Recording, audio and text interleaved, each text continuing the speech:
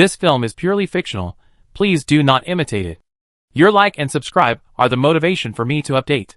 Chapter 2338. Gu Shi was somewhat moved by Gong Lingyu's words. Then Gu Shi raised various problems he encountered. Most of them are about the development and use of the Death City. For example, the reconstruction of the Death City, the capitalization of the Death City. There is also the issue of the deployment of the Death City. The most important issue is the deployment. Now Gu Shi has the skill of Huangquan Seed, and there are 3 climate-type undead on Huangquan Road. This means that Gu Shi can deploy the environment and climate effects in advance. These were originally what Gu Shi had to learn after reaching level 24 in Yaladawai City. Now that Gu Shi asked in advance, Gong Lingyu naturally would not hide it, and explain many things in detail. If they had no place to go out to fight now, Gong Lingyu might have dragged Gu Shi to the battlefield for on-site teaching. But Gong Lingyu's time is always limited. After instructing Gu Shi on several key issues, Gong Lingyu changed the topic. Gu Shi, you are already level 18 now, and I don't have much time left in Hades University. There is something I want to ask you about. Seeing Gong Lingyu's serious face, Gu Shi also became serious. Teacher, please speak. Do you plan to teach at Hades University in the future? Ah? Don't be so surprised. This is what Principal Lu asked me to ask you. You already know the situation of Yinzidu this time, right? I heard something when I came back just now. Teacher Jun has talked to us about this matter. Teacher Jun's situation is quite special. He is now the only dual red suit holder on the human side. And he is taking dual professions, and all the senior executives are watching him. So the number of red suits held in Yin City needs to be adjusted. 3 red suit holders are the limit of Yin City. Speaking of this, Gong Lingyu glanced at Gu Shi. Although Gu Shi has no political talent and ability, he can still understand this look. In addition to the number of red suit holders, Teacher Jun also has to consider the balance of the internal system of Yin City. For Teacher Jun, through balance and control, completely mastering Yin City, this is what he wants. At the beginning, there were 3 red suits in Yin City, which was his most satisfied state. Later, Gong Lingyu got the demon sword, and the balance was actually broken. Gu Shi got the nether spirit flower, and the so-called balance directly fell to the side of the academic faction headed by Principal Lu. So when Gong Lingyu and Gu Shi snatched the cursed eye, Teacher Jun secretly pushed for Mr. Feng to recommend someone to bind the cursed eye. According to Teacher Jun's plan, as long as a new red suit was released, and Mr. Feng's subordinates recommended another person, everything would be balanced again. But who would have thought that Teacher Jun would become the holder of 2 red suits, and Mr. Feng would have to split up and migrate? This immediately drained all the power of the administrative faction in Yin City, making the academic faction the largest political system in Yin City. In addition, Mr. Jun was reborn and reemployed. If he didn't want to be sidelined, he would definitely have to react. When the split nest thing was discussed, if Gu Shi was willing to leave with Mr. Feng, the situation might not have become what it is now. But Gu Shi was obviously unwilling, so the pressure fell on Principal Lu and Gong Lingyu. Principal Lu couldn't leave Yin City because of the gem gloves. So in order to maintain a certain balance, Gong Lingyu's time to leave Yin City and return to the Ghost Realm was repeatedly advanced. For this situation, Gong Lingyu looked somewhat lonely. After all, she had been fighting in Yin City since around level 30, and finally reached her current position, but she had to leave early. Gong Lingyu was somewhat unwilling in her heart. But Gong Lingyu was a strong woman anyway. This lonely look only flashed across her face. Then she said seriously, I already know what you were thinking. With your performance just now, you will definitely not stay in Yin City forever. Then let's push it forward. You came back at the right time this time. Don't leave now. I will arrange your future study plan clearly. You have almost completed the basic skills and level experience. You don't need to repair this aspect anymore. I will approve a note for you, and you can go to collect your benefits. You have only received offerings in the past few years. You have not received various benefits in the school, such as the number of games, internal resources, etc., all of which are still saved for you. You collect these things first, and I will arrange a game list for you. When you get the benefits, you can choose the games I specify to participate in. All these games are the best and most suitable games for the Undead Department after many adjustments by the school. The most suitable Undead Department players can find, and make up for their own professional problems in the game. I remember there are several game worlds that are more beneficial to our department. Several of your seniors have experienced them before. You will also participate in them when the time comes. In addition, your learning method during this period of time must also be changed. Before, you mainly focused on learning and listening to lectures. In the next period of time, you will focus on game battles. Find your own problems from the battles. My requirement is that you find and solve most of your current problems within 1 year. At the same time, give the first draft of the graduation thesis. Before the graduation thesis is determined, you can upgrade to level 19, but you must not impact level 20. You can do this. Teacher, don't worry, I can do it, but the Death City in my hands is in the post-war reconstruction stage, and I may need to invest some time in this regard. Oh, post-war reconstruction? It seems that you have fought a big battle this time. But it's okay. The post-war reconstruction of the Death City is also a kind of reinforcement of the Death City. It just so happens that you can complete a reorganization of the Death City while studying. As long as you can complete the internship tasks on time, I will not care how you deal with it in the game. Gongling Yu said, while quickly writing down the numbers of some games that Gu Shi was required to participate in, as well as the requirements for Gu Shi. Looking at the requirements given by Gongling Yu, Gu Shi understood that he could not do the tasks in the game, but he must complete the requirements put forward by the teacher. This is quite beneficial to his growth. After writing these, Gongling Yu pushed the note in front of Gu Shi. That's about it. You just came back. Go and rest for 2 days. Come to me the day after tomorrow morning to report. After that, come to me every time you exit the game. I will help you adjust your internship plan. Okay, thank you teacher, then I will leave first. Just when Gu Shi turned around, Gongling Yu stopped him again. Remember, don't get involved in some things. You are just laying a good foundation now. Don't regret it in the future. Chapter 2339. Gu Shi listened to Gongling Yu's words. On the third day after returning to Yin City, Gu Shi's life became busy again. This time, Gu Shi no longer traveled between his mansion and Hades University every day. Instead, he entered and exited the games of Hades University once every 10 days. The games of Hades University are mainly divided into 2 parts. One part is the exclusive game for professional advancement in the school. As long as there is a profession in the school, there is a corresponding promotion game here. The other part is a benefit specifically given to classmates, teachers, and professors. It is also a place for them to experiment with their professional skills and research new skills. As a graduate student, Gu Shi has 3 special game benefit opportunities every year. As a student of Gongling Yu, he has 2 special benefit opportunities. However, over the years, Gu Shi has been making up for his lack of basic knowledge, so the benefits every year have been accumulated. Now it is just right to use them all. Regarding Gu Shi's game, Gongling Yu can be said to be very detailed. According to Gongling Yu, Gu Shi now has enough experience to upgrade, and he doesn't need to think about killing more people and getting more levels. All he has to do is to use the game platform to face various problems and solve them with the skills he has mastered. Each game is selected in a targeted manner, and for each game, Gongling Yu will come up with a goal for Gu Shi to achieve. For example, instead of summoning undead troops, he only relies on corpse explosions and offensive undead spells to kill a certain number of enemies. Another example is to change the environment of a certain location in the game through undead means. These seem to be embarrassing Gu Shi, but in fact they are a test of Gu Shi's skills and processing ideas. It can be said that as long as he does it seriously according to the requirements, Gu Shi's understanding of undead spells can be improved. In the words of Gongling Yu, these are the means passed down from generation to generation by the mentors of Hades University. If they had not joined Hades University, most necromancers could only slowly explore on their own. But after joining Hades University, college students have 2 welfare opportunities every year, and as long as they are not the kind of students with poor brains, they can learn something from it. Between learning and internship, necromancers can grow up quickly and have their own understanding and ability in certain aspects. But compared with ordinary college students, Gu Shi has more things to learn. In addition to Gongling Yu's application of the 3 divine skills of death, Gongling Yu also helped Gu Shi contact a ghost saint of the underworld and asked him for the training and internship methods of the main skills of the underworld. And many of them are exclusive to the ghost saint of the underworld. Of course, his exclusive methods are also quite difficult. For other training tasks, Gu Shi can still run back to Yellow City to check the situation, but for the ghost saint of the underworld, Gu Shi actually needs to go all out to get it done. I don't know where he got so many strange training methods from.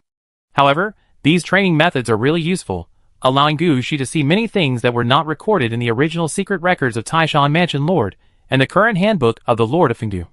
If the handbook of the Lord of Fengdu in Gu Shi's hand is a straight road that leads to the Lord of Fengdu, then the training methods in front of him are the tiles on the straight road, which are details that can make Gu Shi walk more smoothly and comfortably. Today is also the case. Gu Shi took the task list given by Gongling Yu and came to the game login point of Hades University. Gu Shi, who came here on a flying carpet, has been studying the tasks on the task list all the way. This task list is very interesting. It is aimed at the skill of the Soul Return Road. It requires Gu Shi to kill some enemies, and then use the Soul Return Road to revive the enemies. Gu Shi doesn't quite understand this. Of course, Gu Shi doesn't understand the thinking of this ghost saint of the underworld, but isn't the Soul Return Road for replenishing blood for the undead? How can it replenish blood for the enemy and revive it? If the Soul Return Road is really so powerful, then what is the use of the necromancy? How can it be possible to directly replenish blood and revive the enemy? But the task list that Gongling Yu gave was written like this, and it was written quite clearly. Gongling Yu had asked about this matter 3 times, and the ghost saint of the underworld said that he had gone through this before, and it would not be wrong. This was just the initial test. If Gu Shi could not complete this test, then he would not have to learn new things in the future. Of course, if Gu Shi could find the trick here, the ghost saint of the underworld would also give Gu Shi some guidance. For example, the 5-watch gong that Gu Shi was missing for some reason could actually be guided out. In the words of the ghost saint of the underworld, his 2 moves of the 3-watch drum and the 5-watch gong, plus the 3 moves of the Soul Return Road, were actually the beginning of a combination of big moves. Gu Shi did not choose Wugong Luo, which means he has cut off the possibility of learning this combination skill. Now the ghost saint of the underworld wants to see if Gu Shi has the talent to learn this skill. If so, he can find a way to help Gu Shi so that Gu Shi has the opportunity to learn Wugong Luo again. Otherwise, when Gu Shi passes level 20 and becomes the king of the underworld, all his skills will start to lean towards the underworld, and this soul returning skill will no longer appear in the skill options. Gu Shi is somewhat concerned about this, so he will choose it first. Anyway, any internship is not an internship. What if there is a chance to learn it? Of course, the reason why the task list is called a list is that there must be more than one task. In addition to the task of the ghost saint of the underworld, there is also the task of Gongling Yu. This time, Gongling Yu's task requires Gu Shi to use the incarnation of death to cause a change in the sky. At the same time, Gu Shi saw the hint given by Gongling Yu below, which is not limited to any means, but it is absolutely forbidden to use the release of the Death City. Gu Shi understands this point. Gongling Yu made this request because she knew that Gu Shi had an advantage over others in the skill of Death Incarnation. Not to mention the double Death Incarnation, Gu Shi also made a Death Machine Gun, and finally the Death Legion, a skill that made the Necromancer speechless. There are some things that Gu Shi can really do. That's why Gongling Yu proposed such a task, hoping that Gu Shi could think of a way. In addition, there are several other different tasks, all of which are aimed at Gu Shi's existing skills, or at Gu Shi's development direction or the magic he has learned. There are a total of 10 tasks, and 10 days will be a bit rushed. Putting the task list in his pocket, Gu Shi looked up at the game portal in front of him. Hello, this is my game access ticket. I want to go to 3TTS6S222B9. Chapter 2340. Welcome to the world 3TTS6S222B9, player 629SHD2S0FXC30. This is your 4th time entering this world. You will appear at the last exit location. Please note that you cannot return to the time point you left. Time will not wait for you in the same place. With such a reminder, Gu Shi entered the current game world. There was no cutscene when entering the game, nor any other game reminders. All of this had been prompted when Gu Shi first entered this world. Gu Shi, who had been here 3 times, had long known the situation of this world. This world is a chaotic game world. It mainly tells the story of a continent that was used as an exile prisoner and accidentally discovered a large amount of gold and gold-related energy. For these gold-related energy, the old and new factions fought on this continent. Gu Shi specifically inquired about it when he first exited this world. When this world was first discovered, it was not biased towards the undead system. However, this world later fell into the Hades University. After the students and teachers in the university experienced 3 key nodes, this world slowly leaned towards the direction of the undead system. When Gu Shi entered the game world, the most innocent neutral forces in this game world had been almost cleared out. Now is the time when the new and old forces are in opposition, and the battle is about to break out. In this case, the various means of the undead players can also play a very important role. Back in the game, Gu Shi looked around. Compared with the novice village when I first entered, the environment in front of me is not very good. This is a cave deep in the woods. If there is no one to lead the way, it is difficult for normal people to find this place. Of course, This is also reasonable. After all, this location is one of the relatively fixed exit points in the game. There are quite a lot of players coming and going. If they are discovered by ordinary people in the game, some people often appear or disappear suddenly here, and the scene is unimaginable. At that time, as long as some people are arranged to ambush here, it is not certain which unlucky player coming later will be besieged. Therefore, most of the exit points have various requirements, at least not exposing this point is the first priority. After entering the game, Gushi first looked around. When he confirmed that no one was paying attention to this side, Gushi opened the task panel and led the tasks in the task list into it. In this way, the tasks given by Gongling Yu are also counted as game tasks. Although there is no direct reward, the game system can help Gushi record his own behavior and record whether his tasks have met the standards. In this way, there will be no such bloody things as Gushi working for a long time and then finding out that he did it wrong, or that his math was taught by a physical education teacher, and he was still missing 1 or 2 enemies in the end. After doing this, Gushi checked his clothes again, and after making sure that all his equipment was in place, he left the small cave in front of him. Everything Gushi did at this time was a good habit he had developed during this period of time. After all, the tasks given by Gongling Yu during this period of time were mainly aimed at learning various skills, with various requirements, and Gushi could not just use the black feather arrow to kill them. After all, there are many people killed that way, but the task cannot be completed. So now Gushi simply learned the things of ordinary people. When entering, he regarded himself as an ordinary player who only had orange equipment and had not yet obtained red equipment. Once the mentality changed, many ideas naturally changed. At this time, Gushi also experienced the life of ordinary people. At least after these internships, Gushi's means of attack have also been enriched. Sometimes when encountering things, Gushi can also use some ordinary small spells at will. It is not like before, when encountering ordinary enemies, the black feather arrows pierce down with a sound. After everything was ready, Gushi confirmed the direction and went to the north. After going back and forth 3 times in the world in front of him, Gushi was already quite familiar with the current world. At this time, the new and old factions on the continent were already tit for tat, and they were almost fighting. Now on the border line, the smell of gunpowder is so strong. Gushi is planning to go to the northern area controlled by the new faction at this time. The reason for this idea is entirely due to the different ideas and attitudes between the old and new factions. Just like Nigo, in the old faction, those are the cattle and horses that he bought himself, the most important tools. They are to be placed in his own manner to work, give birth to offspring, and even if they die, they will be made into Boda corpses and continue to work hard in the farm. In the new faction, they are production tools on the assembly line, heavy labor that can be squeezed to death, and after death, their blood will be drawn to make blood sausage, and their bones will be ground into ashes to color the exterior walls of high-rise buildings. The main point is scientific use, no waste. It is precisely because of this reason that in the Northern Territory, if you kill some wild monsters in the wild, as long as you deal with the aftermath and no one finds out, there will be no problem.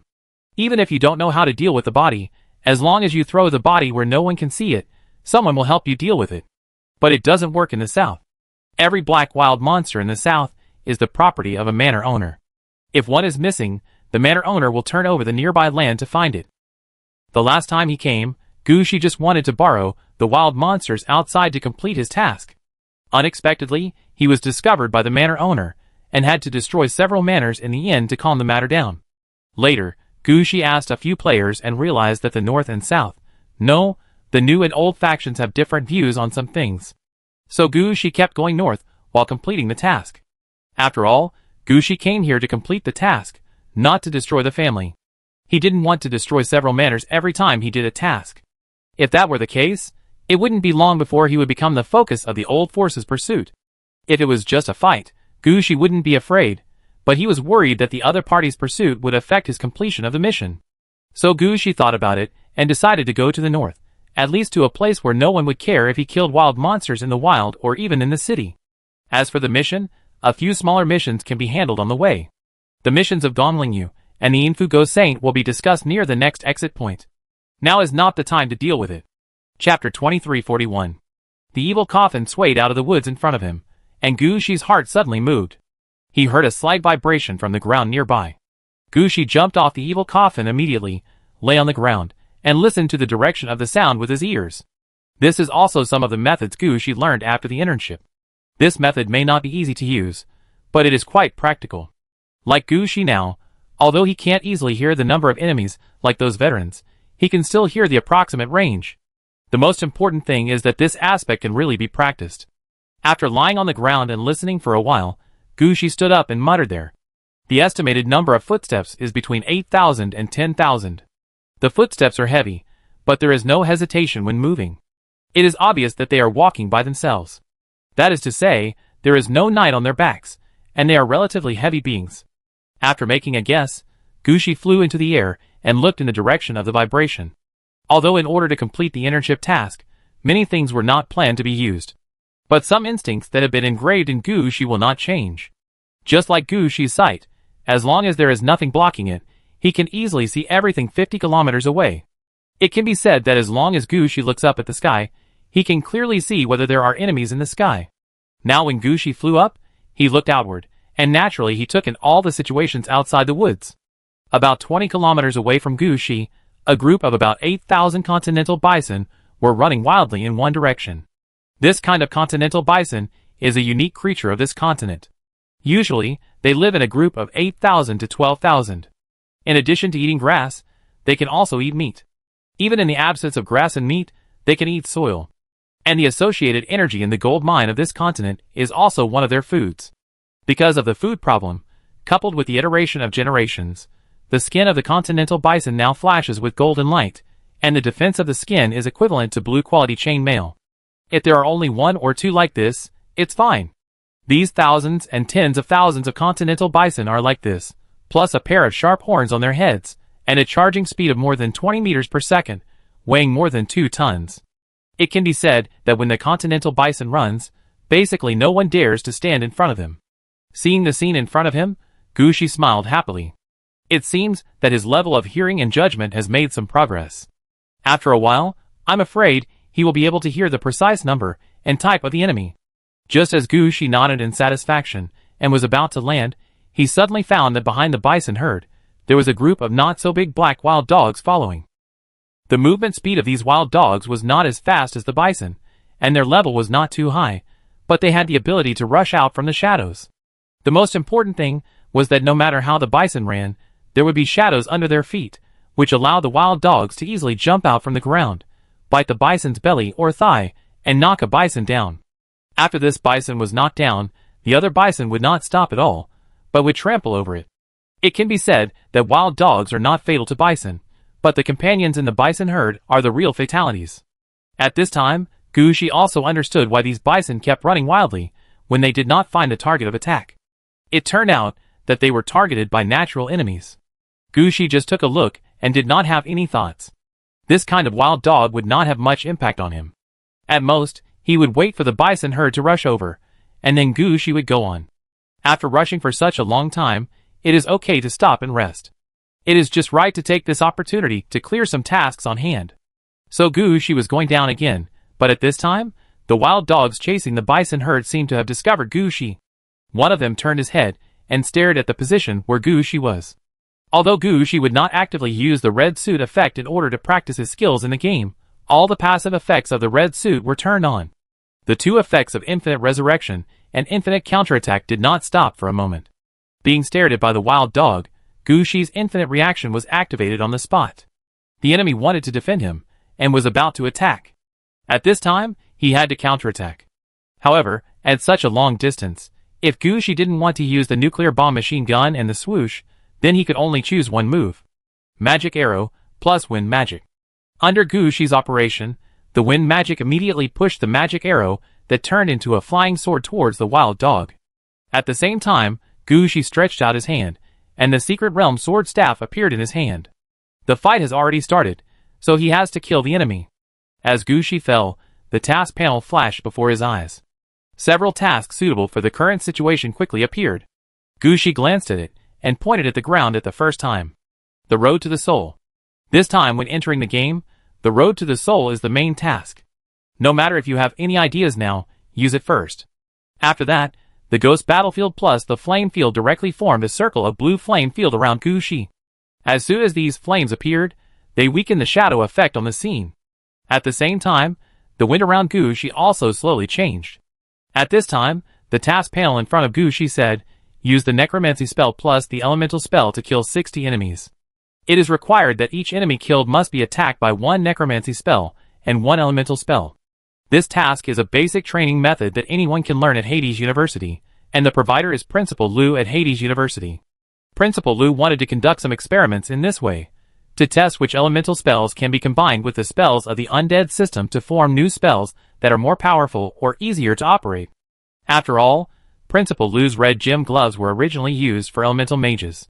In order to make the gem gloves become equipment for the undead mage, Principal Liu has been working hard. However, his energy is limited. Even if he spends all his time practicing magic, it is impossible to complete so many combination experiments. So he sent this task down, in order to cast a wide net, hoping that the students of Hades University can discover something different. Gu Shi is now completing the task in front of him. Although it may not have any effect, it is better than doing something inexplicable. Chapter 2342. After releasing 2 different elements and undead spells to protect himself, Gu Shi began to prepare for his 4th move. When Gu Shi released the first magic arrow, the wild dogs had already discovered this. They rushed towards Gu Shi at the first time, and their movements were as neat as an army. Gu Shi has come to this game world 3 times, and encountered many monsters in the wild. But this kind of wild dog is the first time Gu Shi has encountered it. Now they are rushing towards him, which also arouses Gu Shi's reaction. You started it first. Gu Shi muttered in his heart, but his hands did not stop moving. The moment he landed on the evil coffin, he had already seen the number of wild dogs. There are about 30 wild dogs. Killing them carefully according to the rules can complete half of the task. As for the means of attack, that's easy.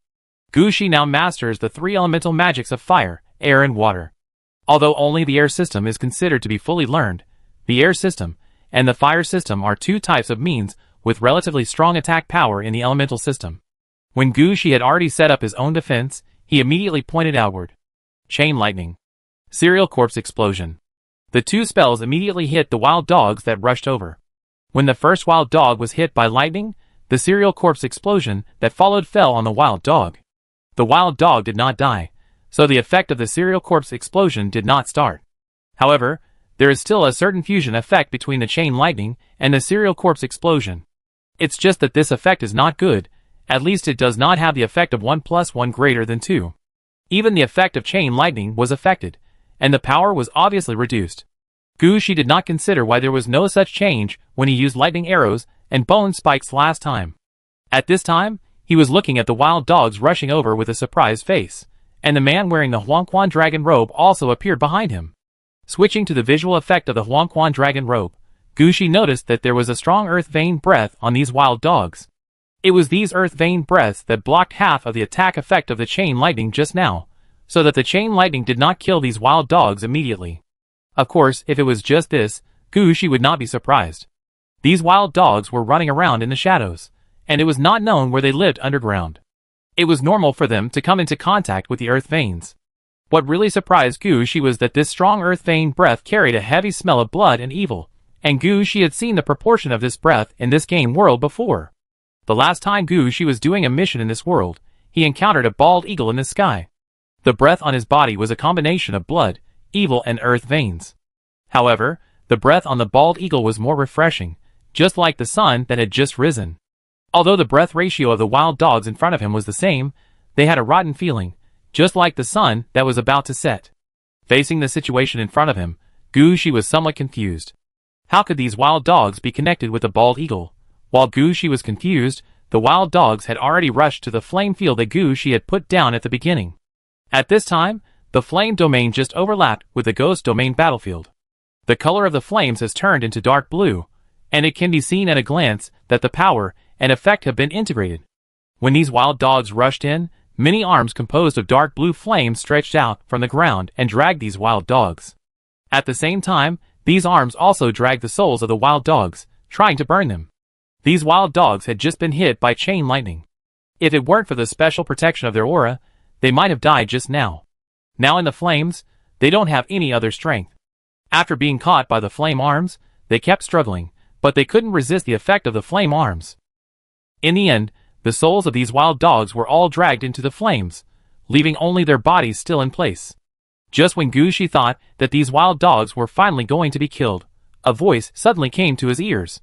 Please let them go, they don't mean to be your enemy. The voice was quite tender, like a child. But Gu Shi did not find the direction from which the sound came. Who come out? Please let them go. They are my friends, and they really have no intention of being your enemy. At this moment, a child with brown skin and black hair appeared about 100 meters in front of Gu Shi. He looked only 11 or 12 years old, wearing clothes made of animal skin, a feather crown made of black feathers on his head, and holding a long sword in his hand. Judging from his condition, he did not seem to be doing well. His body was covered with mud, and his hands were covered with wounds. Who are you? Gu Shi raised his hand to stop the arm in the flame field from burning the wild dog's soul, but did not send the soul back to the wild dog's body. Wutan, the high priest of the Black Feather Crown of the Feather Crown clan. Feather Crown clan? Gu Shi understood the origin of this person as soon as he heard it. The Feather Crown clan was originally the natives of this continent, but they were destroyed when the bloody westward advance occurred in the second node of this game. However, looking at the situation in front of this child who claimed to be the high priest, it can be known that the Feather Crown clan has not been destroyed, and it is almost done. After all, such an important task as the high priest can only be taken over by a child, which can be imagined that they have no more people. Okay, High Priest Wutan, can I ask why they attacked me? Although Gu Shi softened his heart a little, he was not the kind of person who had no temper. These wild dogs were the first to have the intention to kill Gu Shi, and they also rushed up first. It is reasonable for Gu Shi to kill them.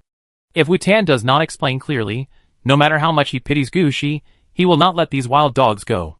Yes, it is like this. Wutan explained to Gu Shi, I want to migrate to the original tribe with the last tribe members. These mountain dogs are following us. When we set out, we gave them an order to clean up all the existences we saw. They really didn't mean it. I gave the order. If you want to blame, just blame me. Where are you going to migrate to? After hearing this, Gu Shi actually had the intention to let these Yuguan people go. However, he always had to be tough and embarrass these Yuguan people, at least to show his strength, so that he could let them go. Hearing Gu Shi's question, Wutan hesitated for a while, and finally said, Chapter 2343. The place we are going to is Mount Rushmore, which is the home of the Feather Crown people. In our words, Rushmore means the rainbow bridge hanging from the sky, or the road to heaven. When we are born, our head should be facing Mount Rushmore to receive the souls sent from the sky. When we die, if we have the ability, we should send our scalps to Mount Rushmore so that our souls can return to the sky along the road to heaven. If we don't have the ability, we should bury our heads facing Mount Rushmore. Speaking of this, Wutan hesitated for a moment. All of the things just now were known to everyone, and they could be told to the outside world. But what he was going to say next was the secret of their Black Feather Crown people. But Wutan thought about it, and found that it seemed useless not to say it. There were only so few people left in their Black Feather Crown people. If he died, the remaining children would not survive, and their Black Feather Crown people would be completely destroyed. It would be better to tell the secret directly. Maybe there is still a chance to survive.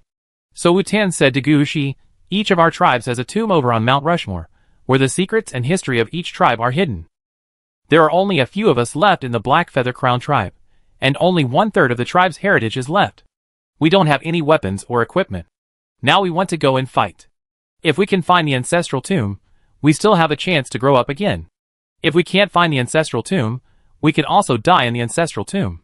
Hearing this, Gu Shi waved his hand, and the arm made of flame stuffed the wild dog's soul back.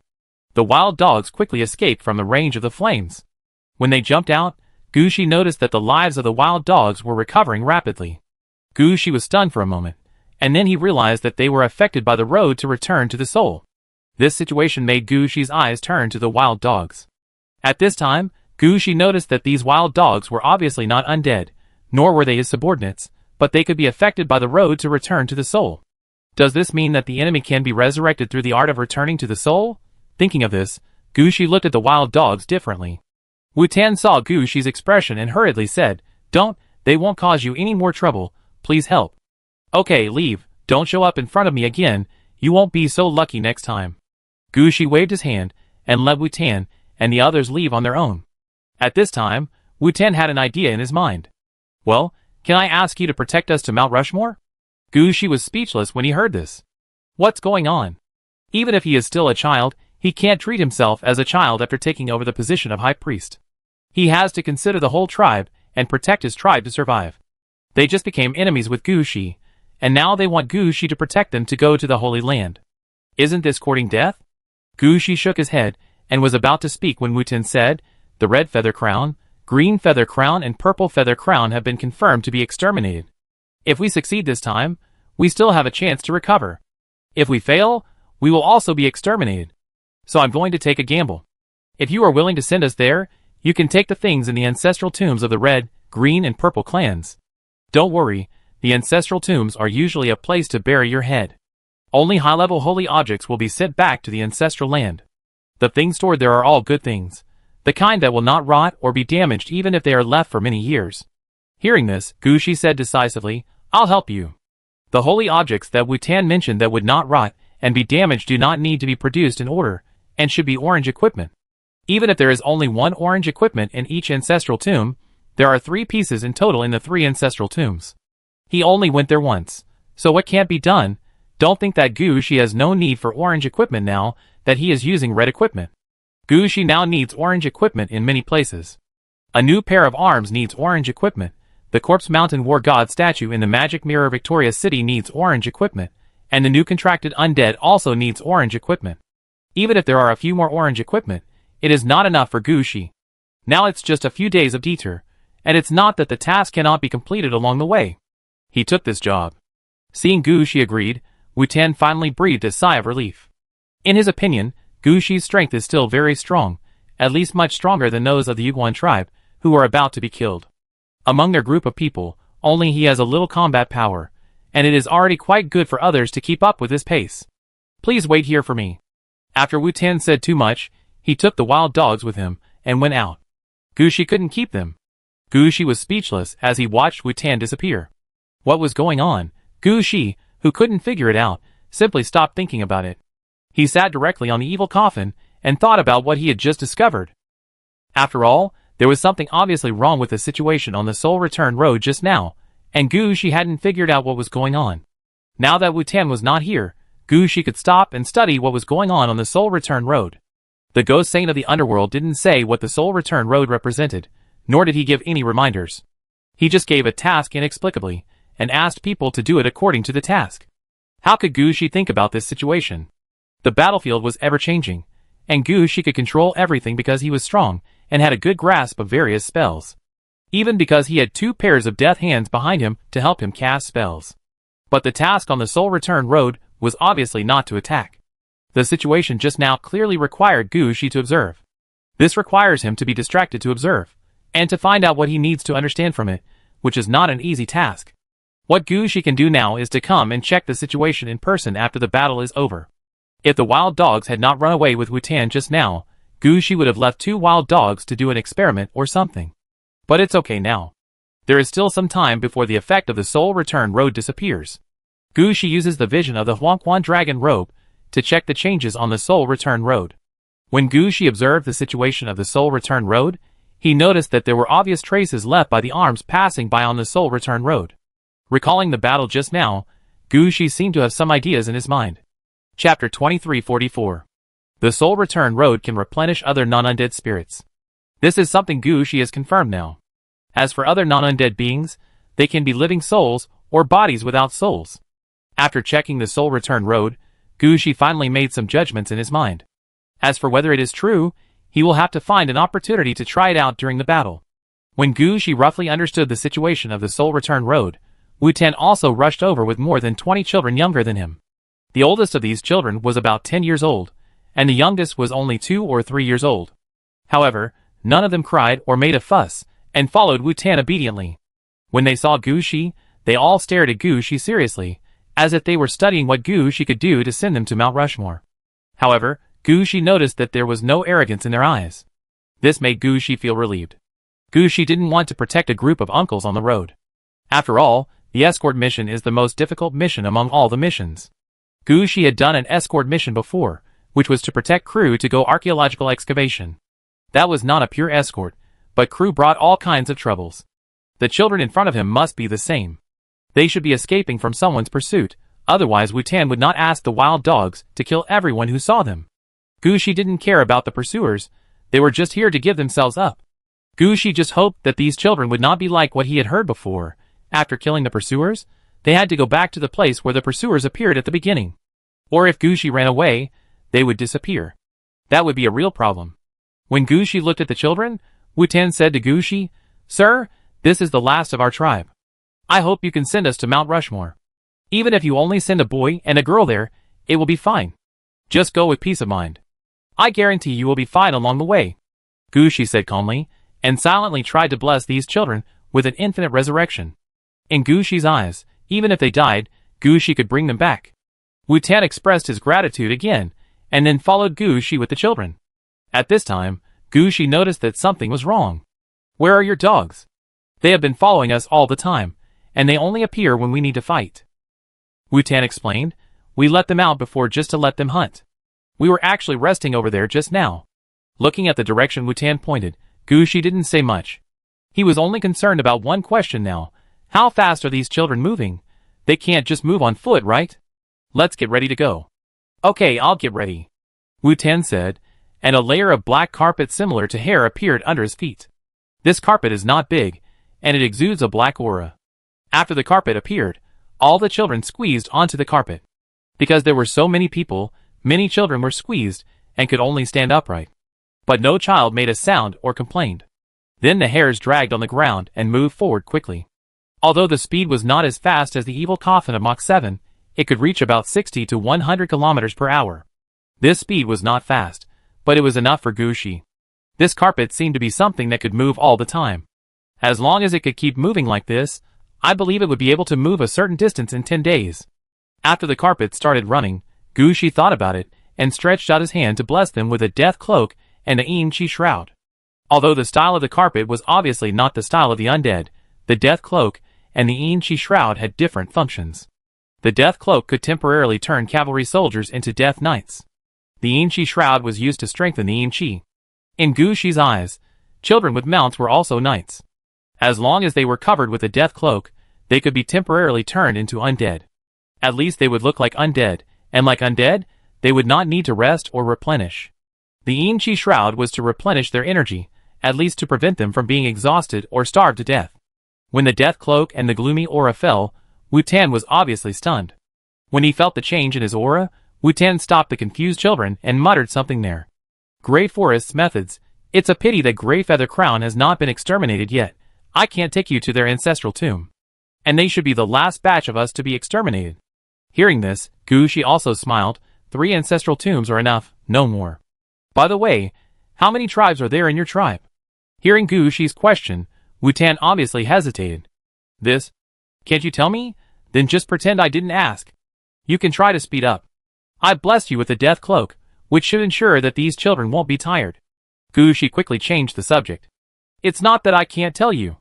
The Feather Crown clan has a total of 13 major ethnic classifications, including the crown, the gold and silver guards, the rainbow's 7 colors, and the black, white and gray. Of course, there are only 10 major ethnic groups left now. The red, green and purple clan have been exterminated. And you can see that we are the only children left in our Black Feather Crown clan. What about your royal family? Don't they care about your business?" Since he was free, Gushi started chatting with Wu-Tan. The situation on the crown side is quite special. As long as the Feather Crown members can wear a feather crown like mine, they are all considered to be members of the Crown clan. That is to say, unless all the Feather Crown members are dead, the crown will be considered exterminated. Wu-Tan pointed to the black feather crown on his head. Gushi noticed that this feather crown was made of hundreds of black feathers, dragging from the head to the ground. The other children of the Feather Crown clan only had 1 to 3 black feathers on their heads. Gushi initially thought that it was because Wu-Tan was a high priest that his crown was different from others. "I didn't expect there was such a reason. Does the Crown clan have any special abilities?" "Yes, wearing this feather crown, I can sense the location of Mount Rushmore, and I can also bring my people back to Mount Rushmore," Wu-Tan said with certainty. But Gushi shook his head. He understood that the Feather Crown clan was scared by the new and old forces that entered this continent. The last bit of energy and spirit was gone. Now they don't even have the courage to fight, they just want to escape back. Chapter 2345. Because Gushi started it, Wu-Tan didn't care much. Along the way, he seemed to be chatting, or telling his last words, telling Gushi about various situations of the Feather Crown clan. Unlike what Gushi thought, the 3 tribes in the Feather Crown clan did not exist for a long time. It was like as long as you were the head crown used by the high priest, chieftain, or great hero, you are automatically considered a member of the crown. The situation of the golden feather and the silver feather is somewhat similar. These two are considered regular troops of the Feather Crown clan. No matter which other tribe they come from, they will have an extra golden or silver feather on their heads after joining. The golden feather is more physical attack, and the silver feather is more magical attack. When they die in the external war for the Feather Crown clan, they can be buried in the ancestral tomb of gold and silver, and their weapons and equipment can also be left behind, instead of just the scalp being sent to the ancestral tomb like the ordinary Feather Crown clan. The rainbow's 7 colors and the black, white, and gray tribes that come after that are civilian tribes. The classification is mainly based on their living habits and the color of the feather crowns they wear. Each tribe has its own characteristics. For example, the black feather crown of Wutan has the ability to sneak in the shadows and drive away mountain dogs with shadows, which is considered a relatively famous assassin among the feather crowns. The gray feather crown has the ability to summon the undead and use Yin Chi, which is considered a necromancer among the feather crowns. The red, green, and purple tribes that were destroyed before also have their own characteristics. Green is a famous planting route, purple has the ability to tame creatures, and red makes a living by mining. It can be said that the destruction of these 3 tribes was a serious blow to the feather crowns. Without the logistical support of these 3 tribes, the other tribes are scattered in different locations on the continent and can be easily defeated one by one. Now most of the tribes are almost gone. For example, if the Black Feather Crown tribe returns to their ancestral land this time, it will be the last fight. If they win, they still have a chance to survive. If they lose, the Black Feather Crown tribe can also be declared exterminated. Hearing such words, Gushi was speechless for a long time. He wanted to say something several times, but didn't know how to start. But Wutan didn't care about those. At this time, he was in a desperate mentality. Anyway, I'm going to die. If I can win, I'll win. If I can't win, I'll die. What's so great about it? In this mentality, Wutan really let go of himself and said whatever he wanted. As long as Gushi asked and he knew, he really explained in detail. And Gushi also gave something in return.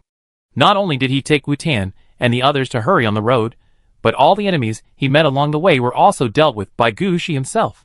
It can be said that although Gushi asked more questions along the way, he definitely protected Wutan and the others very well. Since following Gushi, Wutan and the others have not even let out those wild dogs again. And Gushi also killed many wild monsters with the help of Wutan. Of course, there are also some cowboys or hunters and pursuers from new and old forces. But now Gushi can no longer take care of these. All those who affect his escort mission are enemies. Besides, the rules on this continent are like this. Everything in the wild is considered a wild monster, and it won't have any impact if no one sees it. So Gushi had a lot of fun killing people along the way.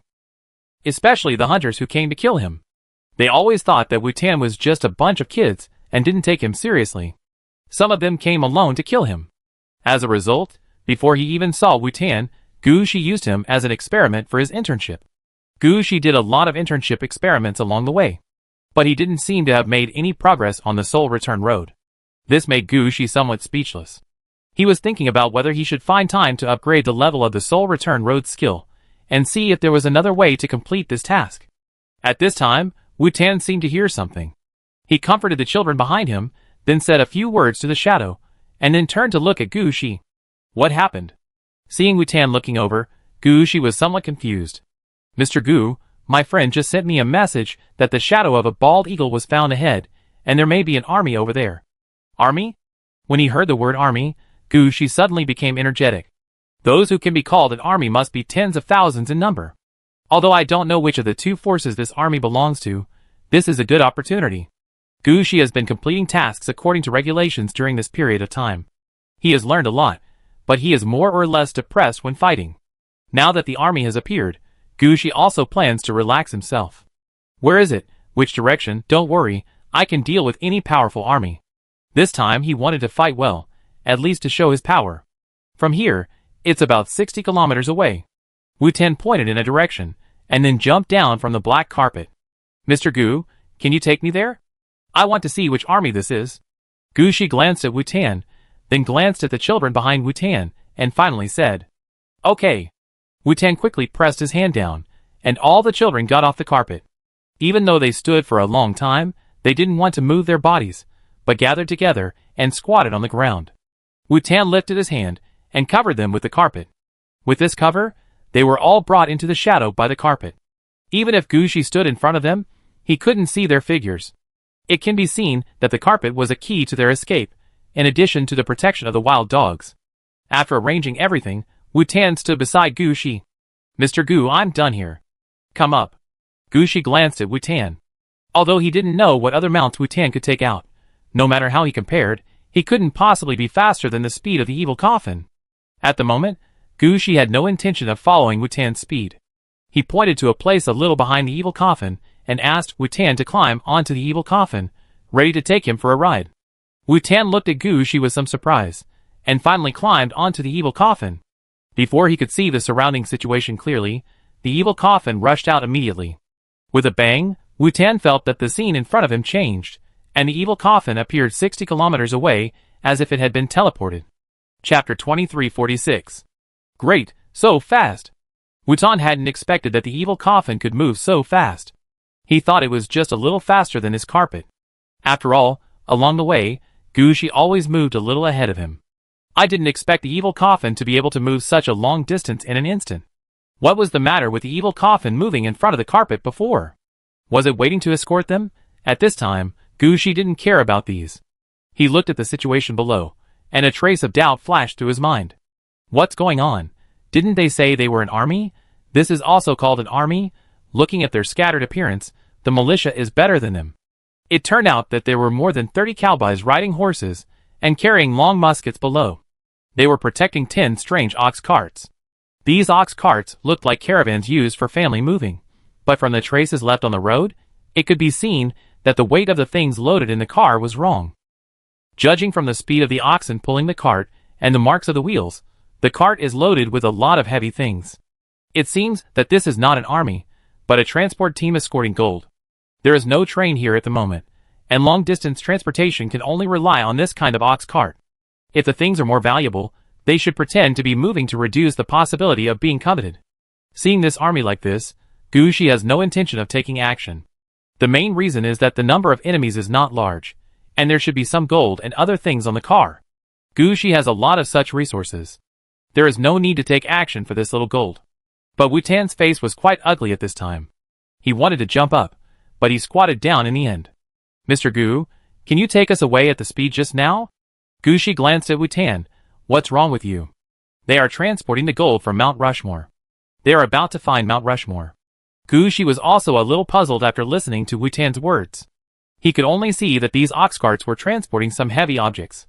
How could Wu Tan tell that they were loaded with gold from Mount Rushmore? "I'll knock him down and take a look." Gu Shi stood up while speaking.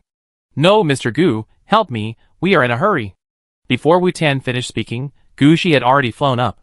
At this time, Gu Shi did not take these cowboys as a task. After all, Wu Tan's attitude in front of him clearly showed that there was something wrong. So Gu Shi immediately launched the black feather arrow and killed all the cowboys in seconds. Wu Tan had just finished his words of dissuasion when there were no more people alive. Wu Tan was obviously stunned at this moment. He had seen everything Gu Shi had shown when he had fought wild dogs and protected their children along the way. In his eyes, Gu Shi was strong, but not yet at the point where he could kill everyone instantly. When Gu Shi fought against the enemy, he always used various big moves, some elemental and some undead. The scene was huge, worthy of the title of Scene Man, but the effect was only average. It took some time to kill a person. Moreover, when Gu Shi attacked, each move would keep changing. Sometimes, the last move was very effective, but he would not use it again when he encountered the same situation. Wu Tan thought at that time that Gu Shi's strength was just a little stronger than normal enemies. But it was not too outrageous. For this reason, when seeing the situation in front of him, Wu Tan proposed to let Gu Shi send them to Mount Rushmore first. "Let's just rob the gold here." But he really didn't expect that Gu Shi just stood out, and all the cowboys below died. He didn't understand what was going on at all. At this time, Gu Shi had already flown near the convoy. Gu Shi didn't care about the situation of those cowboys at all. The mud truck that just appeared would be their final destination. Gu Shi came directly to a bullock cart, and when he lifted the cart, he saw the boxes piled up in the bullock cart. Each box didn't look big, about the size of a 30-centimeter cube, but it looked very heavy. The molten caster stretched out his hand and opened one of the boxes, and the flashing golden light inside immediately caught Gu Shi's eyes. The box was filled with gold sand, and under the golden light, there was a purple light flowing. Purple quality gold, and very heavy. Such a small box weighed at least 500 kilograms. Gushi made a judgment at the first time, and then opened the boxes nearby, and found that almost every box was in the same situation. At most, the gold sand inside turned into melted gold bricks. When Gushi was checking these ox carts, Wu-Tan also rushed over. Yes, these are the gold mine from Mount Rushmore. Mount Rushmore has been affected by the power of the heavens, and the land nearby is full of the soul and power of our Yuguan people. Over the years, the underground has been carrying the breath of our Yuguan people. Hearing this, Gushi picked up a handful of gold sand from the box. I can't feel it. There is no breath of soul on it. Gushi said it was true. As a necromancer, he could still feel whether there was any breath of soul in these gold. Not to mention, Gushi had seen cursed gold before. The gold sand in front of him was just of higher quality, not the strongest. After all, Gushi even had orange quality gold mines in his hands, and purple quality gold sand really didn't attract too much of his attention. You shouldn't want these. Of course, he didn't care, but Gushi had already conquered this place, so he naturally wouldn't waste these things. The gate of the city of Iridavi had appeared nearby, and Gushi's men were preparing to transport all the gold in these cars to the city of Iridavi. When Wu-Tan heard what Gushi said, he shook his head again and again. No, these are just ordinary soil and rocks over there on Mount Rushmore. There are a lot of such things. If you want, just take it. But now is not the time to divide these things here. Can you take us to Mount Rushmore as soon as possible? Of course, my mount can still accommodate more people, but the space inside is a bit small. It's okay, the children of our Black Feather Crown tribe can squeeze in. Mr. Gu, I really have to trouble you this time. I hope you can take us to Mount Rushmore as soon as possible. Looking at Wu-Tan's nervous face, Gushi was silent for a while, and finally responded. Okay. Chapter 2347. Outside Mount Rushmore, the evil coffin rushed out from the black smoke. As soon as it stopped, the children wrapped in the black smoke rolled to the ground. No matter how strong these children were, the speed of the evil coffin was too fast for them. The most important thing was that they were wrapped in the black smoke of the evil coffin and were not sitting on it. There was really nothing to protect them along the way. After being put down, these children vomited on the spot. Gushi immediately looked at Mount Rushmore in front of him. This place, which was regarded as the tribe and holy mountain by Wu-Tan, was actually not very big, and was not very eye-catching among the nearby mountains. When he came here just now, Gushi saw a mountain of pure gold, a mountain that was so tall that it almost reached the sky, and a mountain full of vitality. Any mountain would be more gorgeous than the one in front of him. Mount Rushmore in front of us is simply a gray, inconspicuous stone mountain. There is nothing attractive from the foot to the top of the mountain. If you insist on saying it, it may be that there are several obvious caves on this mountain. Gushi stood at this angle, switching the side of Huangquan Dragon Robe and the side of Mingling Flower, and did not see any difference in the mountain in front of him. Even the nearby ground veins do not pass through the foot of this mountain. Is it here? Gushi asked with a puzzled look. It is here. Wu-Tan said with certainty. Look over there. At the foot of that mountain is our Rainbow Terrace. Everyone will pass through there before and after death, and our dreams all lead here. Wu-Tan said, as he took the initiative to walk ahead. Gushi thought for a moment, and quickly followed. Because of the change in angle, Gushi suddenly found that Mount Rushmore in front of him seemed to have changed a little. He pointed at the mountain from this angle and said, Maybe you are right. Oh, did you see anything? Wu-Tan looked at Gushi with some doubt. Before standing at the position where I just stopped, I looked at this mountain and it was ordinary. But from another angle, this mountain is really different. According to the method of feng shui, this is a place to calm the soul and gather in. It is a good feng shui cave. Gushi is a person who has learned the art of Injai feng shui. He didn't see anything before, but now it is different. Gushi in front of him is still pointing there. Look at the peak. This is the momentum of the rising yin qi to bless the future generations.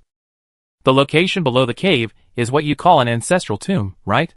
It is an excellent feng shui location. In that location, the future generations can have a good harvest, and no worries about food and drink. That is the ancestral tomb of the Green Feather Crown. No, you really know how to read these. Wu-Tan looked at Gushi in surprise. Of course, I knew it from the beginning. What's wrong? No, nothing. Wu-Tan couldn't say that he thought Gushi was just a warrior who only knew how to fight and kill. Now Wu-Tan is increasingly unable to understand Gushi. In his eyes, Gushi is becoming more and more mysterious. He seems to know a lot of things, and has many abilities that he doesn't have.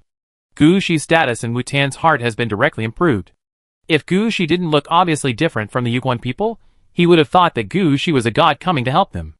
At this time, Wu-Tan's actions of leading the way were obviously improved a lot. And Gu Shi observed the Mount Rushmore in front of him from different angles. And every time the angle changed, Gu Shi would give Wu-Tan some pointers. Although Wu-Tan didn't quite understand, he also understood that Mount Rushmore was quite good. As for how good it was good for the dead and for future generations. Soon they walked to the Rainbow Terrace, and Wu-Tan suddenly asked a question. Mr. Gu, if all of our Yuguan people died, would this Mount Rushmore still be left? Gu Shi was silent for a while. Although he had only come to this game world 3 times, he also knew the living environment of the Yuguan people. It can be said that the Yuguan people were finished in the previous time nodes. Now the remaining Yuguan people are just struggling to survive. Think about it. If the 3 key Feather Crown tribes were wiped out, there would only be the 20 or so children left in the Black Feather Crown. This also explains the current situation of the Feather Crown tribe. It will take a few years before there will be no more Feather Crown tribe members on this continent. What Wu-Tan is worried about is likely to happen. It will stay. Even if you are all wiped out, this mountain will stay. Facing Wu-Tan's question, Gu Shi thought for a while before answering, then your ancestors, and even you will be protected by this mountain. One day, you will become the spirit of this land again. What if Mount Rushmore is gone? Wu-Tan asked again. Your ancestors will become spirits and return to this land in advance. But I am worried that because no one has worshipped them for a long time, and there are no descendants, they may bring disasters when they return to the land. This disaster may be a strong wind, a wildfire, or a flood. Anyway, if this mountain is gone, this land will no longer be as peaceful as it is now. Are you sure?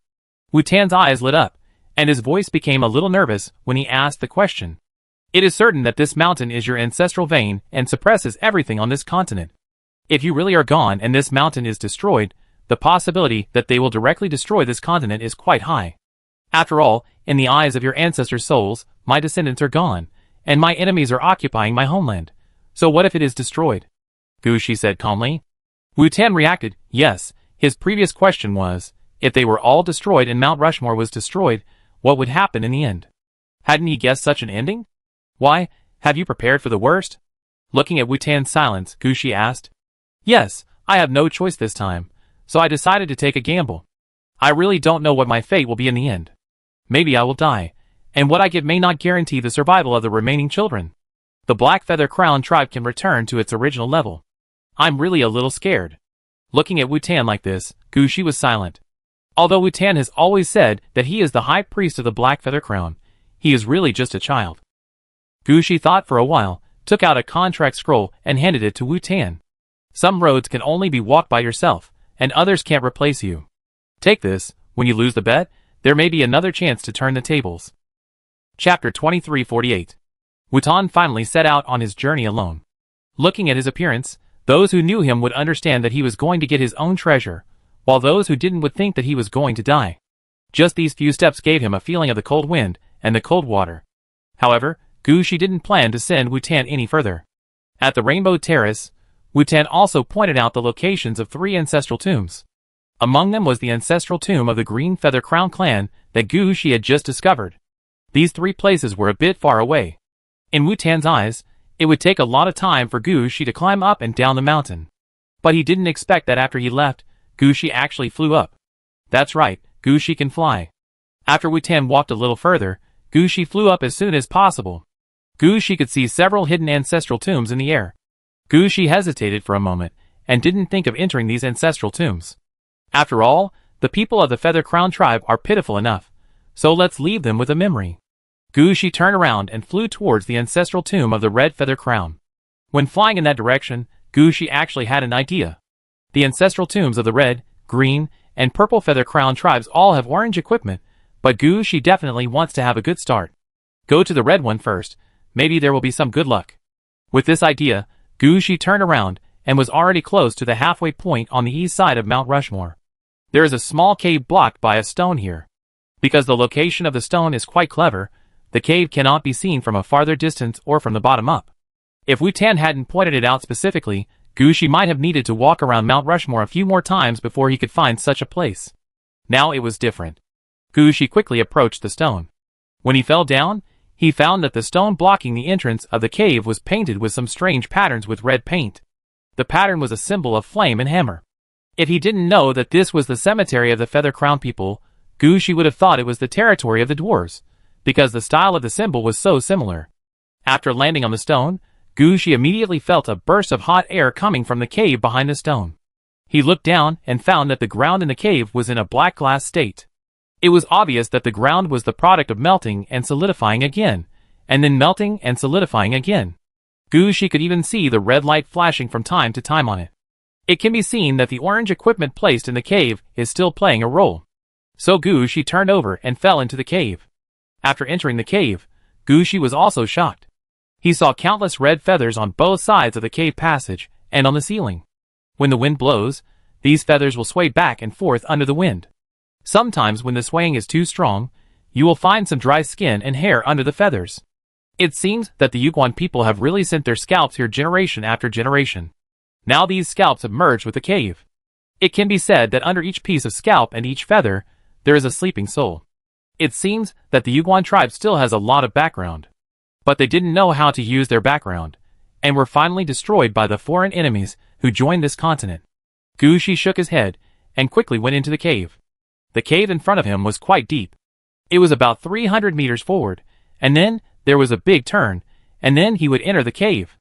It was a large cave with more than 100 meters in front and back. In the middle of the cave, there was an iron hammer with orange light flowing.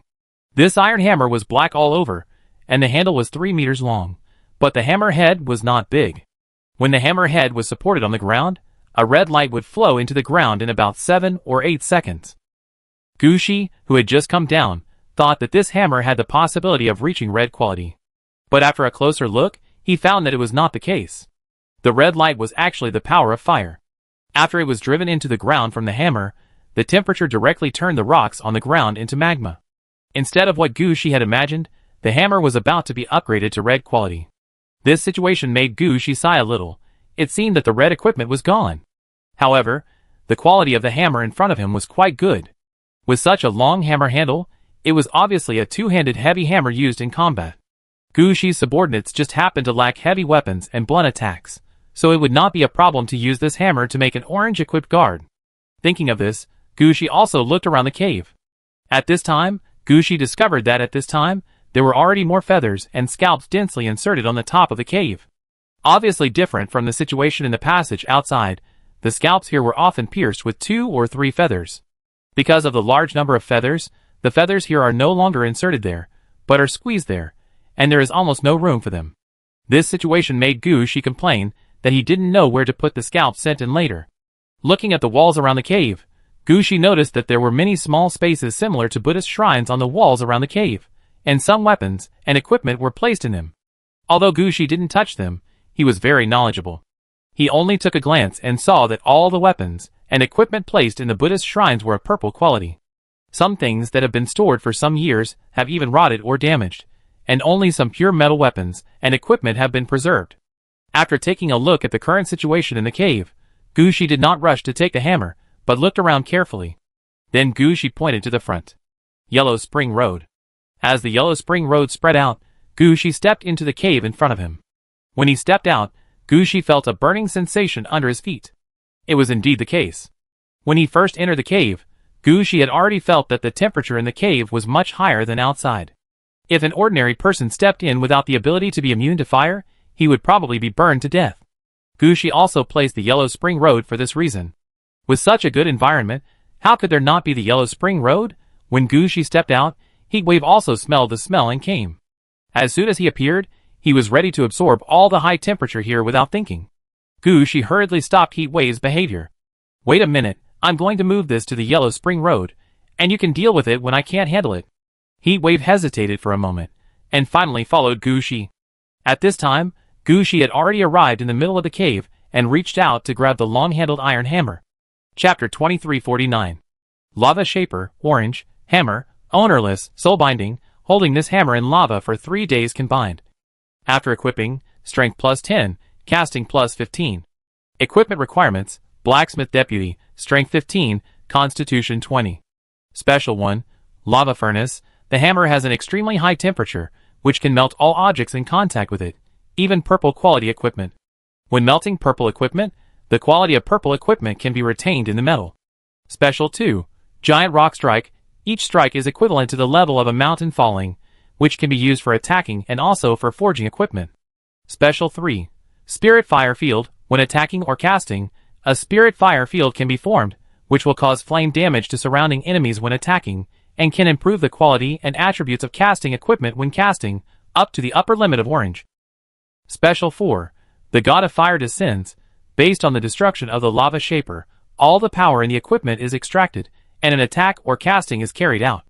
The attack can be destroyed together with other orange equipment. The casting will definitely produce orange equipment, and it is even possible to create quasi-red equipment. Explanation 1. Go back to forge equipment. The battlefield in front is not suitable for you. Explanation 2. Honest people also have angry flames. As Gushi touched the sledgehammer, the corresponding prompt appeared in front of Gushi. Looking at the attributes of the lava shaper, Gushi knew that his initial guess was correct. This thing is really an orange equipment used by casters and blacksmiths. Even the magma on the ground at this time is all traces left by this lava shaper. The appearance of this lava shaper is really a good start for Gushi. Gushi has always lacked a strong blacksmith. Although Gushi has so many cities, the equipment forging level in the city is only above blue and barely purple. As for the orange equipment, those are orange equipment used by soldiers, and they are exclusive to blacksmiths and cannot be used for other purposes. There is really no blacksmith who can forge orange equipment. The appearance of this lava shaper now gives Gushi a new opportunity. He thought about it, and waved his hand at the first time, and a city gate appeared in the cave. This city gate is very similar to the main city gate of Aridavi City, but it is obviously a bit illusory, and it looks like a city gate in the mirror. This is the main city gate of the Magic Mirror Victoria City. Gushi used his molten crushing hand to lift the lava shaper. After that, Gushi pointed to the inside of the cave again. The Yellow Spring Road will automatically assimilate the cave in front of us. Everything will wait until I come back. The transport team will move all the purple equipment away, and none of them should be left behind. After that, Gushi dragged the lava shaper into the Magic Mirror Victoria City. Unlike when Gushi first came to the Magic Mirror Victoria City, there are many more undead residents in the Magic Mirror Victoria City at this time. They are mainly some laborers, or undead with relatively weak strength but relatively high functions. They are here just to maintain the normal operation of the Magic Mirror Victoria City. While ensuring the operation of the Magic Mirror Victoria City, it also ensures that some research in the Aridov City is backed up, and will not be interrupted due to the previous fall of the Mirror Underground Palace, or the attack on the Aridov City. It is also for this reason that although there are undead in the Magic Mirror Victoria City, they all have their own things to do. The people Gushi saw were in a hurry, as if they were in a hurry, which was obviously different from other undead. In the mirror, Gushi couldn't use the mirror-like ability anymore. After all, Gushi is not like Luna, who can use multiple mirror abilities at the same time without causing any confusion. In order not to cause some trouble, Gushi simply drove the evil coffin. Anyway, the evil coffin is quite familiar with the roads here, and there will be no problems even if the speed is very high. Just turning his head, Gushi came to the Corpse Mountain War God statue in the Magic Mirror Victoria City. Standing under the Corpse Mountain War God statue again, Gushi found that there are actually some differences between this Corpse Mountain War God statue and the Corpse Mountain War God statue in the city of Aridov. The Corpse Mountain War God statue here holds a sword in the left hand and a shield in the right hand, which is exactly the opposite of the one in the city of Aridov. However, this had no effect on Gushi. As long as the effect of the Corpse Mountain War God statue was still there, the other effects were not very big. After dragging the lava shaper to the Corpse Mountain War God statue, Gushi raised his hand and threw it into the Corpse Mountain. Unlike the three orange-clad guards before, the lava shaper did not cause much chaos after being thrown into the Corpse Mountain. Gushi only felt that the lava shaper was dragged into the Corpse Mountain by the corpse, but there was obviously no excessive fighting inside. This feeling was somewhat similar to the situation when Origin of the Undead was put in. But it is obvious that the reason is different from the Origin of the Undead. The Origin of the Undead did not cause any changes, because there are not many corpses in the Corpse Mountain that use books as their weapons. But the situation in front of us is that the corpses know who this special equipment is suitable for, so they have no intention of coming to grab it. Sure enough, not long after, some magma flowed out from under the Corpse Mountain. A man with a charred body and magma flowing on the surface of his skin came out with a lava shaper. When he came out, He didn't even have a piece of clothing on his body. He looked like a charred corpse, but he just stood there, giving people a feeling that I stand here and let you hit me, and you can't kill me. Not bad. Seeing the man come out, Gushi also nodded with satisfaction. And the man looked at Gushi at this time, and said seriously with a charred black face. Sir, what's the situation here? Which aspect do you focus on, fighting or blacksmithing? The man laughed when he heard it. Didn't you see it, sir? If I focus on fighting, how can this hammer fall into my hands? Hearing this, Gushi also laughed. It seems that you are a blacksmith, no wonder. So I'll call you a blacksmith from now on. By the way, what can you do now? When the orange-garbed blacksmith heard it, he said seriously, I am a blacksmith, alchemy, and engineering. With the support of this lava shaper, I can move for a longer time. How about this? I have a few orange equipment formulas and design drawings here. As long as you can find the materials, I can make them for you. Orange equipment is not enough. I have orange quality materials here. If I only make orange equipment, it will be a bit of a waste. The orange-garbed blacksmith thought for a while, and finally said, I can only make rough pieces of red equipment. Whether it can become quasi-red equipment is another matter. That's enough. Chapter 2350. After a detailed discussion with the orange-clad guard blacksmith, Gushi knew how much he had taken advantage of today. In addition to the things that the orange-clad guard blacksmith said at the beginning, this person actually has different talents. For example, he knows the characteristics of various materials, and can make orange equipment according to Gushi's requirements. At the same time, as long as he makes orange equipment, it means that he has mastered the production method of this orange equipment, and he only needs to provide the corresponding materials in the future to make it in batches. In addition, he has a strong learning ability, and has a certain research on red equipment. Although there is no guarantee that he can make red equipment, he can participate in the improvement of ordinary red equipment, and the production of quasi-red equipment embryos. If Gushi had obtained the orange-clad guard blacksmith earlier, he could easily understand the patchwork of red equipment by the Murta people when he was fighting the Murta people, and he could even research many different things. For such a talent, Gushi would definitely not bring him with him, but directly told him in detail about the red equipment, quasi-red equipment, and other orange equipment needs in his hands. Let the orange-clad guard blacksmith give him a suitable upgrade idea. The orange-clad guard blacksmith was not surprised at all that Gushi had several red suits. When he came out, he had already seen the aura of 2 red suits on Gushi. At the same time, he also saw that Gushi had several quasi-red suits in his hands. As for how he saw it, the orange-clad guard blacksmith did explain it to Gushi, but the explanation was explanation, and Gushi really couldn't see it. According to the orange-clad guard blacksmith, the red suit has its own soul. The quasi-red suit is being nurtured, which means it is nurturing the soul. Anyone with eyes can see it. Gushi was quite speechless about the orange-clad guard blacksmith's words. Soul? If it is really a soul, how can a necromancer not see it? Gushi estimated that in the past, the orange-clad guard blacksmith should have seen the spirituality in the red suit. Gushi can agree with this point. As for the soul, Gushi just treats this matter as a joke. After arranging the orange-clad guard blacksmith to the city of Aridov, and asking Luna to build a suitable blacksmith shop for him, Gushi quickly returned to the cave. Originally, Gushi thought that he had been away for so long, and the cave should have been almost cleaned up. This time, Gushi did not intend to take away the feathers and scalp inserted on the top of the cave. He only wanted various purple equipment in the nearby shrine. Whether those purple equipment are intact or not, there are only so many of them. Just arrange someone to go and get them. No matter how busy you are, you can't let it not be finished yet. But when Gushi returned to the cave, he found that the situation was not the case. At this time, the whole cave had turned red, and the magma had flowed all over the cave. Relon was quite happy. He suppressed the temperature of the magma, and led the magma to the Yellow Spring Road. Seeing Gushi coming out, Relon nodded to Gushi. Sir, you came at the right time. There seems to be a volcano below. I am leading part of the volcano to the Yellow Spring Road. Volcano? How did you find it? It's right here. Oh, the adults didn't notice it just now. That's because the volcano was suppressed. The adults took away the suppressant, and the volcano couldn't be suppressed. Heatwave immediately realized what the current situation was. Gushi asked curiously after hearing it. When will the volcano erupt? If I'm not here, it will erupt in about 50 years. But I just took away most of the firepower. Judging from the current situation, it will erupt in about 300 to 330 years. Heatwave estimated the heat he had taken away and estimated a number.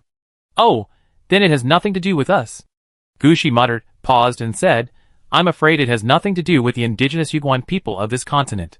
In more than 300 years, judging from the situation of the old and new factions, it would be quite remarkable if 1 or 2 people of the Yuguan tribe survived. This continent is ruined, so be it. As for the players who came here for internship, Gushi didn't care about them. In 300 years, it is not certain whether this game will still exist, so there is no need to worry about the players of Hades University. Okay, then do you still want to extract geothermal energy here? If so, I will leave the Yellow Spring Road here, and I will go to other places to have a look. Sure, there is still a little geothermal energy here. Don't worry, sir, I should be able to attract another wave of magma over, and then I will definitely add another magma road to the Yellow Spring Road. Gushi didn't say anything more. He just turned around and left the cave in front of him. I got a good thing in the Red Feather Crown's ancestral tomb, which proves that there must be good things in the other ancestral tombs. Now is the time to harvest. Gushi planned to take the things quickly and leave directly. After all, on the one hand, this is the holy land of the Feather Crown clan. If he stays here all the time, he will be more or less affected by the breath of the Feather Crown clan. On the other hand, because Gushi's tasks have not been completed, he has to finish these tasks first. Now is not the time to drag time here. Didn't you see that in order to hurry up, Gushi specially placed a Polaris positioning in front of the Corpse Mountain War God statue in the Magic Mirror Victoria City, so that he can appear in front of the Corpse Mountain War God statue immediately after getting the new orange equipment. Gushi has already planned that he will definitely get 3 orange equipment this time. Then he will just deal with 3 orange guards. Thinking about it, Gushi felt that this time was not in vain. Although it took some time, earning 3 orange equipment in a few days, no matter who it is, they will think that they have made a lot of money. After leaving the cave, Gushi flew into the air immediately. He looked around and found that Wutan was still climbing the mountain. He seemed not to notice Gushi's figure, and he didn't know that Gushi had taken something from the ancestral tomb. Gushi didn't care about Wutan anymore, but flew in another direction, which was the Green Feather Crown ancestral tomb closest to the Red Feather Crown ancestral tomb. Unlike the Red Feather Crown ancestral tomb, this ancestral tomb is located near the top of the mountain. Because of the angle of the mountain, normal people can't see this cave if they don't look from the sky. The last time Gushi was able to discover it, it was entirely through means such as Injai Feng Shui. This time is different. Gushi, flying in the air, can see the situation of the Green Feather Crown ancestral tomb more clearly. Chapter 2351. The entrance to the Green Feather Crown's ancestral tomb is covered with wet moss. Under the moss, there are cave entrances covered with dust and soil. Walking down the stone steps at the entrance, Gushi found that the Green Feather Crown and the Red Feather Crown were obviously different. On the Green Feather Crown's ancestral tomb, the ground was also covered with scalps and feathers of the tribesmen. When stepping on it, it felt like stepping on green grass. Gushi was not used to it at first, but later he thought that in his city, there were even roads paved with bone fragments, so what did scalps and hair count for? So Gushi walked down on the feathers and scalps. However, the more he walked down, the more he found that something was wrong. There were too many steps going down. Gushi was almost digging to the bottom of the mountain, so why hadn't he reached the end yet? And along the way, the steps and the passages were covered with scalps of the Feather Crown tribe. This number was a bit too much. While Gushi was complaining about the situation here, the passage finally came to an end. At the end of the passage was a tightly closed stone gate with a green material painted on the gate with a tree logo. Gushi took a step forward, and the molten cast crusher had already pushed the stone gate open. The moment the gate was opened, Gushi felt his whole body heavy, and he was about to be dragged underground. Fortunately, the molten cast crusher reacted quickly and closed the stone gate at the first time, so Gushi was not crushed to the ground. Taking advantage of the opportunity of the stone gate opening just now, Gushi also saw the situation inside. In the stone gate, a green spear was inserted, and under the spear was mud like boiling water. The soil inside was like concrete in a mixer, constantly rolling. If it weren't for the long spear, the soil might have mixed with stones and formed a powerful mudslide. Had the Yuguan people sealed all the possible disasters on this continent under their holy ancestral tombs? What kind of saintly mentality is this? At this time, why don't you release these disasters? Gushi shook his head and pushed the stone door open again. Bone obelisk. As the stone door was pushed open, Gushi immediately released the bone obelisk to suppress it, suppressing the soil that wanted to flow out, and resisting the gravity that wanted to press Gushi underground. Then Gushi immediately activated the effect of the Nether Spirit Flower, allowing the Nether Spirit petals to fall behind the stone door. When these nether spirit flowers fell, they immediately turned into seeds that took root and sprouted, fixing the soil underground. At this time, Gushi walked in front of the long spear and stretched out his hand to pull up the long spear. But just when Gushi was about to draw his gun, he suddenly found that something seemed to be trying to come out from the ground. It seemed that the thing suppressed underground had become spiritual. It knew that now was his only chance to escape, so it ignored the suppression of Gushi's white bone obelisk and the influence of the ghost flower, and insisted on squeezing out from the ground. This time, Gushi was not so easy to talk to. Before, Gushi just wanted to take away the spear. As for the existence suppressed below, he could suppress it if he could, and it would be fine if he couldn't. But now Gushi didn't want this guy to live. Gushi stretched out his hand and pressed down. He was originally going to pull out the spear with force, but now he turned into inserting the spear into the ground. Gushi didn't even look at the properties of the blue spear. He just exerted force with his hand and stabbed the spear into the ground. At first, Gushi felt a great resistance from the ground, but with the addition of the molten casting crushing hand, the resistance from the ground disappeared directly, and the long spear was stabbed into the ground by Gushi. At this time, Gushi clearly felt that the spear seemed to have stabbed something. So the molten casting crushing hand exerted force and pulled it up. A meatball composed of mud, sewage, tree roots, hair, and a large number of purple equipment fragments was picked out from the ground by Gushi. This situation also shocked Gushi. He knew there was something underground. But what is this thing in front of him? But soon Gushi didn't have the energy to think about these.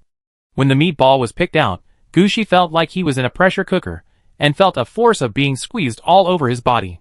No, this feeling is not being thrown into a pressure cooker, but being thrown deep into the earth. Wait, being buried deep in the earth is fine, but how come there is a sound like a mountain drum being struck? That sound made Gushi feel very uncomfortable, and he felt that his blood was about to spray out from his head. At this time, Gushi released the nether spirit flower immediately. The effect of the nether spirit flower was activated. After these years of research and improvement, Gushi has also studied many different things with the various techniques of the nether spirit flower. At this time, Gushi has mastered some advanced uses of the nether spirit flower. As soon as the nether spirit flower in front of him fell, Gushi guided the nether spirit flower through his own thoughts. Nether spirit flower extraction. This move uses the seeds of the nether spirit flower to absorb the spiritual energy and energy from the ground. Regardless of whether these spiritual energies are useful or not, the main point is to fully extract them.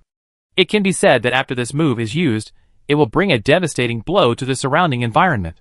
It may only take a few minutes to turn a forest into a desert. So Gushi would not use this move indiscriminately. Gushi couldn't take care of it at the moment. Once the nether spirit flower extraction was activated, the meat ball that was lifted up shrank rapidly. At the same time, the pressure on Gushi's body was reduced on the spot, and Gushi could even feel that the blood that was about to spurt out was taken back. But Gushi immediately found that the effect of the nether spirit flower extraction seemed to be a bit too much. Not only was the meat ball extracted, but even the spear that lifted the meat ball was covered with nether spirit flowers. The spear was also affected by the effect of the nether spirit flower extraction. It can be said that this spear may not be in any good way in the end, but there is probably not much energy left in this spear. Although this thing may be preserved, it may not be able to maintain its orange quality. Gushi sighed in his heart, but he did not have any regrets. One less orange suit is one less orange suit, and he does not need one or two, but if he does not calm down, he will always worry about this matter in the future. So Gushi put his hands together and strangled the nether spirit flower. The nether spirit flower that had just grown from the energy of the meat ball, and the spear changed rapidly, and in a blink of an eye it became a flower vine composed of nether spirit flowers, which kept squeezing the meat ball. It seemed that it wanted to crush the meat ball. Gushi was muttering while attacking. "Aren't you a cow? Don't you want to crush me to death? Now it's my turn." Chapter 2352. "I'll kill you," Gushi said fiercely. Finally, under the effect of the ghost flower, the piece of meat that was picked up finally exploded. The spear that was green just now had turned black and looked like it was burnt. Only then did Gushi have the opportunity to take a look at the properties of the spear. Earth cone, orange, long-handled weapon, lost energy. After equipping, agility plus 10, constitution plus 15, life recovery effect increased by 20%. Equipment requirements, agility 30. Special 1, suppress the earth, lose energy, and cannot be used. Special 2, endless falling wood, lose energy, and cannot be used. Special 3, in the forest, weapons are destroyed, cannot be used, and cannot be restored. Special 4. Weird swarms, weapon effects are destroyed, cannot be used, and cannot be restored. Explanation 1. What is the earth, soil, or something on the ground? Description 2. Destroyed. Please pay attention. When Gushi saw that the attributes of this spear were still readable, he was happy for a while, thinking that the spear just changed color and could still be used. But after a closer look, Gushi was speechless. Just now, the spear had lost its energy, making all skills unusable, and even 2 skills could not be restored directly because the weapon was destroyed. What is the use of such orange equipment? Oh, you can take it to the orange equipment guard blacksmith to have a look. Maybe he can repair it. Of course, if it requires too much material consumption, Gushi may not want this thing. Putting the earth cone aside, Gushi looked at the big meatball again. At this time, everything in the meatball was crushed by Gushi. Gushi looked at the large amount of soil, stones, hair, and purple metal and equipment fragments on the ground. However, after these things fell to the ground, all the energy on them was drained. In addition, they were broken into pieces. Even if the red suit came, it would be a dead end. At present, all Gushi could pick up were gray garbage. However, the ground in the cave, because the meatball was uprooted by Gushi, no longer rolled like before. Everything seemed to calm down, and only the big hole pulled out on the ground proved what had just happened here. Bad luck. Gushi muttered, and was about to leave just like that, but before he left, he still looked at the big hole. At this glance, Gushi found that there was a human head under the big hole. The head was almost completely rotten, and there was still a little hair on the scalp entangled with the broken tree roots. It was obvious that this was the source of the spirituality of the meatball. But Gushi was not sure whether this guy was a member of the Yuguan tribe, or was suppressed here by the Yuguan tribe. Gushi shook his head. This lawsuit that had lasted for who knows how many years was not his business. After seeing it, there was no need to stay here any longer. After all, there was another ancestral tomb that Gushi had to deal with, and he didn't want to delay here any longer. If you don't get the orange equipment, then don't get it. If you don't get this one, the next one will be better. Gushi comforted himself like this, and was about to leave, but a golden light flashed in his eyes, and he found that there seemed to be something on both sides of the head below. Gushi did not go down, but just pointed downwards, and several ghost flowers fell down, and the night's bloody road began. 2 undead laborers rushed down quickly, and brought up the golden light, and even the human head. Gushi looked at the human head, and found that the spirituality had been drained, so it was nothing serious. This thing would be taken back and placed in the city as a decoration, or maybe placed on a street lamp as a candlestick or something. It was not a good thing, at least Gushi really didn't like it. But the thing that was brought up with a flashing golden light was interesting. On the surface, it looked like an ordinary golden earring, but if you look closely, you will find that it is engraved with golden dragon patterns. A ring looks like a dragon coiled in a circle, and the scales on the dragon's body are clearly visible, and the dragon head just bites the dragon's tail. Yellow dragon ear, orange. Strange item, a special earring used to seal the Earth's divine power. Because it has absorbed too much Earth's divine power, it has now become a strange item full of Earth power. Hey, can there be such a harvest? Gushi was very happy. He was depressed before because he had gone too far and destroyed most of the orange equipment. Now Gushi did not regret his behavior at all. If he hadn't done that just now, he wouldn't have pulled the meatball out of the ground. If he hadn't pulled the meatball out, he wouldn't have found such a thing underground. Throwing the skull in his hand out, Gushi immediately opened the door back to the city of Aridov. At this time, he didn't care about the ancestral tomb. At this time, of course, he had to go back to find the head of the goddesses. The previous first-level unlocking task of the head of goddesses required the use of the hair, eyes, nose, lips and ears of the 5 goddesses of earth, wisdom, hunting, harvest and love to unlock. As for which goddess corresponds to which part, there is no rule. After so many years, Gushi's level has been upgraded from level 15 to level 18, and he has also found the unlocking materials of the head of goddesses, infinitely growing weird hair. Mouth that deception becomes reality. Eye of dark wisdom, and nose of the hunter. These are the hair corresponding to the goddess of harvest, the mouth of the goddess of love, the eyes of the goddess of wisdom, and the nose of the goddess of hunting. Now the attributes of the yellow dragon ear are obviously the ears of the goddess of earth. Aren't they all complete now?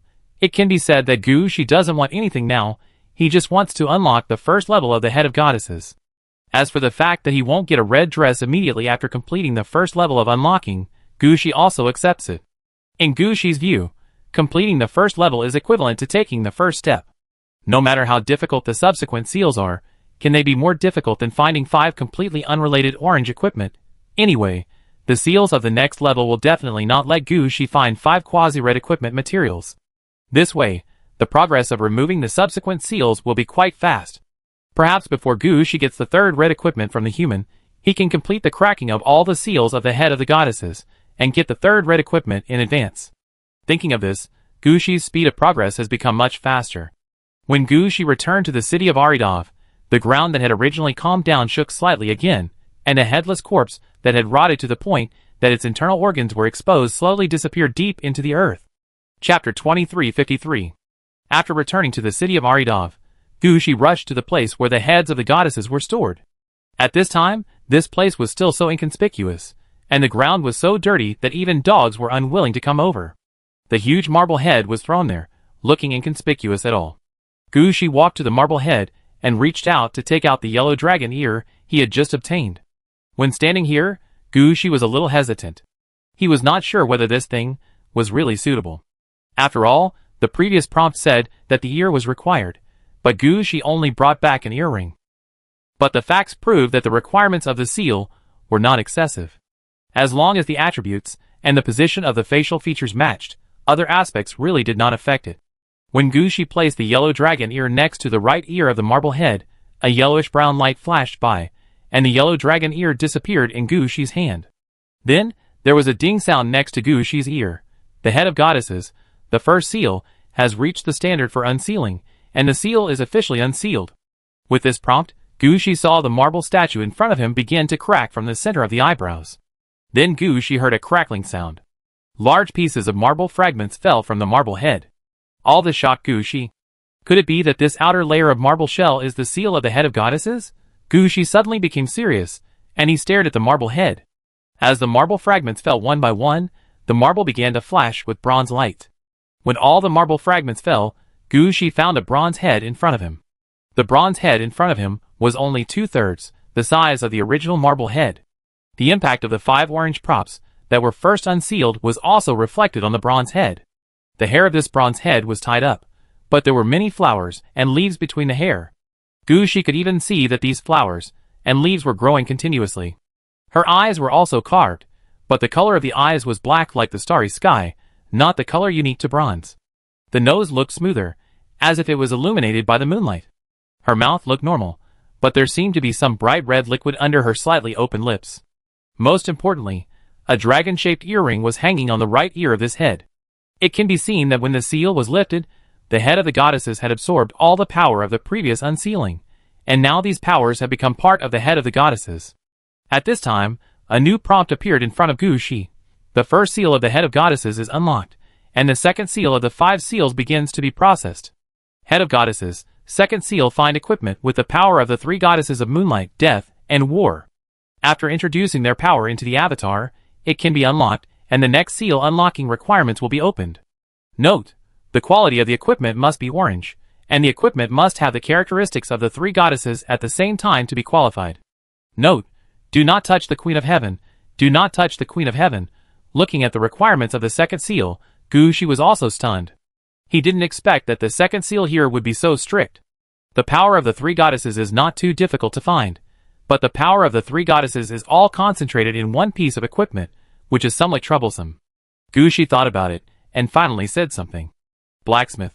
The orange-clad guard blacksmith appeared behind Gushi at the first time. Gushi first handed the broken spear earth cone to the blacksmith. Is it necessary to repair this thing? It can be repaired, but it will consume a lot of materials. If you don't need it, you can dismantle it. This equipment can dismantle a lot of good properties. Some properties can even be transplanted to other equipment. The orange-clad guard blacksmith is indeed a professional. When he got the earth cone, he made a judgment at the first time. Leave it with you for 3 months. If it is of no use, then dismantle it. Gushi thought about it, and finally made a decision. The properties of this spear were originally quite good, but it was just a bit unlucky. It happened to encounter the incident of the yellow dragon's ear. So this spear is useless. And it is the same situation now. If it were normal, Gushi might listen to what the orange guard blacksmith said, and see how much material is needed to repair this spear. Now Gushi has no time to care about these things. He called the orange guard blacksmith out not to ask this. Do you know about the three goddesses of moonlight, death, and war? Sir, which version of the myth are you asking about? In response to Gushi's question, the orange guard blacksmith did not answer directly, but asked a question in return. I don't know. As long as the attributes are suitable, it should be considered. Gushi didn't know which mythological style this head of goddesses belonged to. And judging from the things he was adding to the head of goddesses, even if it originally had a mythological style, it no longer had one. Oh, I understand. The orange-clad guard blacksmith glanced at the bronze head not far away. It's this thing, right? What do you need? The power of the three goddesses, moonlight, death, and war, is concentrated in one piece of equipment, and then the power in the equipment is guided into this bronze head. Orange quality, right? The orange-clad guard blacksmith immediately understood some of the situations here. Yes, it must be orange quality. There is a small trap in this task you accepted. If it is the power of a single goddess, there is no problem in making orange equipment. Three goddesses, and the power of goddesses who seem to have no connection, are concentrated together and placed on a piece of equipment. I am afraid that the orange equipment will not be able to hold up. If you want to take this equipment, you must find materials of quasi-red equipment level. Gushi's heart moved. What about the piecing together of red equipment I told you before? Sir, you must understand that piecing together red equipment also requires finding red equipment fragments. We don't have red equipment fragments now. I don't mean to make piecing together red equipment. I want to ask, can I make the orange equipment I want by piecing together red equipment? In response to Gushi's question, the orange guard blacksmith thought seriously for a while, and finally said, I am afraid it won't work. The equipment made in that way is not complete. At least there will be problems with energy circulation. If you just want to use the equipment to fight, I can make it. But if you want to extract the energy in the equipment, you can't do this. We must use the best materials to make this equipment. Chapter 2354. Pre-red suit? Yes, pre-red suit. Gushi was silent for a moment, then do it. Pre-red suit, it's not like I haven't done it before. Now that my strength has improved, I have the materials, and there is a blacksmith like you who is quite capable. What do I have to worry about? Just do it. Okay, then I'll sort out my thoughts. This time we won't pick the myths born from the three goddesses, right? The orange-clad guard blacksmith quickly thought about his thoughts. Yes. Then I personally suggest that we look for a suitable goddess among the vampires, borrow, capture, or extract her, and find a way to get samples of the three powers. Vampires? This is really a good idea. Vampires are on the death route. At the same time, they are also the existence of the undead, who have certain requirements for moonlight, so the moonlight goddess may not be found in other places, but there will definitely be vampires here. War is something that exists in every race, and it is not difficult to find it among vampires. Gushi immediately understood the idea of the orange-clad guard blacksmith. The more he thought about it, the more he felt that this idea was feasible. Okay, I'll go back and find out what level the goddess is, and then see if there is a suitable vampire world. You go and select the materials first. This preparation is to break the seal, so nothing else is important. The important thing is to be able to store the power of the three goddesses. I will do everything. After the orange-clad guard blacksmith left, Gushi took another look at the remaining bronze heads. Now this thing has to be moved to another place. Before, if you just throw a dirty marble head here, most people won't notice it. But if you put a bronze head here, the chance of being noticed will increase greatly. And this time, I don't know how long it will take to complete the production of this orange suit. It's really unsafe to put the bronze head here, Gushi whispered after the orange suit guard blacksmith walked away. Town Avatar. The town avatar of Arida City appeared beside Gushi at the first time. Pick another inconspicuous place and hide this head. Gushi pushed the head of the goddesses towards the town avatar. The town avatar didn't think much about it. He picked up the bronze head and flew out. After the town avatar left with the bronze head, Gushi thought of the orange suit guard blacksmith. This time the orange suit guard blacksmith helped him a lot. Otherwise, it would take who knows how long to unseal the task. But now the difficulty of the task is also gradually increasing. Before, only orange quality props were needed, and no matter what the props were, they could all be used. But now it is not possible. Not only are there requirements, but all the power must be concentrated on one piece of equipment. With the three powers concentrated together, you can start with a quasi-red equipment. What about the next seal? The next seal will not require red quality items. If Gushi can easily get red items, what is the need for the head of the goddesses? Gushi shook his head and put this matter aside. The matter has been handed over to the orange-equipped guard blacksmith to handle, so let's hand it over first. He has other things to deal with now. After returning to the Green Crown clan's ancestral tomb from the city of Aridov, Gushi took another look at the deep pit he had just dug out. For some reason, Gushi always felt as if something was missing here. After a closer look, Gushi did not find anything wrong.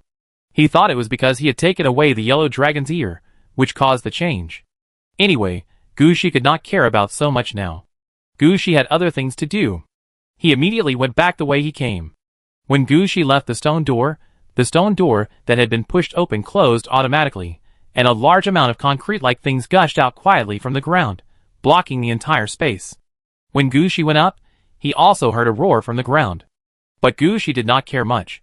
He had already seen that the natural disasters in the continent were suppressed under Mount Rushmore. Gushi took away the things used for suppression, and the suppressed things would react to some extent. The sound below was transmitted by these things. This has little impact on Gushi. After all, he is not a native of this game world. Gushi does not care what this continent will become in the end. After leaving the ancestral tomb of the Green Feather Crown, Gushi did not fly up immediately, but stood on the top of the mountain and looked to the lower left. That is the location of the ancestral tomb of the Purple Feather Crown. However, Gushi's attention was not there at this time. He was looking for Wutan. The two ancestral tombs took Gushi some time. Wutan, who was still climbing the mountain before, has entered the ancestral tomb of the Black Feather Crown, and now there is no trace of people. Gushi didn't know what the situation was like at Wutan, and whether he had gotten what he wanted to take away. I hope he will have good luck. Gushi watched from the top of the mountain for a while, then flew up again, and flew to the Purple Feather Crown's ancestral tomb as soon as possible.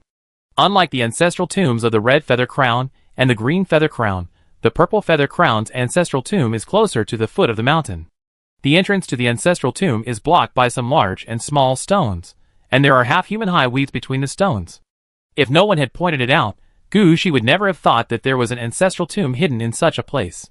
You know, the ancestral tomb of the Purple Feather Crown is not in line with the style of tomb feng shui. Whether it is viewed from the Injai technique or other methods, this is not a suitable Injai. Because of this, when Gushi landed, he made a special turn at the entrance of the ancestral tomb. Finally, Gushi realized that this place was really different. There was no aura here. It was as clean as if there was nothing. But who was Gushi? Gushi had experienced things like ghost walls, so how could he not see something wrong with the situation before him? Gushi raised his hand, and the nether spirit flower floated forward. Soon the nether spirit flower stuck to the mountain wall, and the next moment, the nether spirit flower formed a bloody road for knights, and several black blood knights rushed out on the nether spirit flower at the first time. Under the impact of the black blood knights, the mountain wall was knocked open to form a cave passage that was not small. A strange purple light was found in the passage. Standing outside the cave, Gushi looked at the scene in front of him, and a trace of shock flashed in his eyes. He didn't expect that all these purple lights came from the purple feathers at the top of the passage. And between the purple feathers, the dry hair hung down, and when the wind blew, it kept swaying like water grass, as if trying to drag people into the passage. Chapter 2355. Alive? The strange sight startled Gushi, but he immediately shook his head. Just now, everything here was blocked by the stone wall, and nothing was leaked out. But now, Gushi could see at a glance that the light on the purple feathers in front of him awakened the soul sleeping in his scalp. That's why his hair swayed like this. It's just that the Yuguan people rarely take the undead route, and the souls sent to the ancestral tomb are mostly in a deep sleep. This situation is just rare, not that the soul in the scalp has become undead or alive. At most, it surprised Gushi and made him more curious about the things in the purple Yuguan ancestral tomb. Gushi also wanted to know what was hidden in it that made the ancestral tomb in front of him look like this. Looking at the still swaying hair, Gushi strode in.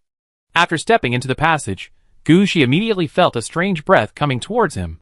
This breath was like countless vitality, and was condensing and suppressing. The current situation made Gushi a little suspicious, whether the things suppressed by the Purple Feather Crown's ancestral tomb had escaped. Otherwise, the breath in front of him would not have become like this. So Gushi spread his arms behind his back, and he strode forward. The falling hair was cut into pieces by the broken wind-shattering hand before it could wrap around Gushi. All the way forward, there was nothing that could stop Gushi's steps, and Gushi easily entered the inner space of the Purple Feather Crown's ancestral tomb. There was also a stone gate blocking the way here, but when Gushi came over, the stone gate had completely collapsed. Judging from the traces on the ground, the stone gate in front of him has fallen for more than 100 or 200 years. It was covered with dust. Under the purple light, the fallen stone gate looked desolate. But Gu Shi didn't have time to pay attention to these things now. At this moment, his eyes were all focused on the place behind the stone gate. Behind the stone gate, there was a wooden longbow more than 1 meter long. There were still green branches and leaves on the bough that had not been cleaned up, and the bowstring was obviously made of 6 or 7 different colors of silk threads. When it was erected on the ground, the longbow was flowing with orange light. Very good, it is a long-range attack method. What he lacked really came. Gu Shi just lacked an orange-clad shooter guard. This was delivered directly. Gu Shi thought while stepping over the stone gate, and at the same time, Gu Shi was still observing the surroundings. After all, there was obviously something wrong with the ancestral tomb in front of him, and Gu Shi was also worried about whether the situation here would happen as it did with the green feather crown just now. As soon as he stepped through the stone gate, Gu Shi felt something locking onto him. Without Gu Shi's command, the man wearing the time torrent appeared in front of him immediately. Then Gu Shi saw countless golden lights rushing towards him, which turned into light arrows of different styles, all of which were blocked by the time torrent. Then the man wearing the soul dark lamp appeared beside Gu Shi, and through his guidance, Gu Shi saw something different.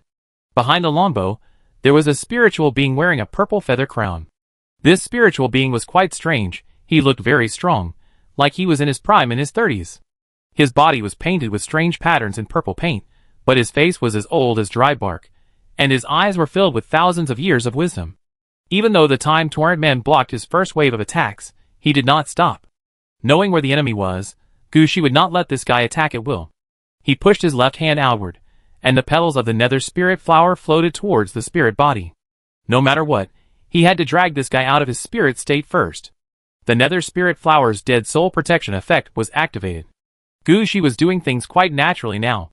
He could use the dead soul protection trick on his own people if he wanted to, and on the enemy if he wanted to. Isn't the other party a spirit body? Then revive him. Even if he becomes a ghost, it doesn't matter.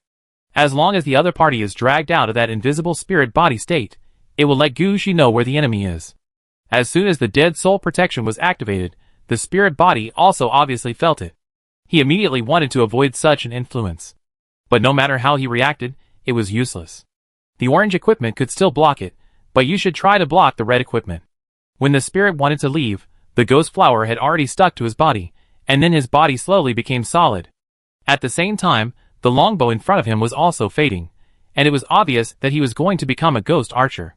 At this time, Gu Shi did not hide, and the bone lightning hand and the ghost dragon power hand attacked at the same time.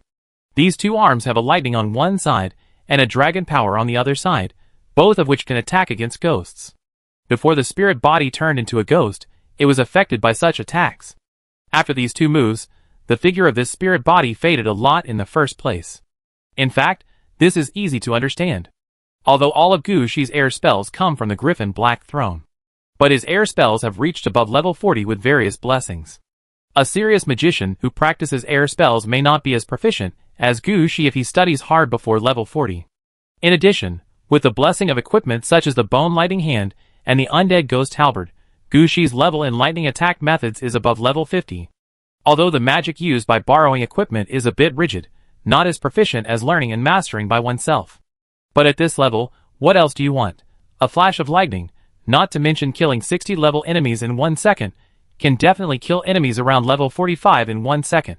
It is useless for those below level 30 to have orange equipment, they will die in one move. The current spiritual body is definitely not at the level of level 60. After being hit by Gu Shi, it flew backwards and began to dissipate in the air. But the nether spirit flower dragged the spiritual body back again. Then another lightning struck. Gu Shi had only one idea, to apply infinite resurrection to this spiritual body, and deal with it back and forth, so that the current spiritual body can be polished. By then, the longbow will still belong to Gu Shi. However, when Gu Shi hit it for the third time, the spiritual body could not bear it. When the dead soul protection effect of the nether spirit flower was activated again, the spiritual body immediately sent a message to Gu Shi. It was just a bit unfortunate that Gu Shi turned on the immunity to mental effects, and with a patch of the orange guard Xingua, the mental effects could not be transmitted to Gu Shi. So Gu Shi did not read the information sent by this spiritual body at all. He used lightning again to hit this spiritual body and dissipated it. Chapter 2356. After being wiped out once again, the spirit body finally found out what was wrong. When he couldn't contact Gu Shi, he chose to contact the spiritual Dark Lantern holder beside Gu Shi. But he made a mistake again this time. The holder was different from the Orange Guard. Although they could exert the most powerful strength of various equipment, the Orange Guard could speak and communicate with Gu Shi. The holder couldn't speak. They could only take action when Gu Shi needed it, and give Gu Shi some tips or help. The gap here is huge. Just like this time, the spirit body sent a message to the spiritual Dark Lantern holder. Although the holder received the message, he had no way to tell Gu Shi. So the spirit body was wiped out again. When the spirit body recovered, it was only 1/3 of its original size. The spirit body also knew that it couldn't drag on like this. At this time, he quickly drew out part of his strength, vibrated the air, and tried to make a sound. Please wait a moment. Don't hit me again. Gu Shi was ready to launch his 5th lightning strike, but after hearing this, he hesitated for a moment, and the lightning passed by the spirit body and hit the nearby wall. Tell me, who are you? The spirit body hesitated for a moment, and didn't know what to say. After all, his power had been consumed too much at the moment, and vibrating the air to make a sound would also consume power. With the little power he had left, he was afraid that he couldn't say a few words. But he had no way to communicate with Gu Shi. Looking at the embarrassed look on the spirit body's face, Gu Shi also reacted, and he threw down a dead soul protection, turning the spirit body into a ghost-like state again. You probably couldn't speak just now. Try to see if you can speak now. Yes, I can. Then, tell me who you are and why you attacked me. I am. The spirit pondered for a moment, and finally said something that surprised Gu Shi. I should be the spirit that protects the purple feather crown, and I am their totem. I don't want to be your enemy, I just want to fight one last time. The spirit introduced itself. One last fight? What does that mean? Now that it has come to this, I am not afraid to tell you that the Feather Crown clan appeared on this continent to quell the natural disasters on the continent. After defeating the natural disasters, we sealed the natural disasters underground and turned them into Mount Rushmore to suppress them. And our descendants also went out from Mount Rushmore and scattered to every corner of this continent. Because we saved this continent, we have been recognized by the continent. A continent without natural disasters is very good for our descendants. At the same time, their every move on this continent has also brought us a positive response. But since the appearance of those invaders, this continent has become different. Those people killed our descendants, took their scalps, and prevented their souls from returning to Rushmore. Gradually, we lost the power of faith and the future. If we were not still suppressing the natural disasters, we might have been finished now. The spirit body talked about the Feather Crown clan, but if this continues, I'm afraid we really can't stand it. The few of us old guys who have some fighting power have all turned into spirits, and our weapons and equipment are also buried here. In addition, without the support of our descendants, this place will be discovered by those outsiders in less than 100 years. When the continent no longer supports us, we will be really finished. So we plan to see if we can take advantage of the good luck of suppressing natural disasters, and leave this continent with our people to find another place to live again. Oh, Gu Shi now understood that this should be the migration faction. If you can't win, just run away. This is something he is familiar with. So where are you going? Go to the sea or go north or south? Since Tiandu has talked to this point, Gu Shi naturally has to ask a question. As for whether to take the longbow in the end, it depends on how far the conversation ends. If the conversation really can't go on, Gu Shi doesn't mind killing this spirit and taking the longbow. But the answer of the spirit made Gu Shi stunned. Leave this world. Huh? Gu Shi was speechless. Didn't he want to give the people of the Feather Crown a chance to leave? How can leaving this world be considered leaving? Do they want to become ghosts together? Looking at Gu Shi's puzzled expression, the spirit explained, after we became Mount Rushmore and suppressed the natural disaster here, a generation of crown chiefs encountered an opportunity. He got something when we were at our best luck. It is said that the Feather Crown will encounter a disaster of genocide after many years. If he wants, he can take the Feather Crown at that time to leave this world and go to the outside world to be a player. Wait, what did you say? Be what? Gu Shi stood up straight. Be a player. Although I don't know what that is, I believe it should be a very powerful profession. It's just that the conditions at that time were too harsh, and there was no disaster of genocide at that time, so that person didn't take it seriously. In the end, he just told me about it, and left me the opportunity to take my people away. As a result, less than 100 years after his death, outsiders came. Then our land was occupied, and our people were massacred. Now even if we want to leave here, we have to fight for it. At this time, Gu Shi lowered his head and thought for a while. He didn't ask the crown chief why he left the opportunity to transform into a player in the hands of the spirit body, but asked another question. What conditions do you need to leave here and become a player? It seems to be the support of local luck. If it is not supported, we can't leave here. There must be a red equipment to suppress the luck. This is also what the crown chief was worried about at the beginning. We have only seen orange quality equipment, but have never seen what red equipment looks like. In the end, not many people can be taken out, and only some elites can be taken away at that time. The crown chief at that time thought that if all the elites were taken away, the old and weak left behind might not be able to survive, so he gave up this idea. Now there is no such worry. There may be only a few people left in the entire Yuan tribe. The spirit sighed and said helplessly. At this time, Gu Shi did not move for a long time, thinking about the correctness of the news in front of him. Finally, Gu Shi said, I want to leave here for a while. I hope you won't have other opinions when I come back later. Chapter 2357. Don't run around. If I don't see you when I come back, I will tear down this broken mountain.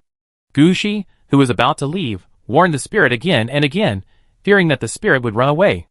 After leaving the Purple Feather Crown ancestral tomb, Gu Shi not only put down the Polaris Positioner, but also put down the gate to the Poison Peach Mountain.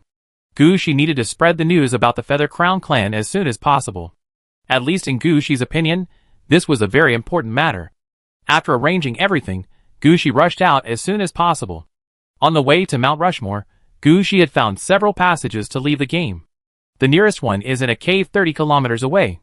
Going from here would be much faster than Gu Shi's transfer from the Death City to the private house, and then from the apartment to the Hades University. After all, in this game, it doesn't matter how Gu Shi opens the evil coffin. Even if he kills some wild monsters, no one will care about Gu Shi. Mach 7 is not a casual thing. After releasing the evil coffin, Gu Shi immediately activated the fastest speed of the evil coffin and rushed over there. At the speed of Mach 7, 30 kilometers is just a matter of seconds. In the eyes of some people, this is no different from teleportation. However, Gu Shi couldn't care about much now. He looked around carefully and activated the signal to exit the game when he confirmed that no one was paying attention to him. As soon as he left the game portal, the staff over there came over. Student Gu, it's only the 5th day, why did you come out? Student Chun, this is my ID. I request to temporarily seal the entrance channel to the 3TTS6S222B9 world. I'm going to find my teacher now. I have something important to tell her. The ID that Gu Shi took out was not his student ID, but the number 1039. This meant that Gu Shi had already used his identity as a big shot in red here. This was considered quite prestigious in human society. Seeing the mark that Gu Shi took out, the staff members were all stunned. Don't worry, Mr. Gu, I will take care of everything. By the way, do you want to ask all the students in the 3TTS6S222B9 world to come out? Not for now, I will be back soon, just lock the channel. Gu Shi said, as he jumped on the flying carpet that had been prepared long ago, adjusted the direction, turned around and headed towards Gong Lingyu's courtyard.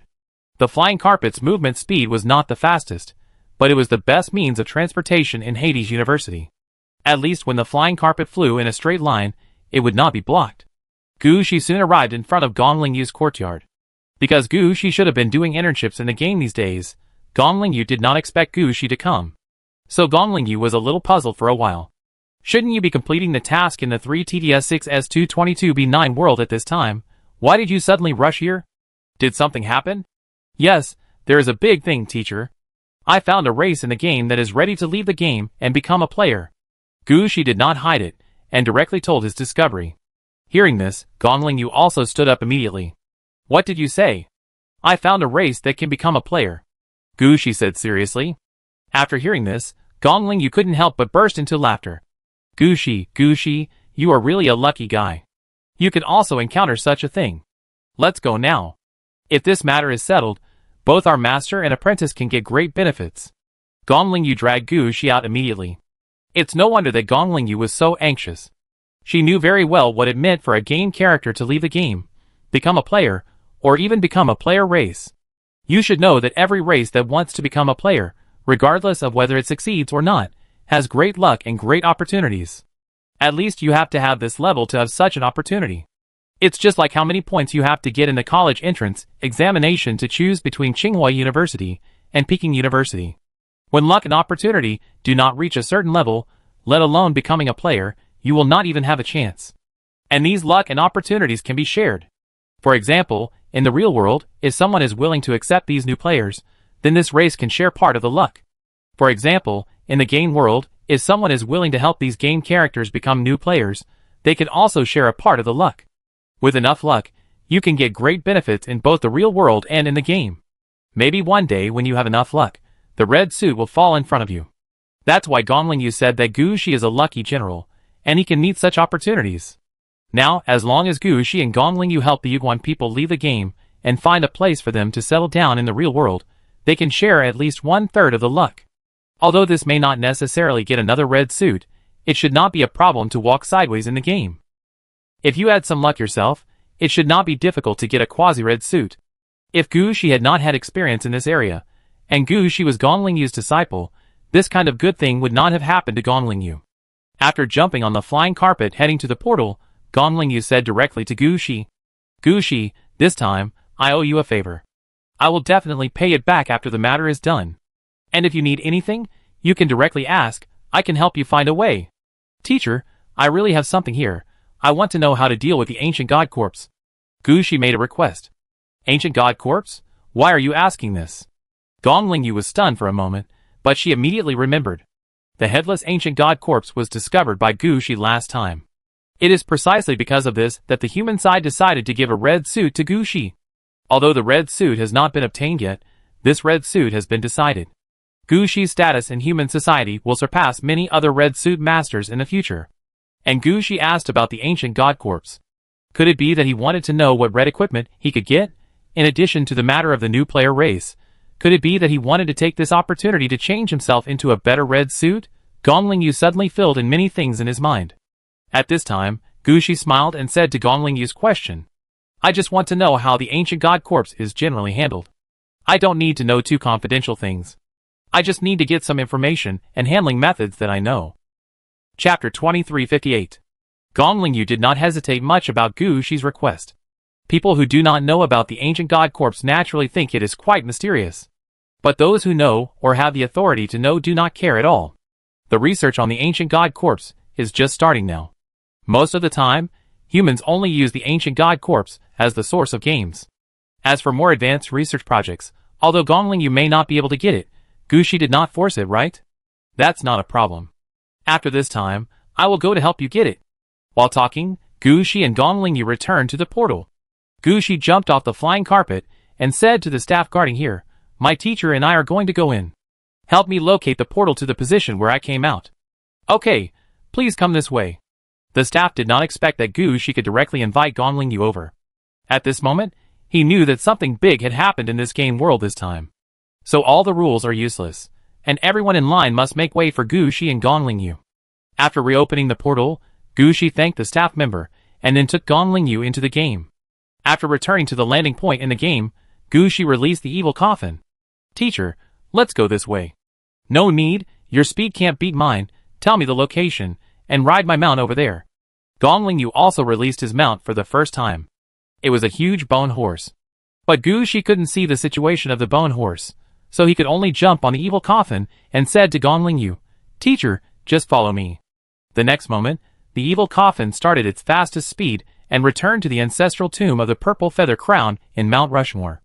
However, when the evil coffin stopped, Gongling Yu had already arrived on a bone horse. From her situation, it can be seen that Gongling Yu had not used her full strength when moving. "Your evil coffin is very fast. It has reached orange quality." "Yes, it has reached orange quality." Gu Shi nodded and took Gongling Yu to the ancestral tomb of the Purple Feather Crown. However, Gongling Yu also noticed the situation on Mount Rushmore at this time. Hey, this is a mountain range that exists to suppress natural disasters. No wonder they get the luck that can turn them into players. This is the feedback from the earth. Gongling Yu is also more knowledgeable than Gu Shi, and he can see the situation here at a glance. Gu Shi was somewhat surprised when he heard it. After all, when he came here, he only explained the general situation to Gongling Yu, and did not talk about the details. As a result, Gongling Yu saw the changes here at a glance. It can only be said that the teacher is a teacher after all. Yes, but they are no longer the protagonists of this continent now. Not necessarily, they were massacred because of the invasion of foreign enemies, and the contributions of this race to this continent will not be forgotten. Even if they die, their spirits will always seek self-help in this mountain. This time you will meet them. I am afraid it is also for this reason. Unless this mountain is destroyed and suppressed, those outsiders will have no way to control this land. They didn't even discover this mountain, let alone suppress it. Besides, how do they suppress it? This is the luck and support of the entire continent. Use national luck to suppress it. There is a special department of Janine Pulse in Hades University. You can go and study the courses in it. The relationship between national luck and luck in transformation and suppression will be beneficial to you. There is also this department. Gushi was somewhat surprised. He has studied in Hades University for several years. He can't say that he has been to the entire Hades University, but he has been to most of them. After all, he has also discovered some incredible things in Hades University, and even attended several other departments. A relatively niche department. How to say this department? It is set up for non-undead departments. The main topic is the tomb group, and how to use the tomb to strengthen national luck. It is not a profession of raising undead. It can raise national luck and ghosts here, but it does not strengthen undead mages. So the Hades University does not like this department very much. But this knowledge must always be passed on. Apart from Hades University, other universities have little to do with this, so in the end, I can only arrange to go to Hades University. If you want to learn, you can go and listen. If you don't want to learn, don't ask too much. Oh, then do foreign invaders have a chance to suppress the Yuguan tribe?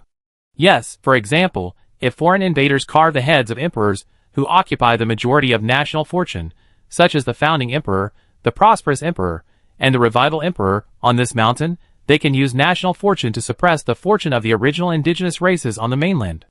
They can even get the fortune reward given by the mainland like grafting. There are many such things, so it is also due to luck that they will come to you this time. After all, they are saving themselves. If they miss this opportunity, they will have no chance. Donglingyu said casually. Gushi nodded aside. While thinking about Donglingyu's words, he also looked at Mount Rushmore in front of him. At this time, Gushi somewhat understood the method Donglingyu said. Mount Rushmore is the sacred mountain of the Yuguan tribe. As long as this mountain is still here to suppress natural disasters, the Yuguan tribe will continue to receive rewards from the continent. Outsiders, whether new or old, are outsiders. Even if they now occupy most of the land on this continent, they cannot be recognized by the continent.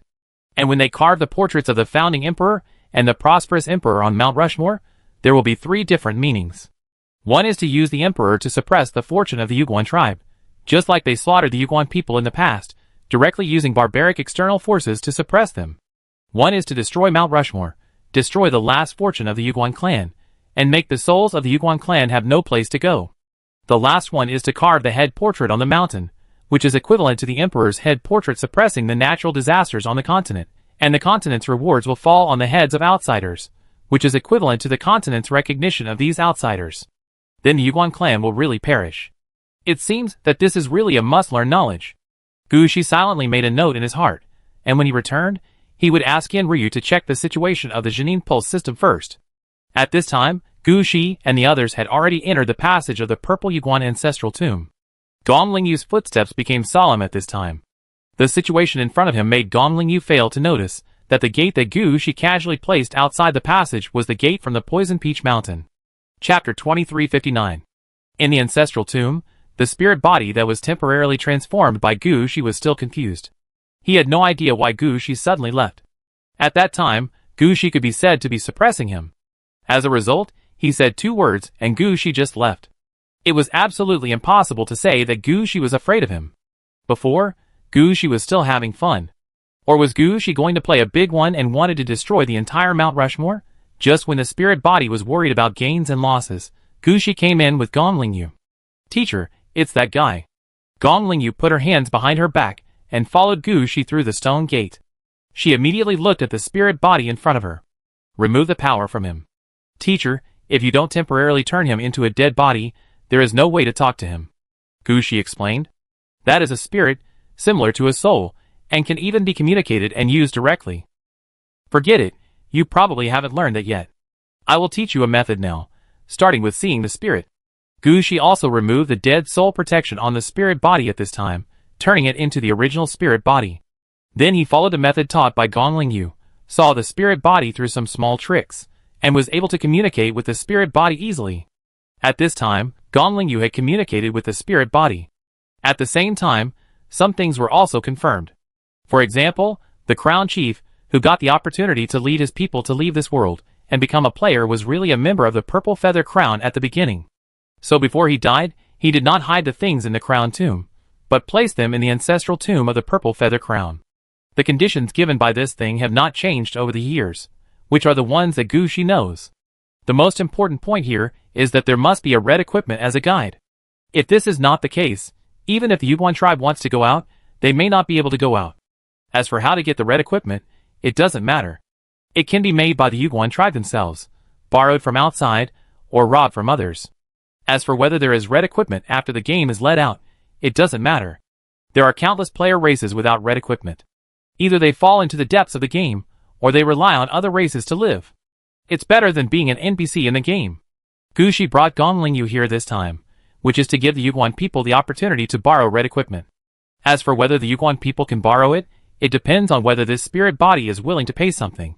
Gongling Yu explained this aspect in more detail. The spirit body has also studied this opportunity for a long time. He understands that now is the only chance to escape. If it had been delayed for a while, he wouldn't have to think about this, because they couldn't even find the people who had escaped. So when Gongling Yu talked about the details, he was quite serious. As for some of the conditions proposed by Gongling Yu, the spirit body really didn't care. After all, everyone was going to die, so why bother thinking so much? Gu Shi listened carefully on the side, constantly reviewing what Teacher Gongling Yu said in his mind, trying to understand Teacher Gongling Yu's thinking. Soon Gongling Yu and the spirit body talked everything out. After everything was discussed, Gongling Yu waved to Gu Shi and took Gu Shi to the side. I have already negotiated with him. There are 3,172 people in the Yuguan tribe, including 11 crowns, 6 high priests, and 5 chiefs. There are 733 people in the Golden Feather and Silver Feather tribe. The rest are all civilians from various tribes, and half of them are children. This number is considered a relatively weak group among the player races. For us, it is not difficult to take them out. And it does not take much luck to cut off their connection with this game world. I estimated that it would only take 1/10 of the luck accumulated by the Yuguan tribe over the years to take them away. After taking them out, we will give them 1/10 of the luck as a resettlement fee. 1/10 is the cost of renting the land, and the rest is ours. Hearing this, Gu Shi's eyes lit up. How much can we get? On the way here, Gu Shi had already heard Gongling Yu introduce the various functions that luck can play, and he was actually tempted. Now that Gongling Yu has explained the price, he has agreed with the spirit. Gu Shi can't help but ask the most critical question. There is no way to estimate luck. Gongling Yu was a little embarrassed about Gu Shi's question. If the luck scale is in our hands, we might be able to find a way to quantify it. But now we have nothing, and the spirit doesn't know how much luck it is left. He can't give us an estimate either. We can only take a gamble. Then let's take a gamble. After all, we won't lose anything. After they get out, where will we put them? Let's arrange them to the Ghost Realm. I still have some faith there, and the Ghost Realm is not entirely a world of the dead. Living people can survive there as well. We will protect the Yuguan tribe for 100 years, and after 100 years, we will find a star field for them to be arranged. We can apply for an autonomous star field for ethnic minorities for them, and our business will be settled.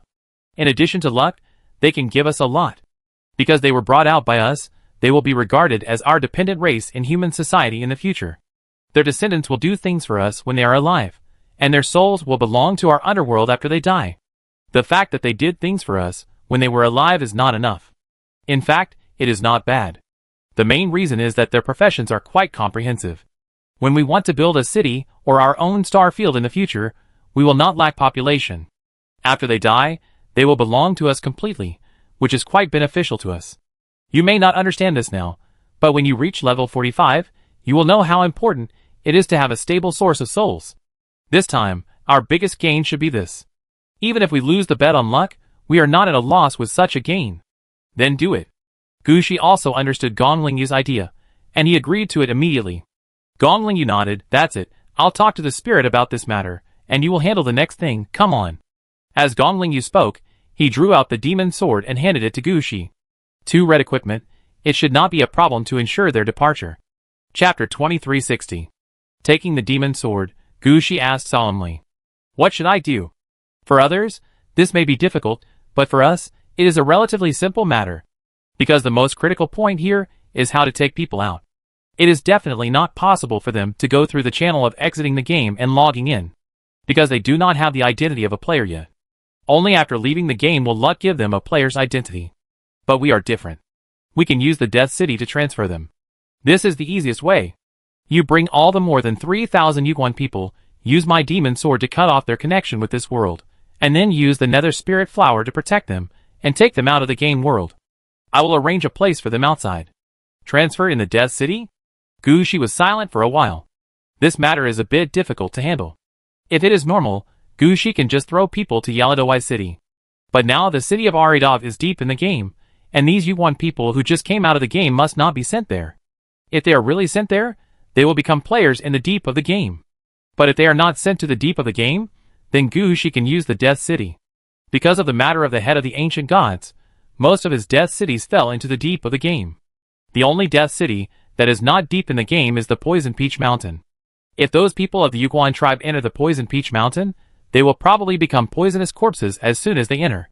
Gushi and Gongling Yu want living players, not the undead spirits that players become after death. But now Gushi can't let Gongling Yu stay. How can he keep him? Gongling Yu has his own things to do. Not to mention that Gongling Yu has left the demon sword. This is already quite a face. If Gongling Yu is still to stay, what's the point of keeping Gushi? The place where people live will be given by Gongling Yu, and the people will be taken out by Gongling Yu.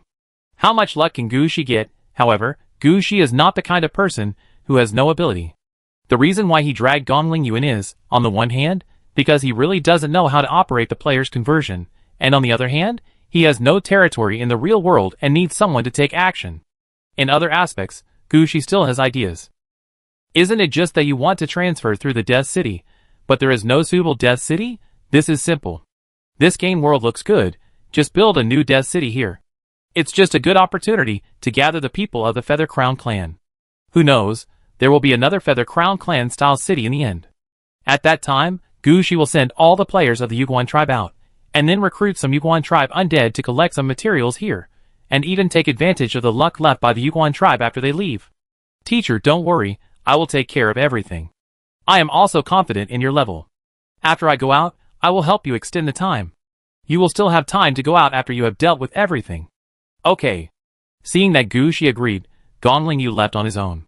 At this time, Gushi also looked at the spirit body. Will you leave with me then? The spirit shook his head. I can't leave. After all, I'm already dead, and I've been nourished by this continent for so many years. I can't leave now. Let me stay here and see what happens to those foreign invaders. Okay, but I also need your help with something. One is that you need to notify the surviving members of the Feather Crown tribe. At least I want to take them all away. In addition, do you plan to let these tribesmen take away the things in the ancestral tomb, or leave them all? Take them all away. I will notify the surviving few Feather Crown tribesmen and ask them to come here. No, the situation on the continent is not good now. If you ask them to come here, it will take a long time, and they will encounter various dangers. You don't have many people, and every one less is a huge loss. Let me go over. You just need to ask them to hide, and then tell me the corresponding location, and I will go to find them. The spirit heard that this was really a solution. After all, it is no longer the time for the Feather Crown tribe to occupy the entire continent. At that time, they had nearly 10 million people, not to mention more than 3,000 people. Even if they needed 10,000 or 100,000 people, they didn't need to go there specially. As long as they issued an order, enough people would come in a day or two. But it's not possible now. Just as Gushi said, more than 3,000 people are really one less. Okay, I'll notify them. Although it takes a lot of energy to notify the Yuguan people, the spirit body doesn't care. By the way, there is one more thing. Do you Yuguan people have a city that was originally very important or spiritual, but was destroyed in the end? How could there not be? Whenever the Feather Crown people go to a place, they will ask the local spirits what it is like, and whether it is suitable for living. Only places that are suitable for living will allow them to stay. It can be said that all the cities of the Feather Crown are spiritual. The spirit body was quite proud of this. Gushi thought about it, and asked another question. So if I want to revive a city of the Feather Crown, which one do you think would be better to revive? Resurrecting a city? The spirit body has never heard of this. However, this matter did not stump the spirit body. He did not mention Mount Rushmore or several main cities of the Feather Crown, but a place. Jishan, on the west coast of the continent, is the farthest place we can go. Now the city has not been discovered and occupied by invaders. You can find a spiritual city there. What about the Yuguan people over there? All joined the Jinyu and Inu teams and died in the battle with foreign invaders. I understand. I'll give you the map. There are still dozens of people in the Black Feather Crown over there. You can tell them not to run around and wait for me to come back. Black Feather Crown, Wu family, He family or Xian family, I know. I will explain this matter to them clearly. Don't worry, I still have some physical strength. It is not a problem to protect Mount Rushmore. You deal with your affairs first. I will also contact the surviving tribesmen and ask them to hide first. Perhaps it is because the descendants have a place to go, and they are obviously much more relaxed when talking. At this time, Gushi also took the map, just glanced at it, and went out. Chapter 2361. On the west coast of the continent, Gushi easily found the Golden Mountain mentioned by the spirit. At this time, Gushi also understood why the spirit thought that this place was the most suitable for Gushi. The Golden Mountain in front of him was clearly an abandoned gold mine hidden in the mountain, and an abandoned town built around the gold mine. The town was actually not that big. Judging from the ruins left in front of him, the original town could accommodate about 5,000 people. As for how many people can be hidden in the gold mine, it is hard to say. Anyway, according to Gushi's observation, this place is really more suitable for his requirements. After a circle, Gushi did not immediately start the transformation of the dead city, but learned the method that Gongling Yu had just taught him, checking whether there were any spirits, or even spiritual shadows nearby. This is what Gushi wanted to find this time, otherwise it would be the attitude of foreign invaders.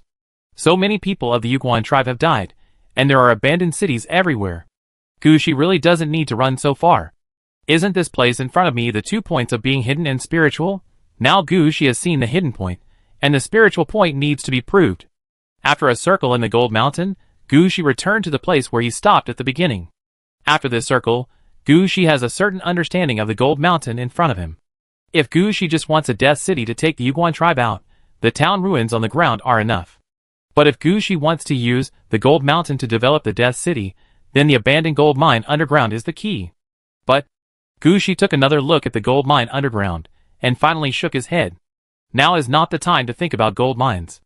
If it affects this plan, no matter how many gold mines there are, it will be useless. So Gushi immediately threw the abandoned gold mine aside, and focused all his attention on the abandoned town in front of him. Finally, Gushi decisively looked at a location in the southeast corner of the town. This place is the farthest from the gold mine, and judging from the ruins left at this location, there was also a large building complex here at the beginning. Standing on this ruin, Gushi raised his hand, and the petals of the nether spirit began to float out. At the same time, Gushi also began to mobilize his power to deal with the town in front of him. As the petals of the nether spirit covered every corner of the current town, Gushi immediately slapped the ground. Yin-Yang conversion. When the Yin-Yang conversion effect of the nether spirit flower began, the city that had originally become a ruin seemed to be affected by time, and it slowly returned to its original appearance. Although this appearance was only a moment, it was enough for Gushi. Gushi said decisively, when the city completely changed back to its original state, and was about to fall into decline again. Convert. Ding. A city revived in front of you, you have occupied this city, you can get its control. Found a dead city belonging to the player. Please ask if it is locked as a dead city. Yes, lock. Please name this city. Goldmine Ridge. Gushi said seriously. City name. Goldmine Ridge City Direction. Mining City. Resource Point City Characteristics. Abandoned mining area. Can absorb the breath of death, and convert the negative energy into new mineral veins. City level. Level 1. Core building. 1/1 Council Hall. Large building. 1/3 small church. Medium building. 1/5 town cemetery. Small building. 1/7 melting gold pool. Auxiliary building. 0/10 none. Garrison hero. None. Garrison troops. None. The attributes of Gold Mine Ridge are quite simple. Gushi estimated that in the past, this place could not become a big city. However, Gushi's requirements were not high. As long as the city could stay here without being discovered, it would be fine if it could hold out for a while longer. After taking a look at the properties of the Gold Mine Ridge, Gushi immediately started the next process. The gate of the Aridov city was released immediately, and a group of undead immediately walked out of the gate.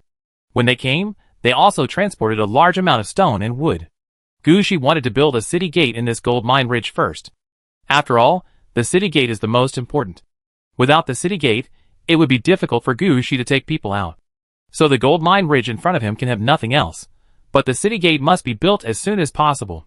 Fortunately, the main city gate of each city has a fixed blueprint, which does not require Gushi to bring it from the Arida city. And with the meeting hall, Gushi can directly issue orders to manage the gold mine ridge in front of him. So the undead engineering team that came here only needs to put the resources they transported in the gold mine ridge and start construction. Gushi was not idle at this time either. He kept sending out dump trucks. It is unlikely that Jinkyangling will be built in a short time. Before Gushi left, it was already quite good to have a city gate. Defense here has become a very important issue. It is definitely not possible not to arrange defense. The Yuguan tribe is now scattered all over the continent, and most of them are hiding in the woods. It is okay to live together, but the problem is that some Yuguan people live alone in the mountains, relying on hunting or grazing for a living. It will definitely take some time to find these people. Gushi didn't want that he had just found someone here, and the new and old factions would directly target this place, and kill all the remaining more than 3,000 people. So this place must be protected. And now the best way to protect it is naturally to drive his own dump trucks over. All the dump trucks released this time can be regarded as Gushi's regular troops. As soon as the dump trucks appeared, all the entrances to Jinkyangling were blocked. Then some dump trucks acted as city walls, and surrounded the outside of Jinkyangling. If there was no place nearby to put more dump trucks, Gushi could have put more. After filling the nearby open space with dump trucks, Gushi turned around nearby and confirmed that Jinkyangling was completely fine. Then, he used the Polaris positioning and returned to the front of the spirit body. Seeing Gushi suddenly appear, the spirit body was somewhat surprised. Are you ready? Almost. I will lead people away after the city gate is built. How is Wutan? Have you contacted him? Wutan seemed to be a step late. When I notified him, he had already had an accident. Hearing this, Gushi was also stunned. What happened to him? He went to get the black feather crown to leave equipment, but he was not strong enough and went to see his ancestors. When I contacted him, he was already beyond saving. But his last wish was finally fulfilled. The equipment has been taken out, and the inheritance of the black feather crown has been passed down. Chapter 2362. A little outside Mount Rushmore. Gushi found the children left by the Black Feather Crown clan. When he saw them, Gushi also understood the meaning of the spirit's words. Wutan's body fell in front of these children, and he was still holding a dagger made of fangs in his hand. A child who looked only 8 or 9 years old stepped forward and took the feather crown on Wutan's head and put it on his head. Then he looked at Gushi. Master Gu. It seems that you know everything? Gushi asked while looking at Wutan's body. At this time, he seemed to have been drained of energy, and his body was only skin and bones. Yes, we have learned everything from the hints of our ancestors, and we will follow you from now on. What happened to him? Compared with the Black Feather Crown clan, who had completely surrendered, Gushi was more curious about how Wutan died. You know, orange equipment is actually not that difficult to get. As long as you don't encounter a situation like the Earth Cone, it's not difficult to take away an orange suit. The High Priest Wutan made the decision after knowing the reminder from the ancestors. He said that we should leave with Master Gu, so we should take away all the skills passed down by our ancestors. So after getting the Shadow Breaker dagger, the High Priest Wutan decided to use his body as a guide to guide all the skills of Heiyuan's ancestors into our bones. He said that even if we can't use it now, we will definitely use it in the future. Speaking of this, the child said seriously, Master Gu, please rest assured that all of us, even the youngest Heiwei, have memorized all the inheritance. As long as we can reach adulthood, we can fight for you. Gushi glanced at the child. You will follow me from now on. Although I cannot guarantee absolute safety, it will definitely not be like now, where the inheritance is almost broken. Gushi said, as he drew out the demon sword. The children watched Gushi's actions, but none of them dodged or panicked. They just stood there calmly, waiting for Gushi's actions. Gushi held the demon sword, and there was a flower in front of him. He could clearly see that some things like silk threads were entangled with these children. Gushi raised his hand and slashed some of the silk threads. Then a ghost flower would fall on the child to ensure that the cut connection line would not be entangled with them again. After doing all this, when Gushi took back the demon sword and looked at these children again, he felt that they seemed to have changed. They had a bit more of the aura of players. My city is not ready yet. You should go to the ancestral tomb of Zayuguan first to hide. When I have dealt with the problems of the new city, I will take you away from here, change the world, and start a new life. Listening to Gushi's words, all the children nodded. Only the one wearing the feather crown turned his head to look at Wutan's body. Master Gu, I want to send him to the ancestral tomb of the crown. In any case, the high priest of Wutan can be regarded as a good crown. Okay. Gu Shi was about to pick up Wutan's body, but at this time, Gu Shi found that in Wutan's other hand, he was holding half of the contract scroll. Gu Shi's eyebrows jumped, and he stretched out his hand to open Wutan's palm. The half of the contract scroll turned into ash on the spot. Gu Shi turned to the child and said, "Take that dagger, you will be the high priest of the Black Feather Crown in the future." The child followed Gu Shi's instructions, and picked up the Shadow Breaker dagger, but he said seriously, "Master Gu, I am the chief's route. I am the chief of the Black Feather Crown, Xian Ka." "Okay, Chief Xian Ka, you take them aside," Gu Shi said, while asking Xian Ka to take all the remaining children aside. Gu Shi pointed his finger at Wutan's forehead, and a ghost flower fell down. Wutan's body moved slightly, and then slowly opened his eyes. "My name is Gu Shi. I accept the contract you signed and lend you your power to fight for me. I, Wutan, am willing to fight for you." Wutan's body slowly spoke, "Ding! The contract with the undead is successful. Wutan, contracted undead, joins the player's men." While talking, Wutan stood up, but he was not as energetic as when Gu Shi saw him before. He still looked like a mummy, and at most his skin became a little elastic, but the more this happened, the more Gu Shi felt something was wrong. He always felt that there seemed to be something wrong with the contracted undead in front of him. After taking a closer look at Wutan's attributes, Gu Shi knew what was wrong. This is completely another kind of contracted undead. Name, Wutan, contracted undead, race, mummy, player, level 0, unemployed, talent, assassination status, life, 100 out of 100, magic, 100/100, attributes, strength 3, agility 3, constitution 3, intelligence 3, perception 3, charm 3 skills, none, although Wutan is a contracted undead. He is also an unemployed player. In other words, Gu Shi encountered something strange when he contracted the undead this time. Wutan was not only Gu Shi's subordinate, but also an independent player. Gu Shi took a look at Wutan and finally realized it. "Wutan, you will be the first player of the Yuguan clan from now on. I hope you can live up to this title."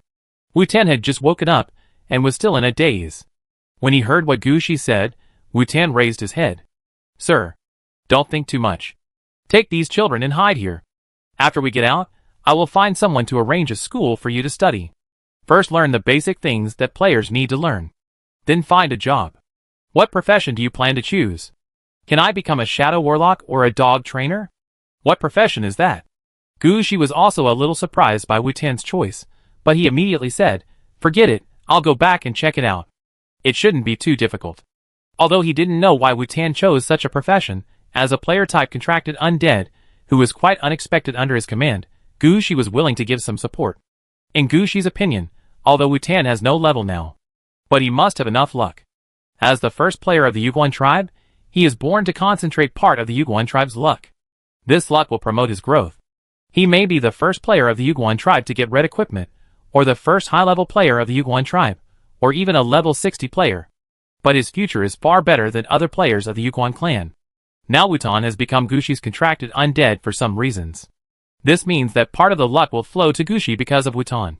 Gu Shi, who has taken advantage, will naturally give some care to this child who has not yet found a job. Chapter 2363. After sending the people of the Black Feather Crown to hide in the spirit body, Gu Shi took Wutan to visit several other ancestral tombs. This time, Gu Shi did not touch the things in the ancestral tombs, but carefully observed the situation in each ancestral tomb.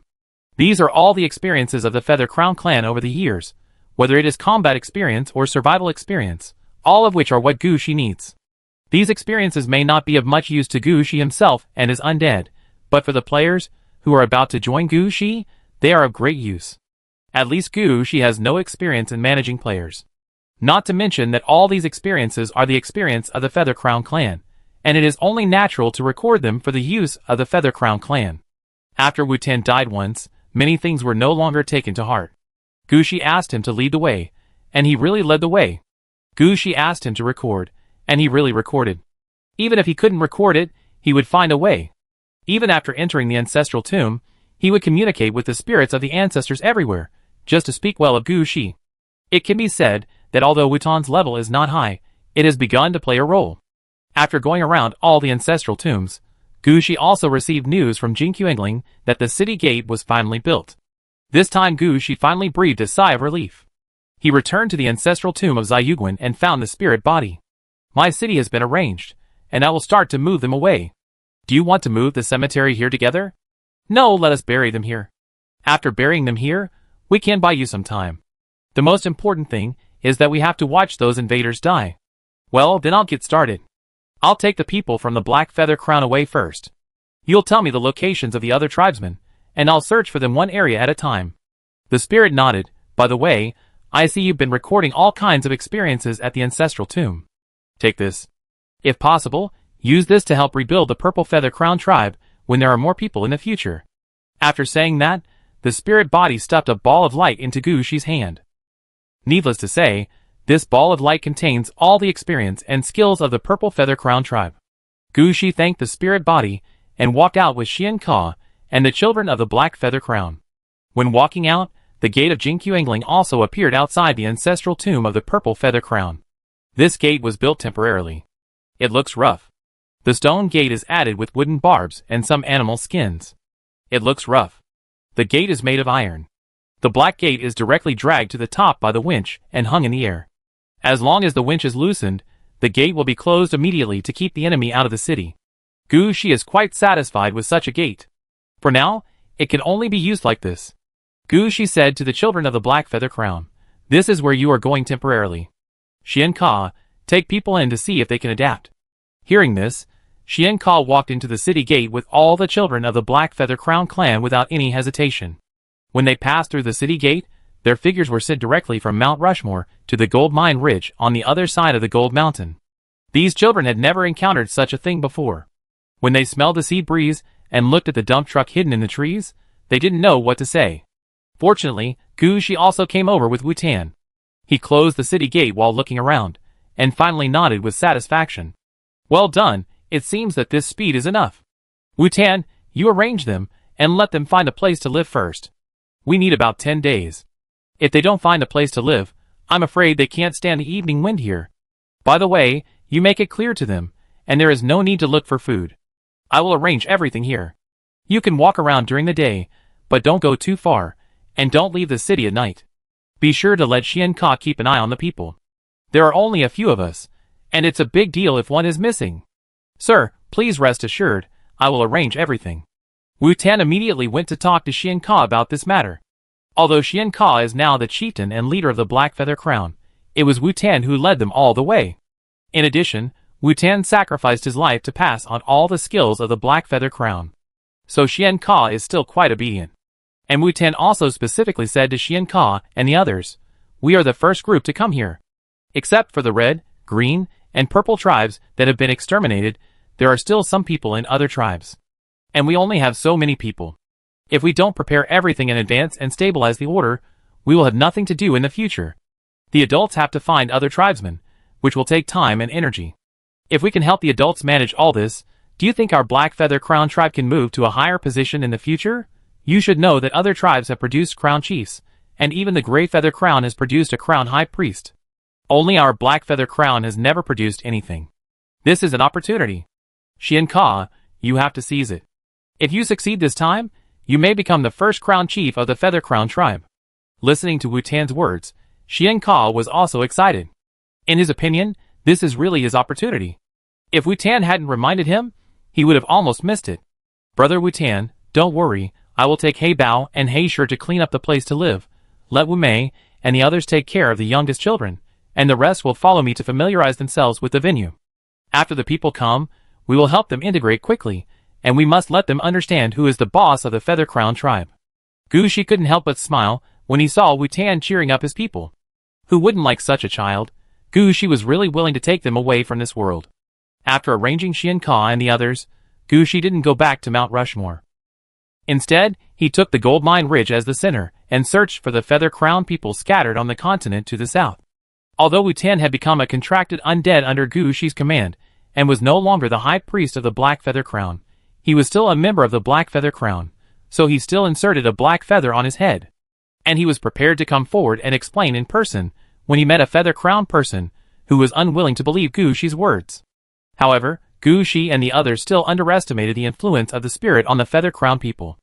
As long as the Feather Crown people he found, there was no one who was unwilling to leave with him. Chapter 2364. Gu Shi was looking for the Yuguan people along the way, and it can be said that he encountered various strange situations. Some Yuguan people were easy to talk to. If they were asked to move away, they would immediately follow Gu Shi to leave. Some Yuguan people were not so easy to talk to. Even if there were only 2 or 3 of them, they were unwilling to leave their ancestral land. For such Yuguan people, Gu Shi did not persuade them. He tied them up and sent them to Jingqiangling through the city gate. As more and more Yuguan people were sent to Jingqiangling, the consumption here also increased. Fortunately, Gu Shi had made preparations. In addition to the food transferred from other cities, Gu Shi also asked the Yuguan people who moved in to bring all kinds of food they could find. The rest of the things were all handled by Xian Ka and others. As more and more Yuguan people were sent to Jingqiangling, the order here became better and better. After Wang Guan arrived here, he would automatically find Xian Ka and participate in the management of the tribe. When Jin Yu and Yin Yu enter here, they will immediately pick up weapons and participate in the defense of Jingqiangling.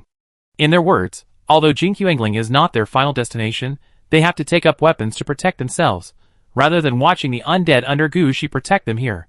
The elderly will take over the experience and information brought by Gu Shi from Mount Rushmore and educate the children there. The women will take over all the daily work, washing clothes and cooking, and even participate in hunting. There are also some people who are persuading the Yuguan people who are unwilling to leave, hoping that they will be obedient. Gu Shi usually opens the door to let people in. Only at night will Gu Shi return to Jingqiangling to personally count the number of people. After all, as he said before, every loss of a Yuguan tribe member is a big loss. Finally, on the 13th day, the last Yuguan tribe member was also found by Gu Shi from the depths of the Dida mountain. This Yuguan tribe member is also a peculiar person. She lives in the deep mountains. According to her age, she is more than 100 years old. She lives on her own sheep and hides in the cave every winter. She also received news from her ancestors, but she had no intention of leaving her residence at all. On the one hand, it was because she thought she was old and would soon return to Mount Rushmore, and there was no point in going there again. On the other hand, she really had no way to walk to the designated location. The most important thing is that she actually rescued an old-school foreign invader. As for the reason for the rescue, it was that the foreign invader passed by the forest where she lived, and his wounds happened to flare up, and he fell on the mountain, so he was rescued.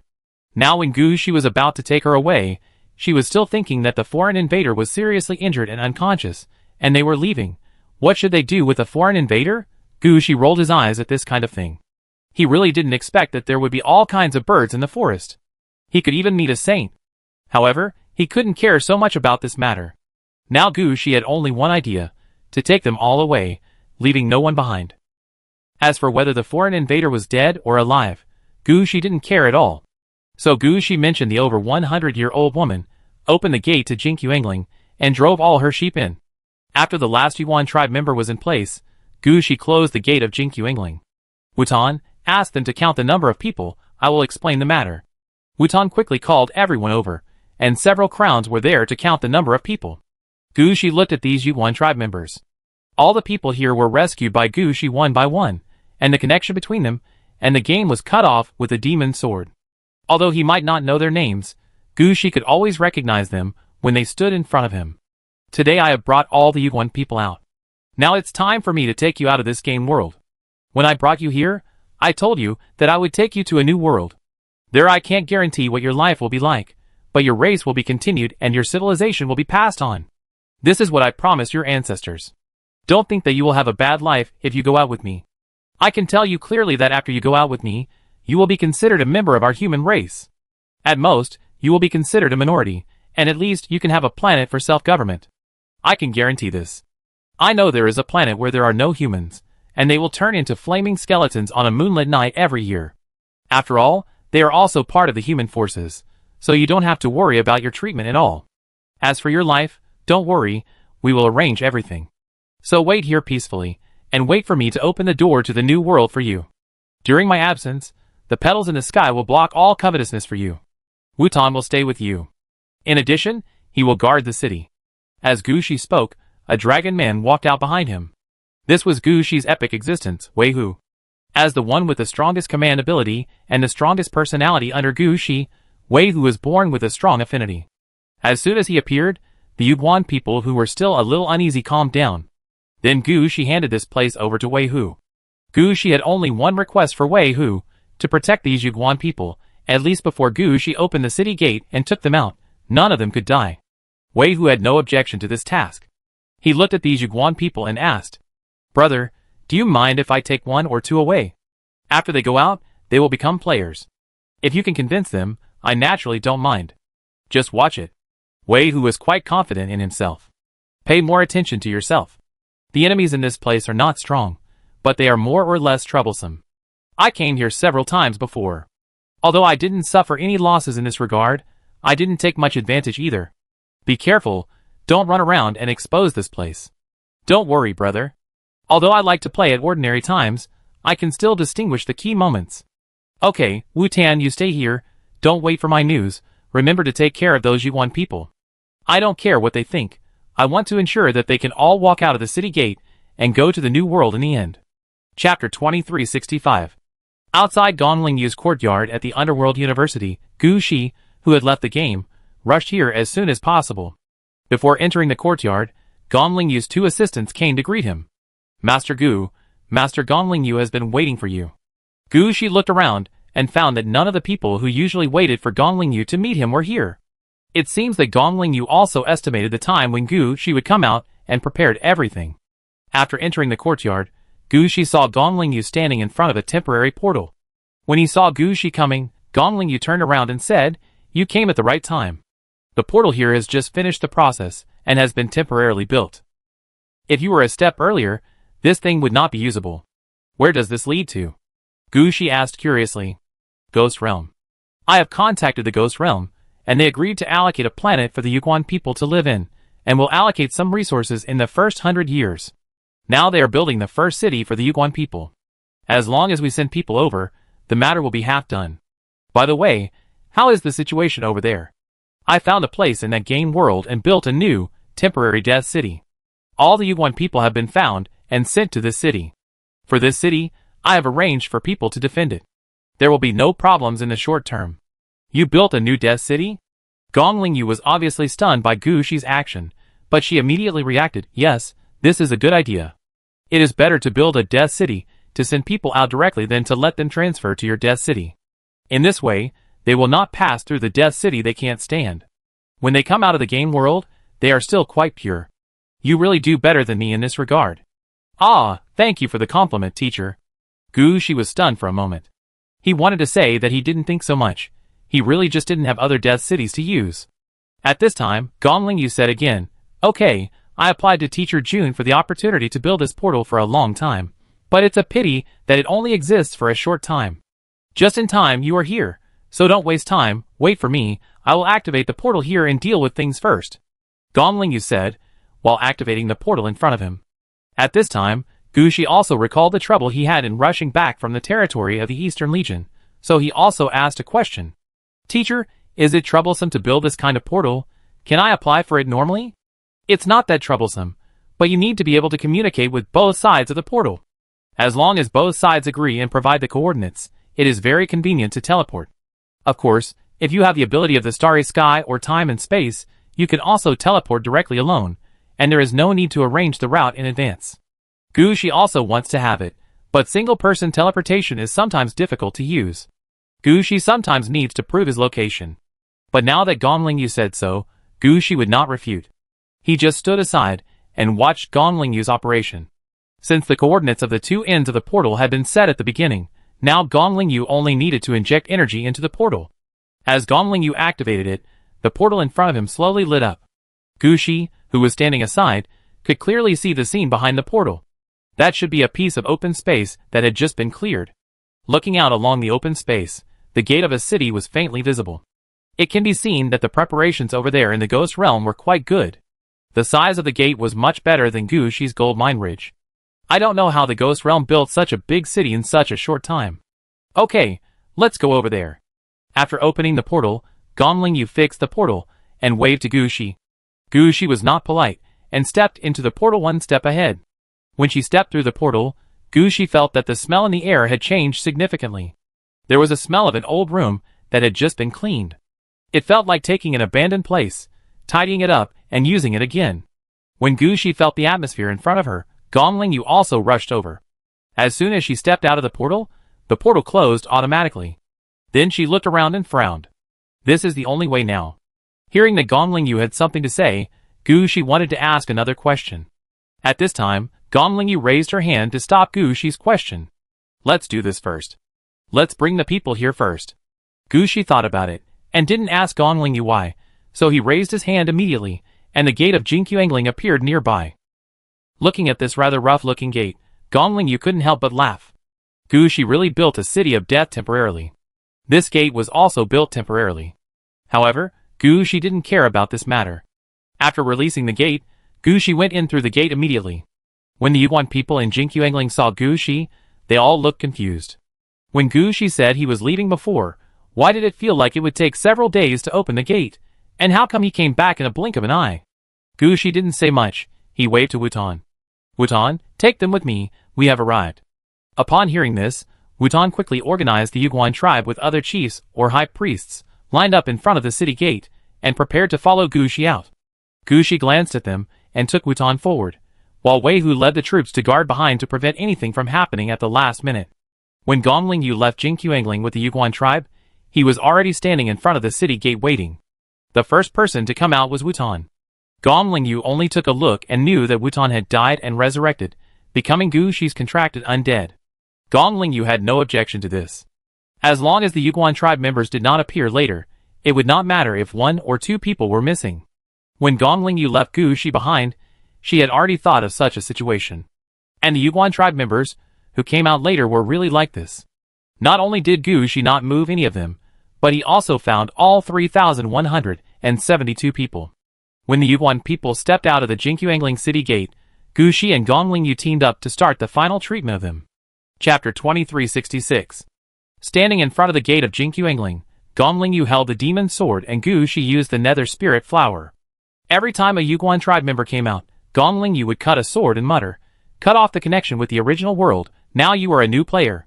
And Gu Shi would take off the nether spirit flower petals on the head of each Yuguan tribe member, and throw them back into Jinkyangling, muttering, "Fate has taken a turn, someone has replaced your fate." More than 3,000 people, Gu Shi and Gong Lingyu did not let any of them go, and each of them completed this blessing ceremony seriously. As the last Yuguan tribe member walked out of Jinkyangling, Gu Shi immediately sent the city gate back. When the city gate of Jinkyangling disappeared, Gu Shi only felt as if something stimulated his mind and made him sober. Gu Shi understood that this was the luck reward accumulated by the Yuguan tribe for so many years after he brought the Yuguan tribe members out.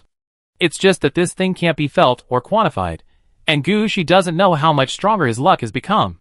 But one thing is certain, Gu Shi's luck has definitely become stronger. At this time, Gong Lingyu said to Gu Shi, "Bring the people in first, I'll arrange them." After that, Gong Lingyu began to lead the Yuguan people to a city not far away. At this time, Gu Shi had time to look at the city in front of him. It is obvious that this city is newly built, but many things in this city are not new, but directly transported from other places. The styles of the houses on both sides of the street are obviously different. Many construction sites have been divided, but no new buildings have been built yet. Gu Shi felt a little strange at the scene in front of him, and he couldn't help but take a closer look. At this time, Gong Lingyu said, "This was temporarily moved from my satellite city." Gu Shi raised his eyebrows, and was a little surprised by Gong Lingyu's words. "You also feel that the atmosphere of this planet is wrong. This is prepared for me by the Ghost Domain Committee. After all, I will stay in the underworld for a while, and then return to the Ghost World. The Ghost Domain Committee will definitely have a position for me at that time. But the main city of the Ghost Domain will not be allocated to me. Each main city has corresponding families and forces. At that time, the plan of the Ghost Domain Committee was to buy an uninhabited planet and give it to me alone, and I would transform it. I was actually still thinking about where I could find enough residents. After all, the Ghost Emperor would encounter such a problem. There are more dead people than living people under his command. At the beginning, I thought about putting here. I called all the senior brothers over. But the number was still too small. The appearance of the Yuguan people this time gave me an opportunity. I asked them to sort out the planet and set up the city in advance. This is not the best location at the moment, but it is the most suitable location. You can farm and hunt nearby, and it can accommodate at least 300,000 people. The most important thing is that there is not much undead here. Normal people can live here. These Yuguan people can live well here. After Gongling Yu explained this, Gu Shi understood what he felt before. It seems that Gongling Yu has been troubled by the treatment of the planet in front of him recently. The appearance of the Feather Crown clan just gave Gongling Yu an opportunity. If there were no Feather Crown clan, Gongling Yu might really have to borrow people from other cities. At this time, Gongling Yu said in a negotiating tone, Gu Shi, you have seen the situation here. In the next period of time, I am afraid that a large number of people will be needed. Let's make a negotiation. Give me these Feather Crown clan people for 30 years, 2 generations. I will return them to you in proportion later. Okay. Gu Shi agreed as soon as he heard it. Teacher, even if you give me the Feather Crown clan people now, I have no place to arrange them. I can't take them out and send them back to the game. Seeing Gu Shi say this, Gongling Yu also nodded. I have the final say on this matter. You are my disciple. It is normal for me to take you. There are some conveniences. I can't take yours. Don't worry, in 30 years, the number of these Yuguan people will definitely exceed 50,000, and may even reach 100,000. This is already a relatively large number of people. Teacher, I am assured of this. By the way, I also got some experience in the Holy Land of the Yuguan people. Should I pass it on to them? In addition, there are several pieces of orange equipment in their Holy Land. They should still be there. Should I take them and give them to these children? The survival experience can be kept, but the orange equipment should not be touched. Inheritance is allowed, but the connection with the game world is not needed. They want to be players. Among the first generation of players, some of them are lucky enough to get orange equipment. If you take their original orange equipment, it means they will be cut off from the road. You better not do that. That's fine. By the way, teacher, after you bring people out, how should you deal with the finishing work in the game world? Not going to that game world again is the best way to deal with it. Gongling Yu said, you took away the key races in that world, although you used some of the effects of the Nether Spirit Flower to replace them. But you will definitely be recorded by that world. If you go in now, you will be watched around the clock in that world, and nothing good will happen to you. Ah, there is such a thing? Gu Shi was surprised. Then what about my gold mine ridge?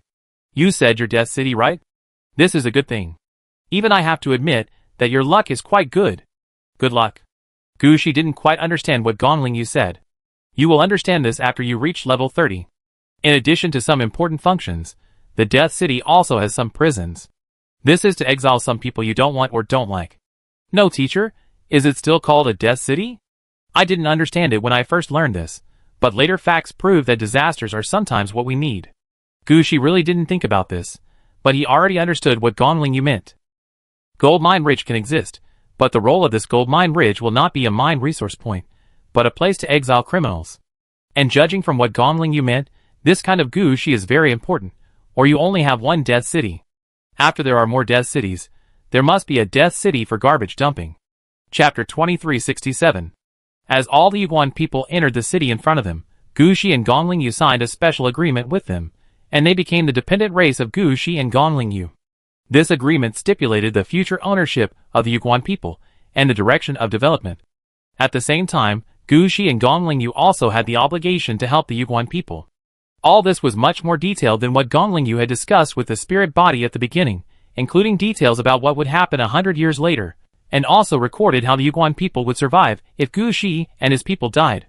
In addition, the Yuguan agreement also stipulated that if the Yuguan people found a red equipment, they could apply to Gu Shi and Gongling Yu to get out of Gu Shi's control, and how to get out would be discussed at that time. Anyway, this agreement took into account everything that could be thought of. At least both parties thought that there was no problem with the current agreement. After signing the agreement, Gu Shi felt that the aura of the people of the Yuguan tribe in front of him became more solid. Looking at these 3,000 people, it was as if he saw seeds sprouting. What did you see? Gongling Yu suddenly asked at this time, and Gu Shi didn't even think about it. Seeds sprouted? Yes. Gongling Yu also nodded. I saw seeds sprouting. It seems that the fate of this Yuguan tribe is like that. They can become useful, but not great. Teacher, is there any explanation for this? It was the first time for Gu Shi to take the race inside the game out of the game, and become the race of the players. Now he has been learning all the time. Oh, I also heard this from others. It is said that when each race is separated from the game, and is reborn, there will be a vision. Generally speaking, there are 3 common visions: seed sprouting, sun rising, and cosmic explosion. Seed sprouting is a common race. If you are lucky, you may get red equipment, But if you are unlucky, you can't even get red equipment. The Rising Sun is a relatively strong race. If you are lucky, you can get 2 or 3 red equipment, and if you are unlucky, you can get 1 red equipment. And the vision of cosmic explosion has only appeared 3 times so far, and we humans are one of them. After Gongling Yu said this, Gushi understood everything. It seems that there are so many things to be seen from the vision of this race being separated from the current affairs. Gushi asked curiously, if they integrate into the human race, can they be considered part of the human race? Yes, they can be integrated after 5 or 6 generations. If there is intermarriage, the integration speed will be even faster. It's just that they are now dependent on us, and they don't have any special professions.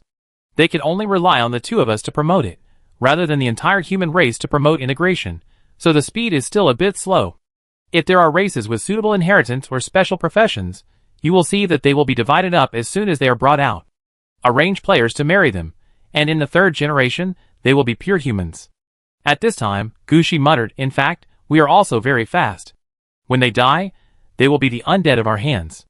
Listening to Gushi's words, Gongling Yu also laughed. After laughing, Gongling Yu said to Gushi, okay, let my men take care of the next thing. If you are worried, you can leave some men here. It's okay, I have a contracted undead coming over. Gushi pointed to Wu Tan, who was standing among the Yuguan people. He is a relatively special contracted undead. In addition to being an undead, he is also a player. Listening to Gushi's words, Gongling Yu's eyes also turned to Wu Tan. Hey, the first player, no wonder. However, it is very common for undead to become players. For example, many players become liches because they have died once. Your contracted undead is a good seedling. He has not yet taken office since level 0. He is a natural undead and a player. If he had not contracted with you, he would be more suitable to become a Death Knight. Hearing this, Gushi also shook his head helplessly. Death Knight? I haven't thought about it, but I also hope that he can be a profession with some characteristics. Then you can go to Yin City to ask. In addition to Hades University, there are many universities there, and some universities can be commissioned, and some even provide systematic training from elementary school to university. Gongling Yu said a few words. You are still in Yin City now. If you want him to take a certain route, just go find someone. You have a lot of face in Yin City now, don't let it go unused. Otherwise, when you graduate, it won't be so easy to go back to Yin City and make decisions. Yeah, settle them down first. After the Yuguan tribe settles down, I will take him to Yinji City. But teacher, the education of the Yuguan tribe must be taken seriously. Don't worry, humans have had experience in this for many years, and everything has a routine. Gongling Yu was not worried about these aspects. When he asked the Ghost World to prepare the planet, he had already started to contact people. The easiest thing to contact here is the manpower of the education system. After all, the Hades University is one of the top universities in the human side. Gongling Yu's current status in the Hades University is also a relatively high status in the education system. Maybe she can't build a university, but she can still find people from ordinary primary schools to junior high schools, or even technical colleges. When Gushi was looking for the Yuguan tribe, Gongling Yu had already started to arrange everything. Don't look at the fact that there are only more than 3,000 Yuguan tribe members here now, but the number of other supporting staff is more than 3,000. Of course, they will not stay here forever. These staff members will stay here for 10 years at most, and will leave after working for about a year at the earliest. During this period, they will slowly introduce the Yuguan people into the normal track of human society. Apart from other things, at least they must ensure that all the Yuguan people have completed their employment. Even if there are no powerful combat professions, production professions such as farmers and shepherds must be arranged for them. As long as they complete their employment and become professional players, the vitality of the players will be greatly improved. Only then can Gongling Yu start the next plan. Chapter 2368. After temporarily arranging the Yuguan clan, Gushi did not leave the Ghost Realm immediately. The planet in front of him was already considered Gongling Yu's territory. Gongling Yu took Gushi directly to the core of the planet. Teacher, is this planet dragged out from the game? When he came to the core of the planet, Gushi also had some feelings. The planet in front of him was obviously not naturally generated. Everything on the planet seemed to be specially adjusted to this. All the undead auras were concentrated on the back of the planet, while the front of the planet was full of vitality. And this core position was located in the center of the back of the planet.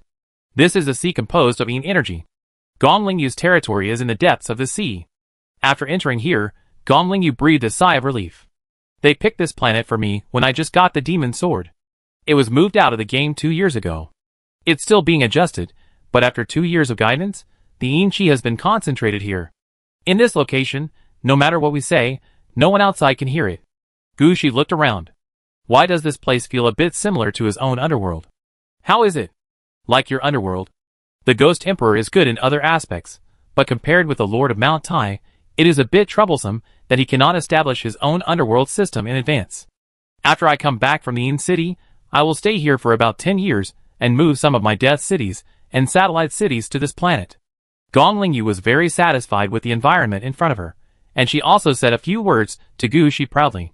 Of course, she didn't give Gu Shi the chance to ask about how much it would cost to get such a planet, and she directly talked about the reason for bringing Gu Shi here. I have already asked about the ancient corpse you want to know. The ancient corpse is not strictly controlled, but there are a few points that cannot be asked. One is to ask about the current number and location of the ancient corpse. Even people from the Power Council cannot ask about this. You will know about which one you come into contact with. If you don't come into contact with it, then just pretend that you don't have it. No one can do anything about this. You discovered the headless ancient corpse in the Lilia star field, so you can know this part of the news. The rest is not allowed to know for the time being. Well, I always feel like many people know about this. Gu Shi was somewhat surprised by this situation. He didn't quite understand why humans would arrange confidentiality measures like this, giving people the feeling that it was protected. But Gu Shi believed that behind every rule, there is often a bloody lesson. Now that Gong Lingyu can find out some information, it means that some things are not too difficult. That's just your feeling. Now you can only understand these things. This is decrypted for the public. You can take a look. These are decrypted for members of the Power Council. And these are the failure ideas. You can read it here, but you can't take it out after reading it. Of course, you can also find someone to inquire yourself. There are 3 docking research laboratories in the Hades University, which are open to the public. You have the authority to enter. Gu Shi took the various materials brought by Gong Lingyu and looked through them quickly.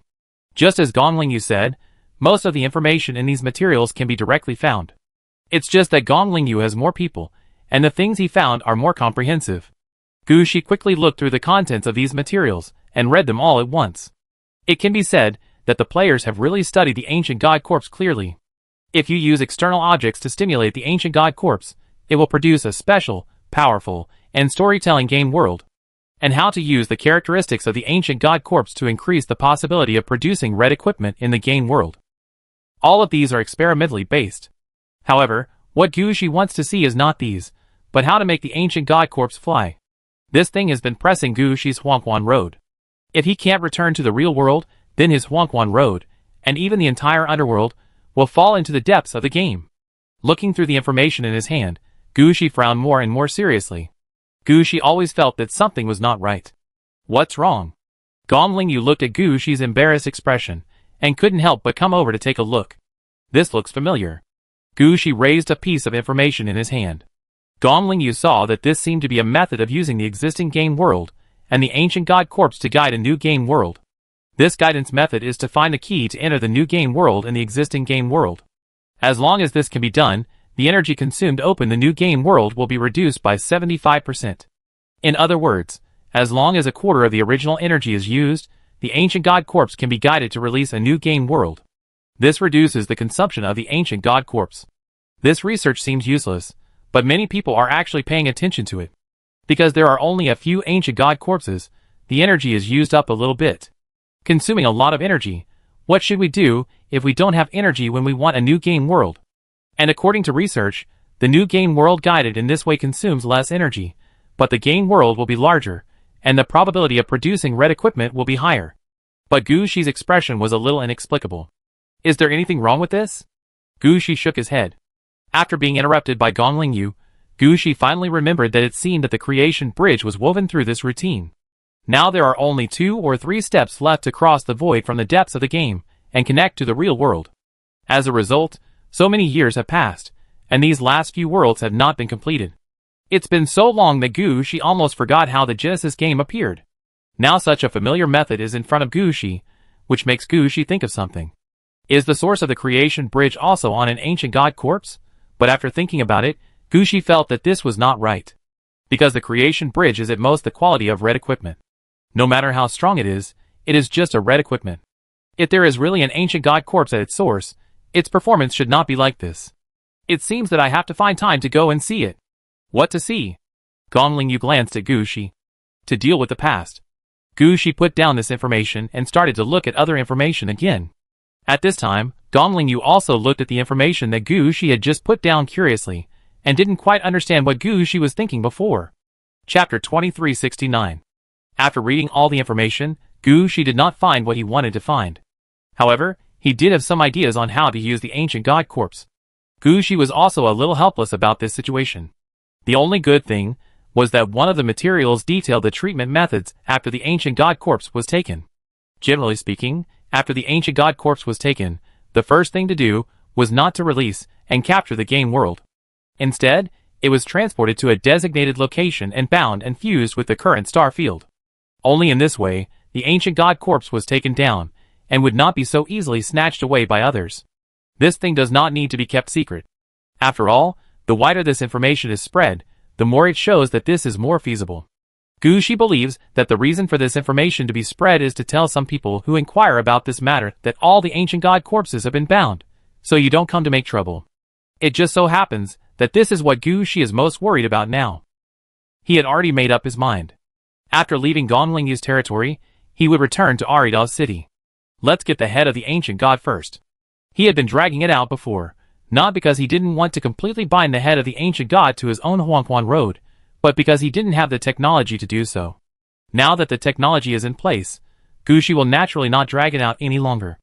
Gu Shi can still clearly distinguish what is the most important thing. As for internships, they can be put aside for the time being. After all, judging from the current situation, Teacher Gongling Yu is afraid that he will not have much time to return to the Hades University to work. How is it? Have you found what you are looking for? Not yet, but I still want to thank you, teacher. Gu Shi shook his head and put down all the information. At this time, Gongling Yu also said, "What should we thank you for? I am your teacher. Isn't it my duty to help you?" After the two laughed, Gu Shi also took this opportunity to ask Gongling Yu about such a big planet. "Teacher, if I also get such a big planet, can I directly transport my Huangquan road here? If you say that the Death City is moved here, I may be able to answer one or two, but I really can't answer Huangquan road." Gongling Yu was also a little helpless. This is the biggest problem of the inconsistency of the master and apprentice profession. At the beginning, Gongling Yu could still answer Gu Shi's questions one by one based on his deep experience.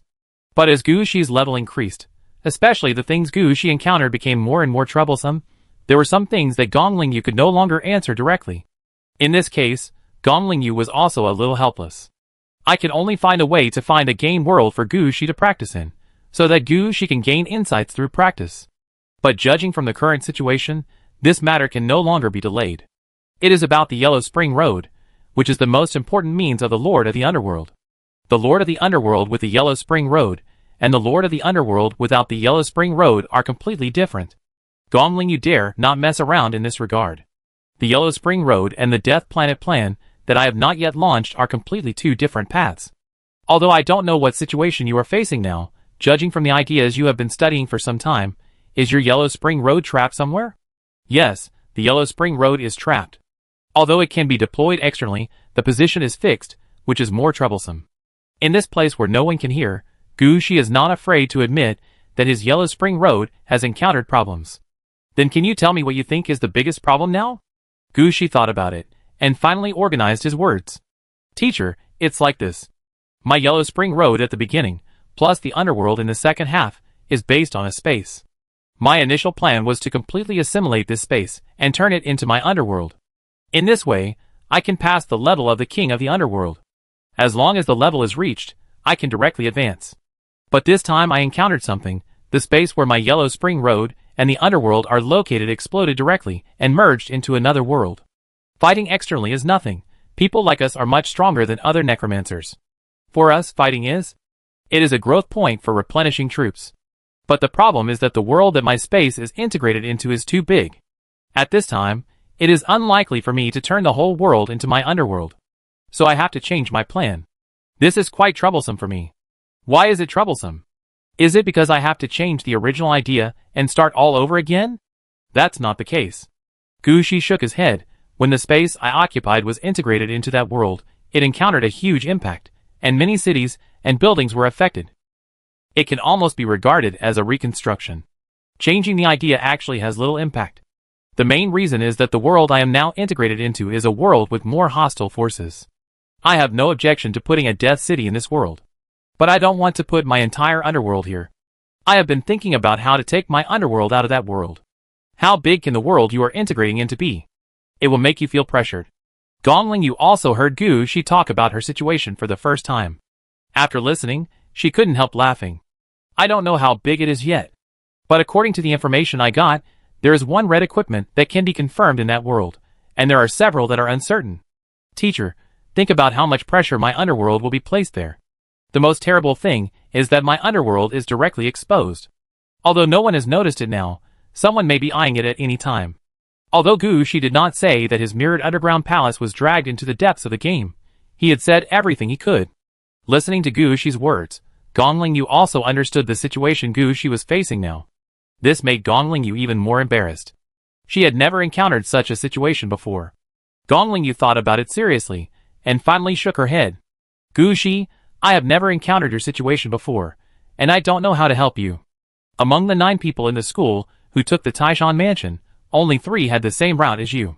Among these 3, only 2 passed level 35, and the remaining 6 accidentally turned there at level 20 or 25. Their ideas are different from yours. Although their levels are high enough, you cannot use their ideas.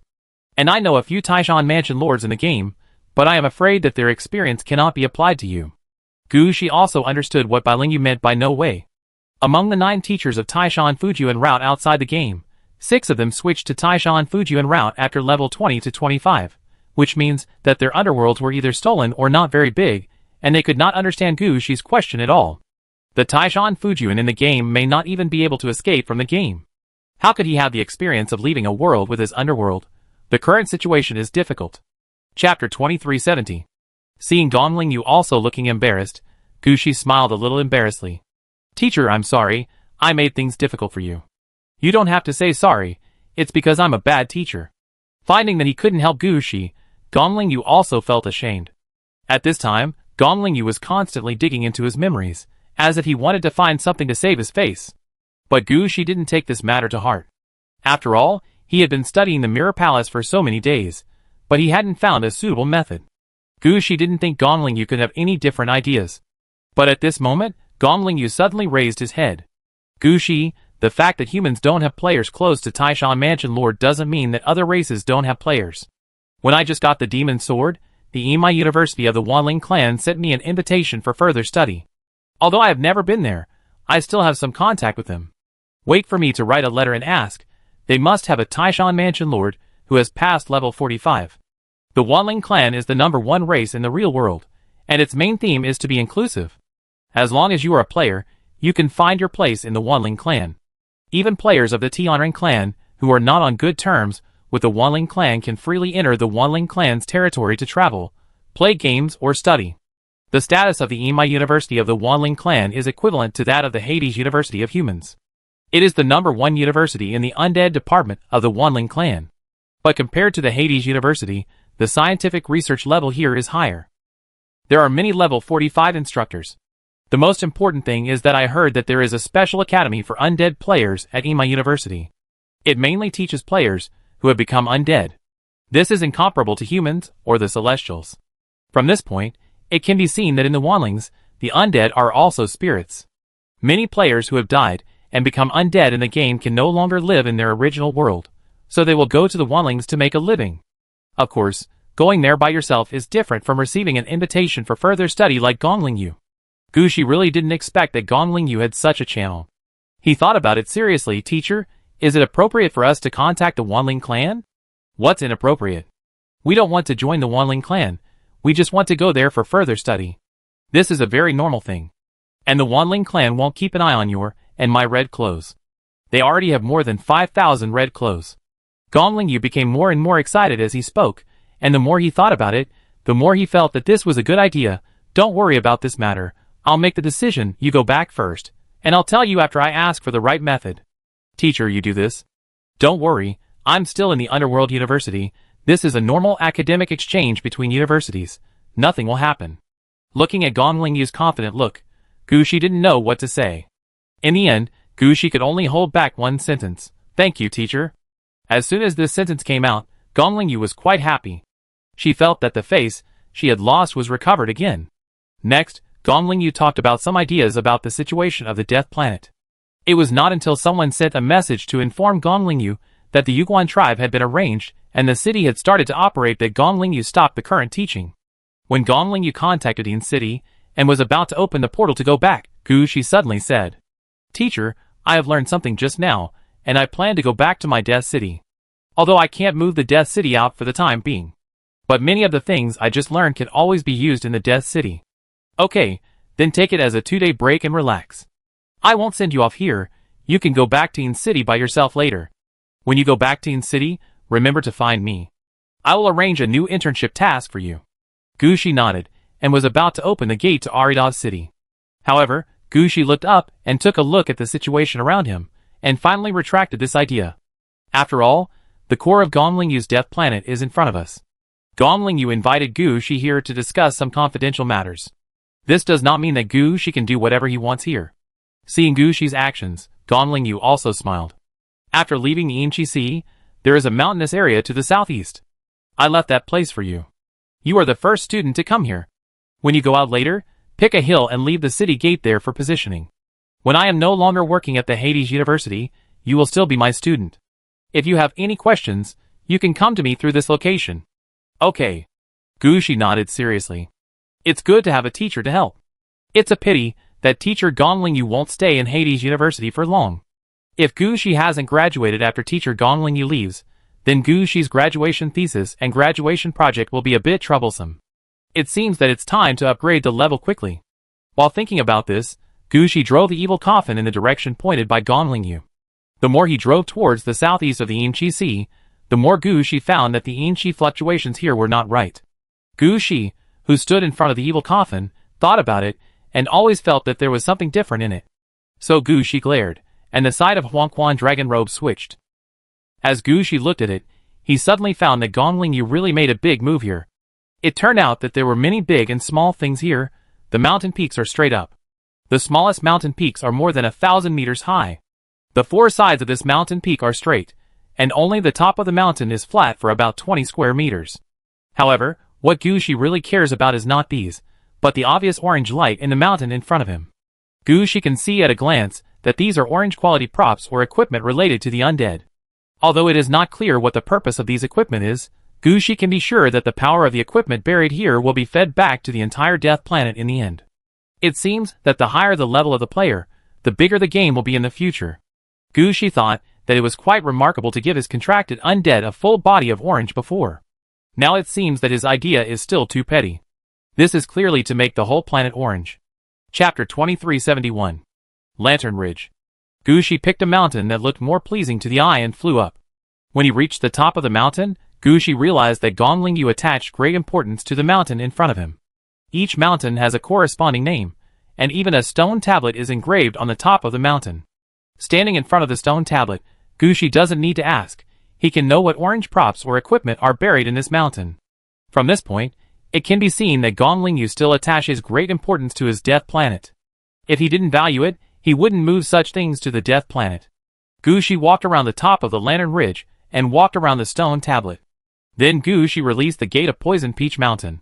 Because the city of Arida fell into the depths of the game, Gushi had asked Zilia to strengthen the construction of Poison Peach Mountain. In addition to the main city gate, 2 city gates of different sizes were also built. A larger one is used to transport supplies back to the city, and a smaller one is used to open the door in the house. In this situation, Gushi opened the smaller city gate as soon as possible. As the city gate appeared, Gushi felt the ground was frozen at the first time. This city gate was fixed in this position forever. Although the opening and closing of the city gate is still controlled by Gushi. But in the future, this city gate can only lead to Gong Lingyu's Death Planet. Gushi was somewhat surprised by this situation. At the same time, he was secretly relieved. A city gate, it's used. With this idea, Gushi stepped into the city gate and turned back to Poison Peach Mountain. As the city gate closed, the top of the Lantern Ridge was covered with a layer of light green powder.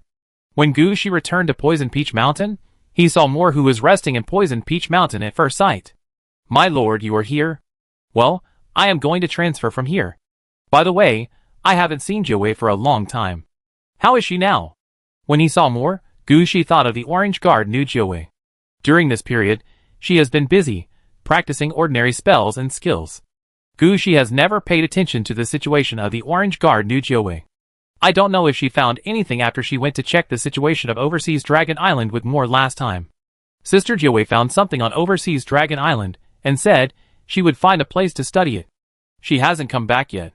She just asked me to fight Overseas Dragon Island more often when I have time, not 3 times every quarter, and fight whenever I have time. What did you find? Gushi asked curiously. Moore thought about it, and waved to the sky. Several undead dragons covered in iron armor fell from the sky. These undead dragons were obviously modified after the death of corpse dragons. Gushi could tell the enhanced parts of these corpse dragons at a glance. Heavy iron armor was added to the outside of the body, which was to enhance the physical defense effect. There was a flame with black smoke in its mouth, which was the result of injecting fire elements into the body, which was the effect of strengthening the power source of the undead dragon. There was also a layer of rain clouds with frost near the body. In short, this undead dragon had been strengthened many times. When seeing various undead dragons, a book flew out in front of Gushi. This book was the Dragon Soul book used to advance to the necromancy. At this time, this book had some changes. Just when Gushi thought that the Dragon Soul book was going to be promoted again, the change slowly changed back. Before Gushi could figure out what was going on, the undead dragon had already arrived in front of Gushi. It just opened its mouth, and a fist-sized purple crystal fell in front of Gushi. This crystal looked a bit like the ethereal crystal used to store the time for the red suit to be nurtured. But the color and aura were obviously wrong. What is this? Gushi picked up the crystal casually, and the next moment the prompt sound about this crystal appeared in front of Gushi. Mind crystal, red mind energy extracted from the game world or the real world through some special means, can be used to nurture the quasi-red suit of the mind, can also be used to strengthen the red suit of the mind, and can also be used as a trading currency. Used to nurture the quasi-red suit of the mind? No wonder. Gushi immediately understood what the orange-clad guard Xin Joey was doing. The Joey Shui on her body is a special red suit. As long as it is gathered together, there is no need for incubation time at all, and it can directly become a super powerful red suit. Of course, if there are materials for strengthening the quasi-red suit of the mind, it may be possible to stimulate a few pieces of equipment on the orange-clad guard Xin Joey, and change these pieces of equipment from orange to quasi-red. If it really comes to this point, it may be possible to exert the effect of the nine-tailed divine power red suit one step ahead. Gushi is still confident about this. After all, the nine-tailed divine power suit is quite special. All of the nine-tailed equipment is orange. After all, one piece is equivalent to 3 red suits. This is a relatively rare existence among red suits. On the other hand, it is also because the orange suit guard Xin Joey spent so much time to deal with this matter. If he is not sure, the orange suit guard Xin Joey will not waste this time and energy to do this. He has discovered so many soul crystals, and may even have discovered a vein. If he is not sure, how can he do it? Wouldn't it be nice to use these soul crystals to nurture other soul-type quasi-red suits? Okay, when Joey is free, tell her that I will stay near Huangquan Road for a while, and ask her to come to me. Okay, sir. Moore nodded affirmatively. Seeing this situation, Gushi didn't say anything more, and prepared to embark on the road of tribulation and turn to the city of Aridov. At this time, Zilia, who managed the Poison Peach Mountain, walked out in the poisonous fog. My lord. Celia, what's the matter? Gushi was somewhat surprised by Celia's appearance. Celia was somewhat similar to Luna, and was transformed from a city elf.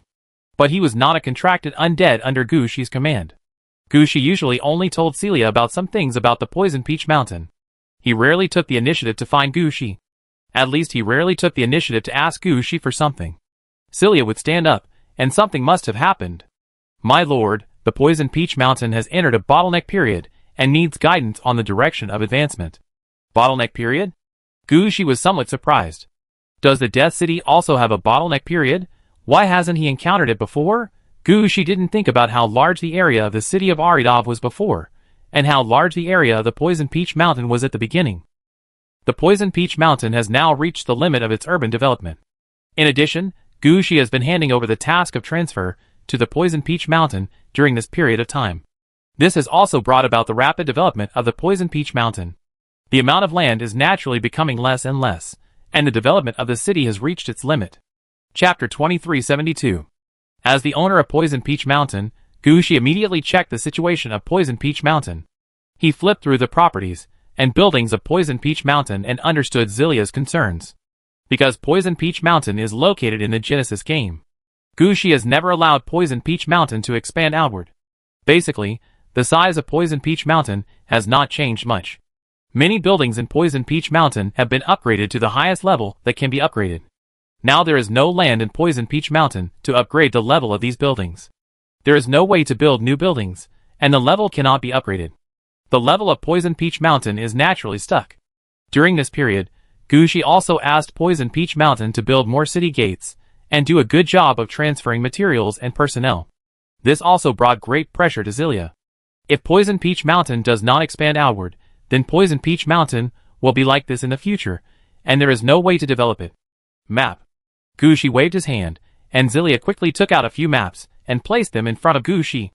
The map was drawn with yellow leaves, showing the Poison Peach Mountain and the surrounding area within 100 miles. Gushi took a look and found that after so many years, the situation nearby had not changed much. The same few forces were still nearby, and judging from the situation on the map, they were now playing badly. After all, they could not beat the Poison Peach Mountain, and the Poison Peach Mountain did not come out to provoke them. In addition, there were undead dragons flying across the sky from time to time, so these forces would naturally not mess around. But Gushi believed that if the Poison Peach Mountain really wanted to expand, it would definitely have to defeat the nearby forces. It will definitely cause some chain reactions. Gushi is not afraid of fighting. The Tribulation Road is here, and no matter which Death City Gushi is in, it is 30 kilometers away. If a war really breaks out, Gushi can easily mobilize a large number of troops. It is not a problem to flatten the game world in front of him. But this game world is not an ordinary game world now. This is a brick of the Genesis Bridge. If it is just to grab this place, it is nothing. What Gushi is more worried about is whether he will collapse the bridge if he pulls out a brick of the bridge. If this problem really happens, Gushi feels that he will be in great trouble. Forget it, let's not talk about this. Poison Peach Mountain cannot expand outward. There is no place to build new buildings, and the old buildings have reached the highest level. If Poison Peach Mountain wants to upgrade again, it must find another way. Gushi raised his head and took a look at the Poison Peach Mountain completely covered by poisonous fog. Zilia, prepare to build sky fortresses and sky cities. I just got a batch of cloud bone stones, which are the best materials for building sky cities. Originally, I was going to give them to Eve to strengthen the Death Titan. But these cloud bone stones should be able to solve your problem. Cloud bone stones? Zilia said seriously. Yes, they can be used to build sky cities. My plan is to use the power of the rising poison gas to build several sky cities in the air, and then connect them with vines or steps. Move away some unimportant buildings, and rebuild some heavier buildings on the ground or underground. In this way, the city can be upgraded again. Wait, what's that look in your eyes? Have you heard of cloud bone stone before? I've heard that this world actually produces it, and even produces light smoke stone, which is lighter than cloud bone stone. Ah, then I'm at a loss. Gushi muttered, I should have bought less from the military earlier. No, sir, the reason why I thought of cloud bone stone is because the key to the next world is a piece of cloud bone stone. For this reason, cloud bone stone has been temporarily stopped in recent years. I heard that the most important vein of cloud bone stone has been occupied, and the owner of the remaining veins is hoarding. I don't know when production can be resumed. Hearing this, Gushi's heart suddenly moved. Where is the most important vein? In the southeast of the continent, about 2 million kilometers away from here. Oh, forget it. Gushi originally thought that if it was closer, he would go over and take a look. Now, when he heard the distance, 2 million kilometers, even if the evil coffin was running at full speed, it would take nearly 300 hours. That's 10 days. Gushi didn't want to run so far just to take a look. Of course, there must be a portal or other special channels here for quick travel. But what's the difference between these travel methods and taking a bus in a strange city? Anyway, when he heard the distance, Gushi had no idea of going over. Even if there was a red suit, he wouldn't. No, if there was really a red suit there, Gushi might go over. But Gushi had already found out about the situation of Genesis. When the Genesis bridge is built, it will become a red equipment. So in all the games of Genesis, there will be no red equipment, not even quasi-red equipment, Then why is Gushi so anxious to go there? Okay, I will arrange for someone to deliver the Cloud Bone Stone, and then you can build the Sky City first. If you don't know how to build it, let Moore help you. She has been here for so long, you should make good use of it. You can ask her to go to the overseas Dragon Island or other Sky Cities to find some information. Upgrade the Poison Peach Mountain first. By the way, list a separate platform and build more city gates. In the future, the Poison Peach Mountain will serve as a transit city, and one city gate may not be enough, so more city gates need to be built. Xillia nodded continuously. Gushi gave a method, so he naturally had to deal with it first. As for what the Poison Peach Mountain will become in the end, Xillia has no idea. Anyway, if it doesn't work, just tear it down and rebuild it. Xillia's attitude is so clear. After arranging all the things on the Celia side, Gushi is finally going to set out on the road back to Yellow City. Every time he transfers from the Poison Peach Mountain, he has to deal with some things here, which makes Gushi a little helpless. But who made Gushi's cities thrown into the depths of the game? The one that was just built has become Gushi's forbidden area, and he will be targeted if he goes there. If he doesn't go from the Poison Peach Mountain, where else can he go? When he returns to Yellow City this time, he will see if there is a suitable game world to choose one, and go to that game world to build a Death City. In this way, it won't be so troublesome to transfer. Of course, if you are lucky, it would be best to bring another player race out of the game. Apart from anything else, after bringing the Yuguan tribe out of the game world, Gushi felt that the whole person was much more sober. This may be the power of luck. Chapter 2373. The transit process in Poison Peach Mountain was not too long. If it weren't for the matter of Moore and Celia, Gushi might have just walked around outside Poison Peach Mountain and left. After all, in Gushi's heart, his most core city is still Yellow City. When he returned to Yellow City through the Tribulation Road, Gushi's mood suddenly became cheerful. Especially when he saw the main gate of Yellow City, Gushi was relaxed. However, when approaching the main gate, Gushi felt that Yellow City had changed again. Now it has been a month or two since the fall of the Upper Mirror Underground Palace. The collapsed ruins in Yellow City have been almost cleared. The large urban area in the city has also completed the replanning, and new buildings have begun to be built. The city shows a sense of prosperity everywhere. Gushi just took a look and found that the newly built buildings exceeded the original level in terms of materials. Many buildings were made of green or blue quality stone or wood, but at a glance, it felt like all the materials were upgraded to purple quality. Luna, what's going on? Gushi was somewhat curious when he saw Luna coming to greet him. He also wanted to know what was going on with the building in front of him. How come he hadn't been back for a few days, and the city of Aridov seemed to have changed? It was made by that blacksmith. Hearing Gushi's question, Luna quickly explained. When we were building a blacksmith shop for that blacksmith, the materials we brought in were discovered by the blacksmith. He thought that our utilization rate of materials was a bit too low. Especially the orange materials we transported from that space. Using them like this is a complete waste. Then he taught us a method. When building a building, there is an orange quality material as the main beam, and the rest are all green or blue quality materials, so that the effect of attachment and advancement can be formed. Let all building materials play the role of purple quality. This will not only save a lot of materials, but also improve the quality and level limit of the construction. Most importantly, the building attributes will also be enhanced, and there will be no difference from the buildings built entirely with purple quality materials. Even because the main beam material is orange quality, the building attributes will be improved, and there will be better opportunities for strengthening when upgrading in the future, and the building upgrade will become much simpler. He has such a skill. Isn't he a professional blacksmith? When Gushi heard such a thing, he couldn't help but look up to the orange guard blacksmith. After getting this orange guard, Gushi never came to care about him. He thought that this orange guard was preparing orange equipment for Gushi to break the seal. I didn't expect that he would directly take action in construction. But does he have such a high level of construction? What did you say? I heard that dwarves, who can only forge iron, usually live in caves. Oh, that's fine. The ability of the orange guard blacksmith can be trusted. How long will it take to renovate the whole city? The previous collapsed part was quickly rebuilt. It can be done in about 3 months. The next step is upgrading. But the remaining part will take more time to be completely processed. Then let's deal with it first. Besides, don't waste such talents. Tell him about our ground paving situation, and ask him if there is any way to improve the quality of ground paving materials. The materials used for paving the road mentioned by Gushi were all transported from the Blood Sacrifice Ridge. Most of these materials came from the underworld soul gathering place on the blood sacrifice ridge. Although all the materials are gray, their attributes are interesting. The champion fighting spirit from the cricket is quite interesting.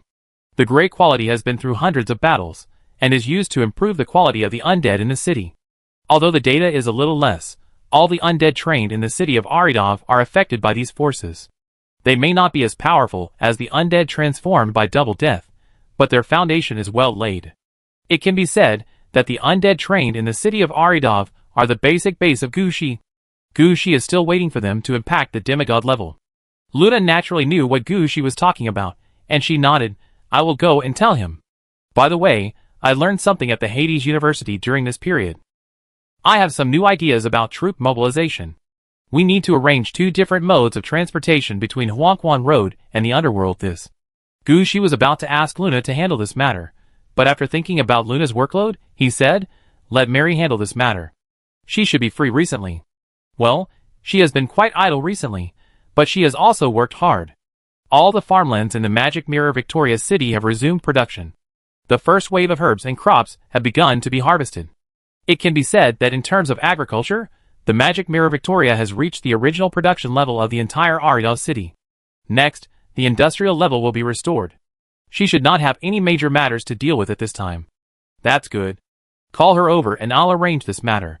It's a good opportunity to repair the road first, in case the transport troops are too late later. Okay. Seeing that this matter did not fall on her head, Luna had no objection. She directly notified Mary, and asked her to come first. While waiting for Mary to come, Shea also came with the latest news. During this period, Shea has been arranging the peripheral intelligence area of the Mirror Underground Palace, and has no time to inquire about any new intelligence. Various intelligence can only be processed when it is reported and summarized. But even so, the amount of various intelligence in her hands has accumulated a lot. Some of these things need to be explained to Gushi separately. Some of them need to be made known to Gushi, at least to let Gushi understand that there is such a situation. Gushi listened while flipping through the various materials that had just been delivered to him. It must be admitted that Shea is ahead in terms of intelligence. The 5 expedition teams of the External Exploration Intelligence have searched the range of 10,000 kilometers from the Mirror Underground Palace. They have checked all the nearby terrains, in addition to the convenient roads and landmark terrain. All the possible resource points and other things in this range have been recorded. Gushi even saw in the intelligence that the expedition team actually took over the task of finding the red suit fragments. This is something Gushi did not expect. Chapter 2374. Gushi did not consider whether the expedition team could find the red suit fragments. He was more concerned about the resources here. It had to be admitted that there were still many good things in the undeveloped land deep in the game. Gushi had never seen a continuous mineral vein in the game. Not to mention the products left after a large number of corpses were petrified. It can be said that these resources outside were enough for Gushi to develop for decades. Although Gushi has occupied a large area now, the demand for resources is not so great. But Gushi's future plans require a lot of resources. The defense line of the Death City and Satellite City requires enough resources. The current intelligence is very important to Gushi. Well done. By the way, sir, this is the report I am going to establish the 7th Intelligence Department. See if you can approve it. When Gushi nodded with satisfaction, Shea stuffed some more information into Gushi's hands. Gushi was somewhat speechless. Intelligence Department 6 was established not long ago, and Intelligence Department 7 was established. Is it really so troublesome to get intelligence? However, when he flipped through the information, Gushi found that Intelligence Department 7 that Shea wanted to establish was really useful. Intelligence Department 7 is an intelligence organization established for the game world captured by Gushi. In each game world, a branch must be set up. It is mainly to monitor changes in the game. If something big happens in the game, Shea can also know it first. As for whether more intelligence can be obtained, it depends on the situation at the time. In a word, Intelligence Department 7 is useful. Okay, Intelligence Department 7, right? I agree to this. And this. Seeing that Gushi was so easy to talk to, Shaya quickly took out 2 more documents and stuffed them into Gushi's hands. Gushi was speechless. Shaya, what are you doing? Sir, don't worry, the information is really useful. While Shaya was talking, she took out several confirmed intelligences, and it was clear that she wanted to take credit from Gushi. Okay, I believe you. Let me take a look. You said that you want a headquarters for intelligence collection and analysis, and a place to train spies, thieves, killers, assassins, and thieves. It would be best if there was a small satellite city. This is possible, but I don't have the staff to sit in it now. If you want, you have to find a hero yourself. For places and resources, you can ask Mary and Catherine. Gu Shi flipped through the first document and took a look and said directly, "These spies, thieves, killers, assassins, and thieves are all sources of intelligence."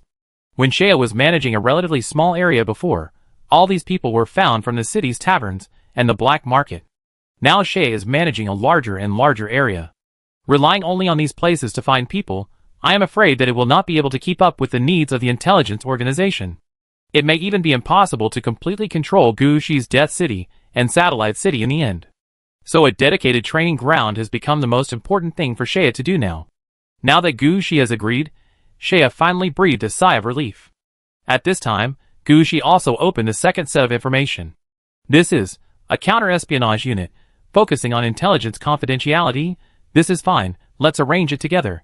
Gu Shi was about to say that he didn't need a counter-espionage unit, but when he thought about the head of the ancient god in his hand, the red suit hidden in the city of Aridavi that had not been unsealed, and his fate of being targeted by the octopus head of the Joshu tribe, he knew that counter-espionage was also a must. In the fate predicted by the little fox, everything about Gu Shi was clearly inquired by the octopus head of the Joshu tribe. In the final battle, the Joshu tribe launched a targeted attack on Gu Shi. Although Gu Shi has made up his mind not to participate in Genesis now. But the Genesis bridge has not been completed, and the Joshu tribe has not been exterminated, Gu Shi dare not take it lightly for a moment. After all, in fate, the fact that Princess Anna's Grand Princess Council has 9 members has come true. Who knows at which angle fate will be pushed and pushed back on track.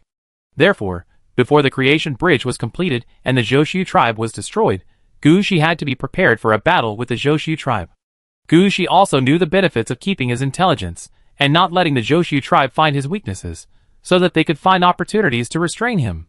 So after seeing Shea's plan, Gu Shi nodded. "You can do this. You can arrange anything you need. By the way, Jiawei found some soul crystals during this period. She will use some of them, but there must be some left. You can go to Poison Peach Mountain to find Zilia to get them. This may be of some use. Of course, when Jiawei comes back, you can also ask her to help you arrange it, but Jiawei may not have much time now." "Okay, sir." Saya then thought of the information in her hand, and she quickly sent the information to Gu Shi. "Sir, this is the latest information, take a look." Gu Shi took the information and looked at it, and then he laughed. The information that Shea picked out alone is indeed more important. These information seem sporadic, but behind each piece of information, there is something different. The latest news came from the Luching Tavern. The second-ranked force in Luching is the Wild Black Mansion. The strongest in this force is level 25, and there are 5 wild men with levels above level 20, who have 3 orange equipment. A large number of special undeads were found gathering outside the city of Aridov, and the reason for the gathering is unknown.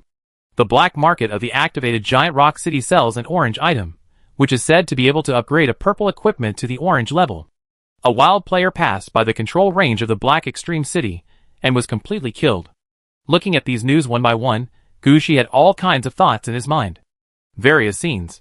Gu Shi also slowly understood some of the situations nearby. It can be said that the information that can be delivered to Gu Shi is all important or valuable information. These information are at least about orange quality items. Among these messages, Gu Shi is most concerned about one of them. There is a wild player who boasted in Luching that he encountered a corpse larger than the city in the wild. He ate a piece of meat from the corpse, and he had enough strength to walk all the way from the wild to a safe place. And his physique and strength have all been improved. The reason why Gu Shi cares about this news is entirely because the corpse is fresh, and the direction of the corpse's head has a clear upward direction. Chapter 2375. The news about the giant corpse made Gu Shi's heart tighten. He understood that the head of the ancient god trapped inside Taos Han was emitting special information, attracting some giant beasts or giant creatures to come. Although it is just starting now, most people don't know what this means. But if this happens more often, the Chengzi city whose home was stolen will definitely find something. If the human army is really attracted by then, it will be troublesome. So after knowing this news, Gu Shi made a decision immediately. Go and deal with the head of the ancient god first. Before, Chengzi City did not deal with everything about the head of the ancient god. That was because they did not study it specifically. But Gu Shi is different. Gu Shi, who just got the information from Gongling Yu, now knows how to deal with things like the head of the ancient god. He plans to bind the head of the ancient god to his own mirror underground palace first. In this way, the head of the ancient god will not emit signals to the outside world. No one will ever find the head of the ancient god again. As for why it is not bound to Taos Han or Huangquan Road, Gu Shi is not stupid. Binding such a large item as the ancient god head to the mirror underground palace makes the mirror underground palace a little small.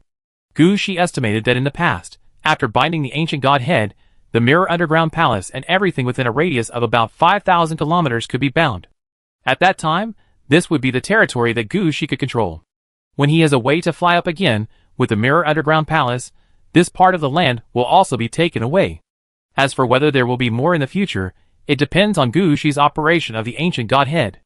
Anyway, as long as the mirror underground palace can return to the void this time, the underworld that Gu Shi can control will definitely be many times larger than the previous plan. This matter can't be delayed any longer. I have to go to Taos Han once, Gu Shi said immediately. At this time, Mary and others got the news and rushed over. Gu Shi didn't have time to say anything more. He just said a few words and then flashed and sent it to the inside of Taos Han through the Polaris positioning. At this time, the head of the ancient god did not change in the inside of Taos Han. At least this thing has landed, and there is no intention of dragging Taos Han down. Gu Shi came to the head of the ancient god and didn't rush to deal with it. After all, the processing methods and the information are also exquisite. Gu Shi must go forward to clarify some things. If it weren't for the information provided by Gongling Yu, Gu Shi didn't know that there were so many processing methods for the ancient god corpse. Gu Shi stretched out his hand and pressed on the head of the ancient god. Through the methods recorded in the information, he began to investigate some information about the head of the ancient god. When Gu Shi touched the head of the ancient god, he immediately felt his hands getting hot. It was as if something was injected into his hands. It seemed to want to cripple his hands. Again, this feeling reminded Gu Shi of the situation when he first snatched the head of the ancient god. At that time, he almost couldn't withstand the pressure brought by the head of the ancient god, and he had to use several skills to replenish blood afterwards. Now Gu Shi used the dead body soul lock on himself immediately. Gu Shi didn't even need to act personally. The ghost dragon power hand behind him could handle everything. Gu Shi locked his own life first, and he himself was under pressure and kept touching the head of the ancient god. This step is the most critical step. Even if you bind orange equipment, there are still various conditions. Red equipment even has to participate in the game of red equipment. You can't just say I want to bind you when you bind an ancient god head, and the binding will be successful. That's a joke. If you want to bind the head of the ancient god, you must first understand the situation of the head of the ancient god. The method used by Gu Shi now is to stimulate the reaction of the head of the ancient god through some small means to get the most comprehensive information. Otherwise, if you say that this head of the ancient god is yours, and you can't tell the characteristics of the head of the ancient god, will anyone believe it? Gu Shi now seems to be touching the head of the ancient god, but he is actually using his magic power to stimulate the head of the ancient god to respond. This is why his hands are hot. Because the head of the ancient god is fighting back. If it weren't for Gu Shi's micro-control of everything, coupled with the countless layers of golden skin on his body, his hands might have exploded. The head of the ancient god was so big that Gu Shi spent about 3 hours to deal with it, and only then did he initially complete the stimulation of the head of the ancient god. In the following time, the ghost dragon hand, and the bone lightning hand behind Gu Shi kept refreshing Gu Shi's vitality. The wind-breaking hand also kept stuffing life-replenishing potions into Gu Shi's mouth. His normal hands had turned red at this time. In the short term, I'm afraid they can't be used. For such a situation, Gu Shi was not depressed at all, but had a hint of excitement on his face. Just now, Gu Shi had completed the exploration of the head of the ancient god. He got some different news. According to the data records given by Gongling Yu, normally, such an exploration would only reveal which part of the ancient god corpse the thing in front of him came from, how much energy it has, etc. If it is handled well, it can also be known how many game worlds this part of the ancient god corpse can produce. But the situation of the head of the ancient god in front of him is different. I don't know if Gu Shi had seen the death of this ancient god, or if he had changed the fate of this ancient god. In addition to knowing the information about the head of the ancient god, Gu Shi also knew 2 different pieces of information. One is just a name. A very long string of various strange syllables and characters. But the final meaning is only one. Heavy. No wonder this head dragged Gu Shi's mirror underground palace into the depths of the game. This is clearly the power of the true name of the ancient gods. If this cannot be handled properly, Gushi's mirror underground palace and underworld will never be able to be pulled out from the depths of the game. As for the other information, it is a picture. This picture shows how the head of the ancient god was handled after the eldest son city got it. They didn't know what the head of the ancient god was, but they felt that it was very useful, so they used their own processing methods. They have always maintained the integrity of the head of the ancient god. In addition to the picture that Gushi saw in front of him, one day, Yuanzhu City sent someone to take a tooth from the head of the ancient god. Then the picture ended directly. However, this also told Gushi one thing: the head of the ancient god was not complete. If Gushi didn't care, it would be fine. If he cared, then he'd better go and get the tooth back. Chapter 2376. A tooth is missing? Gushi was speechless. He really didn't notice that. But Gushi is not the kind of person who pursues perfection. What's wrong with a tooth missing? It's not like he's missing a brain. It's incomplete, so what? Anyway, the body of this ancient god named Heavy was not complete. And according to the information provided by Gongling Yu, when humans were still weak, they had no way to bind the entire ancient god corpse, and chose to split a part of the ancient god corpse and bind it first. With such experience, Gushi naturally didn't care much about the integrity of the head of the ancient god. After confirming all the properties of the head of the ancient god, Gushi stepped aside and rested there. After all, although Gushi's life has recovered, his hands have not recovered yet. The next arrangement still needs to wait a little longer. At least wait until Gushi's hands recover, and then he will prepare some materials. After all, dealing with such a large head of the ancient god next is not as simple as touching the head of the ancient god. What Gushi has to do is to integrate the head of the ancient god into his own territory. The mana and energy consumed here are no less than stealing the head of the ancient god. The most important thing is that once this thing starts, it cannot be stopped. In the real world, it took many people on the human side to complete the binding. Gushi is the only one here now, and he can't ask others to help, so he must prepare everything. At least, he can't suffer the same loss as last time. After thinking for a while, Gushi opened the door inside Taoshan and walked out. As soon as he left Taoshan, Gushi saw Titanium Lion standing not far away. "My lord, how is the new game world going recently?" Gushi asked immediately. "New game worlds are appearing at a rate of 1 per week. We have captured the locations where they appear, and the game worlds have been sealed and are waiting to be activated." Waiting for activation? No direct activation. Only 3 game worlds have been activated. After all, we don't have many troops to invest now. Gushi also understood a little bit. This might be Titanium Lion's method when he was alive. After all, they were originally in the game world business, and sealing game worlds and selling them was what they did more. This is my question. But it won't work if it's sealed forever. We need the resources and various supplies in the game world, and we need to replenish the troops. So, can we be sure that the speed of the game world is 1 per week now? At this rate, how long will this speed last? It can be confirmed that it is 1 per week, and based on the current situation, we don't need to worry about the speed of the game appearing slowing down for at least 30 years. After 30 years, it may be another speed, but it will definitely not reach the upper limit of the total amount. Titanium Lion said with certainty. 30 years? Gushi thought about it seriously, calculated how many game worlds would appear in 30 years, and then called Titanium Lion aside, and talked about the way humans deal with game worlds. Although I don't know why Gushi wants to save energy in this way, these methods are not wrong. Moreover, Titanium Lion has been here for such a long time, and he has a certain understanding of the current situation. Although Gushi just repeated it, Titanium Lion can be sure that there is no problem with this way of handling it. By handling it in this way, the total number of game worlds produced will increase by 3 to 4 times. At the same time, the probability of game worlds that are related to each other in these game worlds will increase exponentially. It can be said that these methods can create more game worlds.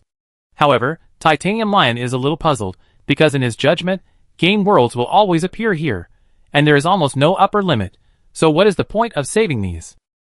Moreover, there are too many game worlds, and they can't find so many people to come and handle the game worlds. In the end, these game worlds are left here, which is a waste. Titanium Lion pointed out this problem, but Gushi smiled and said, "I also know this situation, but if we don't save now, we will definitely save in the future. After all, we can't just focus on our mirror underground palace. That may be your goal, but it is not my goal. My goal may require many, even countless game worlds to support it." Titanium Lion, as a contracted undead under Gushi, can more or less understand Gushi's thoughts. Okay, I will deal with the game world in this way. But sir, if this method is used, the speed of the game world will likely become 3 game worlds appearing in 2 weeks. We still have a batch of game worlds being sealed. How should we arrange the new game worlds? Out of 10 game worlds, arrange 1 to go to Luching. Leave 2 and seal the remaining 7. As for when the sealed game world will be reactivated, it depends on the progress of the previous game world. Gushi thought for a long time, and finally made a decision. However, Gushi also knew that such a decision was actually a temporary solution. After all, a new game world will appear every week. And Gushi did not have any suitable subordinates to enter the game world. He was also unwilling to put all the game worlds in Luching, and hand them over to the wild players in Luching. As for the Yuguan clan, the dependent players belonging to Gushi, not to mention that the use rights of the first 2 generations were taken away by Gonglingyu. Even if Gonglingyu did not take it away, Gushi could not bring them to the depths of the game. At this time, Gushi had no one available. As for the epic level, it can participate in the game on behalf of the player. But Gushi only has a few epic levels. But this idea made Gushi's eyes light up. Wei Hu can't do it, but surely can.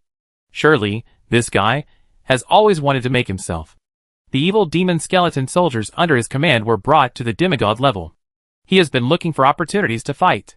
There has been no suitable battlefield for Shirley to fight during this period. Perhaps it is a good thing for Shirley to open a separate game world. As for the others, Gushi shook his head. The other subordinates were either too busy or too weak. Forget about this matter. As for the matter of the dead city, I am afraid it will fall on these activated game worlds. Gushi thought about it and finally asked. Before the game is activated, is there any way to determine the world view of the game? You can only determine a general direction.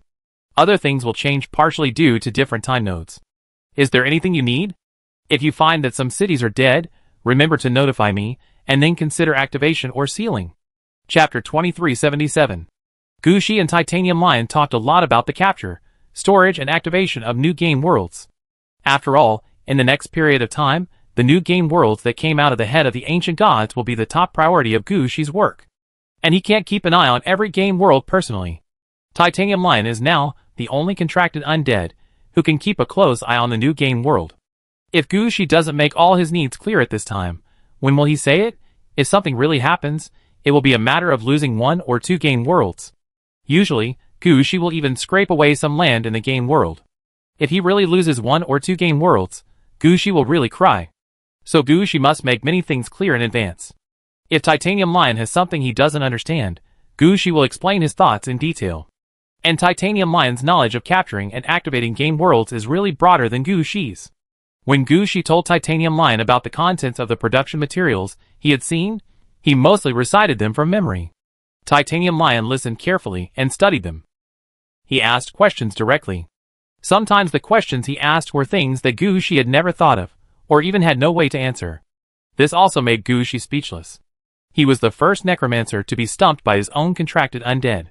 But there was nothing he could do about it. Don't think that Gushi was reading the materials with great interest when he got them, as if he understood everything. But when he really wanted to explain, Gushi realized that he had only read the materials once, and he had no way to keep up with the research ideas of many scientific research staff on the human side for hundreds, or even thousands of years. After finally telling the Titanium Lion, Gushi found a place nearby to sit down. He thought about it seriously, and finally took out a notebook and wrote it down. Of course, Gushi was not thinking about studying the ancient corpse and the activation of the game world from now on. Gushi understood that even if he started to study now, he could not catch up with the efforts of those people for hundreds of years. So what Gushi needed now was to find another way. And as a necromancer, how can he do this? That is naturally some special, highly intelligent undead. When Gushi took out the notebook, several soul summoning and promotion books in his hand also flew out automatically. The Dragon Soul book flew in front, followed by the Titan book, and the remaining few followed at the end. There was no need for Gushi to make any movements. These soul summoning and promotion books automatically opened, and Gushi quickly thought about what kind of undead he would need next. The Titanium Lion had already written down everything Gushi had just said. At this time, he had many doubts in his heart. He was about to ask Gushi and discuss a solution with him, but he found that Gushi had no time to pay attention to him at this time. There were many different books floating around Gushi. Gushi's eyes occasionally scanned some of the contents in the books, but more often, He was still recording something in his notebook. This time, Titanium Lion was a little afraid to ask Gushi. He could only study everything here by himself. After about half a day, Gushi suddenly put down the notebook in his hand, first looked at his hands carefully, and then ate something to replenish his physical strength, and then went back to the inside of Tao's Han. Titanium Lion looked at Gushi's actions and understood what Gushi was going to do. He thought about it, and realized that Gushi had more important things to do this time, so he should put his own things aside for now. So Titanium Lion suppressed the problems in his mind, and dealt with what he could do first. After all, many things have to be done step by step. Let's put aside some things that we don't understand, and do what we can do first. However, when Titanium Lion was thinking about this situation, he saw an owl flying towards Tao's Han. It was obvious that the owl wanted to find Gushi. However, before the owl flew into the range of Tao's Han, the earth suddenly shook, and a strong pressure came from the sky. At the same time, the earth kept shaking, and a vermilion thing began to flow out of Tao's Han, quickly dyeing the nearby ground red. Especially Tao's Han in front of him. Originally, Tao's Han was completely blue and white because of the nether spirit flower. But now, after being stained by the vermilion liquid, the entire Peach Mountain turned vermilion. Then the sky was stained with this color. Under such a strange phenomenon, the owl had no way to fly into Peach Mountain, and could only wander outside Peach Mountain. In fact, this was exactly what Gushi had brought out. Since entering the interior of Peach Mountain, Gushi immediately activated the dead body soul lock, and locked his own blood first. Then he followed the method introduced, and carried out the binding work of the head of the ancient god. Under Gushi's operation, the head of the ancient god sprayed a large amount of vermilion blood mist. The space inside Peach Mountain was immediately filled with blood mist, and then the blood mist flowed to the outside of Peach Mountain. What the Titanium Lion saw was the result of the blood mist solidifying. But now for Gushi, this is just the beginning. This is just the change caused by the power of the ancient godhead. This is just the beginning. According to the instructions, if you want to bind the ancient godhead, you must first use the power of the ancient god to permeate the location you want to bind, such as which area or which planet. The Golden Forest under the Chengzi City had actually taken this step unknowingly. It's just that the people of Chengzi City don't know what the ancient godhead is, and they don't know how to stimulate the ancient godhead. They can only rely on the power of the ancient godhead to permeate, so it has been delayed for so many years, and has not been successfully bound. Gushi is different. The method he uses is the most stable method from humans. Just like this, Gushi forced out the last essence of the ancient godhead. Judging from the current situation, the speed at which this essence permeates everything is much stronger than the breath automatically emitted by the ancient godhead. It is believed that it will not take long for Gushi's entire Mirror Underground Palace, and even the land outside the Mirror Underground Palace, to be affected. And this is the second most critical step in binding the head of the ancient god. The head of the ancient god and the bound position assimilate and resonate. If this step is not achieved, the head of the ancient god and the position to be bound are still considered separate, and the next two steps cannot be achieved.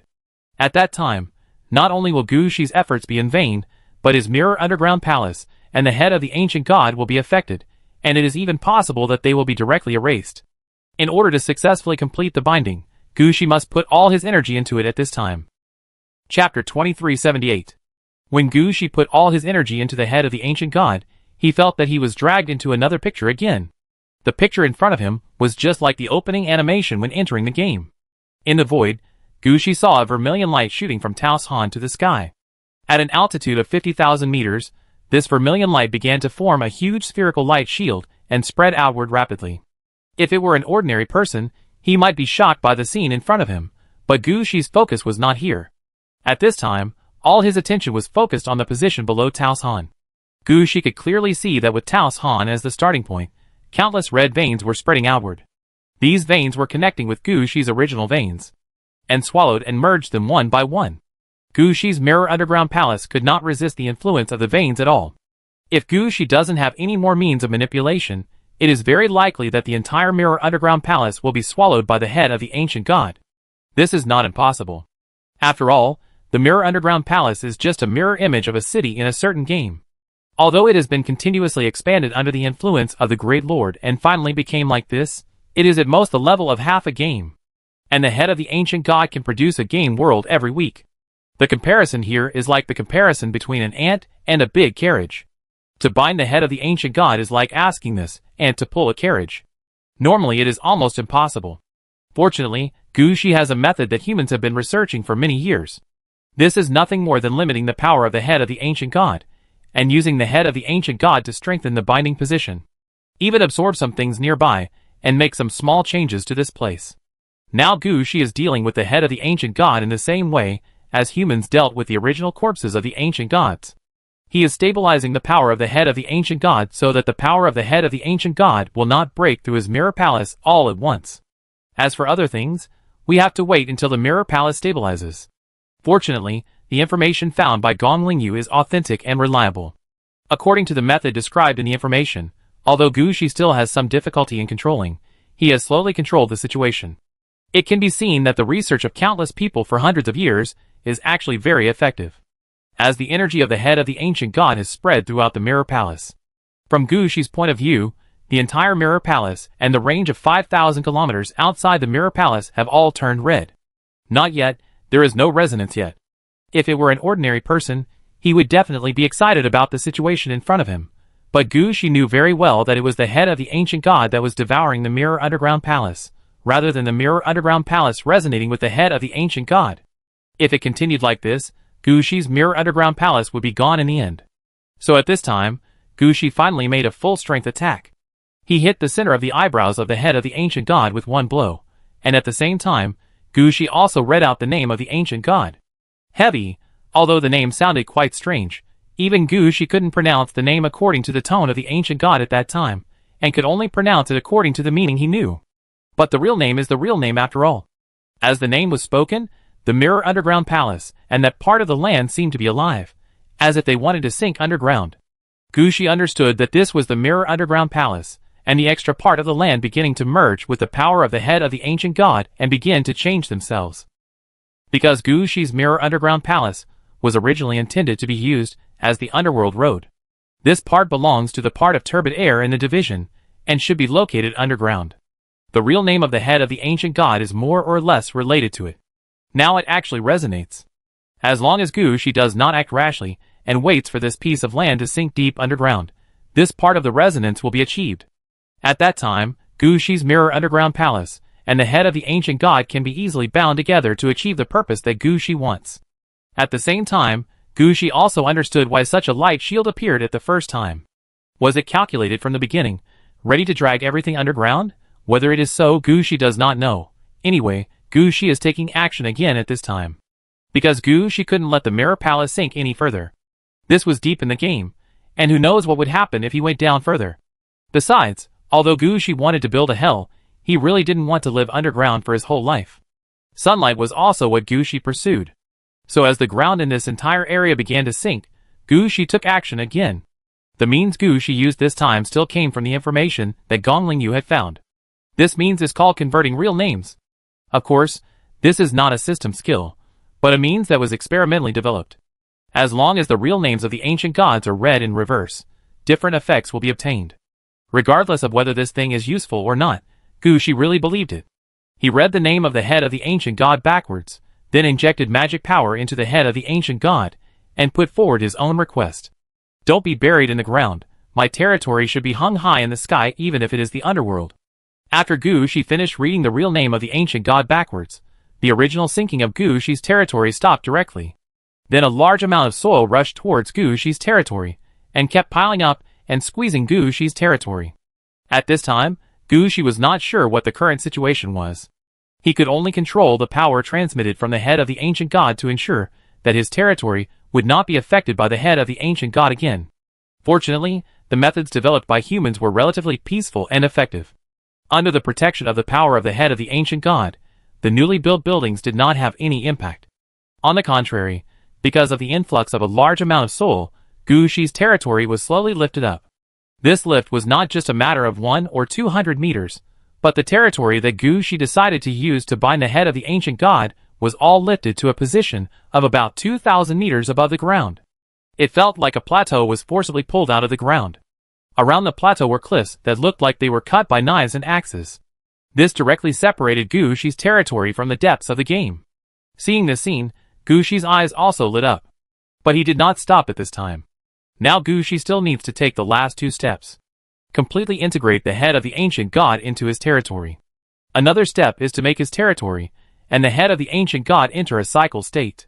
Only after these two steps are completed, everything is over, and the head of the ancient god is considered to be bound to Gu Shi's territory. Chapter 2379. Compared to the first two steps, the third and fourth steps are much easier. Gu Shi only needs to control the energy flowing out of the ancient god, and not wash away the ground veins that have appeared in his territory all at once. Leave everything else to the head of the ancient god. This time Gu Shi can be free. He withdrew from the special field of vision. Before he sat down to rest, the ghost dragon hand and the bone lightning hand behind him began to replenish Gu Shi's blood.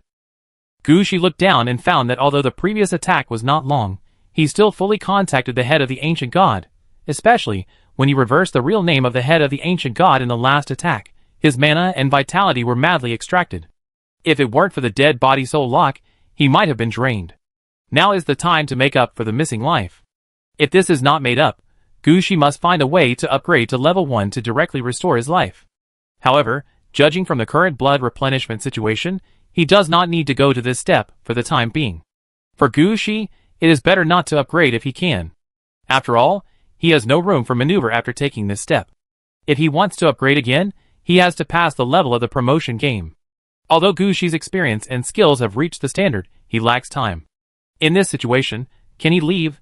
At least he has to wait until everything in his territory is stable before he has a chance to leave. However, Gu Shi was relieved about the situation in his territory. Gu Shi almost saw all the changes in his territory just now. When his own territory was pulled out from the ground, Gu Shi knew that the thing he was most worried about was half solved. The rest depends on his own handling and arrangement. When Gu Shi thought about this, a book flew in front of Gu Shi. This book is Gu Shi's Book of Life and Death, which records the changes in the current territory. However, Gu Shi did not rush to open it to read it. He just let the Book of Life and Death stay with him, and try his best to make up for his life first. The data information about the territory in the Book of Life and Death will be read after the ancient god head is completely bound. After all, the situation of the territory is still changing, and who knows what different changes will happen to the data in the end.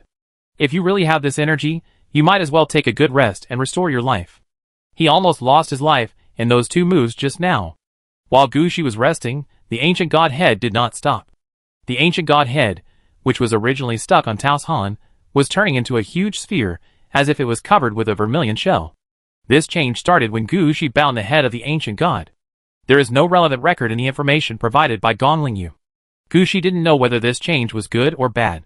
But Gu Shi was sure of one thing: the head of the ancient god did not run away. In addition, all Gu Shi's energy was focused on the impact on his territory, and he had no time to deal with this matter for a while. Unexpectedly, just because he didn't deal with it for a while, the speed at which the head of the ancient god grew bigger actually began to increase. Although the speed of the expansion of this sphere is not fast now, it is clear that it wants to occupy the space inside Taos Han. Maybe it won't be long before the space inside Taos Han will be filled with this sphere, and even Taos Han will be assimilated by the sphere in front of him.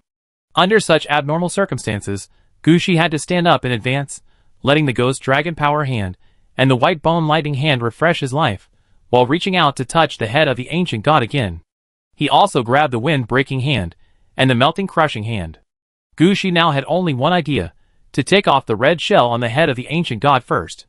But as soon as he tore it outward, the vermilion liquid sprayed all over Gu Shi, and even poured directly into his mouth. Gu Shi wanted to struggle, but he felt that he was entangled by something, and his body was dragged down and dragged into the red liquid. Gu Shi didn't expect this to happen. You know, there is no mention of it in Gongling Yu's information. In fact, what Gu Shi didn't know was that the human side didn't write it, but deleted it after writing it. This step is the real recognition of the head of the ancient god. No matter which force it is impossible for something like the ancient god corpse to recognize one person as its master. You should know that an ancient god corpse can guarantee the output of at least 200 to 300 pieces of red equipment. If all of this is taken by one person, it will definitely affect the balance of that force. Therefore, all kinds of information have hidden this step, and even if there is, it must be handled separately. Gu Shi was dragged in without checking for a while. Now Gu Shi is still wondering what is going on.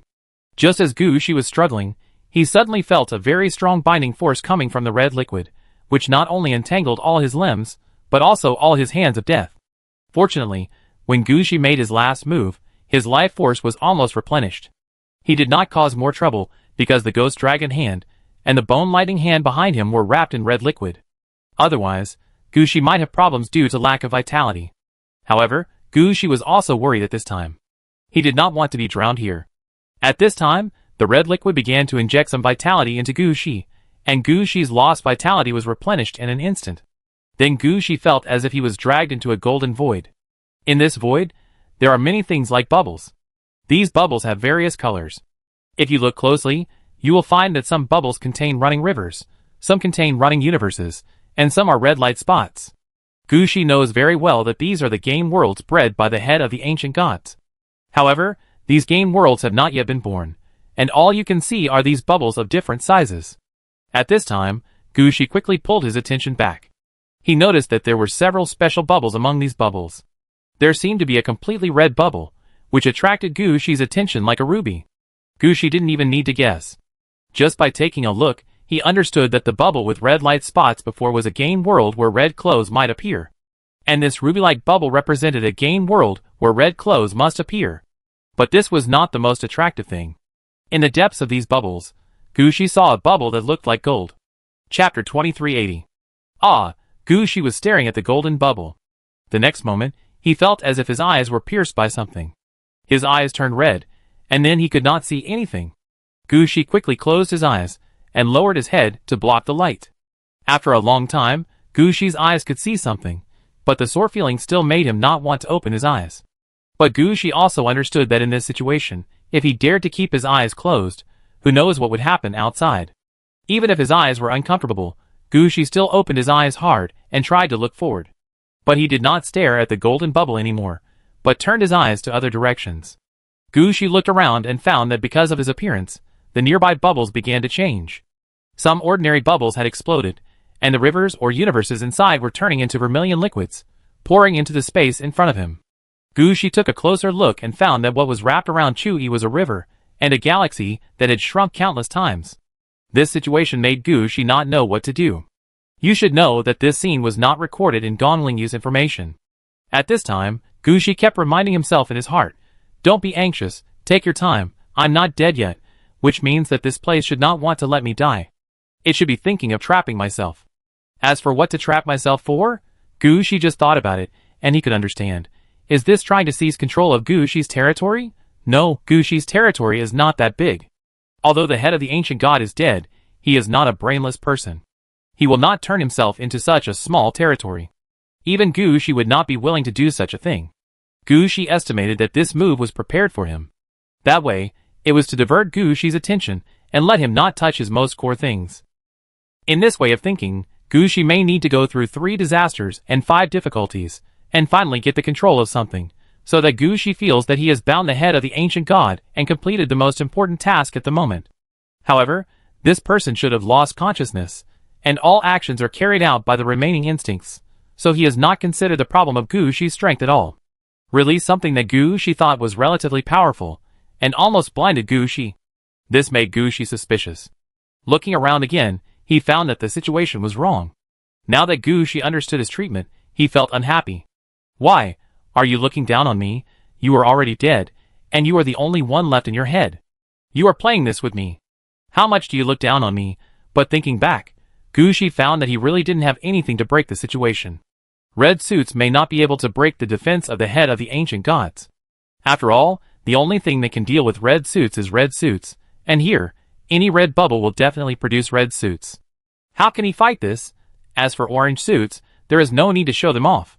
The red equipment is useless, so what's the point of using the orange equipment? Didn't you see that Gushi couldn't get out even though he wanted to activate the Polaris positioning? This shows that the orange equipment has been restricted. As for the red equipment, it has not been restricted, but it is obvious that his connection with the Griffin Black Throne is somewhat intermittent. As for the Ghost Flower, it can still be used, but it does not have the power to break everything in front of him. And the number of times those red equipment can be used, all cannot be sensed. In this situation, Gushi did not intend to embarrass himself by using his orange equipment. Now Gushi is considering whether there is any way to use the Ghost Flower. At this moment, the hand of death behind Gushi moved hard. This struggle obviously increased the power of entangled Gushi. However, it was this moment that made Gushi think of a situation again. Gushi's eyes widened, and the effect of fate selection was activated on the spot.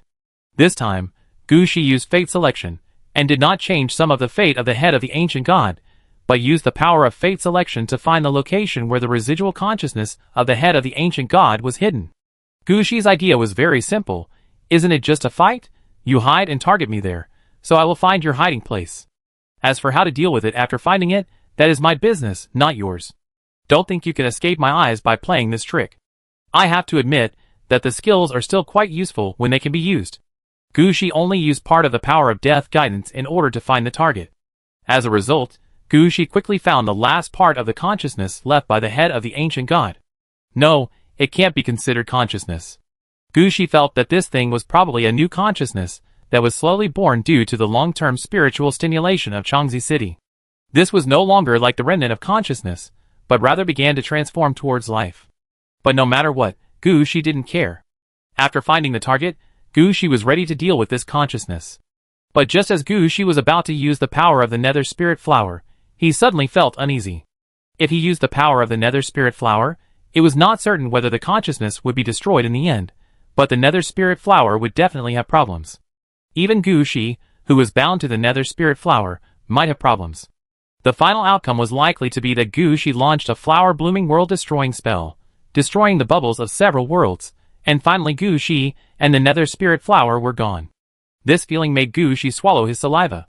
Then Gushi had another feeling in his heart. As long as Gushi stayed here honestly for a while, not only would nothing happen after he went out, but his territory would also be replenished by the head of the ancient gods. In the next few hundred years, the head of the ancient gods will be Gushi's territory. Such a feeling almost made Gushi's eyes spark. This is a direct warning to himself. If this warning came before, Gushi might have shrunk. Now that this warning came, Gushi had no intention of shrinking. Let you stay here for hundreds of years, act as a shield for you, buy you time to develop, and when I am about to become the Emperor of Fengdu, you will take everything away. Do you really think I have no means to deal with you? Thinking of this, Gushi closed his eyes and really used his killer move. Lord Death, can you hear me? I wonder if the Lord is interested in the death of the ancient gods. Chapter 2381. Interesting. As Gushi finished speaking, a voice came to his ears. Gushi's eyes were still a little sore, but he could see a strange man with 6 arms appearing beside him. Sometimes I always feel that you are a bit interesting, and you can't tell the difference between the primary and the secondary. Sometimes you are smart, sometimes you are stupid. Like the dead text you found, it can obviously please me and get a lot of benefits from me, but you didn't inform me. Instead, you came to call me when the ancient gods died in front of you. Don't you know that if I show up, the things you have worked so hard to get may disappear directly? I know, but I don't care. I just can't swallow this breath. Dare to plot against me, I will overturn the table for him. You still want me to be his shield, and when he is fully resurrected, he will pat his butt and leave. Bah, I will kill him directly. Hearing Gushi's words, Death couldn't help laughing. Ha ha, good attitude, I'm very satisfied, I'll help you with this. It just so happens that this guy is also worth studying, and I also want to know, in his case, is he a dead god or an unborn god? But how did you know that you can contact me in this way? Death is everywhere, isn't it? Gushi said seriously. Ha ha ha. Death laughed again. I like your personality very much. If you hadn't already embarked on another path, maybe I would regard you as my successor. I'll help you with this matter. But you have to think clearly about the consequences. Death raised his hand, and without Gushi's instruction, he stretched out his hand to grab the place where the consciousness of the head of the ancient god was hiding. After this grab, Gushi only felt that the colors nearby had changed. Originally, this space was generally red because of the vermilion liquid. Even if the background was darker, it also had a hint of bright red. But as Death made a move, the environment in front of him turned grayish-white. Even the state seemed to solidify. The consciousness of the head of the ancient god, which had not yet fully formed, was grabbed by Death at the first time. Death even had the mood to show it in front of Gushi. I caught it, and the price of my move this time will not be counted on you. It's just that more than 80% of the world here will become a world dominated by Death in the future. When Gushi heard this, his eyes lit up. There was such a good thing. Death also understood Gushi's thoughts, but he just shook his head and didn't say much. Now Gushi didn't understand what price he had to pay for letting a being like Death take action. Let's wait until Gushi understands it himself. Thinking of this, Death smiled at Gushi, then stepped back and disappeared in front of Gushi. But just as Death left, Gushi heard Death's voice again. If there are any different changes in the text of Death, remember to tell me. I also want to know if there is a chance that Death's 3 magic skills will become Death's 4 magic skills. Gushi wanted to say something, but Death had disappeared long ago. Gushi also understood that Death is everywhere. But Gushi also knew that he could not summon Death at any time. Every time he summoned Death, he had to pay a price. After Death really left completely, Gushi took a deep breath, and the 2 pairs of Death hands behind him exerted force to shake off the power that entangled Gushi. Gushi ignored everything at the moment, and swam in the direction he had seen before. Gushi understood that everything here was fake, and the real opportunity to bind and control the head of the ancient god was in the place where the remaining consciousness was hiding before. Because everything was handled by Death. When Gushi went over, he was not blocked at all. After breaking through a space wall, Gushi's eyes finally lit up. The world was no longer that kind of grayish-white, but a silver gray with silver spots. And where the silver gray spots were most concentrated, there were many silver bubbles. Seeing this situation, Gushi couldn't help but say kill you. He didn't regret calling Death over at all. Just look at the situation in front of you, and you will know what is going on. This silver bubble is clearly the result of the transformation of the golden bubble that almost blinded Gushi. Gushi fought hard to get in, but the consciousness gave Gushi a golden bubble and wanted to make him a dog. It would be strange if Gushi didn't overturn the table. Now, Gushi looked at everything in front of him proudly. He muttered to the place where the consciousness was originally located.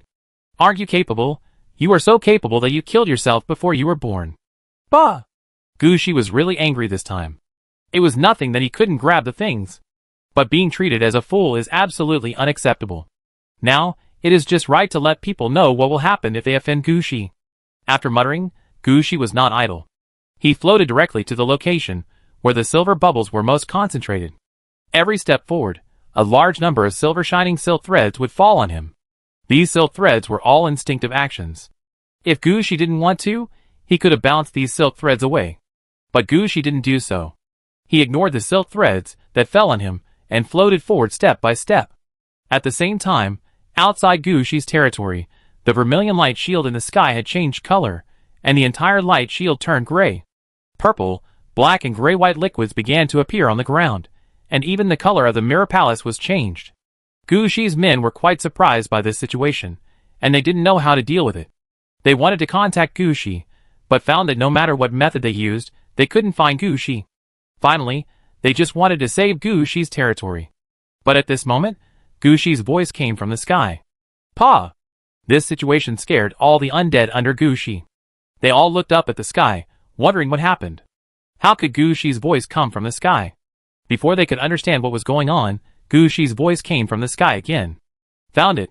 I said it's here. Choose it like this. Bind it. Done. As the voice became smaller and smaller, all the undead felt that the atmosphere around them seemed to be a little bit wrong. In this air, there seemed to be something that made the undead excited. Chapter 2382. After Gushi's voice stopped, the change lasted for 7 days and 7 nights. On the morning of the 7th day, as the sun shone on the earth, Gushi finally walked out of Taosan. At this time, a book of life and death was floating beside Gushi. This book of life and death was recording everything in front of him. First of all, the head of the ancient god has successfully bound to the Mirror Underground Palace, and the 5,000-kilometer territory outside the Mirror Underground Palace. Because when it was first bound, the earth was lifted up more than 1,000 meters. It can be said that the territory in front of us directly formed a difficult-to-get-up and down plateau in the depths of the game. The entire plateau area covers an area of 250 million square kilometers. If you have to count, the size here is about half of the surface area of the earth. Of course, Gushi didn't know what the earth was. When the book of life and death was flipped in front of him, he just felt a little confused. It's only been a few days. How come his territory is so big? He's not ready yet. As Gushi walked forward dizzily like a zombie, the contracted undead under Gushi's command also rushed to Gushi's side. Except for Luna, who could not leave the city of Aridov, Lingxi, and Yenryu, who were still in the real world, all other contracted undead arrived. This can be said to be the most concentrated gathering of Gushi's contracted undead. Sir, how are you? Gushi's mind was still confused at this time. Of course, this situation could not be blamed on Gushi. After all, he had not slept for 7 days after the consciousness of the head of the ancient god was taken away, but had been sorting out some things left by the head of the ancient god. For example, the source of energy of the ancient godhead, the generation of the game world, etc. All of these can be controlled, and at the same time, Gu Shi must master them. In addition, the ancient godhead is bound to Gu Shi's territory, and there is even something that Gu Shi has been looking for, how to bring the ancient godhead back to the void and away from the depths of the game. All of these have corresponding information in the ancient godhead. The most fatal thing is that the consciousness of the ancient godhead itself was stimulated by excessive mental abilities used by the Chengzi city. In addition, in order to grow smoothly, this consciousness changed many things of the ancient godhead to mind control. When Gu Shi came into contact with it, these contents were directly poured into Gu Shi's mind. Let alone the effects of mental immunity. Inside the ancient godhead, all orange equipment has no effect. Gu Shi's mental immunity is naturally gone. So many contents are poured into Gu Shi's mind like a tide. Now Gu Shi's head still hurts. Seeing Princess Anna and the others rushing over, Gu Shi couldn't help but relax and sat down on the ground. I can't do it anymore. Let me rest for a while. My lord, now we. Gu Shi ignored them and closed his eyes directly. Princess, what should we do now? Seeing Gu Shi's eyes tightly closed, unable to wake up, all the contracted undead turned their eyes to Princess Anna. All the contracted undead understood that when Gu Shi was not around, they could ask Luna to deal with any problems. And when Luna was not around, they would first ask Princess Anna. After all, Princess Anna's main task is to command troops to fight, and her judgment will be more professional. Seeing Gu Shi's situation, Princess Anna said immediately, "Take the master back to Yeladowai City first. The master's current situation is obviously not well rested. I will notify Lingxi to make up for the master. Others should do their own things first. Shea, you should sort out the information. When the master wakes up, he will definitely ask about the outside world," Princess Anna said while pointing to the Book of Life and Death still floating beside Gu Shi. Shea glanced at the Book of Life and Death and nodded. "I understand. I have been working on this matter since the beginning, and it will be done soon. Don't be so anxious. This time, the matter needs to be handled more carefully. I feel that after this time, the master will definitely adjust the direction of development," Princess Anna said with a serious face. "Will it be like this?" Shea also became serious when she heard it. "Definitely," Mary said. "Such a big thing, the master can't handle it the same way as before. He will definitely redivide the territory and adjust the original situation. And now that it has become like this, I think there will be a lot of things to rearrange." Hearing this, the other contracted undead didn't say anything. They just thought about their own things silently. At this time, they also understood that Gu Shi's original plan was bankrupt. Such a large territory in front of them must not be handled with the original plan. Except for the city of Aridov, everything in the hands of others must be torn down and rebuilt.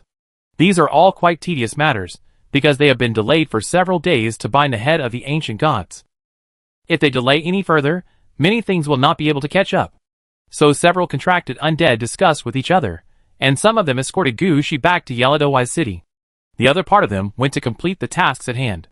Gu Shi, who was sent back to Yeladowai City, was taken over by Luna as soon as possible. After all, judging from the current situation, Luna did not need to adjust much work.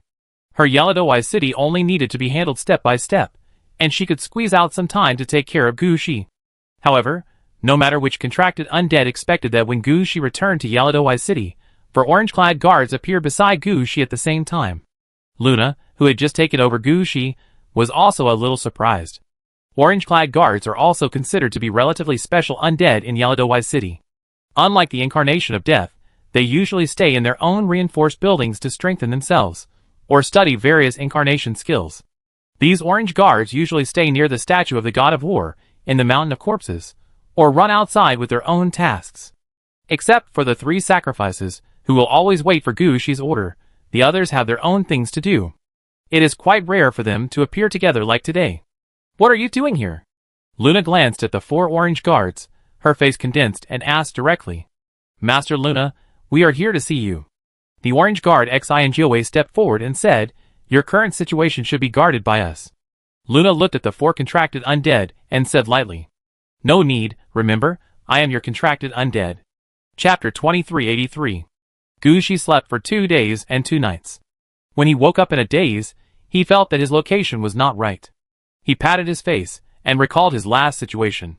He seemed to remember that he had completed the binding of the head of the ancient god before he walked out of Taos Han. When he walked out, He was still there to let the Book of Life and Death record the information of the territory in front of him. But after seeing his own contracted undead, his heart was relieved, his eyes went dark, and he knew nothing. Judging from the sky, the location in front of him did not seem to be in his own territory. Where was he sent? Could it be that his last appearance was an illusion, and the binding still required a level of the game? Gushi looked puzzled, stood up and quickly walked to the window, and looked out. No, this is clearly the scenery of Eridavita City, especially the Eridavita Tower that can be seen from any angle. Gushi would never make a mistake. But the sky in front of me is obviously not right. The sky here is neither cloudy nor sunny, just gray. It makes people feel depressed. A normal person would be tired after staying here for a few days. Even Gushi himself is not used to it. He looked up and thought that he would find a day to change the sky. Unexpectedly, as soon as Gushi thought about it, the sky became brighter. The blue sky was cloudless, the sun shone directly on the earth, and the wind was warm. Huh? Gushi was obviously stunned by the changes in front of him. This situation seems to be a little wrong. He doesn't have such great ability. Even when the level of Yaladowai City was the highest, he couldn't change the weather of Yaladowai with just a thought. This situation shocked Gushi. He quickly checked his own attributes and found that his level had not been improved, his skills had not been added, and other attributes had not changed. Everything was exactly the same as before the binding began. This made Gushi a little confused. Gushi thought about it, and his heart moved slightly. I always feel that it will rain. As soon as he finished this thought, bean-sized raindrops fell from the sky, and then heavy rain fell from the sky, directly covering the entire Yaladowai City. The undead in the city looked up at the sky speechlessly. Because for a long time, Yaladowai City has been under Gushi's control, and has become a city for the undead. Since Yaladowai was established, it has never rained here. The buildings in Yaladowai City have not considered the situation of encountering heavy rain. Even the sewers in the city of Aridov are used for underground transportation or sewage disposal. The heavy rain at the moment has alarmed all the undead here. Luna walked out of the meeting hall as soon as possible and looked up at the sky. However, she soon discovered that the rainstorm was not only in the city of Aridov, but spread outward with Aridov as the center. This is not a matter of one city, but a matter that directly affects the entire Mirror Underground Palace. Just as Luna was thinking about what was going on, the rainstorm stopped in an instant, and the sky turned blue again. If it weren't for the water flowing on the ground, no one would believe that it had rained here just now. Before Luna understood what was going on, Gushi's voice came out. Hey, hello, can you hear me? Hearing Gushi's voice, Luna understood what was going on. At the same time, she also knew that Gushi had woken up. So Luna went to Gushi's location as soon as possible. But in the city of Aridov, there were people who were faster than Luna. As soon as Gushi finished speaking, 4 orange guards appeared beside Gushi. My lord. The origin of the dead, the 3 sacrifices, and the new 9 tails reacted the fastest and saluted Gushi at the first time, while the orange guard blacksmith reacted obviously a step slower. It can be seen that he seemed not to be used to such etiquette. Why are you here? My lord, we are your personal guards, so we should be by your side. The orange guard new 9 tails said with a smile. Gushi glanced at her, and knew what she was thinking. Gushi smiled and sat down. It's okay, sit down. Tell me about the situation during this period, and how are the tasks on hand? Gushi, who had just woken up, was confused and had no idea about the situation in front of him. It happened that these people had arrived, so Gushi asked directly to see what happened during his sleep. The orange guard Xingioe was a good person to explain everything, and she started talking directly without Gushi asking.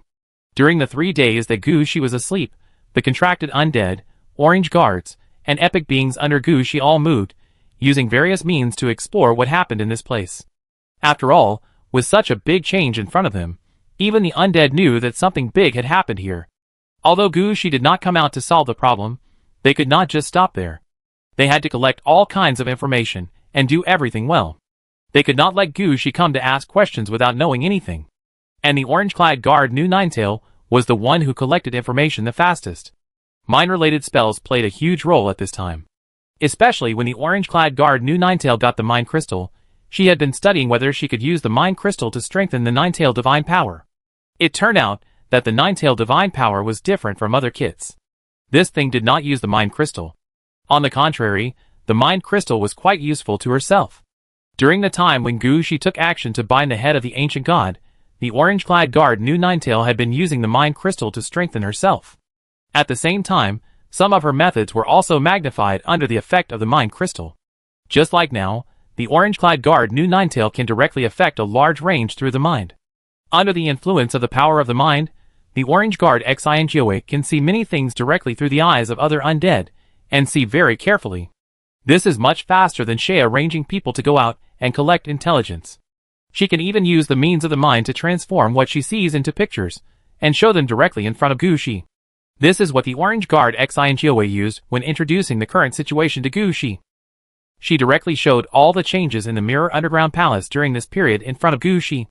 My lord, the range that my mind power can observe is not large, with a diameter of about 100 kilometers. This is the change that occurred when you began to bind the head of the ancient god. The change is a few days after the binding. This is the situation after you came out of Taoshan. Chapter 2384. When the orange guard Xingoa explained the situation, Luna also arrived. She glared at the orange guards first, and then came to Gushi. My lord, Shea and the others are coming. If you want to know the detailed information, Shea will be more comprehensive now. Huh? Listening to Luna's words, Gushi always felt that something was wrong. Why did Luna look at the orange guards with a strange look? Then Shirley, who had been staying in the city of Aridov, also came over. What made Gushi speechless was that Nguye's head popped out of the window at the first time. It was obvious that he also received the news and rushed over, but he couldn't squeeze in. Looking at the chaotic situation in front of him, Gushi was also a little helpless. Okay, this is not a place to talk. Let's find a quiet place to make things clear. As soon as Gushi finished speaking, his eyes were blurred, and the full map of the city of Aridov seemed to appear in front of him. Gushi had a feeling that as long as he wanted, he could appear anywhere in the city of Aridov. Gushi shook his head and dispersed the scene in front of him. At this time, Gushi had understood that when binding the head of the ancient god, he personally participated in it. Part of the power of the head of the ancient god had also bound him to the territory in front of him. There might be nothing in other places, but as long as he was in this territory, he could do many things that normal people could not imagine. Just like the previous arbitrary control of the weather, and the transmission of sound throughout the territory, plus the current situation, this is clearly the free transmission of the entire territory. He seemed to be able to do a lot of things in his own territory. My lord, what's wrong with you? When Gushi shook his head, his men noticed that some of them had already understood the changes inside the Mirror Palace during this period, and some of them didn't quite understand. At this time, Gushi's men were also there curious about the changes in front of them, and the direction of future development. Looking at his men's concern for him, Gushi smiled and said, Nothing, I just found something. This is not a place to talk. Let's go to the lawn over there in Aridavida. It will be relatively large there, so we can call everyone over and let them know about the changes in the current territory. Luna and the others looked at each other, and had no opinions.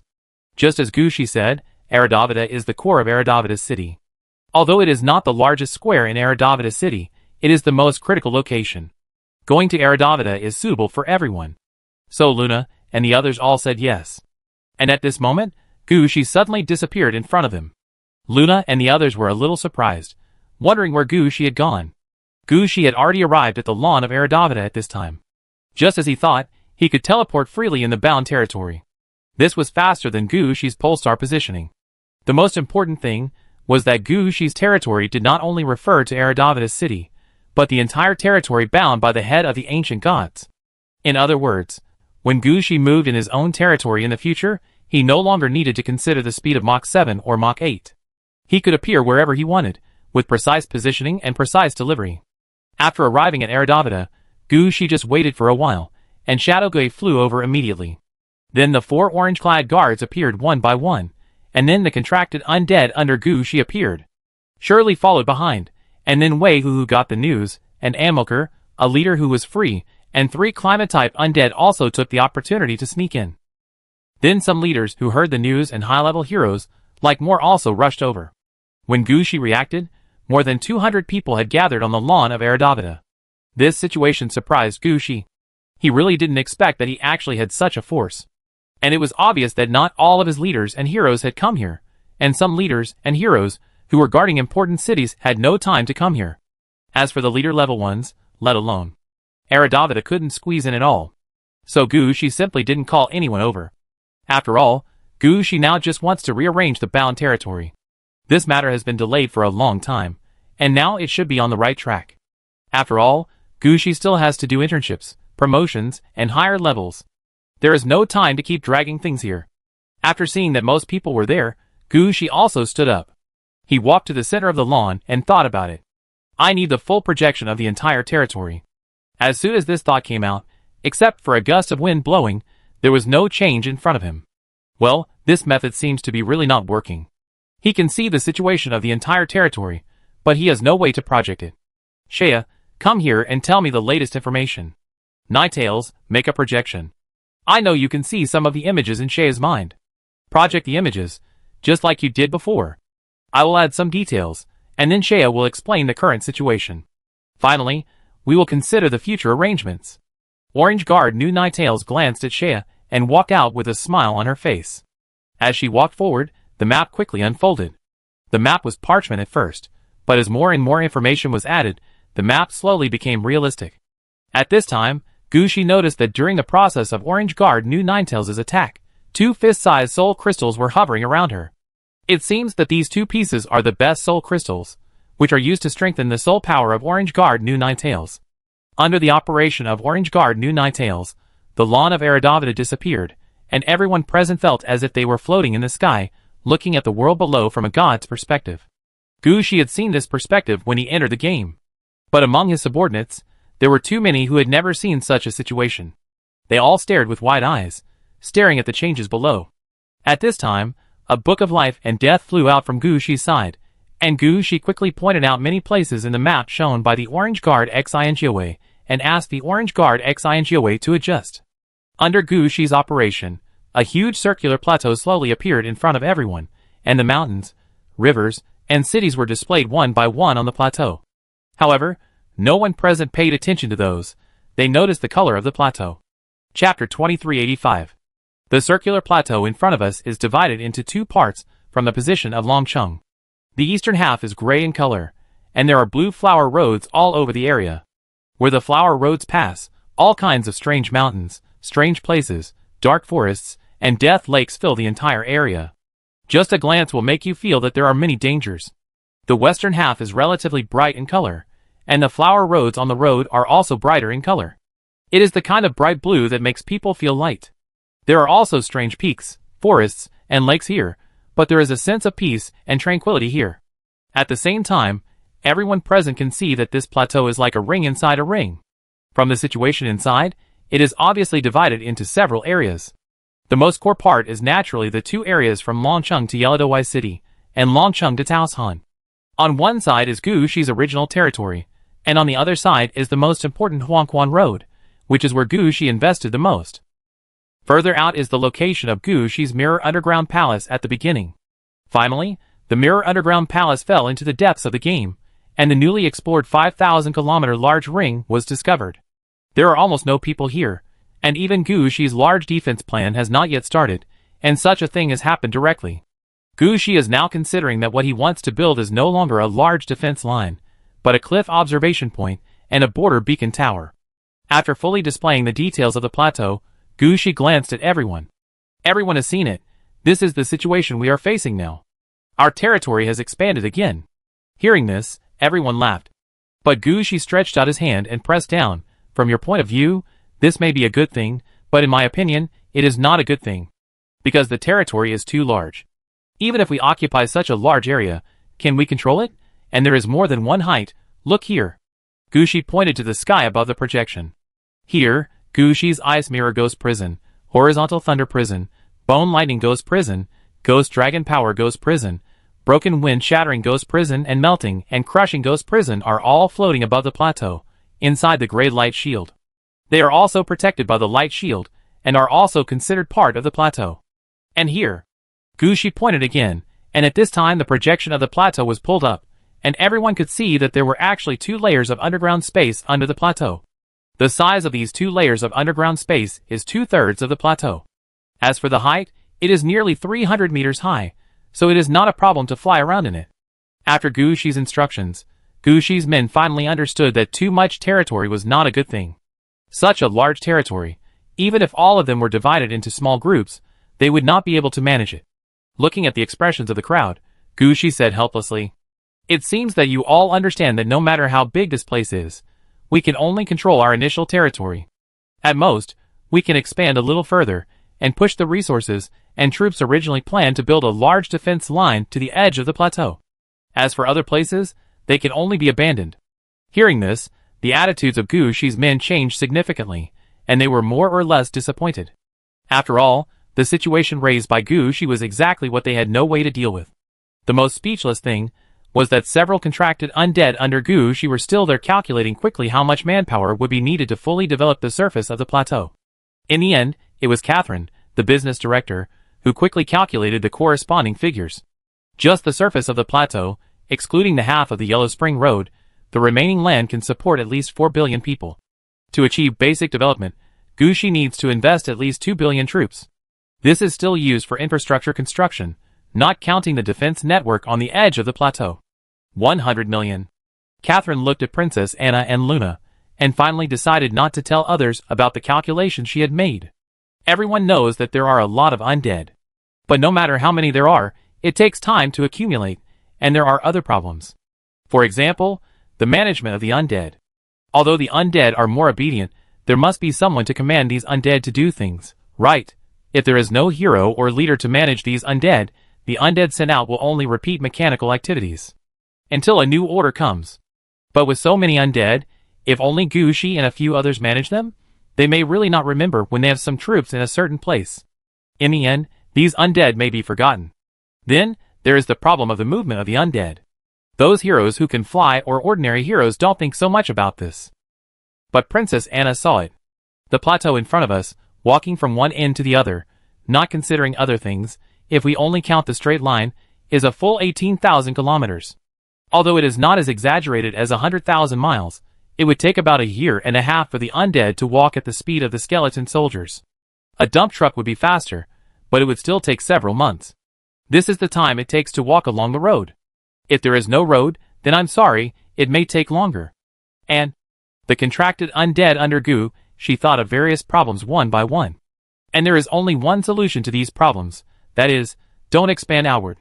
But such a large territory, and it is an exclusive territory, where the enemy cannot break into the territory for the time being, if you don't expand outward, is it really worthy of such a good opportunity? These contracted undead shook their heads. As contracted undead, everything they do must be considered for Gu Shi's growth. Giving up is the most impossible thing to do. No matter how difficult it is, they have to come up with the most appropriate ideas for Gu Shi. At this time, the Orange Guard Undead Origin raised his hand first. Gu Shi, who had just finished explaining the situation and wanted everyone to digest the news, immediately looked at the Orange Guard Undead Origin. Undead Origin, do you have any ideas? Sir, I want to know, do we know the direction of the plateau veins? Yes, wait for me. Gu Shi's mind moved when he heard it, and he checked the situation on the plateau. This was a privilege that Gu Shi could use. As for seeing the direction of the veins, this was even simpler, just follow the line of sight of Huangquan Dragon Robe. The most troublesome thing here was to communicate with the Orange Guard Xi and Jiawei to show the veins. As long as the Orange Guard Xi and Jiawei could understand what Gu Shi said, this step was actually very fast. After a while, on the map of the plateau, orange lines appeared one after another. These were the veins that Gu Shi observed and had a major impact. Chapter 2386. Looking at the newly appeared ground vein mark, the Orange Guard of the Origin of the Dead did not immediately express his thoughts, but pointed to the plateau map and said, "My lord, please mark the direction of rivers, mountains, and roads. As for cities, and so on, remove them all." As the Orange Guard of the Origin of the Dead said, he stretched out his hand, and a book emitting orange light appeared in front of him. Gu Shi noticed that this orange book was the Origin of the Dead that Gu Shi had obtained before. The Orange Guard of the Origin of the Dead pointed his hand, and the book turned to the part of the underworld and the underworld. Gu Shi had studied this part before, especially after the establishment of the Yellow Spring Road. This part of the content can be said to have played a great role in Gu Shi. Of course, Gu Shi also understood that this part was actually written for ordinary necromancers, and it was initially intended to let necromancers understand the difference between the underworld and the underworld. The intermediate and advanced levels allow necromancers who do not have the means of the dead city to contact the underworld and borrow the power of the underworld and the underworld. The highest level is to occupy and transform the underworld and the underworld. Because Gu Shi has his own underworld, he skipped the previous two steps, and went directly to the highest level. However, there are too many things that Gu Shi needs to digest in the Yellow Spring Road and the underworld, so Gu Shi did not look at it carefully, and did not dig into some details. This time, the orange-clad guard of the Origin of the Dead took this part out separately, which made Gu Shi somewhat confused.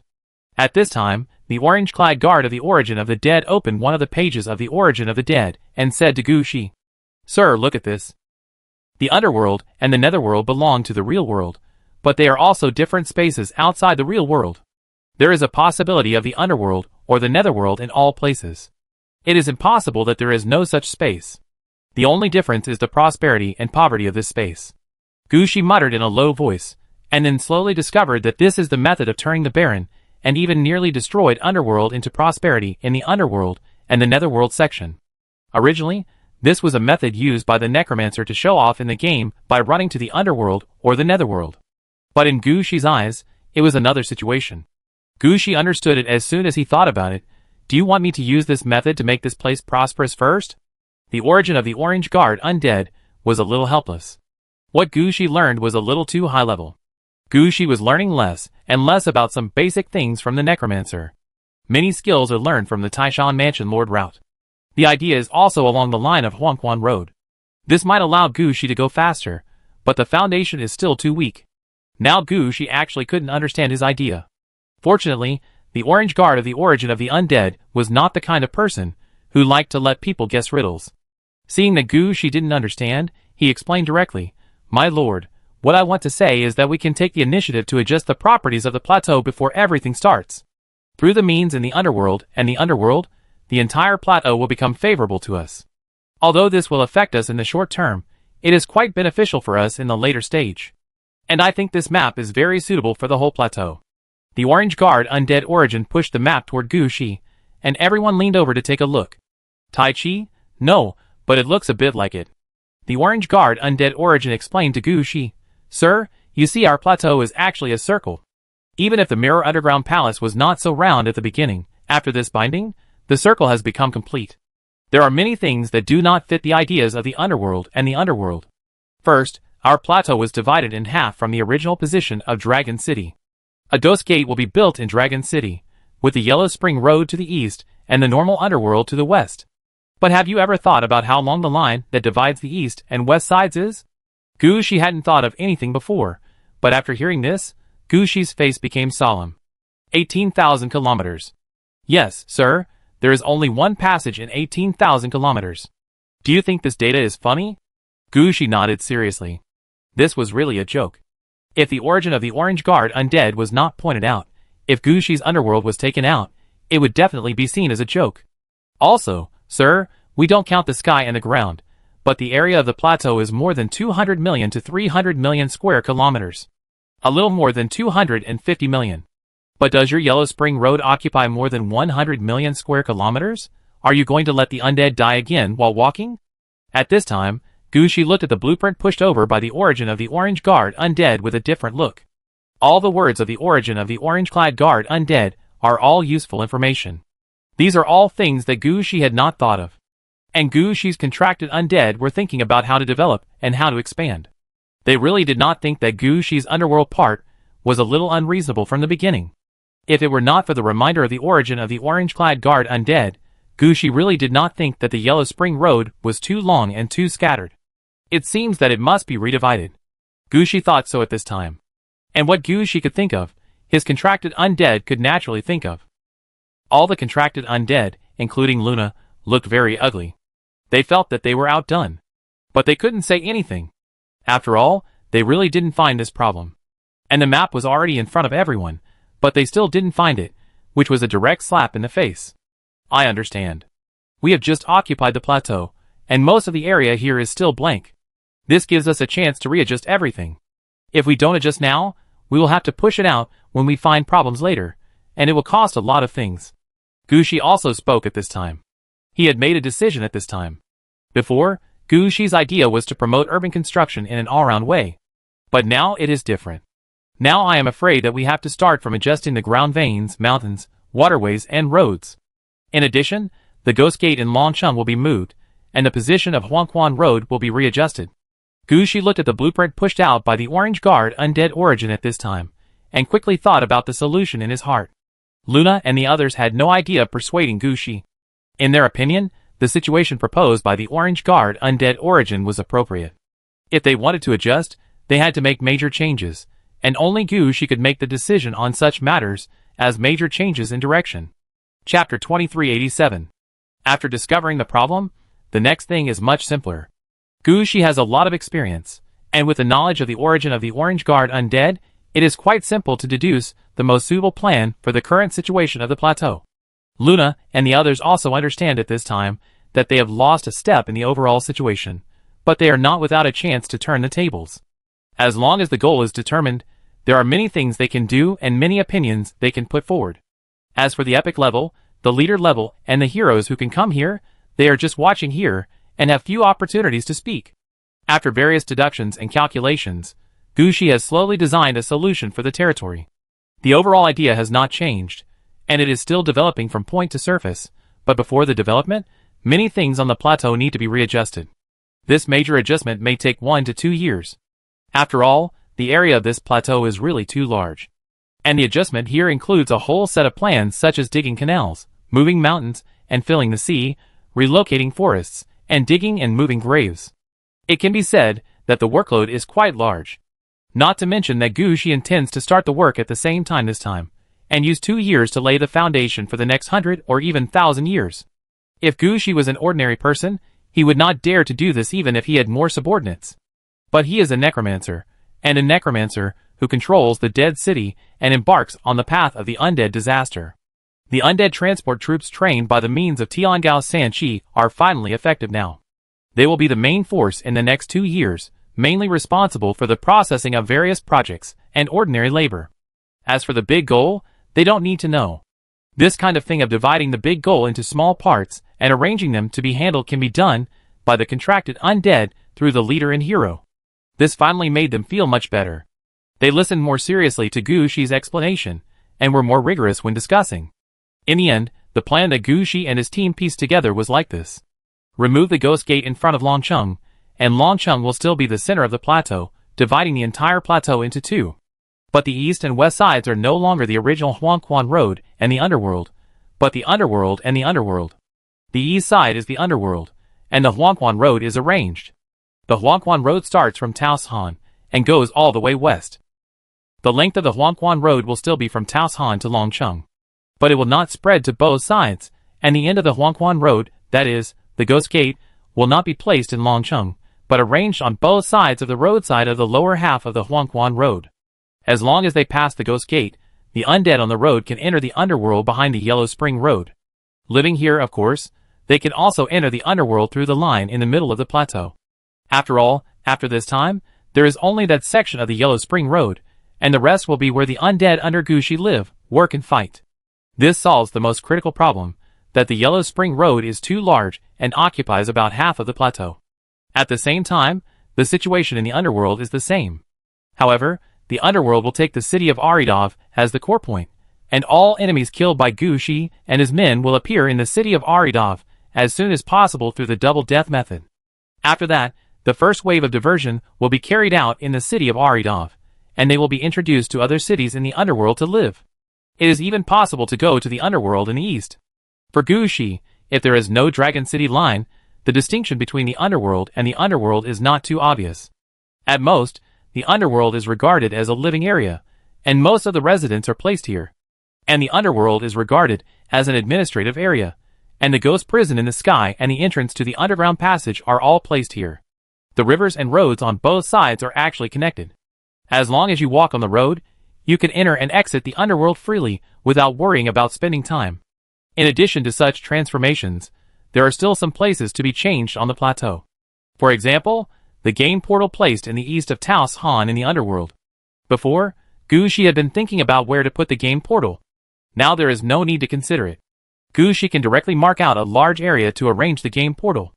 At the same time, he can also arrange the transmission methods leading to the game portal area in some important locations in the Underworld and the Underworld, so as to facilitate his subordinates to enter and exit this area and take various resources in this area. In addition, the ghost prison in the sky must be reconnected, and the passage leading to the ghost prison must be prepared early. You can't just put energy into the ghost prison, but don't make good use of the ghost prison. That would be a waste of the existence of the ghost prison. The underground space also needs to be prepared early. Even if there is no idea of using the underground space now, the underground space must be prepared in advance. Otherwise, it will be troublesome if it really starts to be used.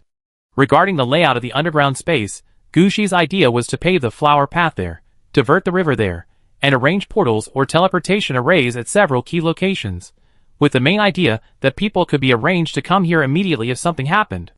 Eve, on the other hand, was interested in the underground space on the lowest level. She was considering whether to send all the corpses that were being nurtured in the city of Aridov to be nurtured here. Gushi directly rejected this plan. After all, time is tight, and the task is heavy. In addition to investing resources in the development of the existing Death City, other energy must be focused on the handling of the plateau. He didn't have time to waste here. After everything on the plateau was handled, we would come back to talk about other things. This sentence directly blocked all the others. The contracted undead under Gushi also understood that the development of the plateau was the key now. If the plateau was not adjusted well, Gushi and others would not have extra energy to arrange other things, so in the end, this matter was suppressed. Gushi agreed with Shea and Princess Anna's proposal. Shea's proposal was for information transmission, while Princess Anna's proposal was for the safety of the plateau. They believed that for such a large area, various means of transportation must be arranged, not just flower roads and rivers. Railways, flight points, airships, teleportation arrays, and the like must be arranged. After all, there are only Gushi's undead here on the plateau, and there is no need to worry about enemies using these means of transportation to attack Gushi's main city. On the contrary, these means of transportation are established to ensure that various materials or troops are delivered to designated places at the fastest speed. This is of great benefit both in terms of information transmission and military mobilization. Gushi will naturally be happy to accept such a proposal, and is ready to carry it out together with this plateau adjustment. Chapter 2338. After Princess Shea and Princess Anna had good ideas, the other contracted undead also knew what to arrange at this time. So they put forward various requests. For example, Mary proposed to Gushi that they could not build a city now, but at least the location of the city should be vacated. At the same time, the 3 connections and 1 leveling should be done well, so that there would not be nothing when they wanted to build a city. Gushi did not agree to this, nor did he object, but just said to wait and see the final situation. For example, Princess Anna proposed the cliff defense plan and the Wanli beacon tower plan, which were mainly for the problem of the outermost defense line of the plateau. Although the cliffs around the plateau are more than 1,000 meters high and there are no small paths around, as long as the players want, they can always find a route to sneak in or kill in. And Gushi's main city is far from the edge of the plateau. What if something happens, and they don't find out? So various defense lines must be arranged in advance. It's just that how to arrange them, and how to arrange the troops, this needs to be considered again.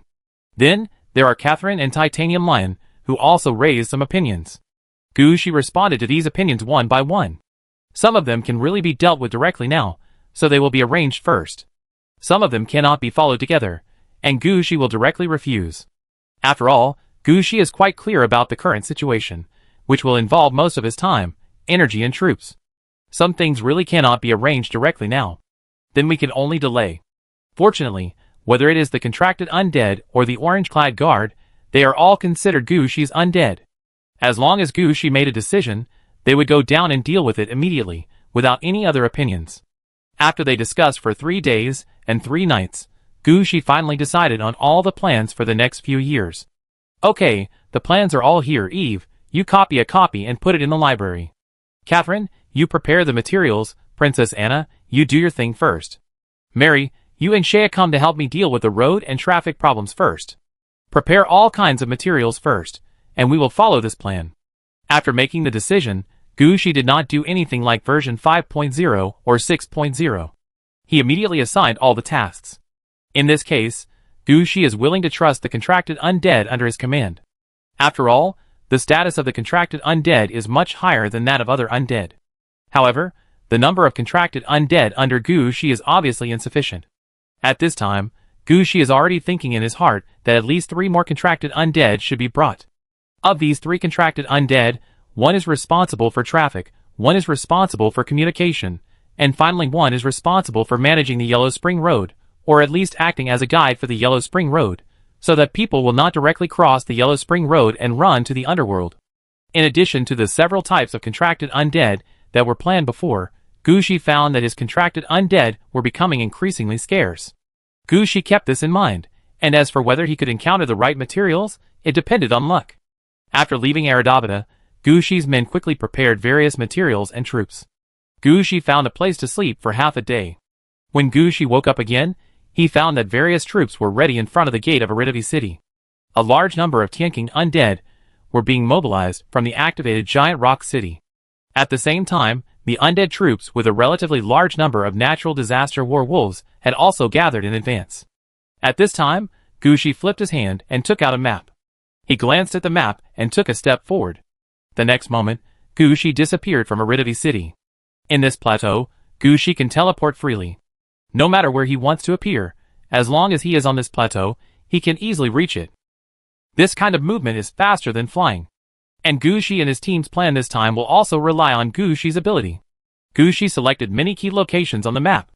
He will go to each place to deploy manpower. Gushi will deploy city gates at important locations, so that supplies can be transported through the city gates. Gushi had to deploy a dump truck to the secondary location, and send the people to the location first. If that didn't work, Gushi would also deploy the Nether Spirit Flower. After all, the Flower Road in the most critical road between the Underworld and the Underworld was paved with Nether Spirit Flowers. So even if Gushi could teleport directly, he would have too many places to go. Although Gushi could teleport, he might have to stay outside for a long time this time. Gushi didn't care much about this situation. After all, although he could see everything from the sky in his own territory, sometimes Gushi still thought it was better to walk around in person. If you don't walk around in person, you will miss some things sometimes. Besides, it might take him 2 to 3 days to run like this now. But it will be of great help to the subsequent work. If Gushi did not teleport himself and summon the city gate, it would take more than a year just to transport the troops and supplies.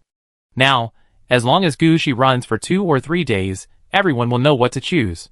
So after asking Luna and Princess Anna which troops are ready, Gushi closed his eyes immediately. Gushi saw the situation of the entire plateau again. This time, Gushi's goal is no longer such a small matter as moving inside the city of Aridav. Gushi chose the farthest position, the edge of the plateau to the east. Gushi only saw this place in the sky, but he had never been there in person. If Gushi drove the evil coffin at full speed and raised the evil coffin to Mach 7, it would take more than an hour to get there from Aridav. As a result, now Gushi only needs to close his eyes and open them, and he will appear directly at the edge of the plateau. Standing on the edge of the cliff, Gushi looked down. He could clearly see the fresh soil on the edge of the cliff, and there were still many grass roots in the soil. It was obvious that the cliffs here were pulled out from the ground by the power of the head of the ancient gods. It was not a huge rock, nor was it exposed to the wind, sun, and gravity. If someone wanted to climb hard, as long as they had more strength, they could directly carve out steps for climbing on the edge of the cliff. In such a large place, if this is the case, it would be impossible to prevent the enemy from climbing up. It seems that Princess Anna's plan must be carried out. At least the cliff defense plan must be launched. So Gushi first released a city gate, and then began to release different dump trucks around the cliff. Chapter 2389. This time, the gate that Gushi deployed was not the gate of Yaladovi city, but the main gate of Heiji city. After all, Gushi knew what he was going to do as soon as he saw the situation here. The best guards on the cliff in front of him were actually the Arrow Tower hunters, who would not move after taking root. At the same time, the various attack methods of the Arrow Tower hunters could defend against the sky and the ground, and they could deal with various problems in time. The most important thing was that the Arrow Tower hunters, who had become undead, needed less supplies. As long as they took root, they could even ignore them for several months. Under the current circumstances, the undead Arrow Tower hunters became the best choice to guard here. After receiving Gushi's order and the city gate had been deployed, the undead Arrow Tower hunters in Heiji city did not hesitate at all. They immediately put away the arrow towers in the city and started to move out. Of course, it takes some time to put and retract the arrow tower. Gushi took this opportunity to jump out of the cliff. The strong wind lifted Gushi's body immediately, allowing Gushi to fly down safely. During the downward flight, Gushi noticed that the soil on the cliff was leaking water. It was obvious that the soil was not as solid as the cliff formed by thousands of years of compression. In addition to the climbing and sneaking that she was worried about before, she now began to worry about whether someone would dig a tunnel from underground to sneak in. It seems that there is no end to the things to worry about in a territory. It's either this or that, and there is danger everywhere. After falling to the bottom of the cliff, Gushi has found several ways to attack the plateau. He was somewhat thankful that he had come here once. If it weren't for this incident, he would have put all his energy into the city, and prepared to expand freely from point to area like before. By the time the city is built to the edge of the plateau, there will be no idea how many enemies have sneaked in. He might have to fight with the enemy for territory in the end. If this really happened, Gushi would lose face. Thinking of this, Gushi turned back and looked at the cliff with a serious look. This kind of thing cannot be allowed to happen. The cliff must find a way to deal with it, at least not to let the enemy have a chance to sneak in. As for frontal attacks, there is no need to worry. The guards arranged here will respond immediately. After thinking about it, Gushi was pushed by a strong wind around him, and he flew up again. When he returned to the place where he flew down the cliff before, Gushi found that the first undead arrow tower hunter had arrived here. He did not rush to deploy his arrow tower, but lay on the edge of the cliff and looked down. "How is it? Did you find anything?" Gushi originally wanted to call Eve over to see if there was any way to reinforce the cliff in front of him, or at least to solve the problem of the cliff not being solid enough. The actions of the undead arrow tower hunter now made Gushi a little curious, and he didn't know what he had found. When asked by Gushi, the undead arrow tower hunter answered immediately. "Sir, I was just about to check the environment in front of me to see which arrow tower is suitable for placement. Not all arrow towers are tall and big. As arrow tower hunters, we need to arrange different arrow towers according to different environments." Hearing this, Gushi became somewhat interested. "Why, there are further classifications of arrow tower hunters?" "It's not classification, but the routes are different. The kind that is often seen, the one that goes directly out of the tower, is the most basic arrow tower hunter. All arrow tower hunters will learn this kind of arrow tower. But after reaching a certain level, arrow tower hunters will also have their own ideas. Some people will feel some weird things. For example, a group of arrow towers, or a group of drones hovering outside the arrow tower, or a bunker-type arrow tower. The situation here is obviously not suitable for normal arrow tower guards. Sir, look, this cliff is almost a 90-degree angle. Standing at this position, you can't see directly below. If you want to see below, you have to lie down. This is the biggest blind spot of the arrow tower defense. Also, that is to say, if we build the arrow tower on the edge of the cliff, we still can't see the people climbing up from below. Only the troops flying in the sky can be targeted. And if we want to strike normally without leaving blind spots, then we should move the arrow tower to this position." The arrow tower hunter retreated about 100 meters and pointed to this position, and said affirmatively, "This position is almost right. Let the people below climb up first and strike here, and the arrow tower can play the greatest role." "You are talking about a normal arrow tower. Is there anything abnormal?" Gushi glanced at the position 100 meters away.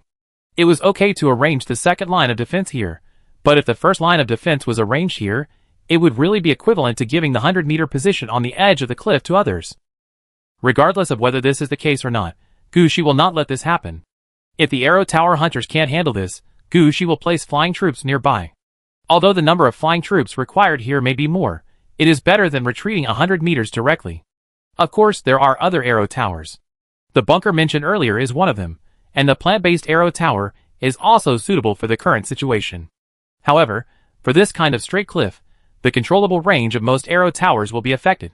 If you really want to deploy defenses on the cliff, it is best to find someone in Heiji City to specialize in a type of arrow tower.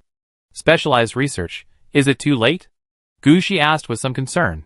"Sir, although you are in control of the Black Pole City, you may not know much about the arrow tower hunter. Sir, you just want to stop people from climbing up the cliff. It's actually very simple. You don't need to transfer all the arrow tower hunters. Just deploy some auxiliary towers. In this way, only one arrow tower hunter can manage about 10 kilometers.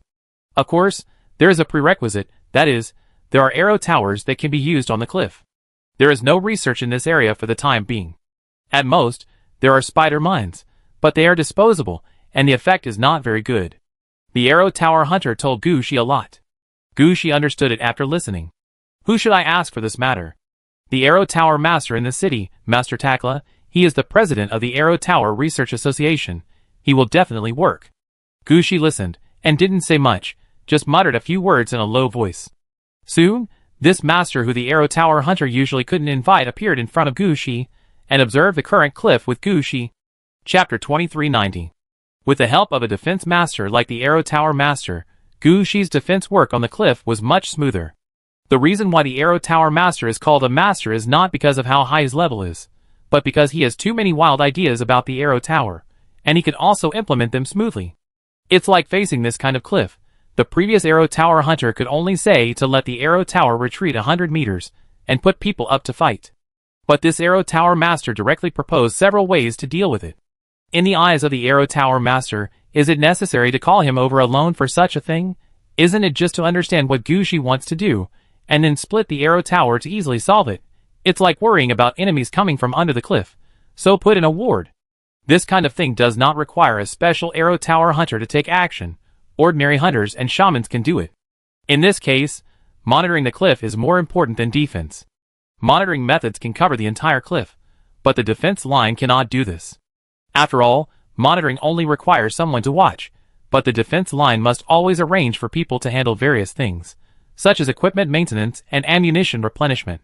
The idea of the Arrow Tower Master is to arrange some fixed-point weapons. The rest will be arranged when the enemy starts to climb up. Anyway, Gushi will definitely not arrange the strongest Arrow Tower Hunter here. After all, with such a long defense line, the number of Arrow Tower Hunters is definitely not enough. The Arrow Tower Master estimated that there might be a group of level 5 undeads at that time. They just need to learn the methods of Arrow Tower Hunters temporarily, and be able to deal with various troubles. There is no need for too much training and methods. Gushi did not immediately agree to what Master Arrow Tower said. Then you will arrange this matter. I will give you 3 days. After 3 days, I will ask Princess Anna to send someone to conduct a comprehensive inspection. If the method you mentioned is feasible, then the matter will be settled. In the future, if the research in Black Pole City requires any materials, I can give priority to approval. Of course, if the method you mentioned is not feasible, then I'm sorry, you just have to stay here for me. Please rest assured, sir, these are all trivial matters, I can handle them. It doesn't take 3 days at all. Just 1 day will be enough. Master Arrow Tower said confidently. In his opinion, the matter in front of him was really a trivial matter. First 3 days, you are an expert in this area. I have only found a little problem now, and there are still many things that have not been seen. You can take this opportunity to take a closer look and make up for everything. After 3 days, I will bring people to check, and I hope you have handled everything by then.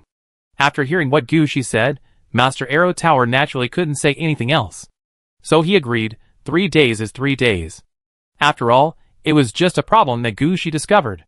The Arrow Tower Master had not personally walked through it, so there were still some problems that had not been dealt with. After the Arrow Tower Master agreed, Gushi did not stay here for long. He went to the next place. After all, he still had a lot of things to do, and he needed to go to many places next. But Gushi never expected that from the edge of the cliff, all kinds of things would become more and more troublesome.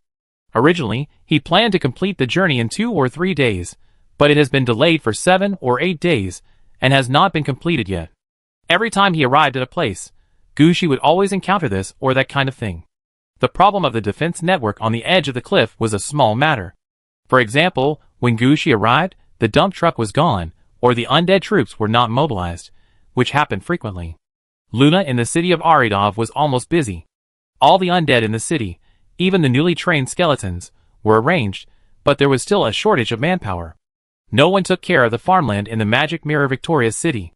But even so, there were still not enough undead.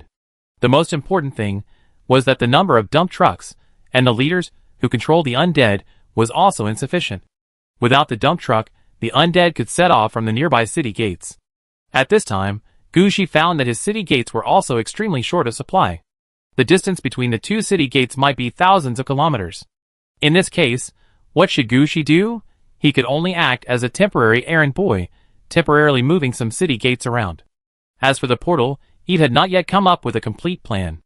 In addition, arrangements also needed to be made for the possibility that the enemy could dig a hole underground to sneak into the underground world. In order to discuss this matter, Gushi had to go back to Aridov City to discuss it. At this time, Gushi finally felt the flustered feeling that Luna had at the beginning. There were several times when Gushi wanted to start the game directly, but he thought that this was his territory, and also his underworld. What if he started the game and something went wrong here, and he couldn't change it back later? So although he was very tired, Gushi gritted his teeth and persisted, busy every day and checking for deficiencies and filling gaps. If he found any problems, he would deal with them immediately. At this time, Gushi did not notice that his subordinates had been clearly divided. The contracted undead formed a large faction, controlling the city, intelligence, military, experience, scientific research and other rights under Gushi. Although there may be small factions within, it is undeniable that no one can replace the position of the contracted undead in Gushi's heart in a short time. Then, there is the Orange Guard faction. They are not many in number, but their strength is not weak at all. Not to mention the others, the Orange Guard new Ninetales can already be equivalent to half of the Quasi-Red equipment. The most important thing is that they have more comprehensive abilities. The origin of the Orange Guard undead can act as half of Gushi's teacher, and the Orange Guard blacksmith can forge orange or Quasi-Red equipment. In addition, Gushi can summon them to his side at any time, and slowly their status has formed a separate level around Gushi. Unlike other epics, leaders and heroes cannot exceed the limit, so they have been targeted by the contracted undead during this period. In places where Gushi can't see, they have fought many times, with both sides winning and losing, and the relationship between them has become more tense. The only one who was not affected was Luna. She only knew the current situation at most, but did not participate in it, nor did she tell Gushi. In this way, some things were buried in time and busyness, and in a blink of an eye, a year passed. Chapter 2391. A year is neither long nor short. Anyway, Gushi didn't feel that he had learned anything, and time just passed. When Gushi received Donglingyi's letter, he realized that a year had passed without him noticing. Looking back at the efforts over the past year, Gushi didn't know what he had done. The only thing that made him happy was that a lot of roads had been built. Now on the plateau, in addition to the spiderweb-like flower roads, there are also rivers that spread across the entire plateau. These rivers are composed of the Grand Canal, Sanchuan River, Hades, Forgotten River, and some ordinary rivers. Regardless of the size, the distribution range of these rivers is already considered to be accessible to every corner of the entire plateau. Now Shea and others are planning the construction of docks and bridges there. In addition to flower roads and rivers, railways, high-speed railways, straight roads, and other high-speed transportation roads have also begun to be built, but due to manpower issues, these roads have not yet been connected. At the same time, because Gushi did not have a suitable engineer, the locomotives used in the railway did not reach the level of the real world that could cross the star field. Even the super high-speed trains of the outside world that could directly cross millions of miles could not be built. They could only use ordinary locomotives to transport goods. Gushi might have to buy some drawings of this thing and study it in the future. It might be necessary to train special researchers. However, most of the plateau veins, mountains, forests, etc. were moved. At the same time, Gushi also did the work of dredging and integrating the veins, but on the plateau, these movements were not very noticeable. Putting down the letter in his hand, Gushi stood up again. "Sir, is there something wrong?" When Gushi stood up, Mary brought a pile of documents to Gushi. "The teacher wrote to me, saying that I should go back to participate in the Red Dress Exhibition Conference, and choose the graduation topic at the same time." Gushi raised the invitation card sent with the letter, and said with a smile. If Donglingyu hadn't sent a letter to remind him, Gushi would have forgotten that there was a Red Dress Exhibition Conference waiting for him in Yin City. However, judging from the content of the letter, Donglingyu was afraid that after this Red Dress Exhibition Conference, he would be ready to leave Hades University. Asking Gushi to go back was to explain the last things. Gushi also understood that this should have been the content that Gushi had to learn in Hades University in this year. However, because of the reason of the head of the ancient gods, and the binding of the head of the ancient gods later, and dealing with the plateau affairs in front of him, time was dragged down day by day, and finally, he couldn't get back to Hades University. Now that he had the letter in hand, Gushi couldn't say that he hadn't seen it. After putting the letter away, Gushi looked up at Mary and asked, "What's the situation this time?" "It's 3 experimental applications from Eve. One is the research on the active mechanism of the cliff, one is the processing of energy conversion after the large teleportation array is fixed, and the other is..." Mary hadn't finished reporting the situation yet, and Shea rushed in at this time. "My lord, the latest news, the people we sent have entered the eldest Sun City, and they have sent the latest information." Mary, who was reporting, turned around and glared at Shea, but Shea said directly, "Information about Genesis." "Genesis failed?" Gushi thought of the worst-case scenario when he heard it. Shaya shook his head repeatedly. "No, it was after Changzi City lost the head of the ancient god that they conducted a strict investigation of the city.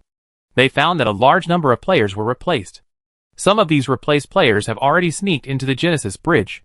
In order to prevent social chaos, this news was temporarily suppressed, but Changzhi City has notified Yuanzhou City, as well as Peichin and Mulwan.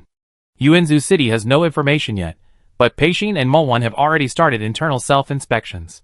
Players replaced? Hearing this news, Gu Shi's memory of death attacked his brain again. He still remembered that he seemed to have met such a person on the night he went to rob the head of the ancient god. Is it the octopus head of the Joshu tribe? Yes, and the number is not small, otherwise the spies I arranged to Changzhi City would not have been able to pass on the news so smoothly. Xia said seriously. However, Gu Shi also saw that Xia must have received other news, otherwise she would not have rushed here in the first place. Oh, is there any other news? Yes, I heard that Yuanzhou City intends to stop this Genesis and prepare to clean up the hidden enemies before restarting Genesis. But this news always feels a little inaccurate, as if it was deliberately released by someone to trick someone. Hearing this news, Gu Shi couldn't help but fall into deep thought.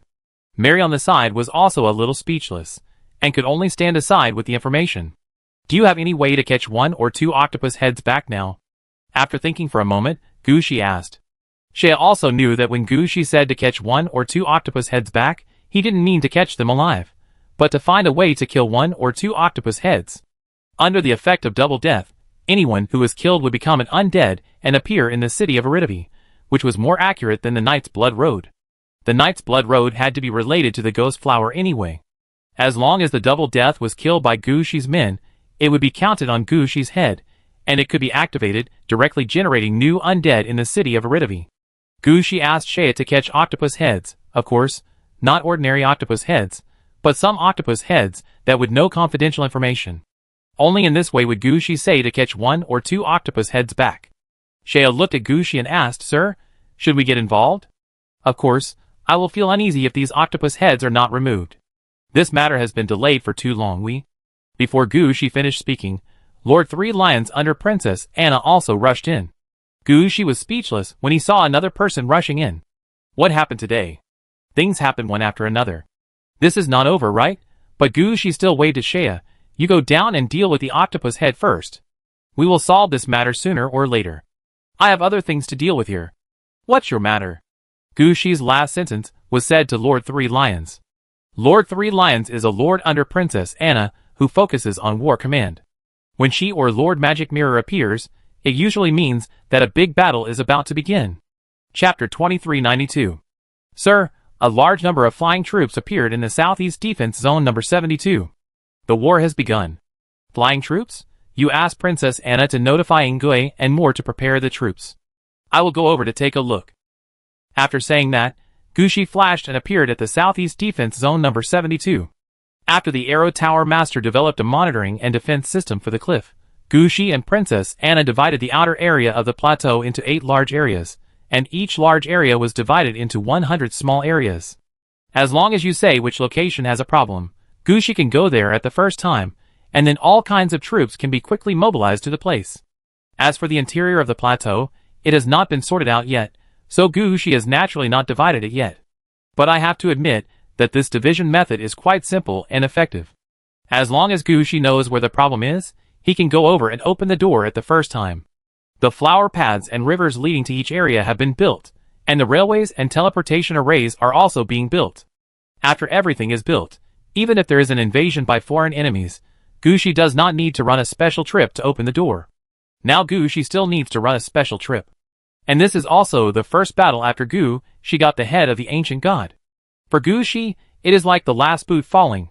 This battle has not happened, and Gu Shi has been hanging on this matter in his heart. Now it's good, the enemy has appeared, and after this battle, Gu Shi will definitely be refreshed, and the busyness during this period will be swept away, and he can just take advantage of the momentum of a great victory to go back to participate in the Red Clothing Exhibition Conference. Maybe he can get some benefits at the Red Clothing Exhibition. With this thought in mind, Gu Shi immediately flashed and appeared in the Southeast Defense Zone number 72. After appearing here, Gu Shi immediately saw dark clouds rolling in the distant sky, and a large number of clouds pressed directly towards his plateau. This feeling is a bit like 100,000 heavenly soldiers and generals flying over. However, because the opponent was still far away from Gu Shi did not see clearly what kind of troops the opponent was. But judging from the pattern of the dark clouds advancing in front of him, this should not be a righteous army. After seeing the situation in front of him, Gushi immediately opened 2 city gates. One was the gate of the flying platform on the side of Yaladowai City, and the other was the gate of the flying platform on the side of Poison Peach Mountain. On the side of Yaladowai City, the shadow ghosts, wyverns, and fear bats flew out, followed by a large number of flying insect swarms and gargoyles. However, the flying height of the insect swarms and gargoyles was not as high as that of the wyverns and fear bats. And the ones coming out from Poison Peach Mountain are more, and her undead dragon troops.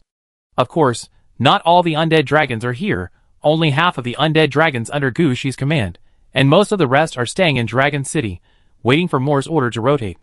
But even if it is half of the undead dragons, the number here has exceeded 300,000, and most of this is the result of Gushi letting Moore run away to deal with the overseas Dragon Island. Now is a good time for Moore to contribute.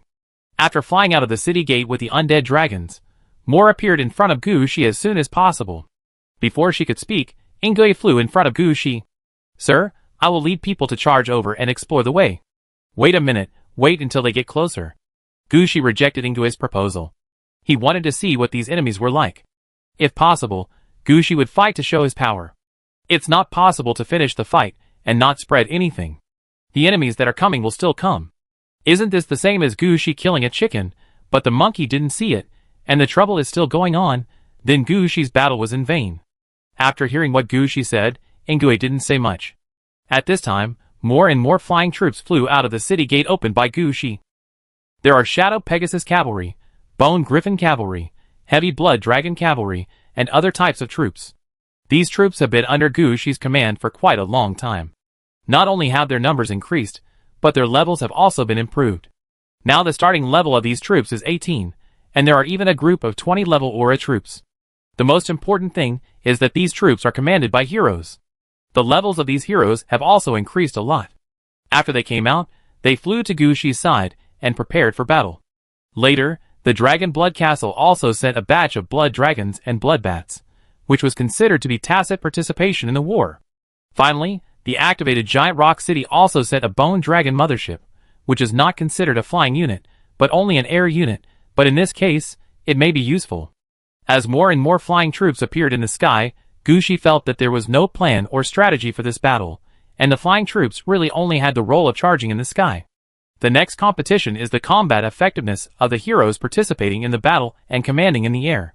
When the Gushi troops flew out, the dark clouds advancing towards the Gushi Plateau had already flown to a position about 30 kilometers away from the Gushi Plateau. At this position, with Gushi's eyesight, he could already see the situation in the dark clouds. This dark cloud is at least as high as a 30-story building, and covers an area of at least 500,000 to 600,000 square kilometers. If this is really a cumulonimbus cloud, it can at least cause heavy rain in half a province. You call this a player? It turned out that there was a wooden sailing ship that looked even more broken than a ghost ship in the dark cloud, and there were at least tens of thousands of these wooden sailing ships. On the deck of the wooden sailing ship stood some players with tattered clothes, blue skin, holding a long sword or a long knife in one hand and a short musket in the other. These players look similar to humans, but they are not that tall, only about 1.5 meters, and some special ones are only more than 1.4 meters. On the contrary, all of them, regardless of gender, had big beards with spider webs or water plants as decorations. These wooden sailboats rose and fell with the dark clouds, and it felt as if they were using the dark clouds as the sea. The dark clouds in front of them were what really pushed them forward. The strange players hiding on the wooden sailboats in the dark clouds also noticed Gushi's existence at this time. Seeing Gushi standing in the air with his flying troops, they all had a flash of excitement in their eyes. "Fellow countrymen, beat the drums, push the dark clouds, activate the lightning, we will ride the wind and kill into the paradise of freedom." Who are we? We are pirates wandering in the depths of the game, the sons of the free wind. Quangfing kill. Chapter 2393. Looking at these players, who claimed to be the sons of the wind rushing over in wooden sailboats, Gushi's eyes flashed with a disdainful smile. That's it? There are so many of them, making such a big scene, but they didn't even see a halo. The weapons in their hands are mostly blue and purple, and there are relatively few orange ones, not to mention red. I don't know where their confidence comes from.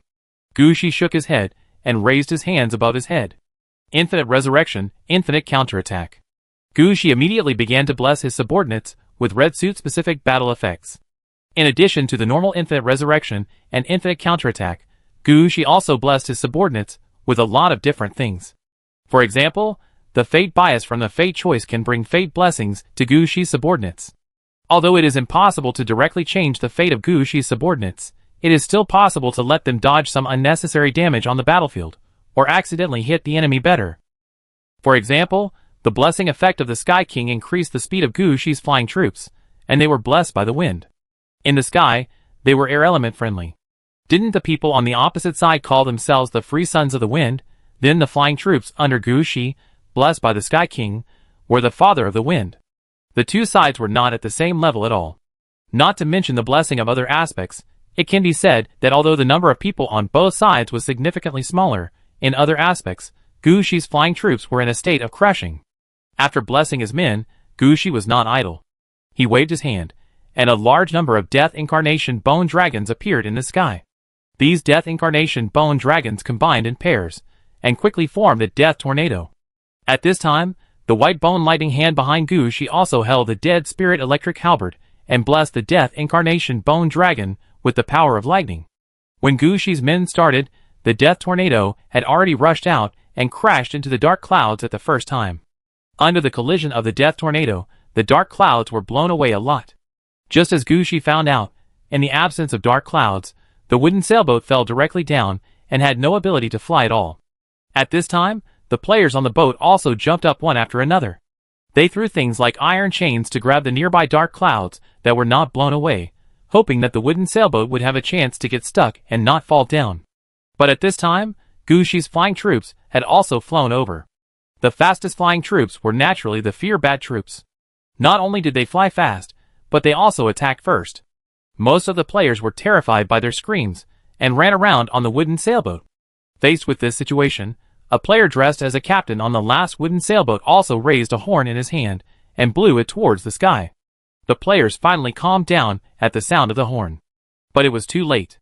Just when the chaos was just now, Guushi's flying troops had already flown onto the wooden sailboat. These flying troops were varied, but there were actually only two real means of attack. One was long-range spitting, which was mainly concentrated on the bodies of undead dragons. The other is high-speed moving impact or high-speed moving claw attack, which can be found in the undead dragons and other flying troops. As for the troops that ride flying mounts and jump in front of the enemy to attack, Guushi's men also have them. But most of them are of average level. After landing on the enemy's wooden sailboat, they can no longer be considered flying cavalry, but only infantry fighting in the sky.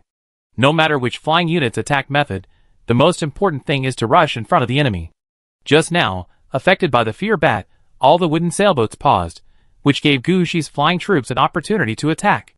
Under the leadership of many heroes, various undead dragons attacked a wooden sailboat together. Under the attack of the undead dragon, the wooden sailboat that had finally stabilized was knocked away again. Some wooden sailboats simply broke directly in the sky, and the players on them were thrown out immediately. At this time, Guushi noticed one thing: most of these players have the ability to control the wind. Although this ability is not too strong, it is easy for them to move back and forth in space. Even among them, some of them have the ability to master water element magic and can easily walk on clouds. After they were thrown out by the wooden sailboat, they immediately chose to walk on the wind or clouds, trying to run to other wooden sailboats. However, these two attacks have allowed Guushi's men to see the situation of these players. They are fighting in the sky, but they can only be regarded as navy. They really can't fly. The wind can slow down their falling speed or push them in a certain direction, but that is not flying. What really took them to the sky was the dark clouds. And what kept them in the sky was the wooden sailboat. So when they didn't return to the wooden sailboat, they were in a state of falling. This was a good time to attack them. So, apart from the undead dragons that had already set their sights on the wooden sailboat, many flying troops set their targets on the players. They attacked from top to bottom, from bottom to top, sweeping back and forth, charging forward and backward. Anyway, all kinds of methods were used. These players were beaten to a state of no temper. It's not that the players didn't think about counterattacking, but they didn't need to do so. As long as they raised their short muskets, the flying troops they were targeting would react immediately, and the counterattack would be launched one step ahead and hit them. If they used range spells or range attacks, they would hit one by one. Then it would be embarrassing. The counterattacks from all directions would tear their bodies apart. Soon, The weaker players didn't have to jump on the wooden sailboat anymore. They were directly torn into pieces, and nothing was left. The situation of the stronger players was not very good either. They simply could not exert their full strength. At this time, Gu Shi, who had been standing in the air, also locked onto a player at the back of the battlefield. He pointed at the player. Swish! A black feather arrow fell from the sky and pierced the player's head, and a piece of black cloth rolled into a ball fell from his hand. It was obvious that just now, the player seemed to want to use this ball of black cloth to do something. But he underestimated Gu Shi's vision and his ideas. If he could use the red suit, Gu Shi would not play any close combat with you. Once there is any abnormal movement, the red suit will kill instantly. Chapter 2394. As the enemy leader was killed, the remaining players also reacted. They seemed to have hit a wall, so some players thought about robbing the boat and escaping from here, while some players were thinking about not even robbing the boat and seeing if there were other ways to escape. But at this moment, Gu Shi would never let them escape. Even if Gu Shi wanted to let 1 or 2 people go out to publicize his achievements, he would have to kill most of the enemies first. What would it look like to kill half, and let the other half run away? Destroy. Gu Shi waved his hand, and Moore and Nguye knew what Gu Shi was thinking.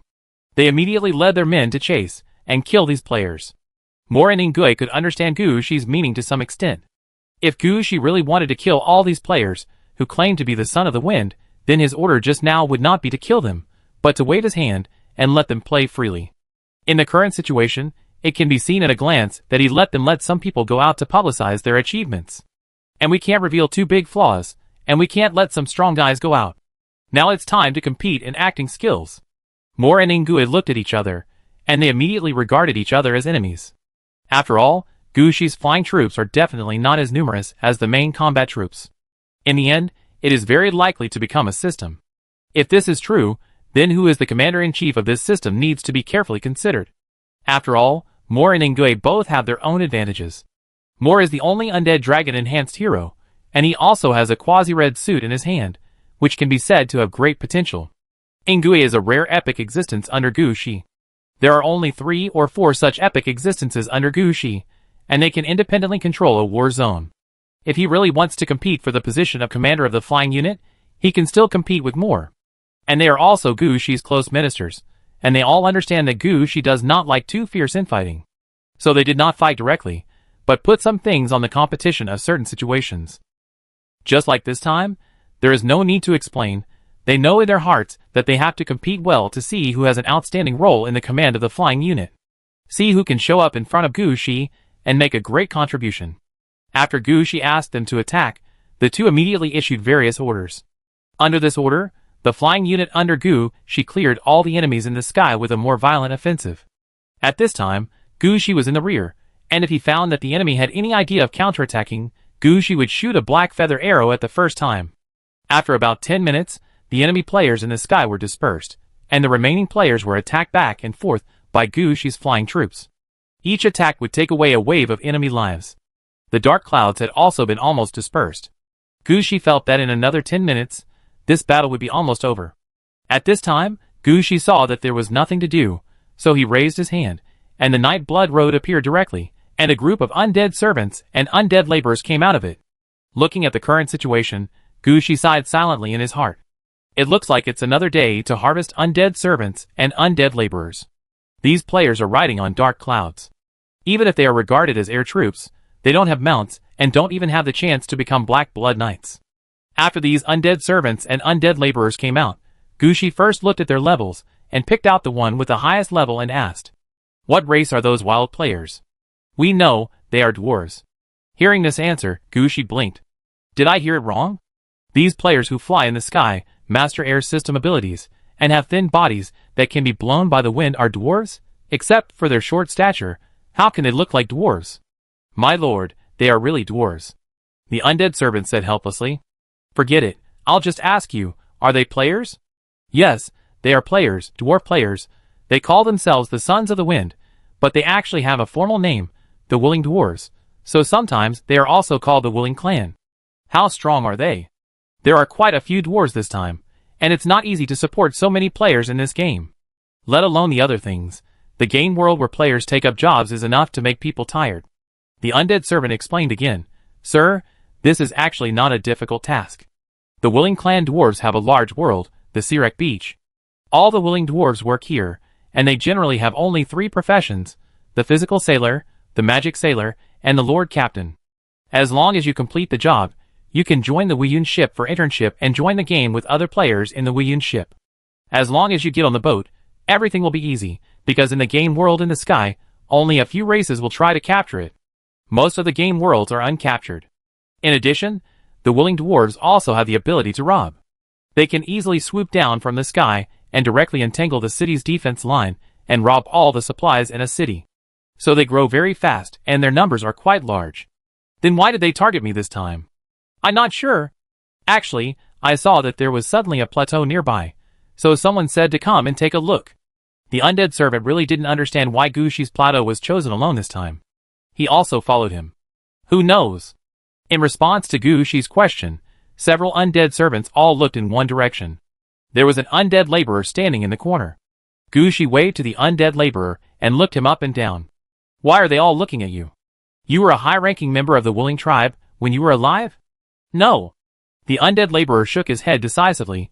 I am just a navigator, responsible for guiding the Wiyun ship. They may think that it is our idea to come here. This is really not the case. We are really just flying according to the route map. Gushi did not believe the undead laborer's statement, so he questioned him seriously. After asking this question, Gushi's eyes became brighter and brighter. He really didn't expect that the Willing tribe looked weird, but they had a lot of things in their hands, and among them was exactly what Gushi wanted most now. Chapter 2395. Dark Cloud Boat. It does not refer to the wooden sailing boat, but the technology of sailing in the dark clouds. After the undead laborer explained it, Gushi understood that this thing was somewhat similar to his own evil coffin, and the original dark clouds were somewhat like the black fog in the evil coffin. It's just that Gushi used the evil coffin, and the players of the Willing tribe got a large number of wooden sailing boats. It can be said that the Willing people have no other mounts except wooden sailing boats. Their situation is equivalent to Gushi getting millions of evil coffins, and then extracting the black fog in the evil coffins and integrating them into one. After so many years, they have forgotten which one is the real body, the wooden sailing boat or the dark cloud. Gushi, who controls the evil coffin, understands the situation in front of him better. But what he really cares about is not this, but the moving speed of the dark cloud boat. Although their moving speed was obviously not fast when they rushed over before, it was actually the moving speed of the dark cloud. As long as the wooden sailing boat is within the range of the dark cloud, it still moves very fast. Although it is impossible to teleport inside the dark cloud, the wooden sailboat can still move from one end of the dark cloud to the other end at a speed of several Mach. This made Gushi think of a situation. So he asked in detail, is your ability to move at high speed in the dark cloud limited or unlimited? The undead laborer looked at Gushi in confusion, not quite understanding why he asked this question. But he still responded seriously, there is no limit, as long as the ship can support it, the dark cloud can continue to increase our movement speed. What is the highest speed you have ever reached? Gushi asked again. I don't know. My lord, you have seen that the dark cloud is so big. It has reached its limit before it even started running. When the dark cloud ship left the dark cloud range, it not only had no speed, but it couldn't even fly. So we really don't know the answer to this question. You can try to study it, Gushi said lightly. This is really a means of transportation that comes to your door. If it is true that the undead laborer said that it is possible to move at a very high speed in the dark cloud, then Gushi can really arrange an air route composed of dark clouds. In this way, Gushi can use these dark cloud ships to quickly transport troops and various forces. In addition, after returning this time, Gushi will inquire about various railway transportation methods. It can be said that the transportation methods of Gushi Plateau are quite comprehensive. In this way, the transportation methods that do not care about time include rivers and flower roads. The transportation methods that move at high speed include dark cloud ships and railways, and the faster ones can also have teleportation arrays, and individuals can also have flying mounts and flight points. The entire transportation network is officially laid out.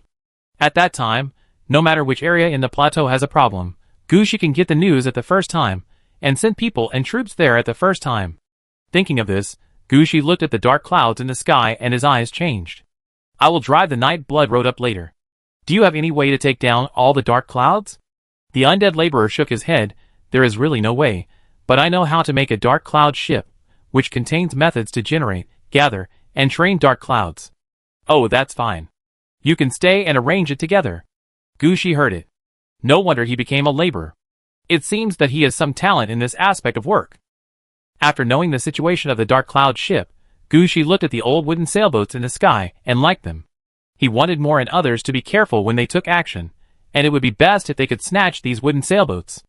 However, looking at the flying troops fighting in the sky, Gushi still didn't say such words. The most important thing about the dark cloud ship is the dark cloud.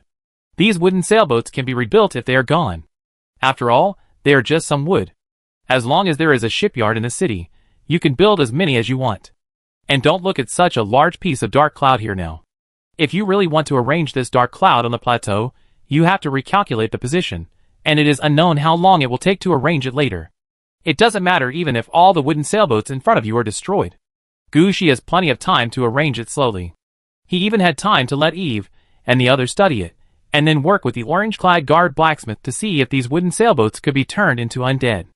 Expand the transport capacity, at least like a dump truck, which can carry thousands of people at a time. Seeing that Gushi wanted to say something but then retreated, Morin and Gui were a little surprised.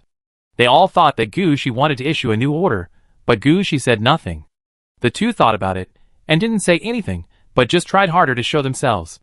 With their efforts, after 7 or 8 minutes, there were no willing dwarves left in the sky. Most of the willing dwarves were killed, and only a few willing dwarves escaped through some means. Because the willing dwarves were almost dead, the dark clouds in the sky slowly dispersed. Although his undead laborers would not deal with the dark clouds in front of him, Gushi did not want to let these dark clouds disperse completely. Gushi waved his hand, and the power of the King of the Sky was directly activated. The strong wind blew all the candy that was originally to be dispersed together. At this time, Gushi was thinking whether to send these dark clouds to the White Bone Lightning Ghost Prison or the Ghost Dragon Ghost Prison first. After he got the ship ready, he would release these dark clouds. But at this time, a special voice came from nearby. Contact the 72nd area of the southeast front. Contact the 72nd area of the southeast front. This is the city of Aridov. Please answer if you hear it. Gushi turned to the direction where the voice came from as soon as he heard it. This voice was the result of Eve's efforts over the past year.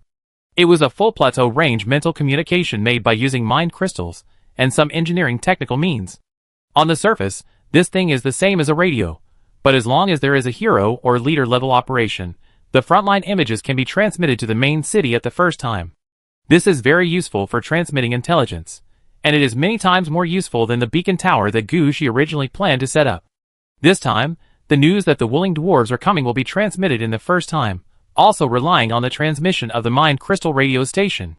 Now that the city of Aridov has contacted here, it must not want to ask about the situation on the front line, but to find Gushi. So Gushi flashed and appeared in front of the Mind Crystal radio station.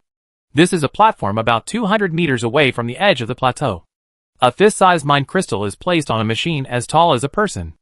I am Gushi, what happened? Chapter 2396. Sir, I am Operator 0099. Some special undead appeared in Aridavi City. I need your attention. Gushi had already gone to the battle. It was certain that new undead appeared in Aridavi City. However, most of the undead could be handled by Luna and Princess Anna. Even if there were a few special undead, there were other contracted undead and heroes in Aridavi City. The undead that had been transformed were collected as soon as possible. The undead that could make Aridavi City embarrassed must be some extraordinary undead. This time, there seemed to be no special professions or existence among the willing dwarf players, and there was nothing special. The only difference was the tattered wooden sailboat. Could it be? Gushi's heart moved, and an idea flashed through his mind immediately. More, you are responsible for cleaning the battlefield and gathering all the corpses. I will go back to the city to take a look. It's not that Gushi didn't want to arrange skilled workers to clean the battlefield, but this time, they fought on the outskirts of the plateau. Most of the bodies of the killed willing dwarves fell down the mountain. Gushi now had to rush back to the city to see what was going on, and where he could send people down. So now, he could only let Moore and the others clean up the battlefield first, and the rest would have to wait until he finished dealing with other things and came back. After arranging things, Gushi appeared in the city of Aridavi in a flash. Now Gushi could really go wherever he wanted, and he didn't need to open a special door at all. On this plateau, he could really go wherever he wanted. When he returned to the city of Aridavi, Gushi finally understood why there were special undead spirits. At this time, tens of thousands of ghost ships with black smoke were circling in the sky of Aridavi City. This ghost ship is about the same size as the wooden sailboat that Gushi destroyed before, but the style has changed a little. The original wooden sailboats were all single-masted or double-masted sailboats, with the main body of the sailboat mainly made of rotten wooden boards, and could carry at least 80 to 100 people. But the situation of the ghost ship in front of us has changed. This ghost ship is obviously much larger, with many more bones on the ship as ship materials, and the sails are also made of hair and human skin. It is obvious that the style of this ghost ship is different from the normal underwater ghost ship style. It would be fine if the ghost ship did not appear. As long as it appeared, a discerning person would know that it was a product made by the necromancer with corpses and ship wreckage. If it was just like this, no one would ask Gushi to run once. After all, Gushi is actually preparing for ghost ships. There are a large number of ships in the river channel of the plateau that are being tested. It is not yet determined which one to choose as the sample of the ghost ship. The problem now is that all the ghost ships in front of us are wrapped in black smoke and flying in the air. It is obvious that they are not the same as the ghost ships in the river. This belongs to the range of airships, so the people in Arida's city can't deal with it. They can only ask Gushi to come and take a look. Gushi took a look at the properties of this ghost ship and found that it was really interesting.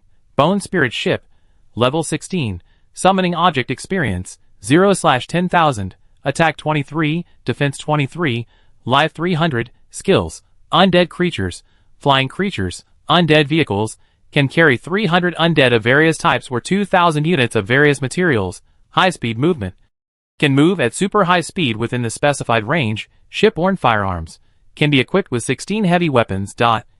Okay, now we don't have to worry about the problem of ghost ships on the flight route. This kind of Bone Spirit ship is just right for use. At the same time, Gushi also noticed that under the description of the Bone Spirit ship, there were also drawings of the construction and design of the Bone Spirit ship, as well as corresponding subdrawings. Although all the Bone Spirit ships have similar properties now, they have actually been differentiated from the beginning. There is a difference between transporting people and transporting goods. After upgrading, transporting people can be divided into pure transportation and fighting in the sky. There are two different types of transporting goods: high-speed transportation and large-scale transportation. It can be said that there are quite a lot of categories here, not just one type of attribute like now. After seeing such attributes, Gushi dragged Luna and Eve over without thinking. Gushi talked about the gains from this battle, and then Gushi said to Eve, "Eve, you should transform all the Bone Spirit ships here. I will ask Mary and Catherine to provide a certain amount of Bone Spirit ships, and you can do a comprehensive transformation of the Bone Spirit ships according to the flight area division we planned before. I don't care about the rest, but I need 1,000 Bone Spirit ships that can be used to transport large troops. 1,000 Bone Spirit ships for transporting heavy materials, and you must ensure the amount of air transportation in the future. You can handle the rest by yourself." When Eve heard this, she looked up at Gushi and said, "Sir, you should find a way to recruit 2 people who are good at engineering in the future. This thing is really a waste of my time." That being said, Eve still took on the task. And Luna, who had the best tacit understanding with Gushi, did not need Gushi's arrangement, and directly brought all the transformed undead this time. Although all the players this time are dwarves, the undead they transformed are not zombies, but ghosts that can fly in the sky. Gushi was not surprised at all. After all, the dwarf players before could fly in the sky for a short time with the help of wind. Because of this, they are half of the Air Force, which is just right for ghosts. After calling these ghosts over, Gushi pointed at them and classified them. Some ghosts were assigned to the Bone Spirit ship. Gushi did not assign the remaining ghosts to other heroes, but sent them to the Wyvern Tower to let them participate in air combat training to see if they are suitable for air combat. Especially for high-altitude combat like this time, if they are suitable, they should be kept and used. If not, they should be used as ordinary ghosts. Luna, you arrange this. I'll go to the battlefield to take a look. Today is very busy. One thing after another. Wait for me to ask them to clean up the battlefield, and then come back to deal with other things." Gushi still remembered that before he went to the battle, he had many things on hand that he had not dealt with, but the battle had a higher priority, so he put down everything on hand and ran to the battlefield. Now that the battle is over, Gushi has to go back to deal with the things that he had not dealt with before. Chapter 2397. After arranging everything, Gushi returned to the battlefield as soon as possible. Morin and Gue were organizing to fly to the bottom of the plateau to carry the bodies. Gushi's arrival did not affect their work, and they continued to carry the bodies there. Gushi did not take the initiative to find them. After Gushi came back, he opened the gate of Yaladovi again as soon as possible, and a batch of bone spirit ships with a number of about 1,000 flew out of the gate. You go, and take these dark clouds away. I don't ask you to do anything now. My request is very simple. Transport these dark clouds back to Yaladovi City, and keep the total amount of these dark clouds unchanged. After knowing that he had something like the bone spirit ship, Gushi naturally wanted to keep these dark clouds. After all, the dark clouds in front of him were a very useful traffic route in Gushi's eyes. It only takes a while to arrange the dark clouds in the sky, and the bone spirit ship can move at a very high speed with the help of the dark clouds. In this way, Gushi's sky transport line was mostly completed, and the remaining issues were the flight points for individual flights and the flight routes of the flying troops. It can be said that the existence of the dark cloud directly saved Gushi a lot of time and energy. At this time, Gushi did not intend to consider other things, and took the dark cloud away first. Under Gushi's command, the bone spirit ship quickly rushed into the dark cloud. Although the bone spirit ship was originally transformed from the dark cloud ship after it was broken. But there are still some differences here. At least the dark cloud ship cannot fly without the dark cloud. But the bone spirit ship can fly, so the fusion between them and the dark clouds will be slower. Gushi stood here on the battlefield and watched for a moment, and knew that this was a long process. Gushi just didn't have time now. After arranging the manpower, Gushi waved to Moore. Moore, you help me keep an eye on this side. When everything is settled, let Luna notify me so that I can take back the city gate. Moore took a look at the scene and then asked, My lord, what do you mean by settled? Are all the bodies transported away? Not only that, the wreckage of the dark cloud ship that fell to the ground must also be taken away, and the dark clouds here must all be taken to the city of Aryov. Moore took a look at the dark clouds here. Although she didn't quite understand why Gushi would specifically talk about the dark clouds, she still nodded. I know. Then I'll leave the matter here to you. Gushi looked at the scene, and saw that there was nothing else to arrange, so he returned to the city of Aryov. Before returning to the city, Gushi also found Shea and Mary. In addition to asking about the things before the war, Gushi also explained some things. Although Gushi had always said that he was going to the Inn City, it took 4 or 5 hours to go back and forth here and finish the things at hand. Seeing that there was no other things to deal with, Gushi could not care about anything else and hurriedly entered the newly built teleportation point in Yaladowi City. Since Yaladowi City was destroyed and rebuilt last time, Gushi and Luna subdivided Yaladowi City again. The original 7 large urban areas were forcibly divided into 12 large urban areas.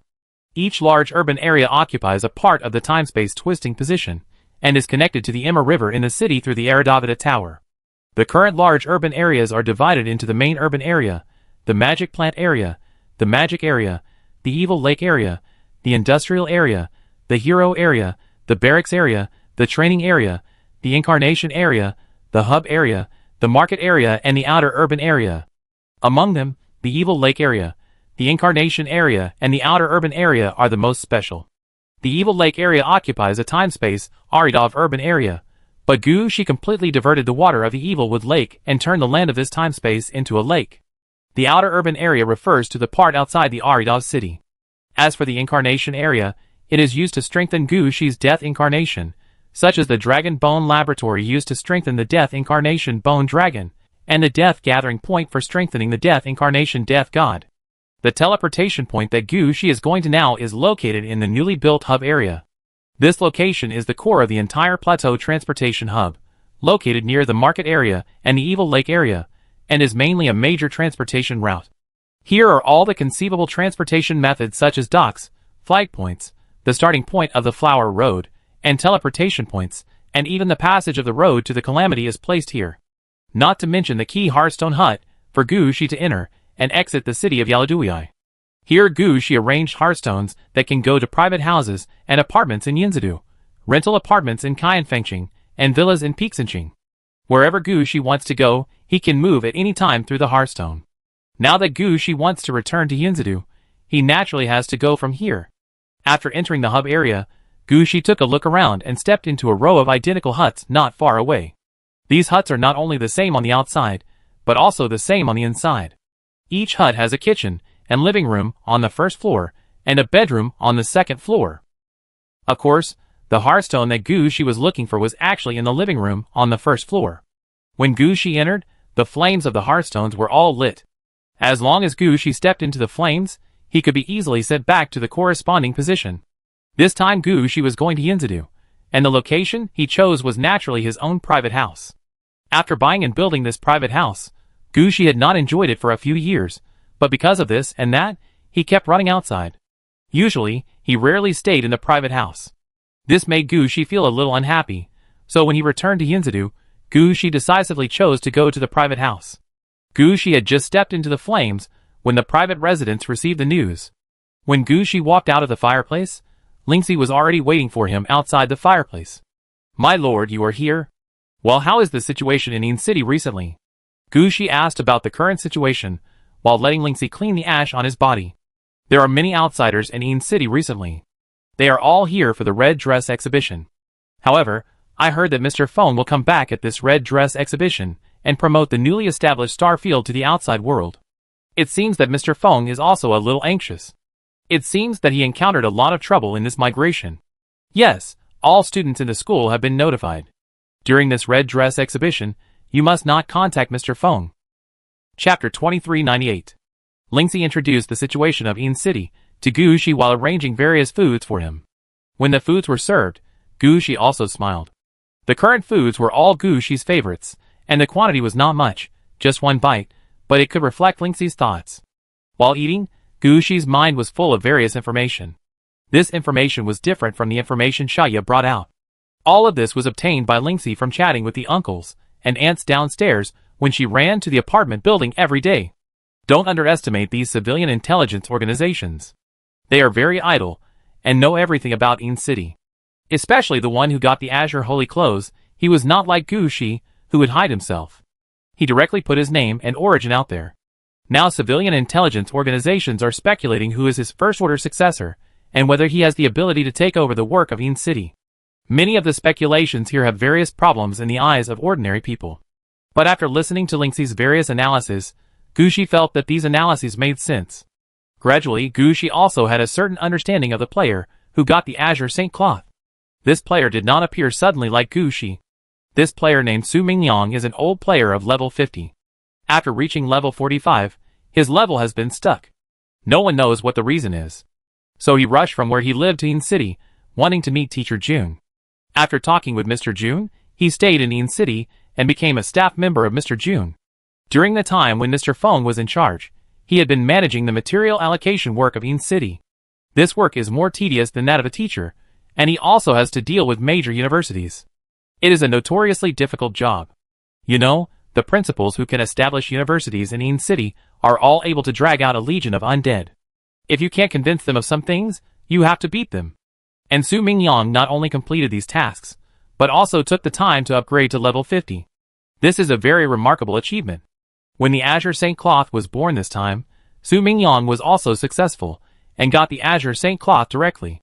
It can be said that his talent is still quite good.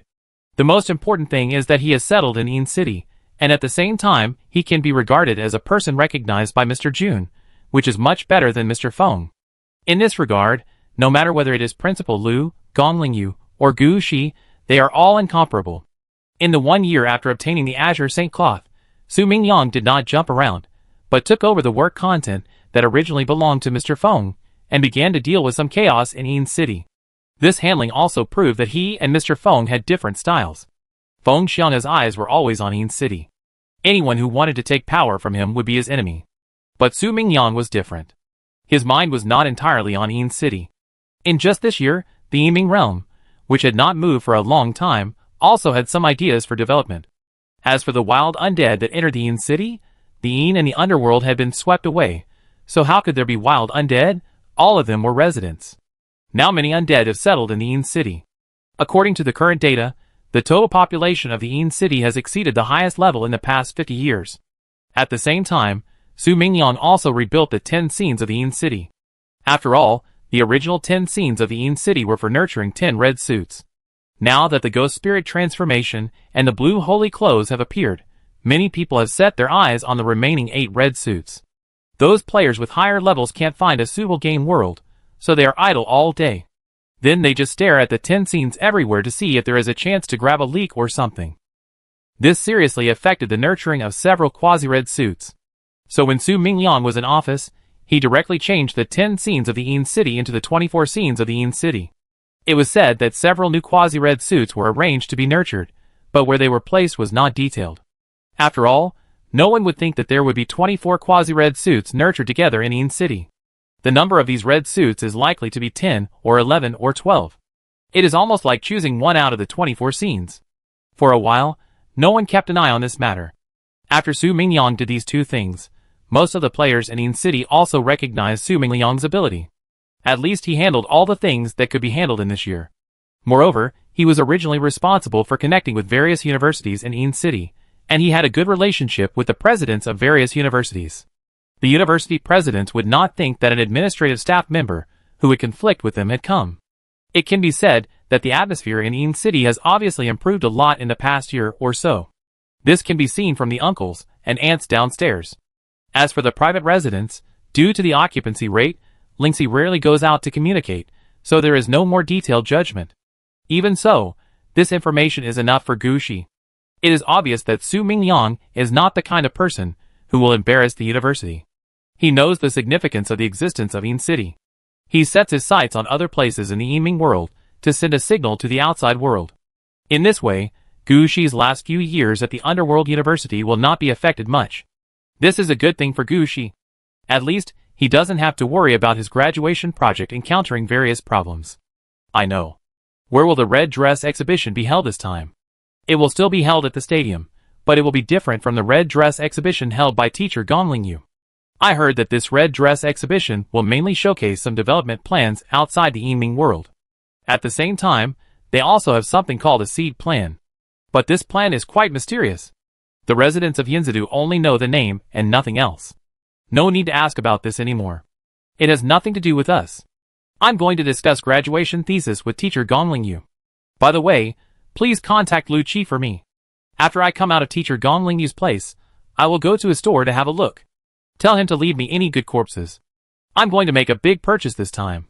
Okay, I'll notify him. Gu Shi nodded and returned to the second-floor teleportation room of the private residence, preparing to go to the University of the Underworld to discuss graduation thesis with Gongling Yu. Chapter 2399. In Hades University, Gongling Yu also received the news of Gu Shi's arrival. She also asked the last few guests to leave in advance and set aside time to wait for Gu Shi. During this year, Gongling Yu has begun to shift the focus of her work. Most of her time is spent in the Ghost Realm, and she even cares more about the Yuguan clan than the Hades University. If she hadn't been waiting for Gu Shi, she might not show up at Hades University for 10 days or half a month. This time, Gu Shi replied in advance, and Gongling Yu rushed back in advance. The little time she had to come back was blocked by people from Hades University. This made Gongling Yu angry and funny. After finally sending people away, Gu Shi still hadn't come, and Gongling Yu was somewhat speechless. Didn't he reply that he would be here soon? Why was the time delayed? Fortunately, Gu Shi didn't delay much. The reason why he was late was entirely because Hades University had been checking him very strictly along the way. Gu Shi originally came in on a flying carpet. As a result, due to various inspections, the speed of the flying carpet is not as fast as walking. Faced with such a situation, Gu Shi was quite speechless. The last time Gongling Yu held a red dress exhibition, the Hades University was not so strict. After hearing Gu Shi's explanation, Gongling Yu also laughed. This is not about the red dress exhibition. This time, Imai University sent people to conduct academic exchanges, so the inspection in the school will be stricter. Oh, the people of the Wanling clan, but it doesn't have to be like this. Gu Shi muttered. Gongling Yu smiled. No way, the Wanling clan is very tolerant, and some students in the school think they can join the Wanling clan. They didn't have the opportunity to contact the Wanling clan before, but now they have it, so they naturally have to perform well. No wonder, I said that at the beginning. They just looked at me and let me go, but later they checked more and more strictly. I thought something happened, but it turned out that they wanted to use me as a target. Gu Shi was not a fool. He understood the situation as soon as he thought about it. Aren't they afraid of my anger? Just anger? Gongling Yu said with a smile. Although most people know your identity, they only know about the matter of the nether spirit flower. Besides, you are still in the learning stage. 1. You have no position, and 2. You have no power. Why should they be afraid of you? Besides, coming to my university for exchange means that they have the opportunity to join the Wanling clan. For this opportunity, What's wrong with offending a red dress holder? They are not officers and soldiers, and they have no chance to offend you. Forget it, let's not talk about this. Gushi didn't want to know what those students thought at all. If they really offended him, the worst thing would be to extract their souls and send them to his ghost prison to let them suffer for hundreds of years. Now Gushi is more concerned about his thesis. Let me talk about my thesis, but teacher, I am only level 18 now. Is it appropriate to start the thesis so long in advance? What's inappropriate? Do you think the thesis is simple? You have to choose a topic first, and then the tutor will analyze the success of the topic with you. If you are an ordinary player, this step alone will take 1 to 2 years. Yu glanced at Gushi and spoke slowly. So long? Gushi looked unconvinced. How could it take so long to choose a thesis topic? In this case, the teacher would pick a few directions, and you just need to follow and complete the task. Looking at Gushi's situation, Yu knew that Gushi definitely didn't understand the topic of graduation thesis. Generally speaking, teachers in universities are the highest level existences that students can come into contact with in their lifetime. Even in the real world, it is the same. The thesis is not actually for students to prove that they have mastered these things, but the teacher's final guidance to students. Some better tutors will find out the weaknesses and problems of students, and through graduation thesis, let students. They take this opportunity to make up for their shortcomings. Of course, there are also reverse methods, which use graduation thesis to strengthen students' strengths and provide certain help for their future. It can be said that the essence of 10 years in college is all in this moment of graduation. For 1 or 2 topics, the tutor and the student analyze their weaknesses and what aspects need to be strengthened. After that, there is another half year of intensive study, which is similar to the previous arrangement of Gushi by Yu to enter the game world for internship. Finally, the students are released to complete this graduation thesis. Generally speaking, a normal graduation thesis takes at least 3 years to complete. In the process of completing the graduation thesis, if something happens, the student has to come back and reapply. But normally, most people can handle everything in no more than 4 years. The reason why Gushi was called 2 levels in advance was because Yu was about to leave Hades University. She was somewhat worried about what would happen to Gushi's graduation thesis after she left. As for the level, it was easy to say. Gushi's current experience was enough, and he could upgrade to level 19 at any time. Yu had already applied for the 20th level promotion world for Gushi. Whether he upgraded before completing the thesis task or after completing the thesis, it would not affect him. It was precisely because of this that Yu was anxious to call Gushi back, hoping to finish the graduation thesis before she left Hades University. I have actually been paying attention to your situation. You are following the route of Taishan Mansion Lord, but your foundation is actually the 3 death skills. This aspect is actually the key for us. On the road to the Ghost Emperor, there are several routes after the 3 death skills are continuously strengthened. I have a few topics here, you can take a look. I will tell you in detail later. Among these topics, there are some that I have already achieved, and some that I planned before but have never achieved. Of course, you can also put forward your own opinions. But it is best not to be a small problem in the details. For a major event like a graduation thesis, something that determines the direction should be used. Yu said while putting a few topics in front of Gushi. Gushi took it and looked at it. Wow! This is not an ordinary topic, this is clearly a thick stack of materials. When these materials were handed to Gushi, the weight was about 2 or 3 pounds. Not to mention other things, the thickness was beyond the level that normal people could understand. Chapter 2400. Look, Gushi immediately lowered his head and read these topics. Soon Gushi understood why these topics were so solid. In addition to the background analysis, there are many other different things in it, such as successful cases, failed cases, and what situations these things can be used in. Normally, it is almost something like employment prospects. Although these are not very meaningful to Gushi, Yu really marked out all that should be there. This can also help Gushi better understand the scope and direction of Yu's topic selection. Just as Yu said, this time the topics are all centered around the 3 divine skills of death, or directly around the skill of the Death City. It's just that some of them were achieved by Yu, some of them were not achieved by Yu, but others completed them, and some were just ideas, but no one has achieved them yet. The one on the top is called Death Star. It is the basic template of Yu's planet.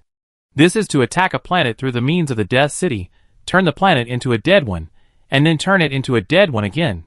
However, the information says that if you want to make a Death Star, it takes a long time from selecting a planet to completing the production.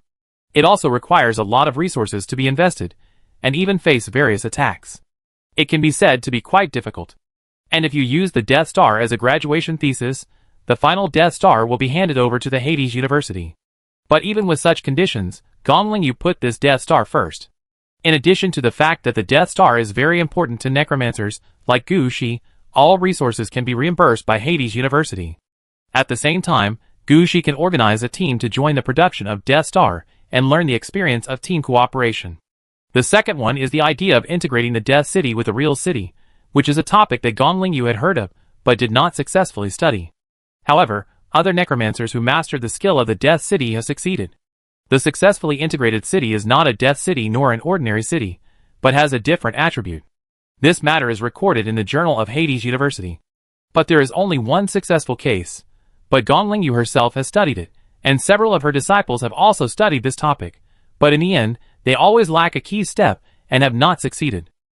This time Gongling Yu also took out this topic, and let Gu Shi choose. Another topic is the research idea topic of Hades University. Gongling Yu has succeeded before and believes that it has a great impact on subsequent growth. There is also a topic from the Ghost Saint of the Underworld University. Each topic represents Gongling Yu's request and help to Gu Shi. Gu Shi was not in a hurry. He read these topics carefully, thinking whether he could complete them and what kind of impact they would have on him after studying them. To be honest, among these topics, only the Death Star and City Fusion topics move Gu Shi. This does not mean that other topics are not attractive, but Gu Shi needs to consider them for the future. The angle he was standing at was completely different from that of Gongling Yu. In Gongling Yu's opinion, Gu Shi would definitely be a double red suit holder in the future, and he would most likely dominate a star field alone. Then a death planet might be an important means for Gu Shi to control the entire star field. But for Gu Shi, the situation was not the case. Not to mention that the head of the ancient god that might be in Gu Shi's hands later would allow Gu Shi to get at least 50 pieces of red equipment. Even his current plateau was actually equivalent to a miniature planet. The area of that plateau was half the size of the Earth. Gu Shi was interested in the other functions of the Death Star. Gu Shi felt that when he faced death last time, death seemed to have some special suggestions for him.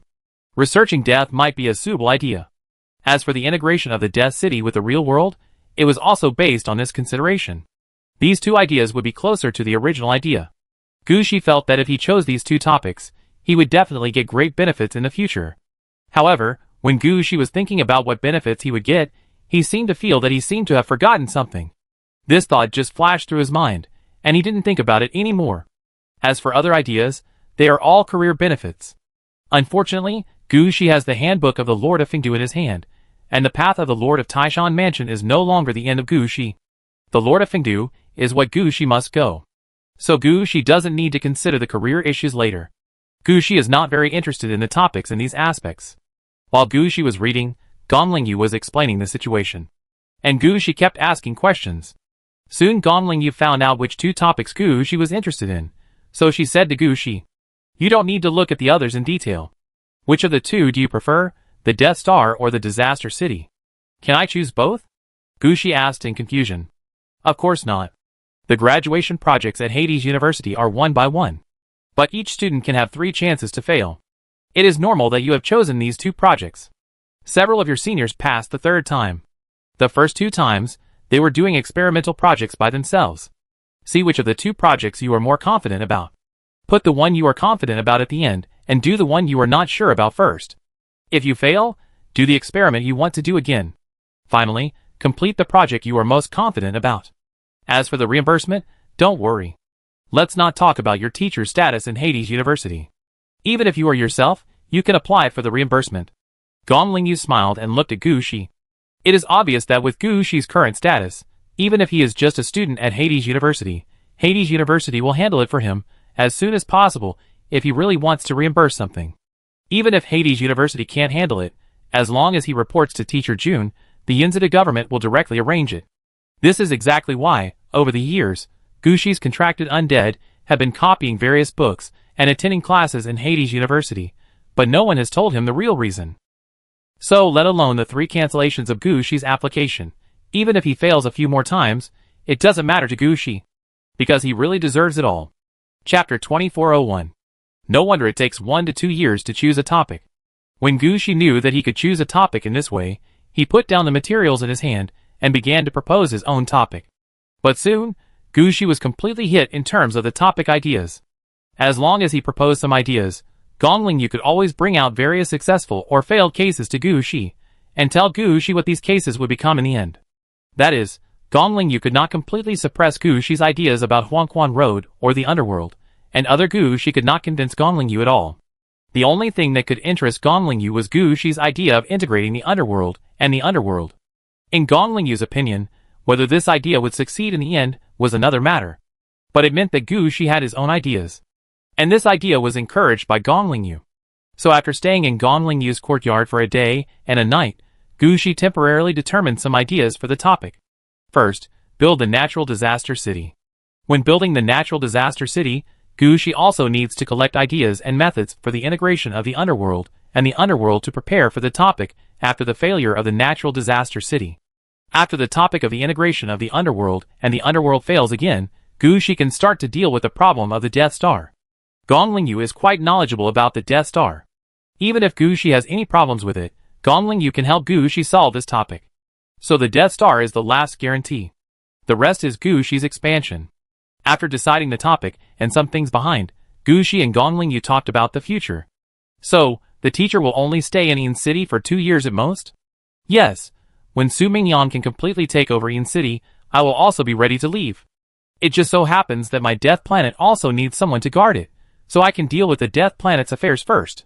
When the Committee of the Ghost Realm is re-elected in 5 years, I will be assigned a position, and I will stay in the Ghost Realm. Most of your senior brothers have graduated. I don't care where they will go. Your situation is special. If one day, you are going to accept the second red dress, remember to find me in advance. I will help you analyze the current situation. Gongling Yu has already considered the future arrangements for Gushi. Unlike Gongling Yu's other disciples, Gushi will definitely not be just an ordinary necromancer in the future. He will definitely be able to suppress a star field, and even become the main force on the human side, so Gongling Yu's attitude towards Gushi is naturally different. In Gongling Yu's eyes, Gushi's lower limit has been set. What she needs to do now is to push Gushi forward and keep raising his upper limit. Okay, it just so happens that I also plan to visit the 3 star fields of Yiming Realm, Ghost Realm, and Huangquan Realm after graduation to check out the styles of different undead star fields. Now there are more than 3 star fields, and now we have to add an Yifeng Realm. Yifeng Realm? Is the new star field that Mr. Feng migrated to built? Gushi was also shocked when he heard it. Can the star field be built so quickly? It's not built yet, but it's already there, and the first city has been built, and it's also given a nice name, called Holy Wind Valley. Gushi also laughed after listening to Gongling Yu's words. He had fought side by side with Mr. Feng several times, and Mr. Feng didn't show any difference. How come he let himself go after running out? However, this matter was Mr. Feng's business, and Gushi didn't ask much. After seeing that the last things on hand were finished, Gushi stood up and prepared to leave. Okay, you go back first, don't run around these days.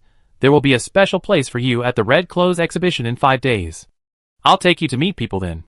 High-level human beings? Gushi glanced at Gongling Yu. Some of my old friends, they don't have as good luck as me to get the Red Clothes directly, but their strength and status are pretty good. You can also ask them for help in the future. Gushi nodded, and understood what Gongling Yu meant. Gushi's current identity is quite embarrassing. On the one hand, his level is too low, but his status is relatively high. If something really happens, it will be difficult for Gushi to find someone. It is completely unnecessary to find someone of the same level as Gushi. If Gushi himself can't handle it, people of the same level as him will definitely not be able to handle it. As for finding someone of a higher level to handle it, it would be a bit of a waste. That would be like using an anti-aircraft gun to kill a mosquito. So some low and middle level people are the ones that Gushi needs to contact. When encountering some small things, Gushi can completely ask them for help and give them some small gifts. There is no need to suppress it from the top level. At the same time, it is the most correct thing to do without owing favors to others.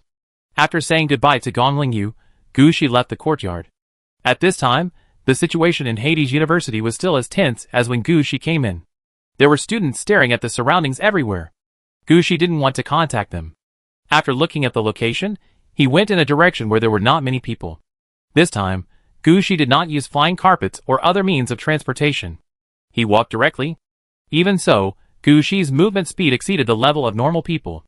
After walking for only a few minutes, Gushi came to a place in the northwest corner of Hades University. Gushi, who was walking, seemed to feel something.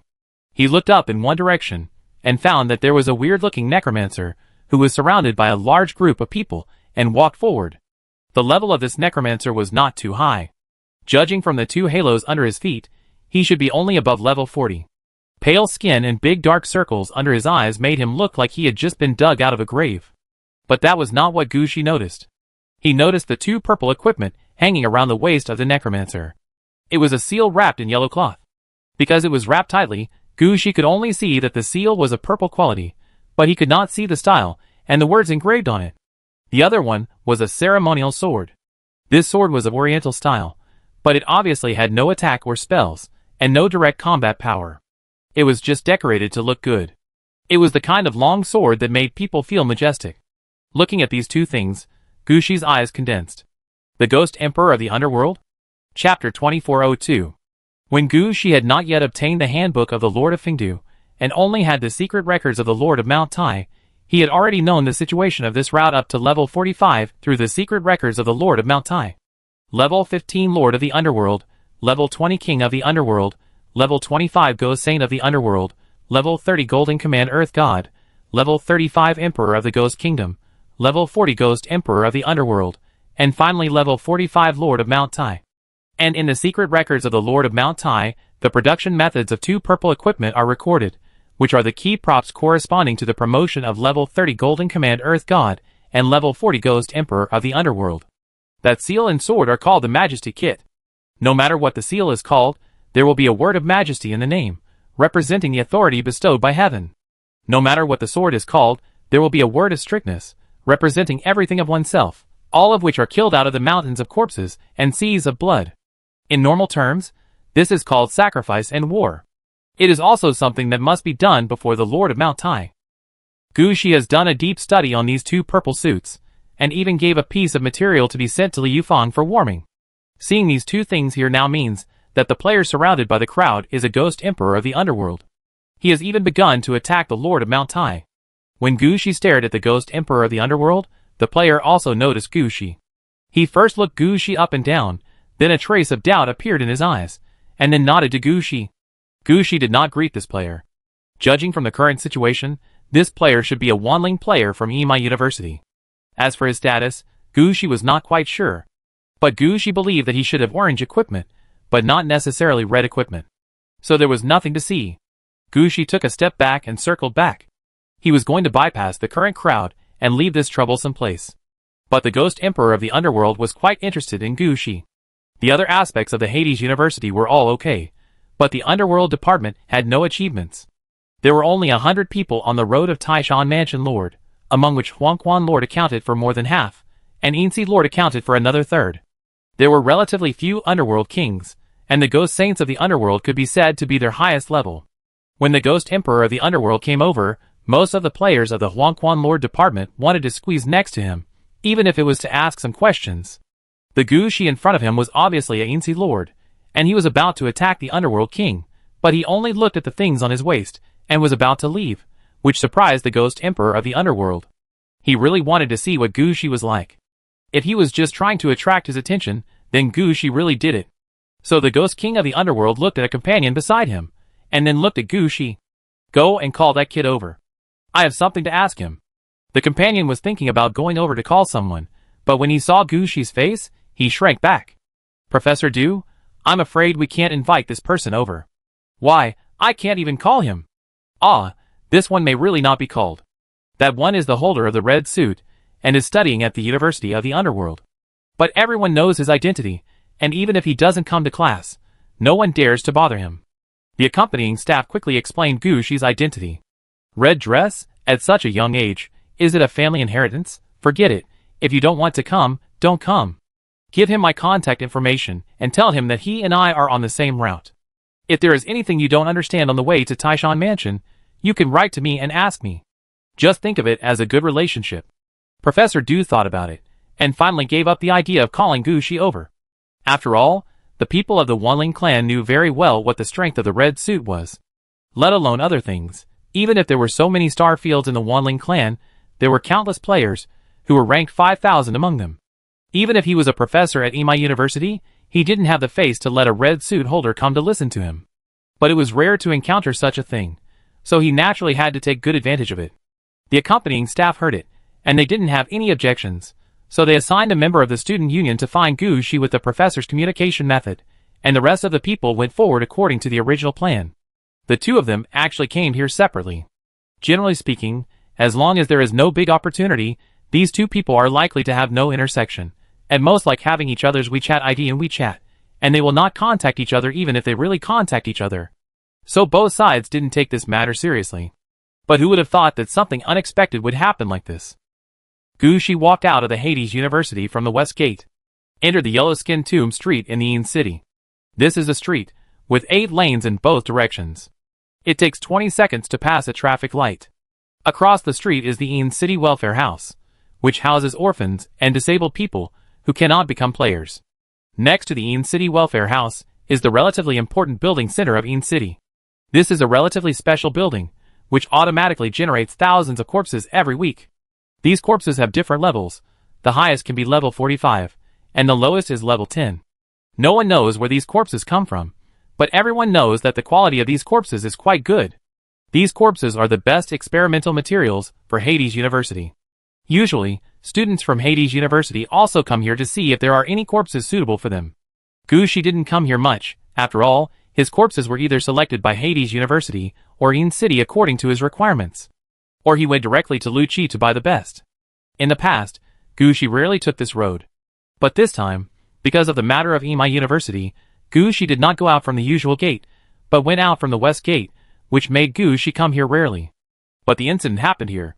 When walking in front of the gate of the General Center, Gu Shi felt a gust of cold wind blowing around him, and the gate of the General Center was also blown by the wind, making a creaking sound. This kind of weird situation is quite common in Yin City. Normal necromancers are not afraid of these. They will not even look back. Gu Shi is the same. He has seen so many situations in his daily life, so he doesn't need to pay attention to this. But Gu Shi only took a few steps, and heard a creaking sound from behind him again. That sound was obviously the sound of the big groaning caused by the cold wind. This distance is wrong. Chapter 2403. Just by listening to the sound coming from behind, Gu Shi knew that he had encountered a ghost wall. Otherwise, the sound would not appear a few steps behind Gu Shi, but should appear farther away. It was obvious that the few steps Gu Shi took just now did not go too far. Faced with such a situation, Gu Shi did not even think about it, but just pinched his index finger with the tip of his right thumb. This is the normal way to avoid a ghost wall. Gu Shi did not do anything else, mainly because there were too many such things in the Yin City, and he would encounter some strange things from time to time. And these were brought by the undead, and some were even caused by the gathering of Yin Qi. Normal residents in the Yin City would not pay attention to these. Just resolve the trouble in front of you and go directly. There is no need to be scared at all. But this time is different. After pinching his index finger, Gu Shi walked forward a few steps, and the Yin wind blew again, and the creaking sound still came from the original position. This immediately aroused Gu Shi's vigilance. With Gu Shi's current strength, it is impossible for him to break this ghost wall. You know, even a level 1 necromancer knows how to deal with wild ghost walls. In this situation, it is clear that someone is targeting him. Thinking about the situation in Hades University, Gu Shi's face was also stained with a trace of anger. What's going on? He hasn't appeared in Hades University for a while, and now someone has set his sights on him. Believe it or not, I will let you know what Shio Shio Shio means. Thinking of this, Gu Shi's eyes narrowed, and the petals of the Hades flew out of his hand and floated around, and Gu Shi walked forward again. But his attention was not on the road in front of him, but on the ghost flower beside him. When Gu Shi took 3 steps, he suddenly looked to the right. At that time, a player was staring at Gu Shi. When he saw Gu Shi turned his head and looked at him, a trace of surprise flashed in the eyes of the player. Then his halo flashed, and his speed increased to an extremely high level, and he wanted to escape. But as soon as he started, his steps were wrong, and he stumbled and almost fell to the ground. When he finally stabilized his body, Gu Shi had come to his side. Before Gu Shi could speak, the player shouted loudly, "What do you want to do? I warn you, if you come over again, I will shout." But Gu Shi did not move at all, but the wind-breaking hand behind him grabbed outward, and all the clothes on the player were cut into pieces. As for the player, his skin was not broken at all. The light flashed on Jija's body, and the combat equipment was quickly put on, finally preventing him from exposing his spring light. But this also attracted the attention of many passers-by nearby. The players who felt that they had lost face all had red eyes. You are looking for death. Gu Shi was disdainful of this furious and incompetent reaction. He dared to plot against him, which was really a death wish. If he was not in Yin City now, he could have cut this guy into pieces with that move just now, and there would be no chance for this guy to roar here. Gu Shi rolled his eyes at this guy, opened his mouth, and did not say anything, just made a mouth shape, waste. After saying that, Gu Shi turned around and prepared to leave. But just when Gu Shi turned around, he suddenly felt a chill around him. The surrounding environment had obviously changed. The sky became gloomy, and the position where the player stood changed from a street corner to a stone bridge. Huangquan Road? Naiha Bridge? The other party is the king of the underworld? Gu Shi made a judgment at the first time, but then he shook his head. The Naiha Bridge in front of him was obviously different from Gu Shi's Naiha Bridge. It seemed that it not only connected the Yin and Yang worlds, but also had some strange aura in it. It seems that this guy is not a pure king of the underworld. Thinking so in his heart, Gu Shi's hands moved quickly. He didn't have the habit of not fighting back when being beaten. The other party released the Huangquan Road, so Gu Shi naturally wouldn't use other means. The people watching nearby only felt that the air was heating up rapidly, and at the same time, the sky changed from gloomy to dark. And Gu Shi also stood on his own Naiha Bridge. Behind him was the Huangquan Road 2.0 version that had just been set up not long ago. Because of the reconstruction of the plateau, Gu Shi's Huangquan Road was also affected, from the original grid to the current style of 9 bends and 18 turns. At each turn, there is a ghost gate that can leave and enter the underworld area. The undead, who have passed the test, can enter the underworld through the ghost gate and become Gu Shi's subordinates. And the undead, who have not passed the test, will keep moving forward until the end. That is the ghost gate near Longcheng. However, now this ghost gate no longer leads to Longcheng, but to the ghost prison prepared by Gu Shi.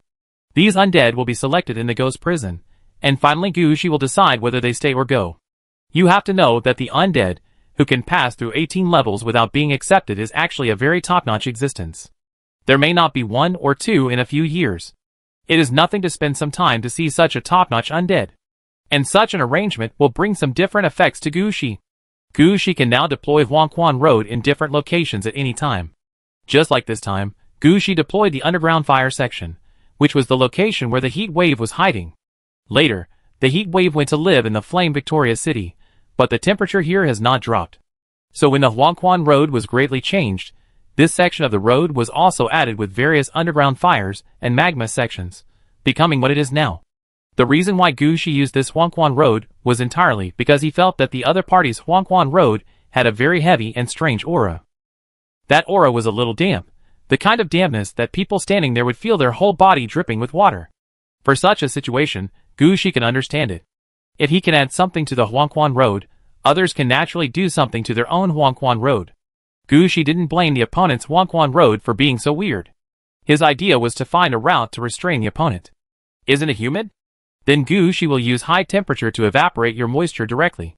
After releasing his own Huangquan Road, Gu Shi stretched out his hand and pushed it outward. This section of Huangquan Road pressed towards the opponent's Huangquan Road. At the same time, the dragon-slaying circle in the hands of the ghost long way behind Gu Shi was thrown out. Death throw. After the dragon-slaying circle flew out, it quickly grew larger, like a mountain, and hit the opponent's Naiha Bridge heavily. Chapter 2404. When Gu Shi attacked, all the guards in Hades University, and the guards on the street reacted immediately. Apart from the others, the quick response team composed of Death Knight players had already arrived nearby immediately. However, facing the large-scale Yellow Spring Road collision in front of them, they did not take the initiative to intervene. Instead, they watched the battle below. At this time, the King of Hell was the one being suppressed. Although Gu Shi's dragon-slaying circle is a dragon-killing treasure, it can also be used to fight ordinary people. Death throw can accurately hit every enemy, whether it is used to hit people or walls. It is very convenient. Gu Shi only needs to use the Ghost Dragon Power Hand to suppress the opponent. As for the Yellow Spring Road released by the opponent, sorry, it is now Gu Shi's. Gu Shi's Yellow Spring Road kept squeezing towards the opponent's Yellow Spring Road, swallowing up the land and Yin Qi of the opponent's Yellow Spring Road. Because the properties of the Yellow Springs roads of both parties were exactly opposite, the Yellow Springs Road of the Hades King could not play a big role at all. The moisture on his Yellow Springs Road was quickly evaporated under the influence of the heat of Gu Shi's Yellow Springs Road. When Gushi's dragon-slaying circle hit the third time, he no longer felt the feeling that made Gushi feel wet all over. Just when Gushi was about to hit the fourth time, the guards from all parties who came over finally understood what was happening. Several Fear Knights above level 40 rode their undead warhorses and rushed directly into the collision position of the Yellow Springs Road. As they rushed forward, they kept flashing a shield-like protective shield on their bodies to block the influence of the Yellow Springs Road. As soon as Gushi saw these Fear Knights, he knew they were the guards of the Inn City. Although Gushi didn't know them, he still knew their origins. He took a look at the king of the underworld, who used the Naiha Bridge as a shield and resisted the attack of the dragon-slaying circle. Gushi raised his hand, and the molten-crushing hand behind him also raised the harp in his hand. The dragon-slaying circle that had just been smashed down hit the Naiha Bridge heavily. Boom! The opponent's Naiha Bridge was interrupted again. In the explosion, no one heard a clear sound from the harp. However, those present didn't know what the sound meant. It was not until the king of the underworld fell heavily to the ground with a black feather arrow stuck in his head that they quieted down and looked at Gushi in surprise. Gushi stood on the Naiha Bridge calmly, looking at the few Fear Knights who rushed in front of him, and said calmly, "You have been watching the show outside for a minute. You should have already found out what is going on here." "I have already found out. The other party attacked you first. You were acting in self-defense." The Fear Knight looked helpless. His helplessness was not directed at Gushi. There are many ways to find out what happened before. It is easy to see who is right and who is wrong, and who attacked first. If it were someone else, there might be some arguing. As the holder of the red suit, Gushi does not even need to argue about this. His safety is a matter of great importance to all mankind. It is a serious crime to attack the holder of the red suit in the city of the real world. When the other party attacked, it was reasonable for Gushi to kill. The Dread Knight was helpless about the identity of the man in front of him. Although he looked like a human, he was actually a member of the Wanling tribe. However, unlike the Imai University teachers, who came to exchange with Hades University, he was considered an infiltrator. Although it was unknown what he came here for, the arrangement given by Su Mingyang was to keep an eye on them. As long as they did not disrupt the Red Clothes exhibition, they would ignore their small actions. After the Red Clothes exhibition, they would be sent out. But now the Red Clothes exhibition has not started yet, and this guy has been killed. And it was Gushi who killed him. There are many things to deal with here. If the person had not died before, they could still ask the Wanling tribe for some things through some diplomatic channels.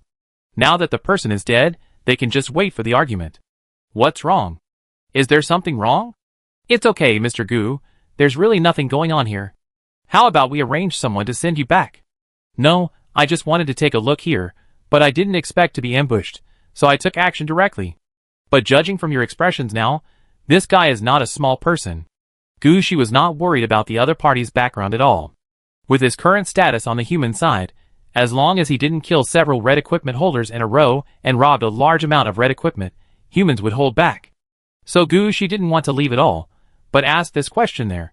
It can't be said that he is a big person. He is a member of the Wanling tribe, and came in with a travel visa. Because the other party's strength is not too high, and he is not a red equipment holder of the Wanling tribe. Plus he said that he is a necromancer, and wants to come to see the red equipment exhibition. So we let him in, and at most we will monitor him during the Red Clothes exhibition. There is not much attention on other aspects. Mr. Gu, you have a legitimate reason, so we can kill him. At most, it is a matter of quarreling between us and the Wanling clan. The Wanling clan itself will not care. A member of the Wanling clan? What is he doing here? Gushi muttered as he looked at the corpse with a black feather arrow stuck in its head. Okay, I know, you guys can deal with it yourself. Don't worry about me. I can walk back by myself. After taking another look at the corpse, Gushi finally put away the Yellow Spring Road and said, "Anyway, Gushi has Double Death and the Night Blood Road. Just call out the transformed undead from inside and ask a question to know more things. There is no need to stay here any longer." But at this moment, the Fear Knight player called Gushi again. "Mr. Gu, can you help deal with this part of the chaos?" Gushi glanced at the necromancer nearby, and then reacted. The environment in front of him was the Yellow Spring Road unique to the Taishan Mansion Lord route. Not to mention ordinary necromancers, even the necromancer who controlled the City of Death could not take it away.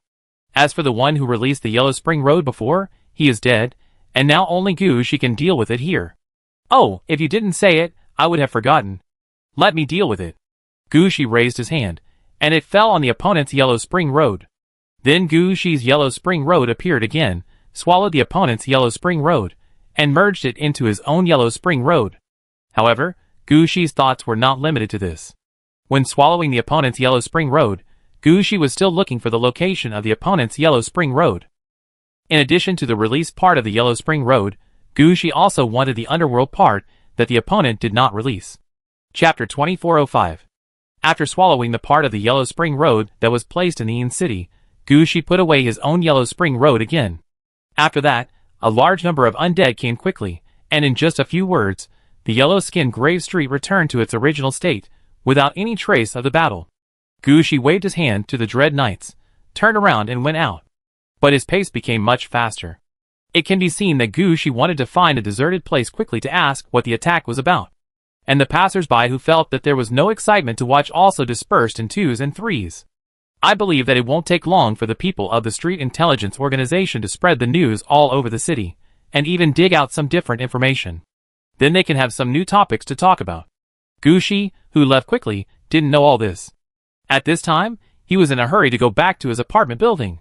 Gu Shi was so anxious, not because he wanted to know why the Wanling tribe member attacked him.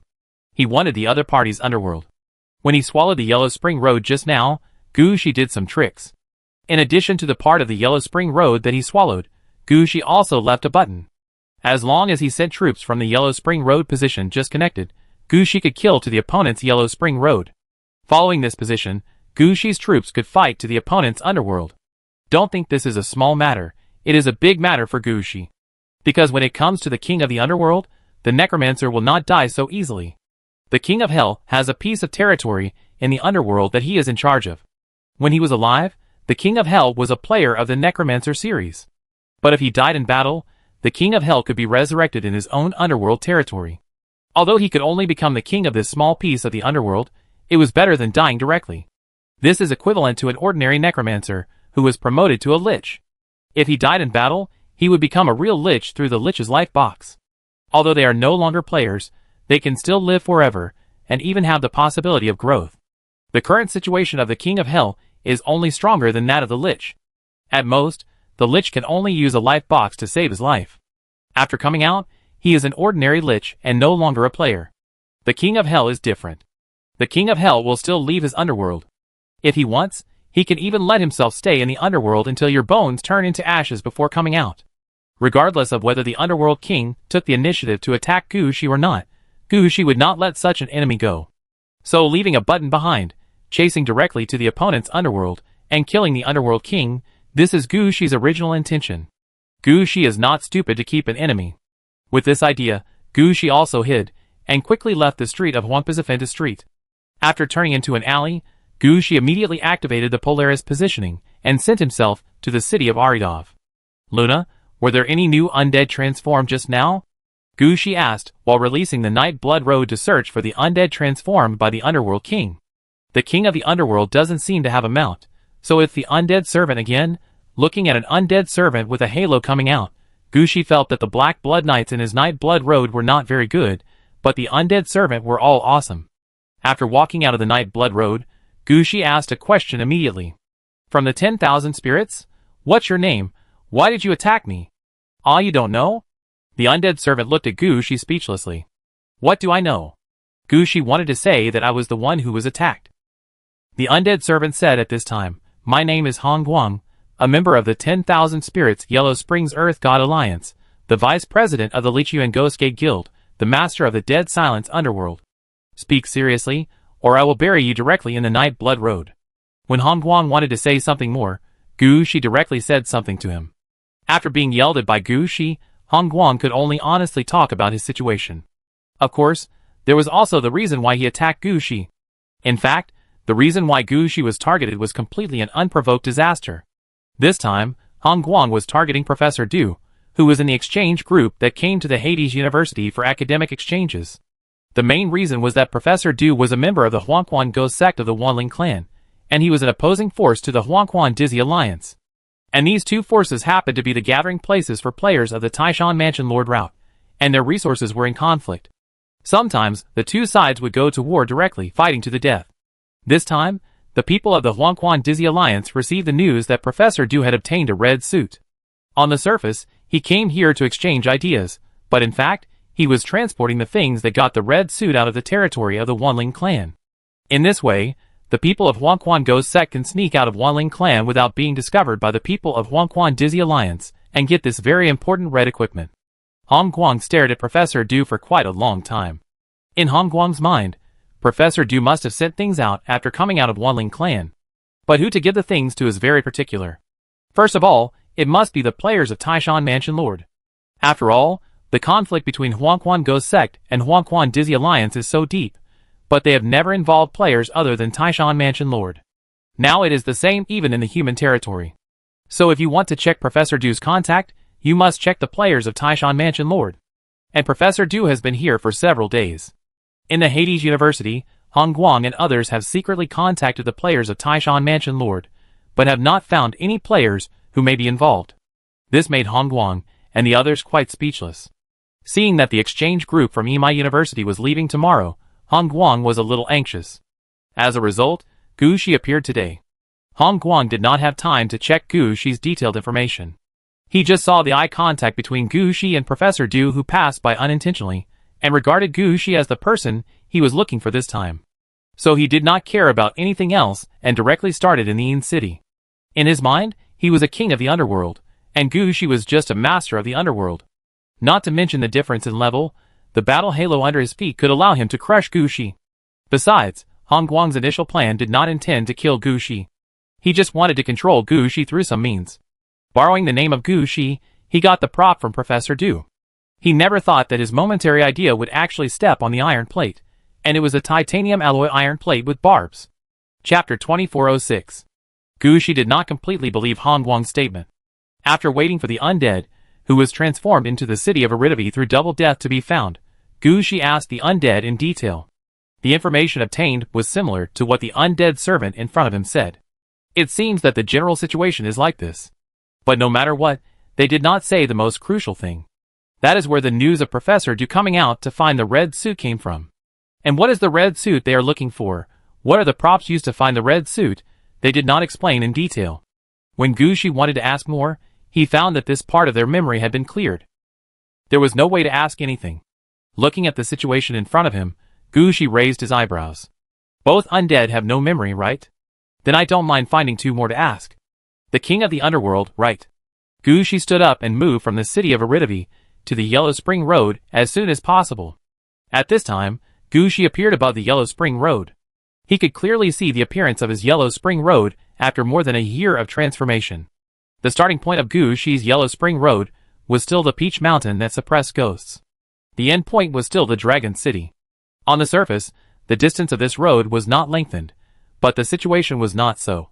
Gu Shi's current Yellow Spring Road dragged in all the forks that Gu Shi had arranged before, and the road was changed to 9 turns and 18 bends. At each turn, there was a ghost gate.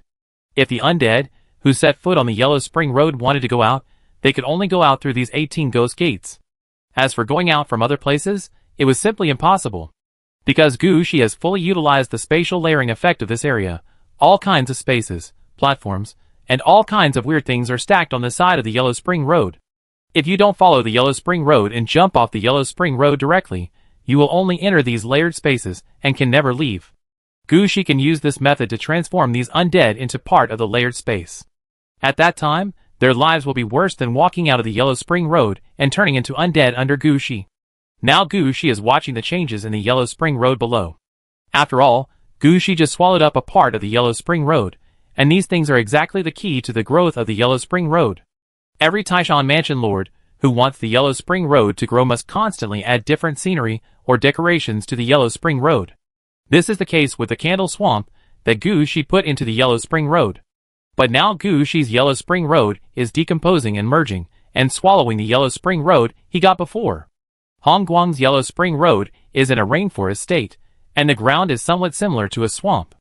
Although it was swallowed by Gu Shi's ground fire area, it must not be placed here. This part will be moved near the swamp area. And now Gu Shi's eyes are on the most critical place. The Naiha Bridge was hit several times by the dragon-slaying circle. Now it can be called the Broken Naiha Bridge. After all, this bridge has been broken by Gu Shi, and its only function now is to connect the enemy's Yellow Spring Road. After looking in the sky for a while, Gushi fell down. He landed near the broken Naiha bridge as soon as possible. At this time, Gushi did not step in directly, but released his own Naiha bridge and locked the position of Hongguang's underworld first. After doing this, Gushi withdrew from the Yellow Spring Road. In the Yellow Spring Road, Gushi was not suitable to open the gate of the city of Yaladobi. That was not to mobilize troops, but to put the undead into the city of death. Now Gushi directly left the Yellow Spring Road and released a Naiha bridge first to see if it could be connected to the dead and silent underworld controlled by Hongguang. After confirming that the matter could be done, Gushi took a step forward and walked onto the Naiha bridge towards Hongguang's Yellow Spring Road. Gushi walked fast, but the speed of the scenery around him changed quite quickly. After just a few steps, Gushi felt that the deck of the Naiha bridge was like a south windy day, and the stone slabs were all covered with bean-sized water drops. And his clothes were as wet as if they had just been fished out of the water. The environment in front of him also changed. The black forest appeared directly in front of Gushi. In the forest, groups of wet corpses were lining up and walking forward. This is the Yellow Spring Road to the enemy. Gushi understood the current situation. However, Gushi did not start to move forward at this time.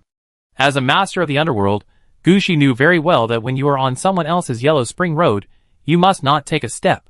As long as you take the first step, it is equivalent to stepping on the Yellow Spring Road. If you keep walking, you will eventually become someone else's undead. Even if you release the undead troops, it will not work.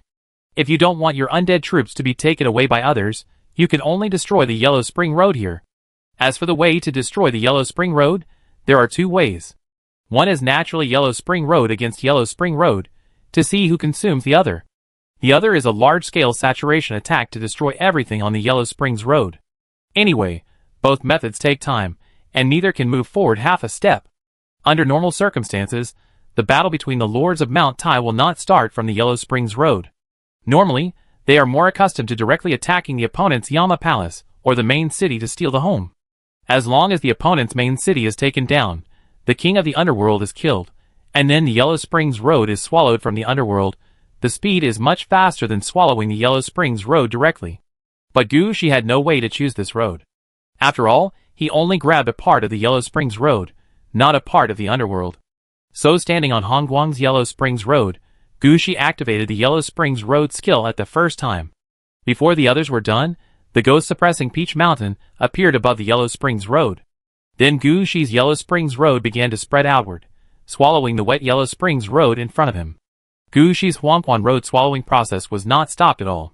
This was much better than when Gushi fought Hongguang before. But if you think about it, you can understand that when Gushi fought Hongguang before, although the two sides did not actively control the Huangquan Road to swallow each other, Hongguang was still there at that time, and the Huangquan Road had an owner. He must have resisted the swallowing of other Huangquan Roads. But it is different now. Hongguang is dead, and his soul has not turned into the king of the underworld so quickly. The current Huangquan Road is temporarily ownerless. Once Gushi's Huangquan Road presses over, he doesn't need to do anything to swallow it. Just let it go and swallow it completely. Of course, before the enemy Huangquan Road was swallowed, Gushi didn't move at all. He stood on the Naiha Bridge and watched the show, and didn't want to step onto the Huangquan Road at all. At most, he raised his hand and released the Nether Spirit Flower to speed up the impact on the Huangquan Road and the underworld. Chapter 2407. The Yellow Spring Road devours each other. The Naiha Bridge pushes forward, and the Yellow Spring Road spreads forward. Gushi places the Nether Spirit Flower while pushing his own Yellow Spring Road to devour everything in front of him. About 7 or 8 minutes after Gushi made his move, the Yellow Spring Road began to resist. But it was too late to resist at this time. The resistance of the Yellow Spring Road had no effect at all. The Yellow Spring Road at the front of Gushi had already rushed to the opponent's Ghost Gate.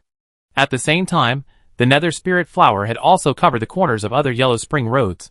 Gushi looked up in the direction of the Ghost Gate and said calmly, Yin Yang Conversion Yang World Road.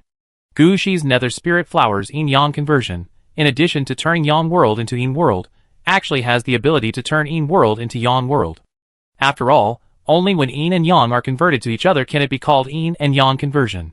In this situation, it is natural to turn the enemy's Yin World into Yang World first. Anyway, it's not Gushi's territory, so he can do whatever he wants. With Gushi's move, the opponent's Ghost Gate immediately broke through the boundary of the underworld and entered the world of the living. At the same time, a ray of sunlight shone down, and then a large amount of yellow sand rushed in from all directions.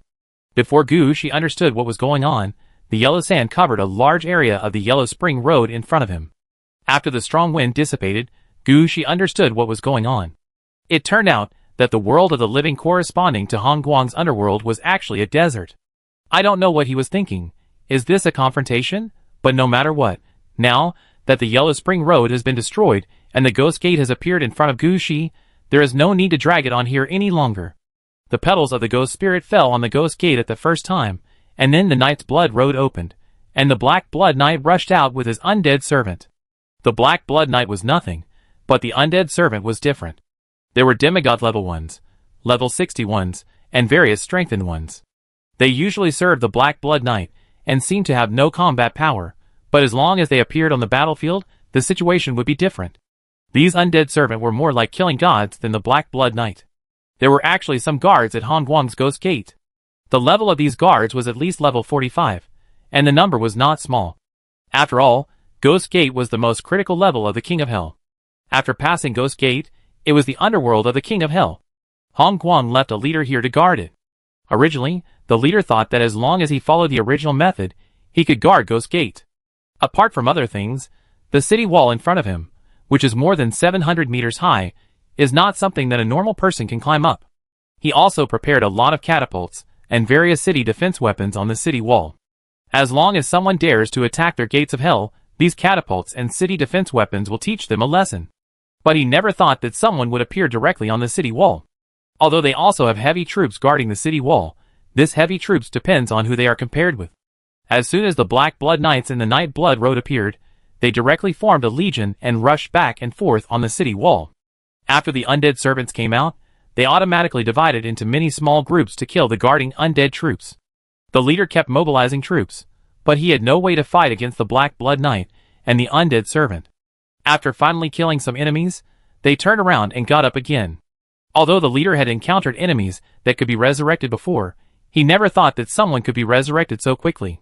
He just killed them here, and they got up again immediately there. It looked like they had never been killed. This made the leader quite helpless. He had to keep mobilizing troops, and use the soul-calling tower on the wall of Ghost Gate to find a way to replenish his own troops. Unfortunately, all his attention was on the wall, and he didn't notice that Gushi's Yellow Spring Road had been swallowed up step by step to Ghost Gate. When the leader under Hongguang organized people for the third time to beat the Black Blood Knight down, Gushi's voice suddenly sounded. Naiha Bridge, hit! Under Gushi's order, Naiha Bridge hit Ghost Gate heavily. Along with the Naiha Bridge, the dragon-slaying circle also fell down. Boom! The Ghost Gate did not fall down, but a big hole was smashed out of the gate of Ghost Gate. Gushi took this opportunity to jump over Ghost Gate and entered Hongguang's netherworld.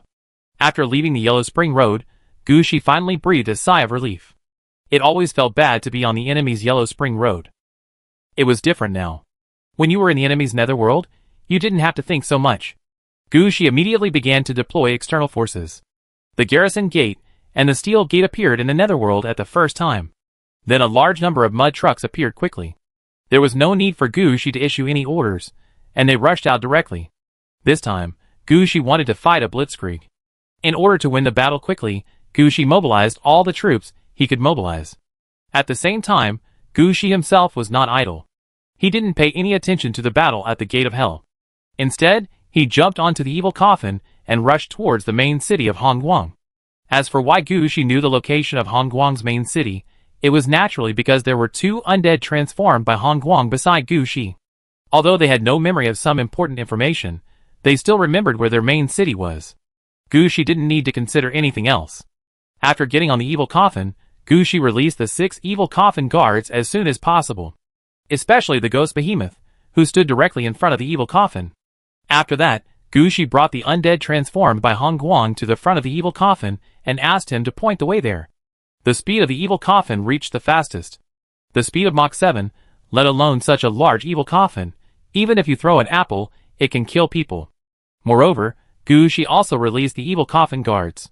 These 6 evil coffin guards usually hide in the evil coffin, and even if the evil coffin rushes, they can keep up. In other words, the movement speed of these evil coffin guards is also Mach 7. So the Ghost Behemoth, with a movement speed of Mach 7 directly stands in front of the evil coffin, and anyone who comes over will be hit. The level of this ghost behemoth itself is 60, and with such an impact force, everything close to the evil coffin will be directly smashed into pieces by the ghost behemoth. Chapter 2408. The speed of the evil coffin can be said to be quite fast. At a speed of Mach 7, it can basically reach the end of the plateau from the city of Aridov in 1 hour. Han Guang's underworld is actually not as big as Gu Shi's plateau. He is actually a relatively orthodox underworld king. His underworld is long and divided into 3 parts. The Yellow Spring Road in the front, the underworld in the middle, and the underworld battlefield at the end. The underworld battlefield is a skill that players have after stepping into the underworld king, and Gu Shi does not know this. So he did not care about this matter. His goal is the main city of Hongguang. It only took more than 10 minutes for the evil coffin to rush to the vicinity of the main city of Hongguang. This city is quite large. Outside the city is a cemetery area with countless coffin lids opened. These coffins are both eastern and western. The empty coffins are piled together and circle the city in front of them. As they approached the city, the sky darkened, and green light appeared in the sky, which was obviously not an oriental style. But if you think about the contrast between the Yellow Spring Road and the desert in the world of the living, it is understandable that Hongguang would do something like this. After seeing the other party's main city, Gu Shi pointed at Hongguang standing in front of the evil coffin. Where is the resurrection point? Sir, do you see the tower in the city? Gu Shi's eyesight was very good. When Hongguang pointed, he saw the tower built on the mountain in the city. The tower was located quite high, and it was the highest point in the entire city. It was 5-story and 4-story, and each floor had different decorations. Gu Shi thought this was the magic tower in the city, but he didn't expect it to be the resurrection point of the King of Hell. Gu Shi asked as he rushed into the city with the evil coffin. Is there anything special about this tower? No, it is the main body of the City of Death, and the starting point of the City of Death. It is normal to choose your resurrection point here when you become the King of Hell. Just choose it when you become the King of Hell? How long will it take to successfully resurrect? Gu Shi asked curiously. While he was talking, the evil coffin had already knocked open some buildings in front, and was about to rush to the mountain with the tower. You must make a choice when you are promoted to the King of Hell. Of course, this is the last resort. Unless you are killed in the real world and don't have time to resurrect, this will be activated. Otherwise, the resurrection method of the King of Hell will generally not be activated. Hongguang explained to Gu Shi. Gu Shi didn't say much at this time. He was just a little curious. After all, he had been playing games for so long and had killed many necromancers. It was rare to see such a resurrection method. Most of the high-level beings were killed by him with one blow. He had never considered whether those who were killed by him had a chance to be resurrected. How about going back and asking, especially the necromancers on the octopus head side, their levels should not be low at the beginning. When Gu Shi was thinking about these things, the evil coffin did not stop and crashed into the high tower. When the evil coffin crashed, the ghost behemoth standing in front of the evil coffin immediately protected his hands in front of him and grabbed forward heavily. The wall of the tower was smashed open. The evil coffin, which was originally moving at high speed, stopped in the high wall. As the evil coffin stopped, Gu Shi saw a statue inside the tower at the first time. The statue was wearing an oriental royal robe and a western crown on his head. It looked exactly like Hongguang who attacked Gu Shi in Yin City before. When Gu Shi came in, the stone skin on the surface of the statue was falling off, revealing the bones under the stone skin. Is he awake now? I guess so. The undead under Gu Shi really didn't know whether Hongguang in front of him was resurrected or not. After all, he had never died before. Seeing the undead's uncertain look, Gu Shi shook his head. Forget it, let me handle it. When Gu Shi spoke, the 4 arms behind him automatically raised up. The ghost dragon's mighty hand immediately raised the dragon-slaying circle and smashed it at the statue. With such a big target, the dragon-slaying circle can just smash the statue. The white bone lightning hand also raised the dead lightning halberd, gathering the power of thunder and lightning, just waiting for the King of Hell to be smashed out of the statue. In Gu Shi's opinion, Hongguang must have become an undead after he was resurrected as the King of Hell after his death. It's just like the Lich player became a real Lich after dying in battle. The Lich player is a living player, and the real Lich is the undead. Thunder and lightning are really useful for fighting undead. If that doesn't work, the 2 physical attack arms behind are also ready. As long as the King of Hell has any possibility of counterattack, he will be attacked by these 2 arms. However, I am afraid that these 2 arms will not be of much use this time. As the dragon-slaying circle hit the statue, a scream came from the statue. Then the statue's body was broken on the spot, revealing the skeleton-like body underneath. At this time, the white bone lightning hand struck with a flash of lightning, and before the body moved, it flew out. And at this time, Gushi couldn't help but exclaimed, because he felt that the aura of the body in front of him was exactly the same as the one when Gushi killed Hong Guang and Yinzidu. This situation is a bit interesting. Gushi wanted to feel something more, and the white bone lightning hand attacked with another lightning strike. This blow blew the skeleton-like body into powder on the spot. Then Gushi frowned, a piece of nether spirit petal floated out, and the Night Blood Road appeared in front of Gushi. Under Gushi's command, an undead servant quickly ran out of the Night Blood Road. The undead servant also had a battle halo under his feet. As soon as he appeared, he immediately looked at the undead beside Gushi. Not bad, it seems that the kill was completed. You are also called Hong Guang. The undead servant who just came out nodded as soon as he heard it. Yes, Hong Guang, the king of the underworld. Then when you were resurrected, did your memory remain? Gushi didn't forget why he was so anxious to call here. Isn't it just for some memories of Hong Guang? He always wants to know what information they found, what things Professor Du brought to the underworld, and what red clothes they are looking for. Although Gushi already has several red equipment, for the sake of new red equipment, Gushi is really not afraid of trouble at all. That I was killed before I was fully resurrected, and my memory has not been recorded yet. The undead servant said, but he immediately said, but I know where the memory is stored. I will take you there now. Chapter 2409. The new undead servant hurriedly took Gushi to the underground of the tower. As they walked down, the undead that Gushi brought from the city of Aridov was still explaining to Gushi. The reincarnation of the King of Hell is different from the reincarnation of the Lich. Except for the commonality of soul recycling, the King of Hell will also hide his own authority, memory, and personality. When reincarnated and resurrected, these need to be reinjected into the body left by the King of Hell. Only when these are reinjected, the King of Hell can be considered reincarnated successfully. However, only the King of Hell knows these three things. When the body of the King of Hell is resurrected, some things will be directly erased. Gushi did not ask why the undead servant, who had just been transformed through the Night's Blood Road, knew everything that this undead did not know. Gushi knew without thinking that this method of resurrecting the King of Hell could only be used once. After using it, this thing is useless, so there is no need to keep it secret. As for the case of the Hades King being interrupted and killed halfway through his resurrection, although he didn't know if it had happened elsewhere. But Gushi believed that the Hades King would not have a second resurrection point. So he followed the undead servant and went down the steps of the tower. In the basement of the tower, Gushi saw a room that was not too big. On the wall of this room, there were thousands of shrines of different sizes. The big ones were as tall as a person, and the small ones were only the size of a fist. In each shrine, there was a statue. The movements and clothes of these statues were different, but their faces were all Hong Guang's. When Gushi came in, he even felt like all eyes were on him. If the room wasn't too small, Gushi might have thought that the thing was in this room. Just when Gushi thought that the undead servant would open another passage from the wall of this room, the undead servant walked to a shrine that was neither prominent nor hidden, and pulled out a candle from the front of the statue. When the undead servant handed the still burning candle to Gushi, he said, "Sir, this is the memory of the King of Hell. Just put this memory here casually." Gushi was speechless. There was no one guarding this place. "Is it appropriate to put things here?" "Sir, the memory of the King of Hell is updated from time to time. It is impossible to hide this thing in a too secret place. Otherwise, the memory is not easy to transmit, but it cannot be placed in a too obvious place, otherwise anyone can come to check the memory of the King of Hell. So it can only be arranged like this.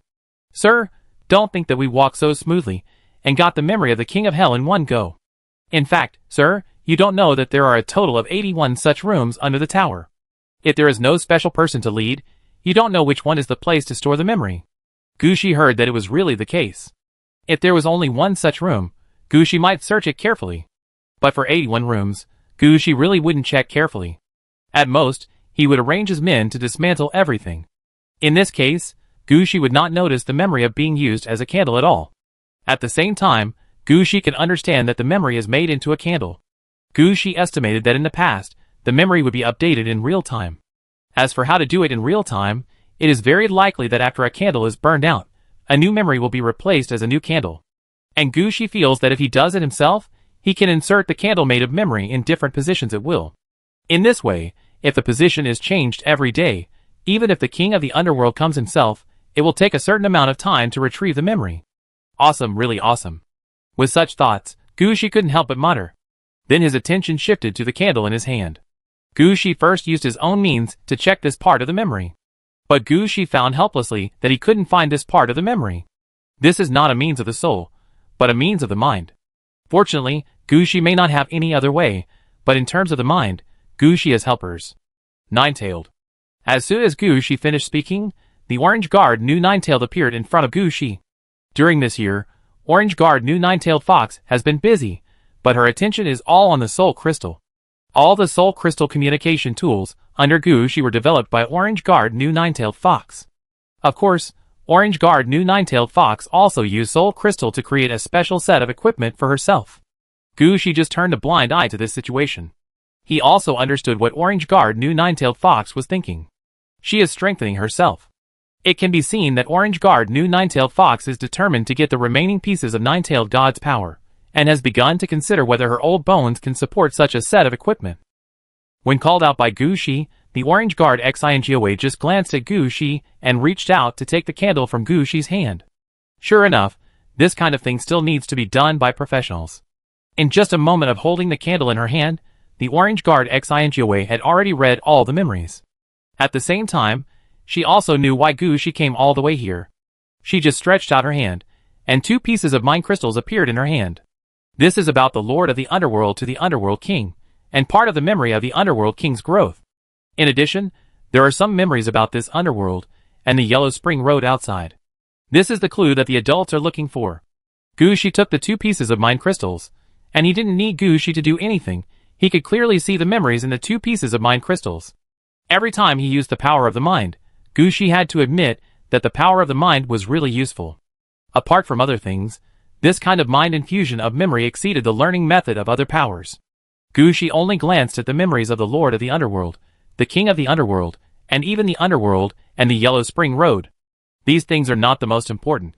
As long as he is given a certain amount of time, he can swallow the Underworld in front of him. Now he is more concerned about the next task of Hong Guang and others. There are quite a lot of memories in this soul crystal. Starting from the beginning when they accepted this task, all the details in it are recorded. Gu Shi flipped for a long time before finding the information he was looking for. The Splendor of the Underworld? Chapter 2410. Hong Guang's memory does not contain any more detailed information about the red suit that Professor Du is looking for. There is only a name and something similar to a brief introduction. The red suit they are looking for is called Hell's Splendor. They don't know what kind of equipment it is yet, but in Hong Guang's memory, he has suspected whether this Hell's Splendor is a set, or a red equipment with multiple variations. Because when Hong Guang received the task, he had clearly stated that this time, he was looking for the third chapter of Hell's Splendor.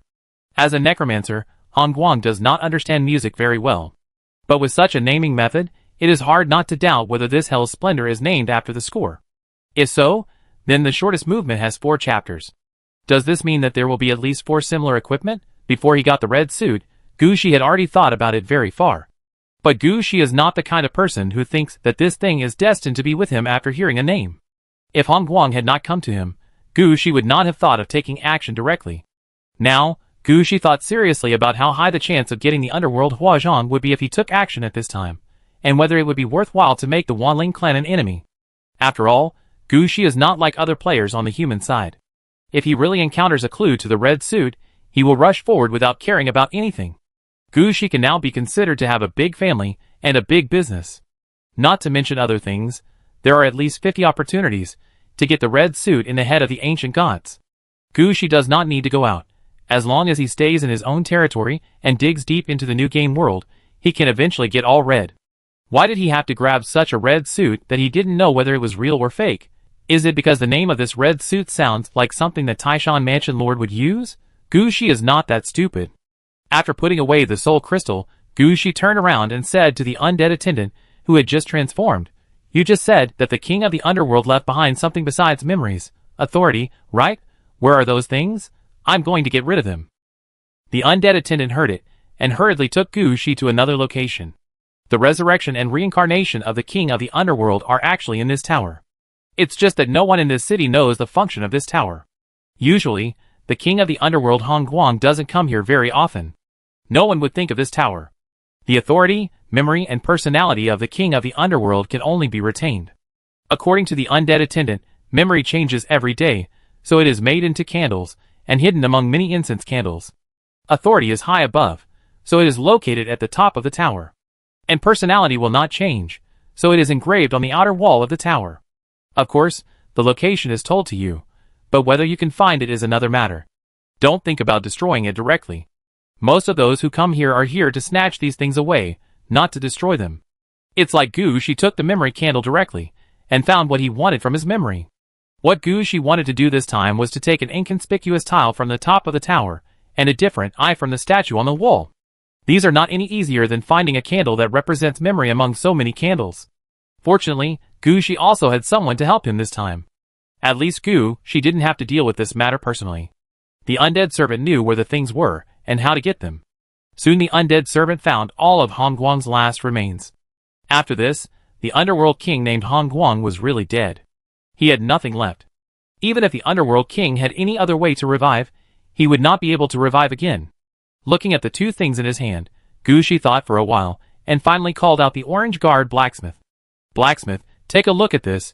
Can you help me make it into a useful equipment? Gushi took out the tile that represented the authority of the underworld king. The orange guard blacksmith took it and saw it, and understood Gushi's idea. My lord, are you going to make a special equipment to control the underworld? The orange-clad guard blacksmith is not a fool. On the contrary, he is very smart. He knows what Gushi is thinking as soon as he sees the current situation. So what do you think? Is there any way to do it? Gushi glanced at the orange-clad guard blacksmith. This is simple. This thing is called authority, but it is actually the partial control of the underworld. As long as this thing is extracted, it can be integrated into other equipment. No need for orange quality, purple quality can do it. Forget purple, take some orange materials, and make it orange equipment. Do you think this equipment can control the entire underworld after it is made? Yes, orange equipment itself has 4 characteristics. We only have one goal, so we can use 3 characteristics to protect one characteristic. In this way, even if the power we can extract is small, it can still affect the entire underworld. I just want to know, what is your plan for the underworld in front of you? Plan? This time Gushi was a little confused.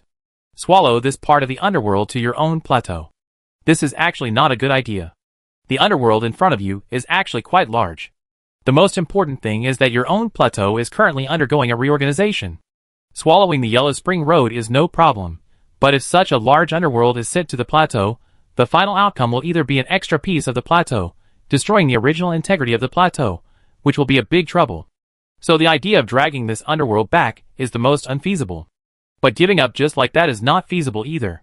Gushi finally conquered this place, and this is the underworld of the king of the underworld, which has been integrated. No, is it worthy of Gushi's nickname of sky-high 3 feet, so this underworld must be taken. How to take it? Gushi's mind turned quickly. When he came, the Yellow Spring Road had almost been swallowed up. Then he could do this, connect the Yellow Spring Road here to his own Yellow Spring Road. In this way, this part of the underworld would be connected to himself. As long as he turned the city in the underworld into his own Death City, and added the orange equipment made by the Orange Guard blacksmith, he could control the entire underworld. At that time, Gushi arranged a few men to watch here. One was in charge of this city, one was guarding the gate of hell, and another was arranged to the underworld battlefield behind. He even had a fairly complete outer underworld. This is called a big profit. Chapter 24:11. After understanding Gushi's plan, the orange-clad guard blacksmith said affirmatively, I understand, sir. Please rest assured, this little thing can be done in half a day. So fast? Gushi muttered, if you want it so fast, why is there no movement in the orange-clad unlocking that I asked you to make last time? It's been more than a year. The orange-clad guard blacksmith didn't know Gushi's thoughts. He thought Gushi was worried that he was too busy, so he explained it briefly. In fact, we still have a lot of orange-quality equipment embryos. This thing doesn't need to be specially considered for making. Just inject this authority into it, and strengthen the effect of the authority. This is very simple. I'll go back to Aridity City first, and come back after dealing with it. Well, looking at the orange-clad guard blacksmith like this, Gushi didn't mean to call him back. Now he still has a lot of things to deal with. The first is naturally the Ghost Gate, the main city in front of him, and the arrangements for the underworld battlefield. Because Gushi rushed over too fast, the main city had not reacted when he took down the King of Hell. So the main city was not affected much. At most, the evil coffin crashed into some buildings. The residents and soldiers in the city were in a semi-sleeping state because of Hong Guang's death, and the King of Hell had not yet resurrected. At this time, if this main city was taken down to serve as his own death city, it would be equivalent to swallowing up the biggest benefit of the underworld. So Gu Shi started to prepare at the first time. Gu Shi turned his head and looked at the undead transformed by Hong Guang. He first looked him up and down for a moment, and then lifted him out of the tower. This undead didn't understand what Gu Shi wanted to do, but he didn't dare to resist. Even though his level was obviously higher than Gu Shi, he didn't struggle when Gu Shi lifted him up. After carrying this undead out of the tower, Gu Shi immediately released the main gate of Aridav's city. He just contacted Luna, and Luna found another undead. This undead looked very similar to the undead in Gu Shi's hand, and people could tell at a glance that they came from the same source. It's just that the undead in Gu Shi's hand was transformed by Hong Guang, and the new undead was transformed by the semi-finished king of the underworld. After the two undead stood together, Gu Shi pointed at the two undead. Under Gu Shi's operation, the two undead exploded on the spot. Their ashes immediately mixed with the petals of the ghost flower and floated to the whole city. Then Gu Shi activated the yin-yang conversion effect of the ghost flower, completely engulfing the main city in front of him. As the sun shone directly down, a large amount of yellow sand came from all directions. Gu Shi decisively raised a strong wind and blew the yellow sand around. Another yin-yang conversion. Under this yin-yang conversion, Gu Shi heard a sound in his ears. Ding! A city is transformed into a city in the underworld in front of you. You have conquered the city, and you can get its control. Found a dead city belonging to the player. Please ask if it is locked as a dead city. The reason why Gu Shi went to such trouble was not only to erase Hong Guang's breath in this city, but also to integrate Hong Guang's two undead souls into the city. Under this operation, the strong wind blew away the yellow sand. I don't know why, anyway, once the yellow sand was blown away, the color of the city in front of me changed. Originally, this city was full of dark and green style. Although it is still dark now, the style is not so green. How to say it, it's like the wind just blew and dried the wet ground. Although the color is the same, the feeling is obviously different. At the same time, two ghosts appeared in front of Gu Shi. The faces of these two ghosts are exactly the same, but one is wearing the clothes of an ordinary necromancer, and the other is wearing the royal robe of the East and the crown of the West. When the two stand together, they look the same, but they give people completely different feelings. After looking at the two, Gu Shi said lightly, "Lock. Please name this city. Double King City, and the underworld in front of you is named Double King Underworld." Under Gu Shi's order, the city in front of him has become Gu Shi's City of Death. As soon as the name of the Twin King City came out, it represented who would guard the city. That was naturally the two undead incarnations of the underworld king Hong Guang. Of course, they were now in ghost state. Gu Shi glanced at them, and then his eyes turned to the attributes of the Twin King City. After all, the Twin King City in front of him was the key to his control of the Twin King's underworld. City name: Twin King City, Main City, City Direction, Death City, Underworld Core. City characteristics: Main City, Undead, City Level, Level 18, 687/900, City Core, 15/20th Council Hall, Level 7, gives 15,000 negative energy points every day, Tavern, Level 7, Warehouse, Level 7, Market, Level 7, Magic Tower, Level 5, Blacksmith Shop, Level 6, Barracks, Level 7, Summoning Tower, Level 6. Station, Coffin Land, Level 6, Dry Coffin Cemetery, Level 7, Heavy Coffin Area, Level 6. Special Buildings, Underworld, King God Tower. Large Buildings, 8585 Heavy Bone Evil Temple, Level 7, Wet Corpse Cemetery, Level 6, Dripping Ghost Tomb, Level 6.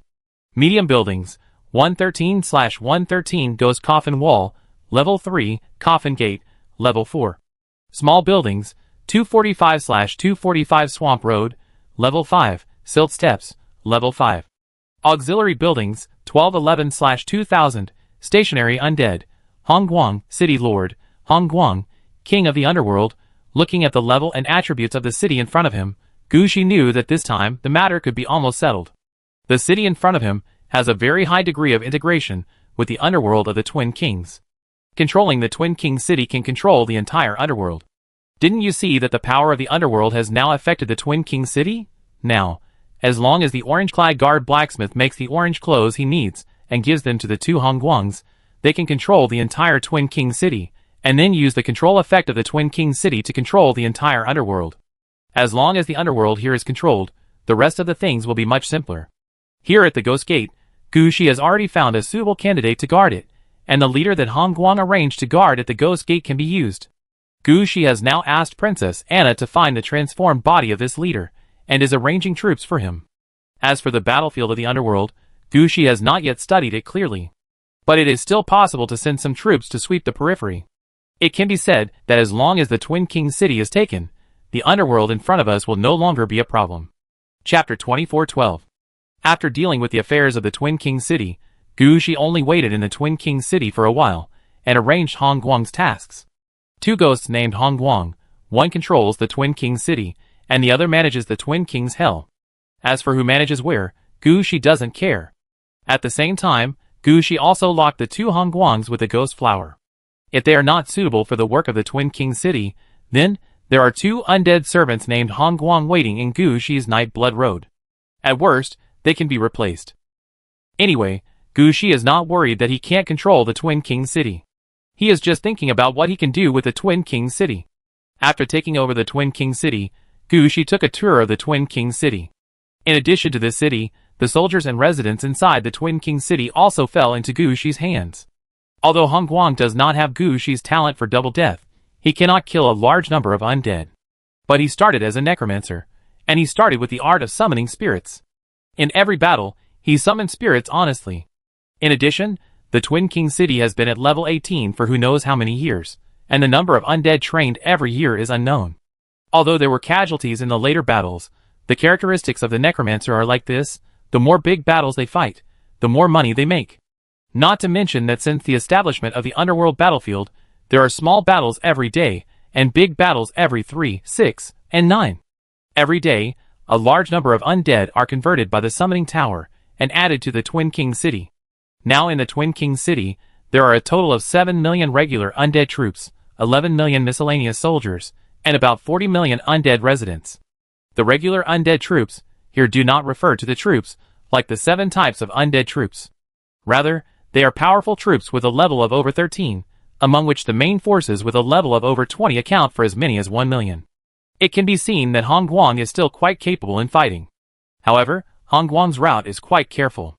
Perhaps because there is no double death, he can't kill any level and directly convert it to the level of that level.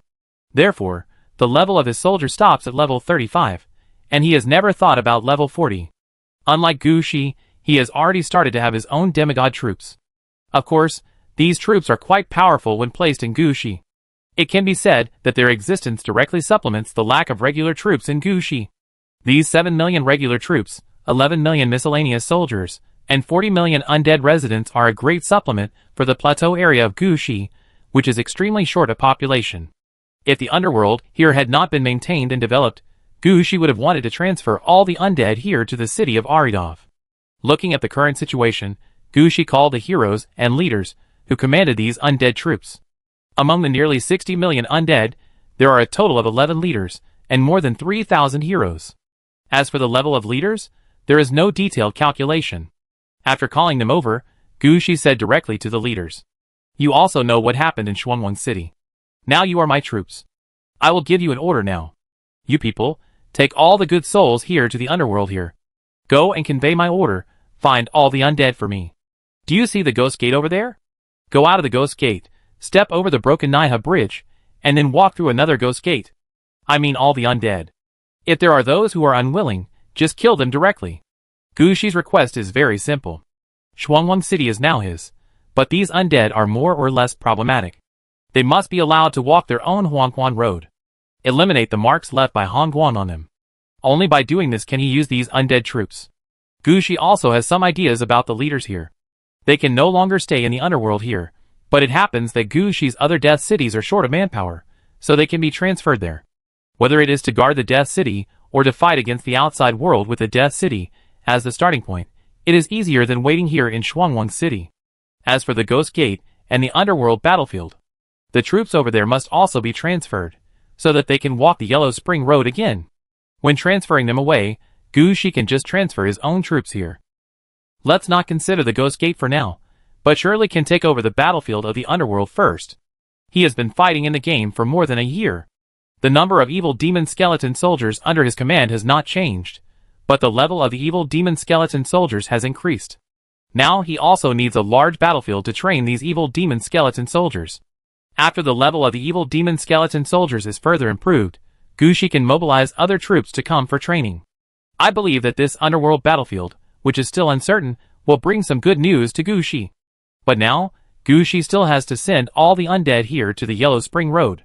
After hearing Gushi's order, the leaders looked at each other, and then responded to Gushi's order.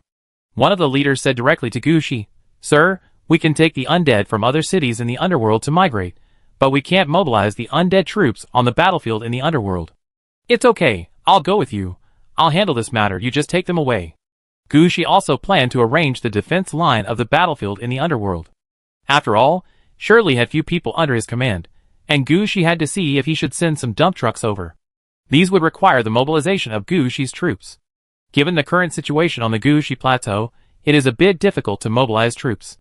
Gushi thought about this matter, and the leader didn't say much, but went down to prepare. Soon, the nearly 60 million undead troops left the Twin Kings City. A group of them went directly to the Yellow Springs Road, and the rest went to the depths of the underworld. As for the leader who spoke before, he only brought 3 heroes and 30,000 of the most elite troops, and followed Gushishin. Let's go to the underworld battlefield first. Hurry up, I have other things to deal with." Gushi still remembered that he had to attend Su Mingliang's Red Clothing Exhibition Conference, and then he had to complete his graduation thesis. There was no time to drag it here. Things here can't delay Gushi for too long. Listening to Gushi's words, the leader nodded, quickly led the troops to follow Gushi's footsteps, and headed all the way to the underworld battlefield. Chapter 2413. The underworld battlefield is a skill that must be learned after being promoted to the underworld king. Its function is to place a piece of the underworld battlefield at a designated location. The effect is similar to the opening of the Ghost Gate. As long as the underworld battlefield is placed, a large number of undead will appear in it. These undead will actively attack everything around them, and drag everyone into the battlefield. But for the underworld king, this is a treasure land. On the one hand, before the undead mage embarked on the path of the Lord of Mount Tai, he must have mastered the skill of the Lord of Death. If he did not master this skill, he would not even be able to touch the side of the Lord of Mount Tai. With so many undead, even if he did not fight, the underworld king could conquer a large number of them by coming here. And putting them here to fight, you can gain experience and get new undead. What's wrong with that? Besides, it's not just the undead that come out of the underworld battlefield. Along with the underworld battlefield, there is also a battlefield. There is Yin-Chi, various broken weapons, and most importantly, there is a lot of land. This is a way for the underworld king to expand his underworld. As long as the undead in the underworld battlefield are cleared, this part of the land will become a new underworld. It can be said that the underworld battlefield is beneficial to the underworld king without any harm. All underworld kings will set up a semi-permanent underworld battlefield in their own underworld, send people to guard it, and come to replenish the underworld battlefield at a fixed time every year. This underworld battlefield in front of him has been strengthened by Hong Guang countless times. Standing in front of the underworld battlefield, Gushi can feel the Yin-Chi coming at the first time. The Yin-Chi here is so thick that it has formed a black fog. From time to time, some undead troops of different styles will rush out from inside. On the periphery of the underworld battlefield, Hong Guang built 5 fortresses, castles, and a section of city walls for defense. Although there is no city wall as high as the Ghost Gate, all kinds of defenses are arranged quite completely. At the same time, there is also an undead army of more than 1 million people to guard here. Among this undead army, 300,000 are regular troops above level 20, and the rest are all miscellaneous soldiers around level 15. Their mission is to hold the line of defense, and prevent the undead from the underworld battlefield from rushing out. When Gushi came over, he happened to see that they had just repelled a wave of attacks. The defeated undead were dragging the corpses under the city wall, and retreating to the underworld battlefield. There are 3 undead leaders guarding here. When they saw Gushi coming, they didn't say much. After receiving Gushi's order, they took the initiative to give up the control of the front line of the underworld battlefield, and went to the Yellow Spring Road together. They could also see that Gushi would not trust them before they went through the Yellow Spring Road. The first thing they had to do now was to gain Gushi's trust. If they couldn't do this, it would be useless even if they were leaders, and Gushi would not remember them. just like there were several leaders on the Calamity War Wolf side. Do you see what Gushi usually asked these leaders to do? If there was no manpower, Gushi would not have thought of them at all. The same is true for these leaders in front of him. If they don't show their abilities and roles, they will eventually be placed at the edge by Gushi. Those who can become leaders have their own ideas. They don't want to be marginalized all the time. Now Gushi occupies the underworld, and Hongguang is Gushi's undead, so they can naturally be considered Gushi's subordinates. This time is the opportunity given to them by Gushi. As long as they cross the Yellow Spring Road, they can be considered the main force of Gushi's subordinates. In this case, how could they not know the choice? So after Gushi explained the situation to them, these undeads immediately led their subordinates to the Yellow Spring Road. After these leaders left with their men, Gushi was not idle either. He immediately opened several city gates, and began to arrange for people to come.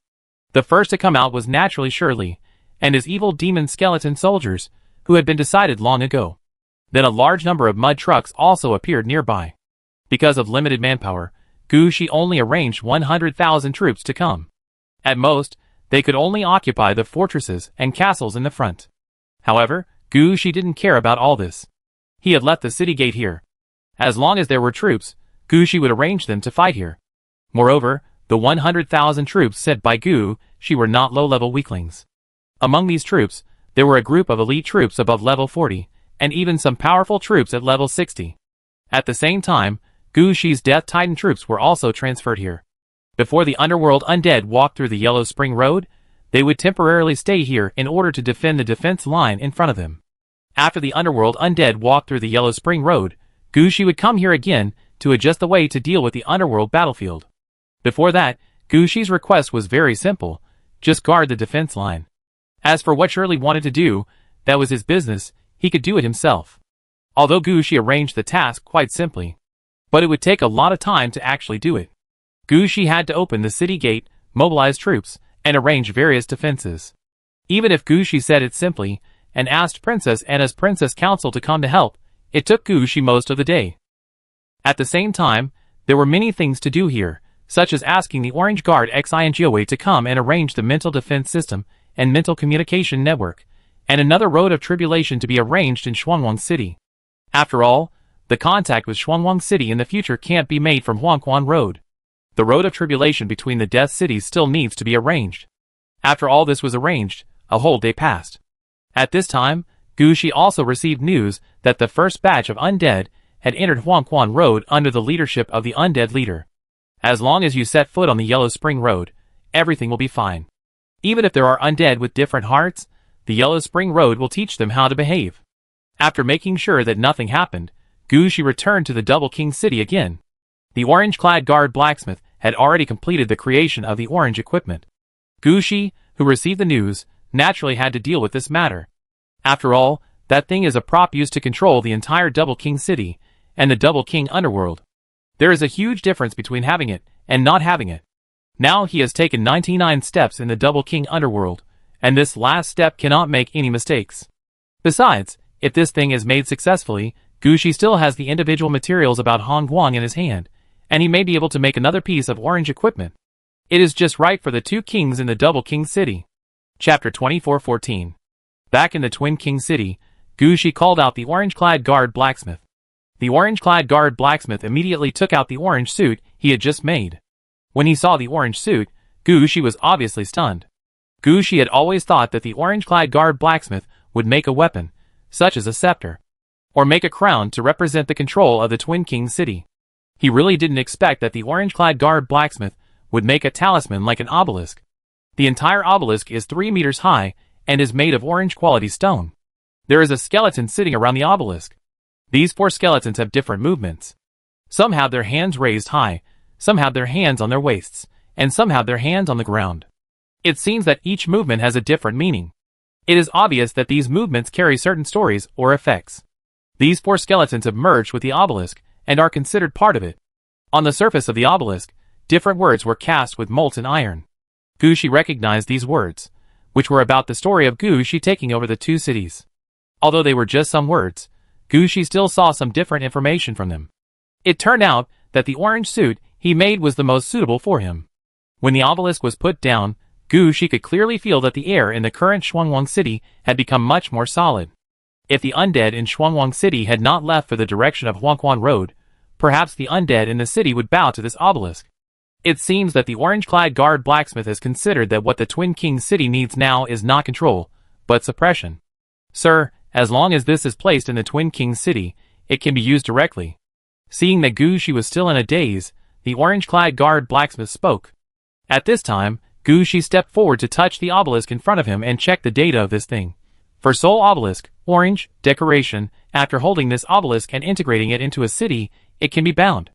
After equipping, life is increased by 2,000. Equipment requirements, strength, agility, and physical strength are more than 15 points each. Description, equipment will have a certain impact on the city. Special 1. Suppress the underworld, radiate a special aura to the outside, suppress the bound city, and then suppress the bound underworld through the city. Under the influence of the obelisk, all the undead in the city can get a corresponding increase in strength and agility. All enemy troops close to the city will be affected by the power of the obelisk and randomly lose some of their strength. Special 2. Suppression enhancement, strengthen the obelisk's effect on strengthening the undead and suppressing the enemy troops. The suppression and strengthening power can be injected into the purple equipment to enhance the power of the purple equipment. It can also forcibly enhance the combat effectiveness of the designated soldiers by 5 to 50 times according to the control level of the obelisk. Special 3. Range enhancement, strengthen the range of control of the obelisk. After investing more energy in energy, the suppression and strengthening range can be expanded from the city to the region, cannot be strengthened across regions. Special 4. Blood sacrifice enhancement, killing an enemy within the obelisk's influence range is considered a blood sacrifice. The person who kills the enemy can get one attribute blessing, the blessing time is permanent, and the number of blessings is unlimited. Explanation 1. This is a prop made by the authority of the King of the Underworld. When it is placed in front of you, it is the King of the Underworld. Explanation 2. The bound obelisk will always exist with the city. Explanation 3. Blood sacrifice is not killing. Looking at the current attributes, Gu Shi also nodded with satisfaction. Although he had not expected the appearance of the Four Souls obelisk, he was quite satisfied with its properties. Gu Shi waved his hand, and the two ghosts of Hong Guang appeared in front of Gu Shi. Gu Shi pointed to the one that looked like a necromancer. This is for you, come and bind it. This Hong Guang floated in front of Gu Shi at the first time. Because the Four Souls obelisk in front of him was too large, he did not pick up the Four Souls obelisk, but melted into it himself. After Hong Guang melted into it, the eyes of the four skeletons under the Four Souls obelisk lit up at the same time. Then the four skeletons stood up at the first time, carrying the obelisk and ran away. Gu Shi looked at everything in front of him with some surprise. He noticed that the four skeletons carried the obelisk and ran to the high tower where the King of the Underworld was resurrected and reincarnated before, and stabbed the obelisk heavily into the ground. After doing all this, Hong Guang's ghost reappeared in front of Gu Shi. At this time, the clothes on Hong Guang's body had obviously changed, and there was a phantom of an obelisk behind him. Having always carried the white bone obelisk with him, Gu Shi could tell Hong Guang's situation at a glance. This was because he had mastered the Four Soul obelisk. How is it? Is there any effect? Gu Shi glanced at Hong Guang. Hong Guang nodded affirmatively, wanting to do an experiment for Gu Shi to see, but he kept turning his head, but did not find the existence of the undead in the city. Looking at the somewhat embarrassed Hong Guang, Gu Shi smiled, waved his hand, and a skeleton soldier stood up. After the skeleton soldier stood up, Hong Guang immediately understood what Gu Shi meant, and he just stretched out his hand and pointed at the skeleton soldier. The body of the skeleton soldier quickly grew larger, twisted, and finally the bones on his body began to flash with metallic light. The bone weapon in his hand also turned black, and his height obviously changed to more than 2 meters and close to 3 meters. The most important thing is that the skeleton soldier began to slowly gain flesh. Gu Shi was also staring at the skeleton soldier at this time, and he turned his head to look at Hong Guang. Strengthen it again, strengthen it to the strongest. Hong Guang didn't say much, and chose to obey directly. So the skeleton soldier's height did not grow any taller, but his body changed horizontally. At the same time, Gu Shi noticed that the weapon in the skeleton soldier's hand was also changing. This change did not last too long, about 2 minutes, and the change was over. After the skeleton soldier stopped changing, Gu Shi stepped forward to check it out, and finally sighed. It still feels a little worse. Before Hong Guang spoke, the orange guard blacksmith asked immediately, "What's the difference?" "The upper limit." Gu Shi knew that the orange-clad guard blacksmith was not convinced, but he still had to point out the difference. The upper limit of the enhancement here cannot reach level 60, nor can it be upgraded to the demigod level. The orange-clad guard blacksmith was speechless about Gu Shi's words. Listen to what you are talking about, demigod level. Do you know the standard of demigod level? At least 2 pieces of orange armor for soldiers. Is this what this obelisk can get? In the end, the orange-clad guard blacksmith could only say, okay, this is something I didn't do well. Chapter 2415. Although I somewhat dislike the upper limit of the 4 souls obelisk, it depends on what it is compared with. In fact, the 4 souls obelisk is already a relatively good piece of equipment in the orange equipment. After looking at the 4 souls obelisk, Gu Shi said to the orange guard blacksmith, you did a good job this time. This is also for you. See if you can make an equipment that matches the 4 souls obelisk. Gu Shi also threw Hong Guang's personality to the orange guard blacksmith and let him deal with it himself.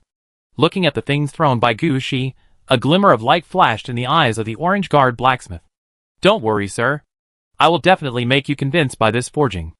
After saying that, the orange guard blacksmith took the materials and left. At this time, Gu Shi did not stop the orange guard blacksmith. He had been dragging on here for too long. He now had to speed up the work at hand and then rush back to Yin City. After the orange-clad guard blacksmith left, Gu Shi quickly took out the materials he had prepared and began to make the final treatment for the Twin King City. As the Death City under Gu Shi's name, although the Twin King City is far away from Gu Shi's main city, the status of the city itself is actually not low. Gu Shi must place his own town incarnation and the pillar of the dead city here. These 2 things are must-builds in all of Gu Shi's death cities. Gu Shi had not dealt with it before, on the one hand because the underworld had not been completely taken down, and on the other hand because he did not have the right materials. Now that the materials have been delivered, Gu Shi will naturally deal with this matter first. Fortunately, it does not take Gu Shi much time to arrange the town incarnation and the pillar of the dead city. The most important thing here is the materials used for processing. Less than half an hour after the orange-clad guard blacksmith left, Gu Shi had completed the arrangement of the city incarnation and the pillars of the dead city. After handling everything, Gu Shi didn't look at anything else. He directly activated the Polaris positioning and returned to the city of Aridov. At this time, the city of Aridov had already calmed down. Princess Anna was already there sorting out the harvest this time. Although Gu Shi only fought the Battle of Ghost Gate this time, the guards of Ghost Gate were also elite troops. After the effect of double death, these troops, leaders and heroes were completely transformed into the city of Aridov. The number of this part of the troops is about 100,000, but all of them are elites of about level 20. A leader level with 10 heroes level, not to mention the others, is enough to guard the Ghost Gate. And this leader has a set of experience in guarding the Ghost Gate. Princess Anna is interrogating this guy, asking about the experience of guarding the Ghost Gate. After all, Gu Shi has 19 gates of hell. These places need to be guarded by people. The reason why Gu Shi has no one guarding Huangquan Road now is because Gu Shi has not encountered the enemies coming out of Huangquan Road. In addition, Gu Shi does not have enough troops now. The situation is different now. After the battle with Hong Guang, Gu Shi has to think about his future. Huangquan Road, as a condition for the undead to join Gu Shi's team, will definitely be open to the public in the future. At that time, all kinds of troubles will appear on Huangquan Road. As a newcomer, Gu Shi knows nothing. It is definitely a good thing to have a leader with experience in guarding the gates of hell. It is also for this reason that the city of Aridov is busy with this matter, and no one comes to pay attention to Gu Shi. For such a situation, Gu Shi can only say that he is speechless. But he has no time to pay attention to these things now, and now he has to go back to the Yin City. Calculating the time, the Red Clothes Exhibition Conference is about to start. Gu Shi needs to go there to participate, and also take the opportunity to talk to Gongling Yu about the graduation thesis. After all, Gu Shi's first graduation thesis is the fusion of the Death City and the Ordinary City. The Death City is easy to find, and if it doesn't work, Gu Shi can still use his own Death City. But the Ordinary City is not so easy to find. Gu Shi always feels that his senior brothers had problems when they were synthesizing the natural disaster city there, and a large part of the reason was that they did not choose the Ordinary City well. And they should not pay much attention to this aspect. After all, the fusion of ordinary cities and undead cities, apart from being nice to say, does not seem to have any great effect in their eyes. But from Gu Shi's perspective, this aspect is different. Gu Shi will definitely manage a star field in the future. After all, the 2 red suits are the only 2 in the human world. If Gu Shi cannot guard a place for humans, what is the use of him? So even if they fight hard in the future, humans will create a star field for Gushi to sit in. At that time, the natural disaster city that is useless to other undead mages will be very useful to Gushi. Such a city can be regarded as a city that Gushi puts in the real world, where his undead can live, and players can live. In fact, Gushi had already made up his mind from the beginning. Even if this graduation thesis fails, he will not stop his research on the natural disaster city. In Gushi's mind, as long as he can succeed once, it will be enough. After all, when Gushi leaves Yin City in the future, he must have a city where he can settle down. Such a natural disaster city that is half a dead city and half an ordinary city is very important for Gushi's future. So this time when he returns to Yin City, the time may be more rushed. Gushi really has no time to stay in Aridov City for a while. After seeing that Luna and the others were all free, Gushi immediately followed the Hearthstone back to the private house in Yin City. As soon as he walked out of the Hearthstone, Gushi exclaimed. Gushi felt as if something appeared in front of him. It was a bit like the feeling of fate being touched by someone. But Gushi used the Nether Spirit Flower to check, and did not find any changes in his fate. This situation made Gushi feel a little speechless, but he didn't know what went wrong. Faced with such a situation, Gushi could only frown and decided to be more careful in Yinzadu these days. Gushi actually didn't know that things were just so coincidental. When he returned to Yinzadu, it was just when Professor Du and his group left Yinzadu. The reason why they were so anxious to leave, instead of waiting until after the red dress exhibition as originally planned, was entirely because Professor Du received the latest news from the Huangquan Ghost sect that the Hellflower chapter in their hands had been upgraded to another level. Chapter 2416. Back at the private residence, before Gushi could say anything, Lingxi had already stepped forward to help Gushi take care of things. Sir, don't worry, there's still some time. We are not the protagonists this time, and we don't have to queue up or squeeze the main entrance. They have arranged a direct passage, and we just need to go through. I have prepared clothes for you. You still have time to take a bath now, Lingxi said as she pushed Gushi into the bathroom. The bathtub inside was already full of water, and several undead maids were standing there waiting. Sitting in the bathtub, Gushi didn't need to do anything, and someone automatically helped to handle everything. Gushi also looked around curiously at the undead maids. Where did they come from? They look a little unfamiliar. Oh, I picked some corpses from the city of Aridavi and trained them. Don't worry, sir, these are old corpses that have been kept in the city of Aridavi for at least 3 years, and I know them inside and out. After listening to Lynx's words, Gushi lost interest, closed his eyes, and stopped caring about anything. At this time, Lingxi spoke about the situation in the past few days. It seems that the news from Yinzadi yesterday explained the results of Hong Guang's handling. This matter has nothing to do with Gushi. Jiang Guang was asking for trouble. At the same time, some of the underworld masters and underworld kings who entered Yinzadu with Hong Guang were also driven out of Yinzadu. In addition, the vehicle that took Gushi to the venue of the Red Clothing Exhibition Conference had arrived early this morning. They said that they hoped Gushi would not take the evil coffin. After all, Gushi's evil coffin also knew about it. And then, Gushi closed his eyes and listened to Ling Shi's chattering until Ling Shi said, Lu Qi sent 7 corpses, saying that they were selected according to the conditions given by the adults, and have been placed in the corpse-raising ground under the private house. Hearing this, Gushi opened his eyes. Do you have an instruction manual? Yes, it was sent with the corpse, Ling Shi said, as she handed the corpse's instruction manual to Gushi. Gushi flipped through it. The instruction manual was still Lu Qi's usual style. It recorded in detail the various situations of the corpse before its death. Some of the instructions also recorded how these corpses died. There were even records of what level the corpse would become in the end if it didn't die. However, there was only one such corpse.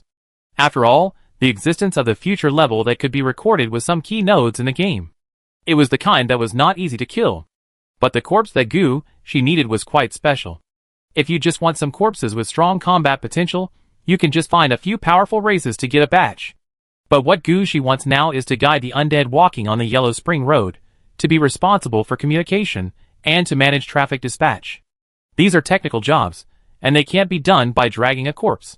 It's best to have corpses that can be checked in the future. So the ones that can be sent over will be more picky. Being able to send 7 corpses over is already considered quite impressive by Lu Qi. After flipping through the instructions in his hand, Gushi became interested in the corpse with a promising future. Lingxi, how much time do we have? We will leave in about 20 minutes. You can soak for another 5 minutes before you get up. That's a pity. Let's do this. You can deal with this body later, and ask Luna to send some materials. I'll write down the materials for you. Lingxi took out her notebook and started recording them quickly. Now that Gushi has such a large territory and produces so many things every day, how can Gushi have time to check and compare properties every day? When Gushi wants something, he often defines a range and asks Luna to select and send it. When he built the pillar of the dead city in Shuangwang City and transformed the incarnation of the town, Gushi handled it this way. It's the same situation now. Gushi quickly said the similarities, types and quantities of the various materials he needed. Then he asked Lingxi to go down and deal with it. At this time, Gushi also stood up again, letting the undead maid help him deal with the water droplets on his body, and changed into gorgeous formal clothes. Then, under the escort of the undead, he walked out of his private house. When Gushi went out, he saw a blue carriage parked in front of the private house. The carriage was pulled by 13 horses wearing silver armor. Near the carriage were 20 death knights wearing blue armor. Gushi glanced at these death knights and narrowed his eyes. He felt that he could clearly feel that these were all substitutes for death knights, but their aura was somewhat like that of death knights. What was going on? Has the rule that death knights will never be slaves changed? Probably not. Gushi looked up and down at these azure knights, and finally stepped onto the carriage. When he stepped onto the carriage, a piece of mind crystal appeared in Gushi's hand. He recorded everything he had just seen, flicked his left hand, and sent it to Luna through the special mirror in his hand. Contact Amilcar and let him see what the situation of these death knights is. After doing this, Gushi didn't say anything more, just leaned back on the chair, and didn't look at the situation outside the window. The azure carriage moved forward for about 20 minutes, and Gushi obviously felt that the speed of the carriage slowed down. There were also bursts of noise outside the window. Mr. Gushi, we are here. Before Gushi could check the situation outside, a voice came from outside the carriage. Gushi didn't say anything, pushed the carriage open and jumped down. As soon as he got out of the carriage, Gushi understood why there was so much noise here. This scene in front of him would shock everyone and talk about it.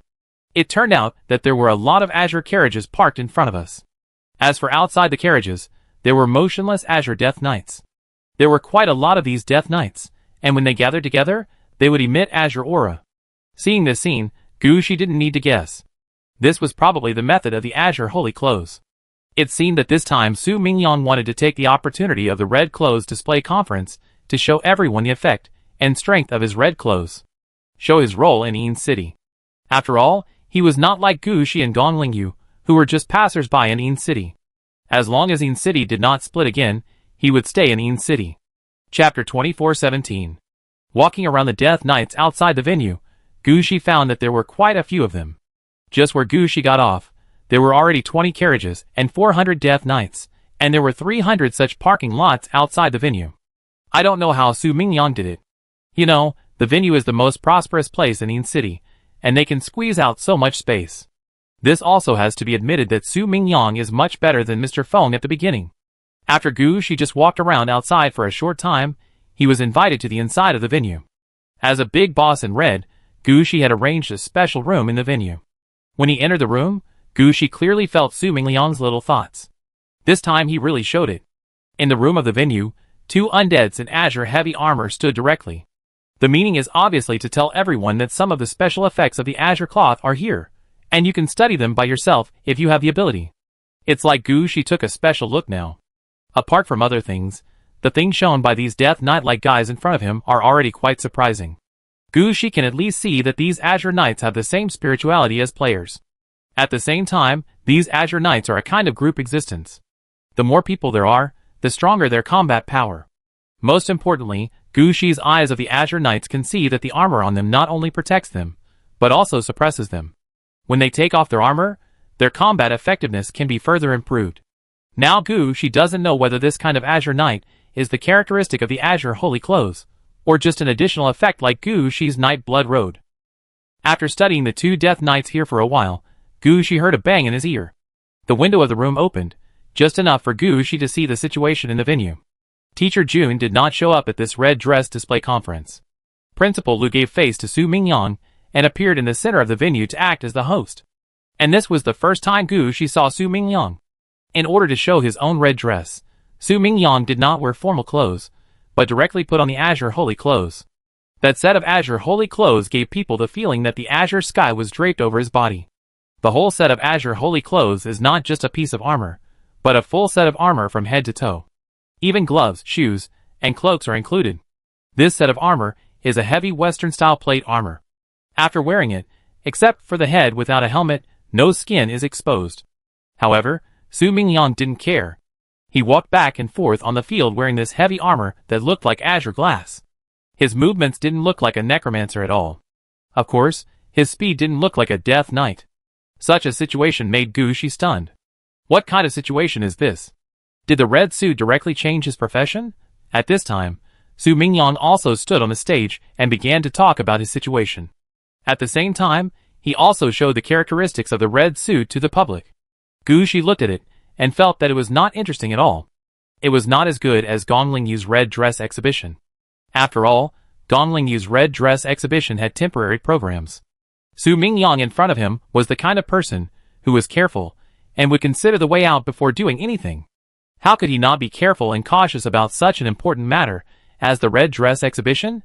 Anyway, there would definitely be no temporary programs. There were only some things that had been planned long ago. Gu Shi felt quite indifferent to such a situation.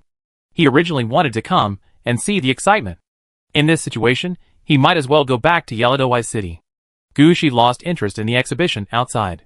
He just half leaned on the sofa in the room, half closed his eyes, and ate the fruit snacks provided in the room. Just when Gu Shi was half lying and half asleep, he suddenly heard someone talking not far away. Gu Shi tilted his ear to listen to a sentence, and the voice seemed to come from a small private room not far away. In the private rooms on this floor, most of the people were big men in red dresses, who came to watch the ceremony. If Gu Shi didn't know what they were talking about, maybe he would just let it go. But Gu Shi heard it, so he naturally became interested. So Gu Shi tilted his ears and listened. However, Gu Shi heard a few words intermittently, like the Wanling tribe, and something like a war. Gu Shi guessed that there might be a civil war within the Wanling tribe. This kind of news is not a big news for ordinary humans. But for those big men in red dresses and human high-level officials, it is important news. You should know that the Wanling clan is not quite the same as the Tianren clan. The Wanling clan is a large race that is a union of many races. The internal conflicts among them are quite large, and even humans can hear news of their civil war from time to time. And every time they have a civil war, humans will secretly take advantage of them. Either become an arms dealer or a battlefield mercenary. Or secretly take in the population of the losing side or something. Anyway, they can always take advantage of the Wanling clan. This time, I'm afraid they heard some different news and want to take advantage again. For this news, Gu Shi just listened to it. After all, his current strength is not enough, and he has other things to do. Now Gu Shi doesn't even have time to keep an eye on his own underworld and the underworld, so how can he have time to care about the civil war of the Wanling clan?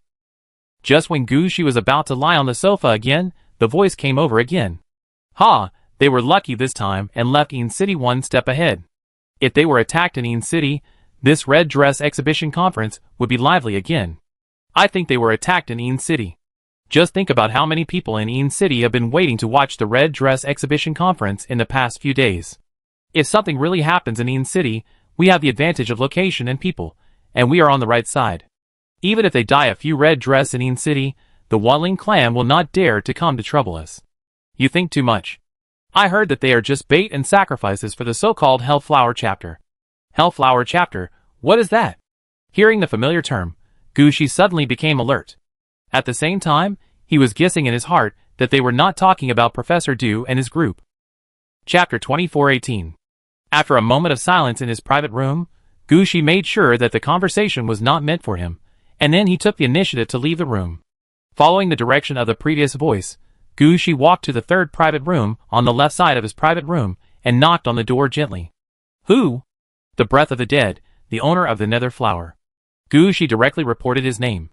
There was a moment of silence behind the door, and then the door of the private room was opened.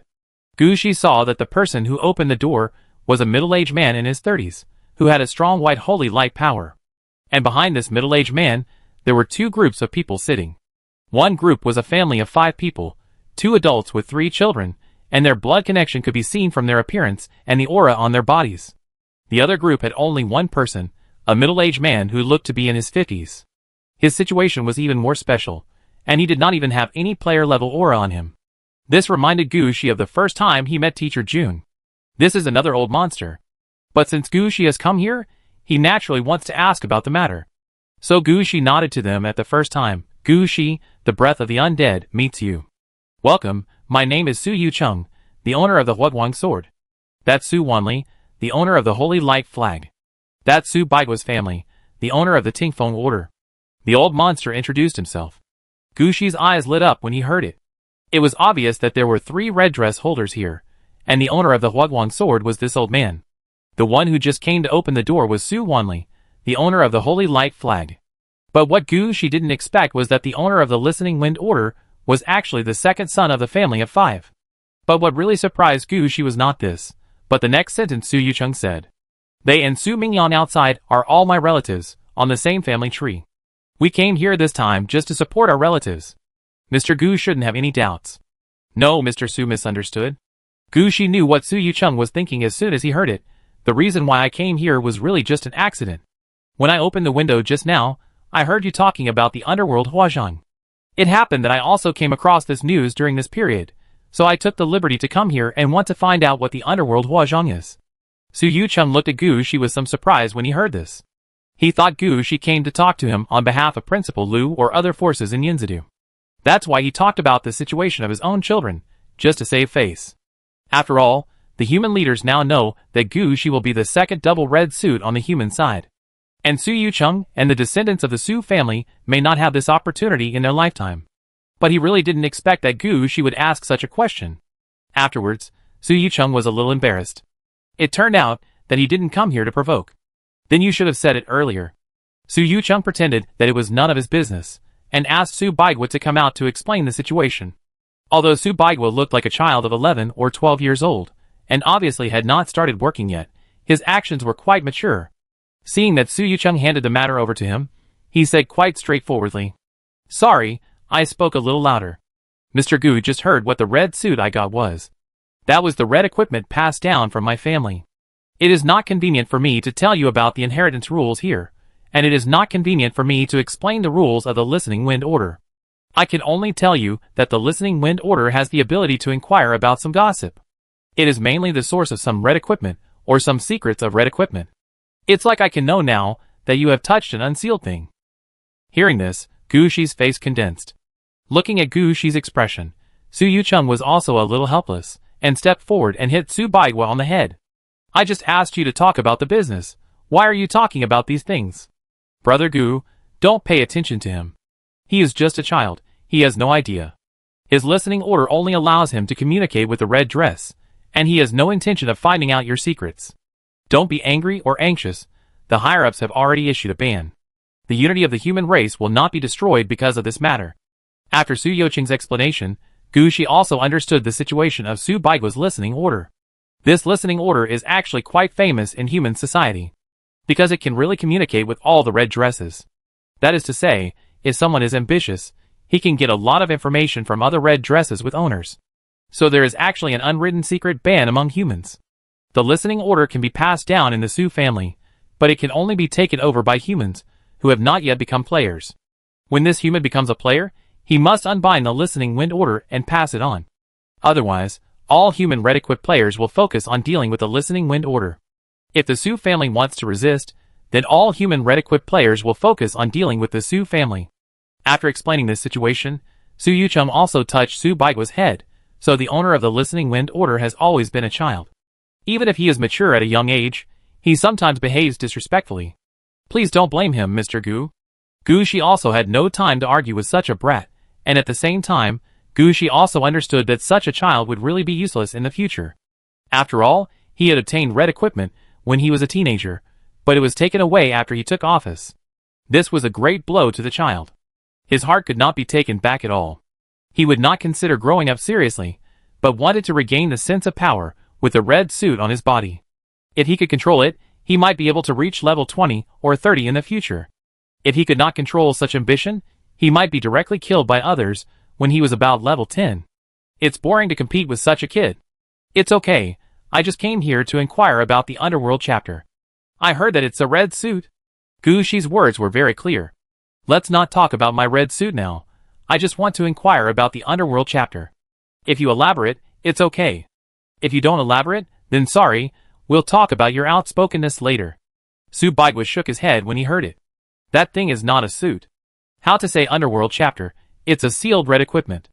The way to unlock the seal is to use the life of the players in the Huangquan Lord route to unlock it. The higher the level of the dead players, and the more they die, the faster the unlocking speed. Because the players in the Huangquan Lord route all belong to the Underworld system, and their attitudes towards death are like the melody of life, so this is called the Underworld chapter. Chapter 2419. Gu Shi blinked, pinched his thigh, and then blinked again. When he found that he was not dreaming, he swallowed and asked, "Will any player of the Huangquan Lord be affected after death?" "Ah? No. Although Su Baigwa was young, he was smart. In the past few years since he got the Listening Wind Order, the people of the Su family have also taught him a lot." As soon as he saw Gu Shi's reaction, he understood what Gu Shi was worried about, so he explained the problem there. "This red dress is not what you think, how to say this. That?" Su Baigwa couldn't explain it clearly for a while. Gu Shi thought for a while, took out a piece of soul crystal, and put it in front of Su Baigwa. "You don't need to describe it, just think of the scene you know." "Huh? Mind crystal? You also practiced a profession like a psychic?" Su Baigwa didn't know what a mind crystal was, but Su Yucheng was knowledgeable, and could tell what Gu Shi had taken out at a glance. "No, it was from my friend." When Gu Shi was talking, Su Baigwa also looked at Su Yucheng. After Su Yucheng nodded, he closed his eyes, and recorded some of what he saw and heard in the mind crystal. Gu Shi took the mind crystal and looked at it, and then he understood why Su Baigwa couldn't describe everything in front of him. It turned out that this so-called Hell's Splendor chapter was really like the head of the goddesses in his hand. If you didn't see it with your own eyes, you would never think that there would be such a way to get a red dress. And the Hell's Splendor chapter is the same. There are 3 seals in the Hell chapter, but these 3 seals are really different. The first one is a special white paper. As long as you write down your name on the white paper, and then kill, a small map will appear on the back of the white paper. When the map becomes complete, the owner of the white paper can enter the area where the map is located through the white paper, and get the key to open the door to the underworld. But there are a few problems here. There are a total of 108 pieces of this white paper. And the names recorded on the white paper cannot be ordinary people, but must be players of the Taishan Mansion Lord series. At the same time, the size of the map fragments that can be presented varies according to the player's level. According to Gu Shi's estimate, in order to present the entire map of a white paper, at least 18 Taishan Mansion Lords need to be sent on the road. As for lower-level professionals, the number will only be more, not less. But just this point makes Gu Shi feel a little speechless. One map requires 18 Lords of Mount Tai, and 108 maps, nearly 2,000 Lords of Mount Tai entered. Do you want to get the red suit called Hades, or send all Lords of Mount Tai to Hades? Besides, this is only the first seal. After getting the key, 9 keys are needed to open a sealed land. The 12 things obtained from the sealed land must be put together to open the door to the location of the Hades Huashang. The effect of this red suit is unknown, the quality is unknown, the characteristics are unknown, and even whether there is any occupational restriction is unknown. Who would be so stubborn as to rush in and die like this? Oh, the people of the Wanling tribe did this. That's fine. Gu Shi suddenly understood why the Wanling clan was divided into 2 factions, and fought and assassinated each other, when there were only so few players in the Taishan Mansion. It turned out that it was to cause conflicts between them so that the people behind the scenes could provoke a war between the players, and finally use the players as sacrifices to perform a blood sacrifice to unseal. Professor Du was targeted this time because, on the one hand, his level was close to that of Taishan Mansion, and the map presented would be relatively larger if he was killed. On the other hand, it might be that the white paper map on the Huangquan Dizzy Alliance was about to be unsealed, and there was only one last one left. In addition, Professor Du had left the Wanling clan's territory, which was a good opportunity to take action. That's why some people were arranged to come. Unexpectedly, someone was killed by Gu Shi, and Gu Shi knew the secret. If Su Baigwa knew about this, with his personality and the arrangement of the Su family, he would at most record this thing as intelligence, and if someone wanted to buy it, they would buy it. If no one wanted to buy it, it might be forgotten in a corner. But if it fell into Gu Shi's hands, the situation would be different. He would definitely want to grab another red dress. With this thought, Su Baigwa looked at Gu Shi with a different look. He was afraid that after Gu Shi read the news, his eyes would turn red, and he would rush out to grab the red dress. But seeing Gu Shi standing there motionless, as if he didn't take this matter seriously, Subaigwa was a little puzzled again. Uncle, what's going on with him? What else do you want him to do? Su Yucheng rolled his eyes at Subaigwa, thinking that his eyes turned red when he heard about the red dress. He is very generous. He is now the second most likely person in the human race to get 2 red suits. As long as he reaches a high enough level, the second red suit will be given to him directly. Do you think he will fight for an uncertain red suit to the Wanling tribe? Subaigwa thought for a long time, and finally shook his head, but he still wanted to say that the situation of the Underworld chapter was different from what normal people thought. But at this time Su Yucheng grabbed Subaigwa and stopped him from saying anything.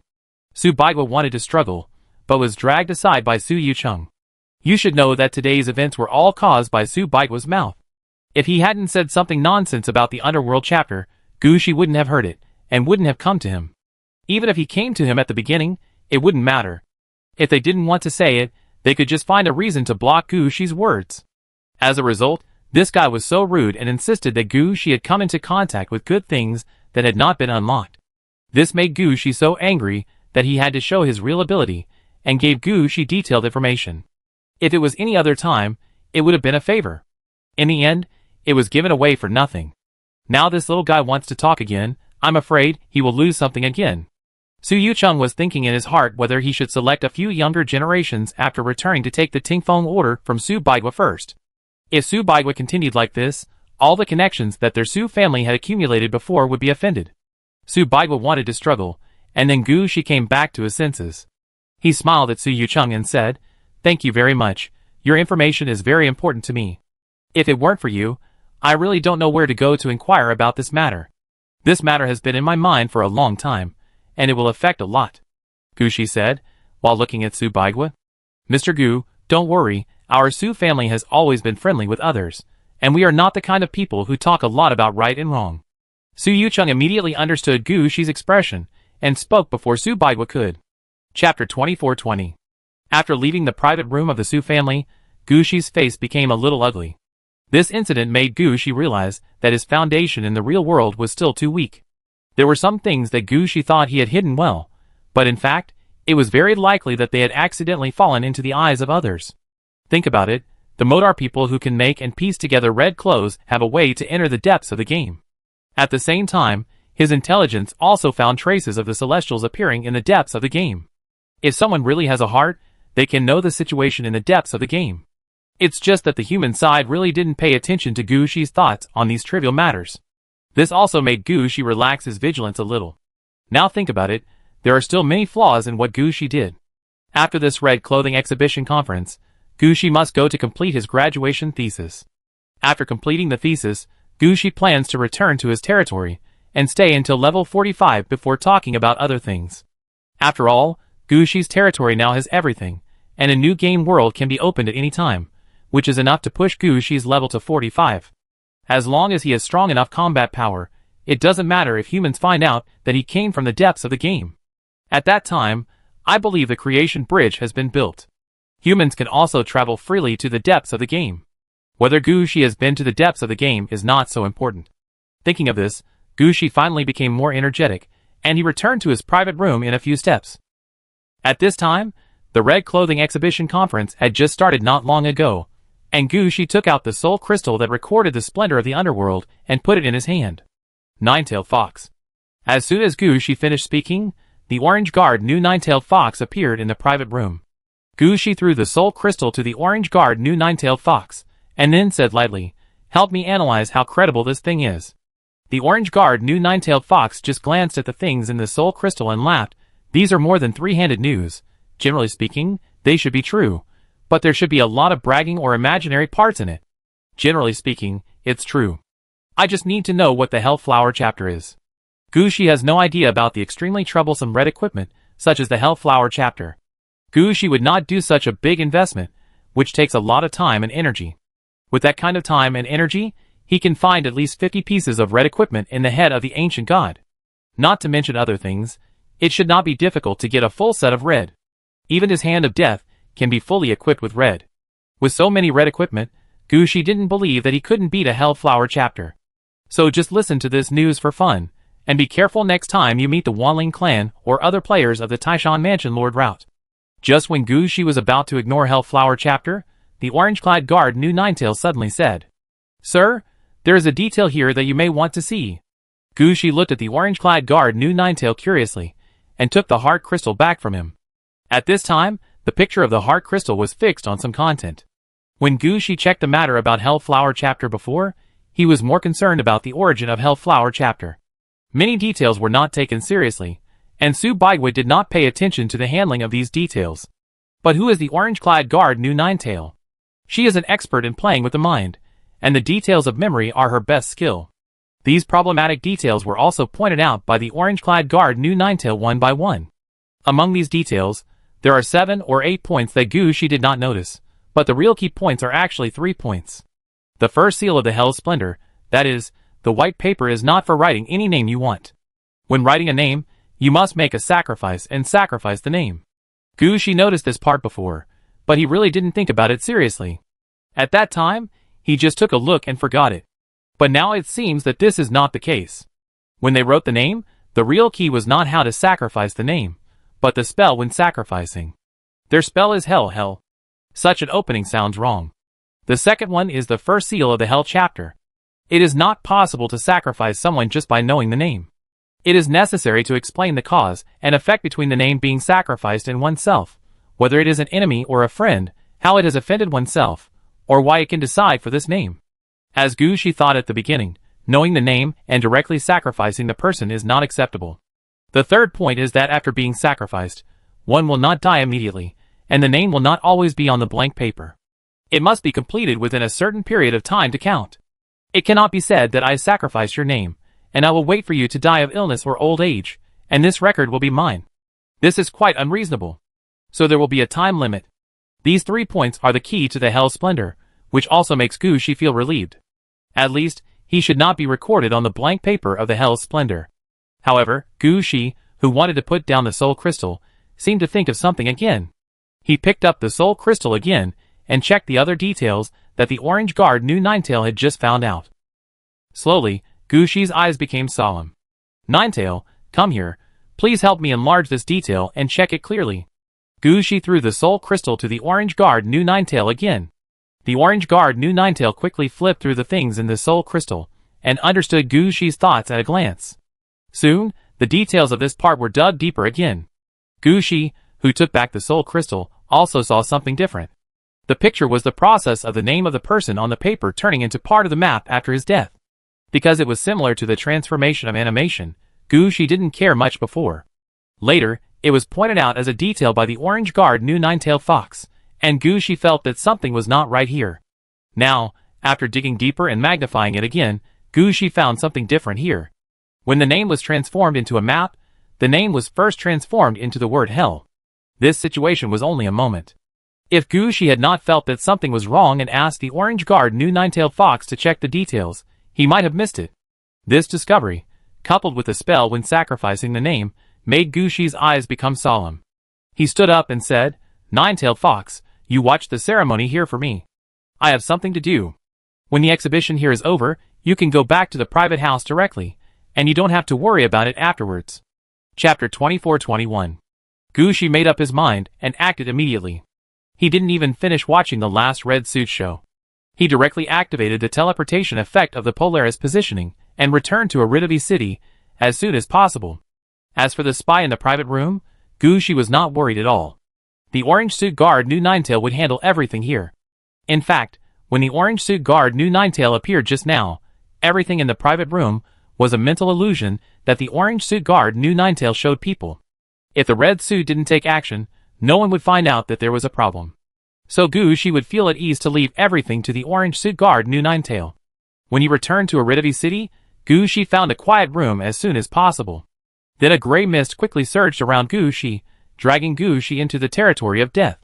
Since Gu Shi asked Death to help him once more than a year ago, Gu Shi found that he seemed to have a golden thigh that he had never hugged. This is a big guy who can be shaken out at any time. So in the next year, Gu Shi went to the territory of death from time to take a look and see if there was anything different to gain. Gu Shi was quite familiar with the means of entering and exiting death. Under the gray fog, Gu Shi entered the territory of death again. Then the 2 pairs of death hands behind him opened up actively, protecting Gu Shi from the erosion of death. Without the influence of the power of death, Gushi moved much faster. At the same time, in his eyes, some scenery and death also flashed quickly behind him. Gushi came to a platform that looked like a pile of mud with ease. On the platform, several players whose faces could not be seen clearly, but who were protected by different death-breathing props, were talking and laughing there. In this land of death, in addition to some powerful dead beings wandering around, there are many players, or ordinary people like him, who are still alive but are the focus of death. During this period of time, Gushi also had a certain friendship with them, and even joined two relatively private parties. The mud platform in front of him was one of the private party venues. This venue is always there, and people can come and go as they please. Everyone does not need to introduce each other, nor do they have to worry about the other party owing money or conflicts. After all, being able to enter this land of death means that they have been recognized by death. In this world, nothing is more reliable than the recognition of death. After all, everyone knows the term final conclusion. Here everyone, no matter what race or level, is a friend of death. It is much easier for friends to communicate with each other. Many things do not need to go through death. You can just find someone on this platform to do it for you. After all, the price of shaking death is really too high. After arriving at this mud platform, Gushi first looked at the wooden sign stuck on the ground. This is a means for people who come here to contact each other. If they can't find what they want or get the corresponding help in the first time, they will leave the problem they want to solve, the price they can pay, and the contact information on the ground. If someone can handle it, then they can pull up the wooden sign stuck on the ground. Most of the players who return to the platform will also look at the wooden signs first to see if there is anything they are interested in. For example, Gushi has inserted several wooden signs here. One is to buy the blood of powerful creatures with the breath of death. This is used to upgrade the mane of death. Compared with the hand of death, Gushi's mane of death has never made much progress. He has also tried many bloods, but not all creatures can be called divine beasts. And not all the blood of divine beasts can be used, only blood with the breath of death can be used. Let's put it this way, the blood dragons under Gushi are on the right track, but the level and quality are a bit off. From this point, it can be seen that there is a reason why the simplest hair of death has not been transformed into the mane of death over the years. The other one is a post for selling resources in Gushi's hands. Gushi can sell some orange quality materials that he can't use, such as wood or stone, etc. The quantity is not large, but Gushi's asking price is not high either, mainly because Gushi can trade with corpses. This is very appealing to the players on the platform. Players who can come to this platform may not have many other resources, but they have enough corpses of various types. And Gushi has a space that produces orange quality resources, so the amount of wood and stone is quite large. So this transaction is not a loss for both parties. Gushi also made many friends on this platform through this transaction. This time, Gushi also took a look at the two wooden signs he left behind, and found that there was no new information on them, and there were no new wooden signs nearby, so Gushi did not look at anything more, but went directly to the people who were communicating in the middle of the platform. Hello. Before he walked in front of those people, Gushi greeted them from a distance. Long time no see. You are here. Do you have any good things to sell today? Ha, long time no see, your second pair of arms has not grown up yet. The people on the platform also greeted Gushi. Gushi smiled at them, and then walked to an old man on the platform. This old man was a player before his death, but he has died and his soul has returned to death. However, as a friend of death, death is quite tolerant of the existence of souls returning to death. As long as he does not leave the influence range of death, he can go wherever he wants, and he can be a living person if he wants to be a living person, and a dead person if he wants to be a dead person. Of course, there are also people who have been staying on this platform. They may not be very strong, but they must know a lot of things. Old Zhao, I want to ask you something. The old man looked up at Gushi, then touched the ground, pulled out a black grass tooth, and picked his teeth. Tell me, what do you want to know this time? I have said in advance that I only know the general story. I don't have detailed information, and don't ask me where to find the blood of the beast, or where to find the dead gods. If I really want to know, I would have gone there a long time ago. No, I really plan to listen to the story this time. Old Zhao, I just want to ask, have you heard of the name of the underworld? Chapter 2422. The underworld? Isn't it the underworld? Hearing Gushi's question, the old man said casually, but he immediately reacted, wait, the underworld you want to talk about is not that underworld. I don't know, I just encountered the underworld chapter during this period. At first, I thought it referred to a special underworld, or a special red equipment. But later I found that the situation did not seem to be the case. This underworld seemed to refer to a specific noun. So I came here to ask. Why, do you know something? I was not sure at first, but now that you said so, I know. The underworld you are talking about may really be that underworld. The old man said seriously. Gu Shi's eyes flashed with excitement when he heard it. Finally found a clue. At this time, the old man started talking about the ancients. Xiao Gu, I think you know how your line is called by the outside world. The Taishan Lord's line, or the Taishan line. Gu Shi said very clearly. He was actually a little confused about this situation before, but no one could explain clearly why their line of necromancers was called the Taishan Lord's line, instead of a simpler name. However, no one could figure out the source of this matter, and no one was curious about it, so Gu Shi never pursued it. Now that the old man asked this, Gu Shi's eyes flashed with a trace of doubt. Is there any problem here? Sure enough, the old man said directly in the next sentence. A long, long time ago, the Taishan Lord's line was actually called the Hades line. Until a strong man appeared later. He was also a friend of death, and a descendant of the earth and the abyss. He borrowed some power from death, and wanted to break through his own limits, and become an ancient god. Did he succeed? Gu Shi asked curiously. Succeeded, but not succeeded. What does this mean? Gu Shi asked puzzled. He became an ancient god, and had his own name. From that day on, the Hades became the Taishan Lord. At some point, the Hades would specifically refer to his existence. But he didn't succeed because he took the wrong route. After he became an ancient god, he looked back and found that his original choice was wrong. The Hades was not what he thought. But he had no way to start over, so he could only come to death and hope for death's help. Did death help him? Gu Shi was immediately interested in this kind of gossip about the ancient god level, and he forgot what he came here to inquire about. It helped him. Death sealed him in an unknown place, hoping that the passage of time, the polishing of space, and the erosion of death would wash away the mark of the ancient god on him. Only by washing away the name of the ancient god can the underworld have a chance to start over. Hearing what the old man said, Gu Shi quickly overturned several previous ideas in his mind. At the beginning, when Gu Shi guessed whether the underworld was a person's name, he had the idea that the underworld was going to take the opportunity to resurrect himself. But judging from the situation in the old man's words, it should not be the case. After all, the underworld voluntarily sealed itself up, and wanted to clean up and start over. How could it resurrect itself? There must be something different behind the Hellflower chapter. At this time, the old man spoke again. Why, did you encounter something? Gu Shi didn't want to say it at first, but when he thought about it, there must be a lot of people in the Wanling clan who knew about the Hellflower chapter.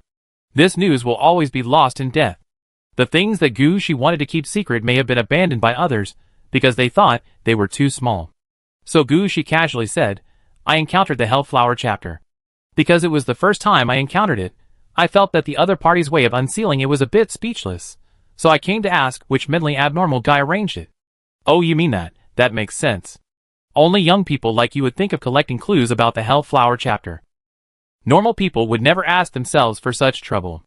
The old man understood what Gu Shi had encountered as soon as he heard it, and he laughed on the spot.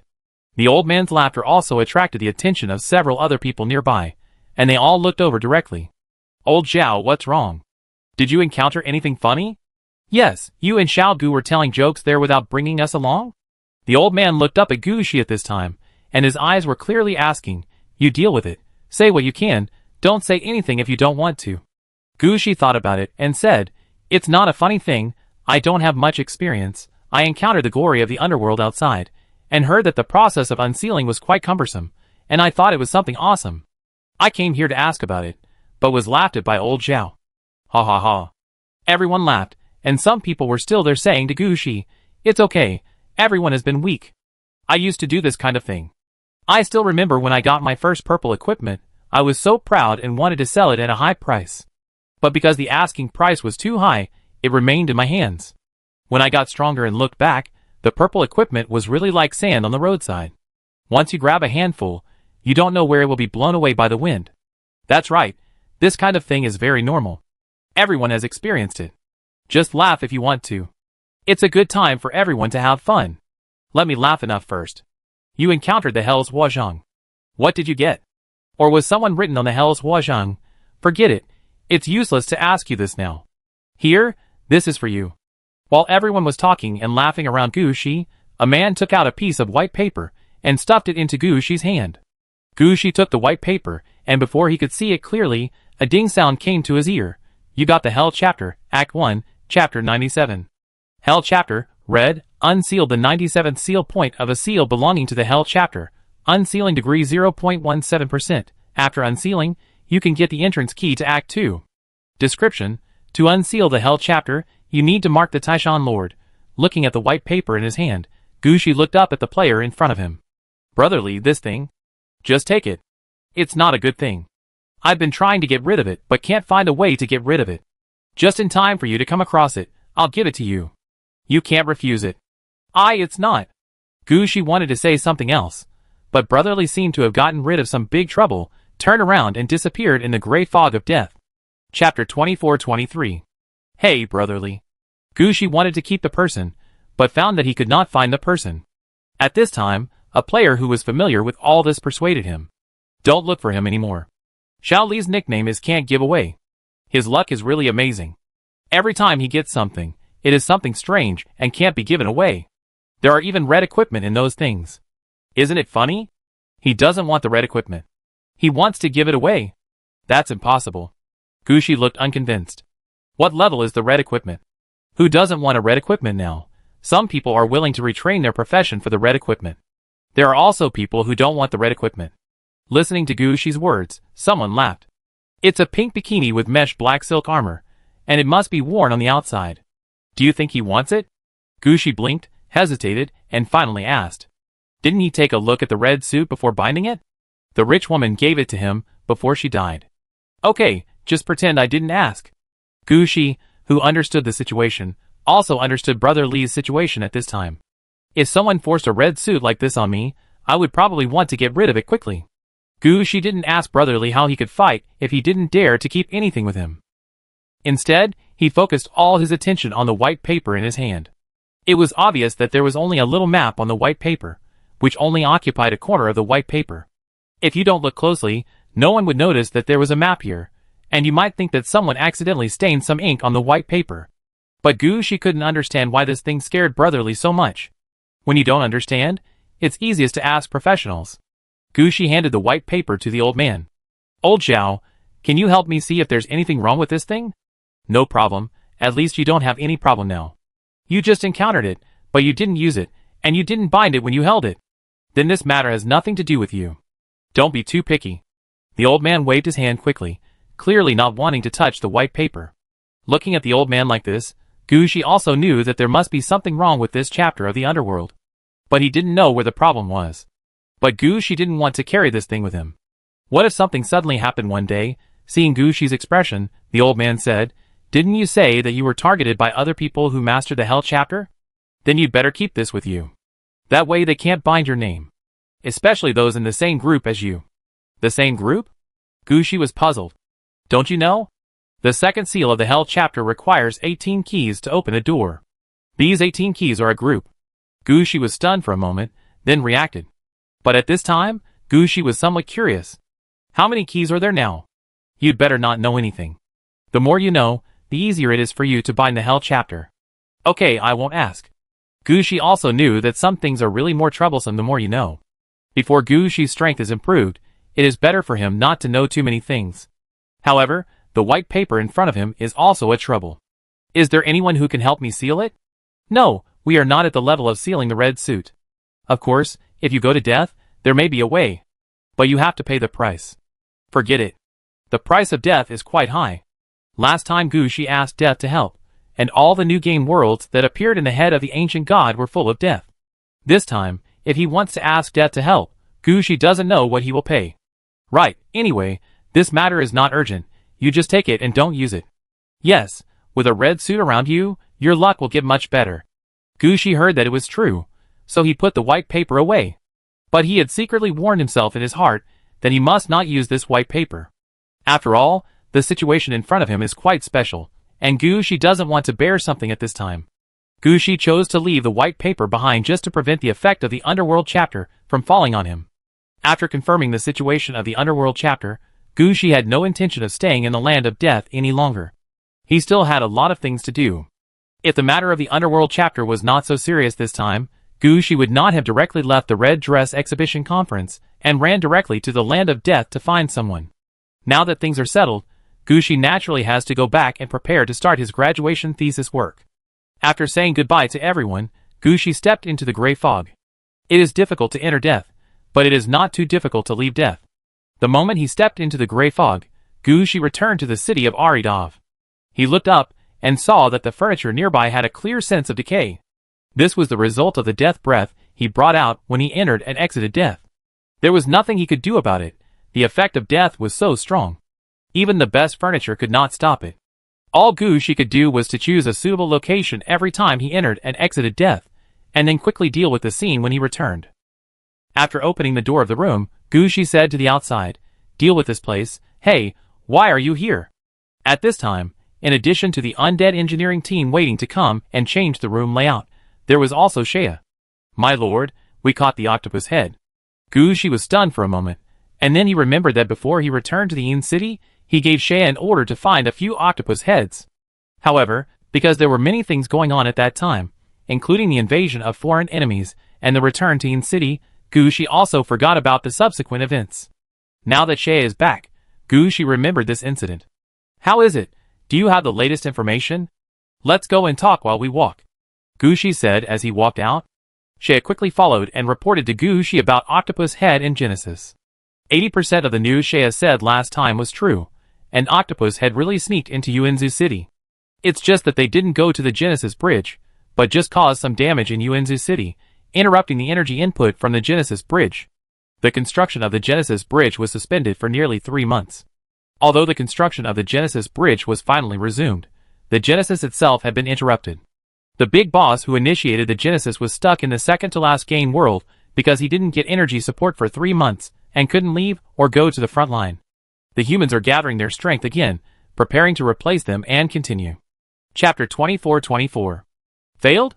Gushi thought about it seriously, and found that he seemed to have forgotten the name of the big guy who opened Genesis.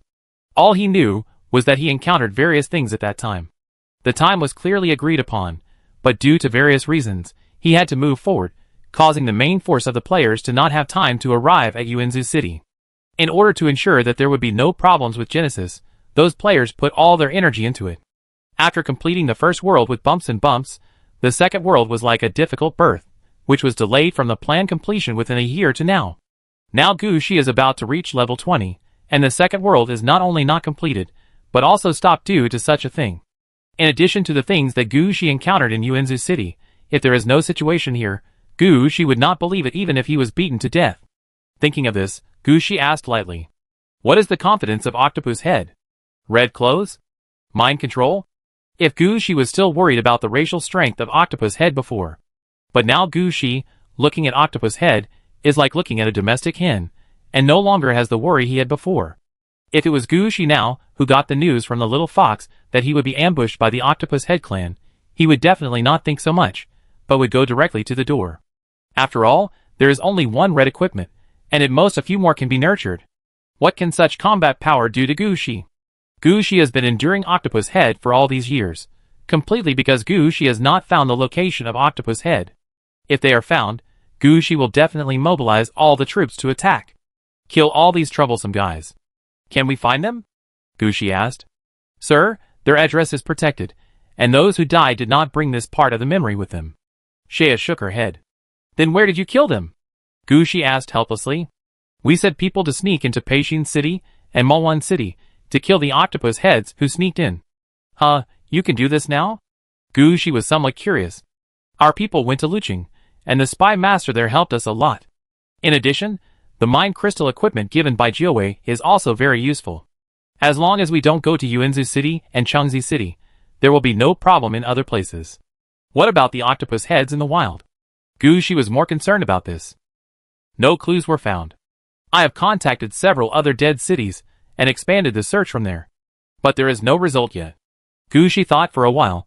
"Can we find a way to arrange for people to go to Uenzu City? This may be a bit difficult.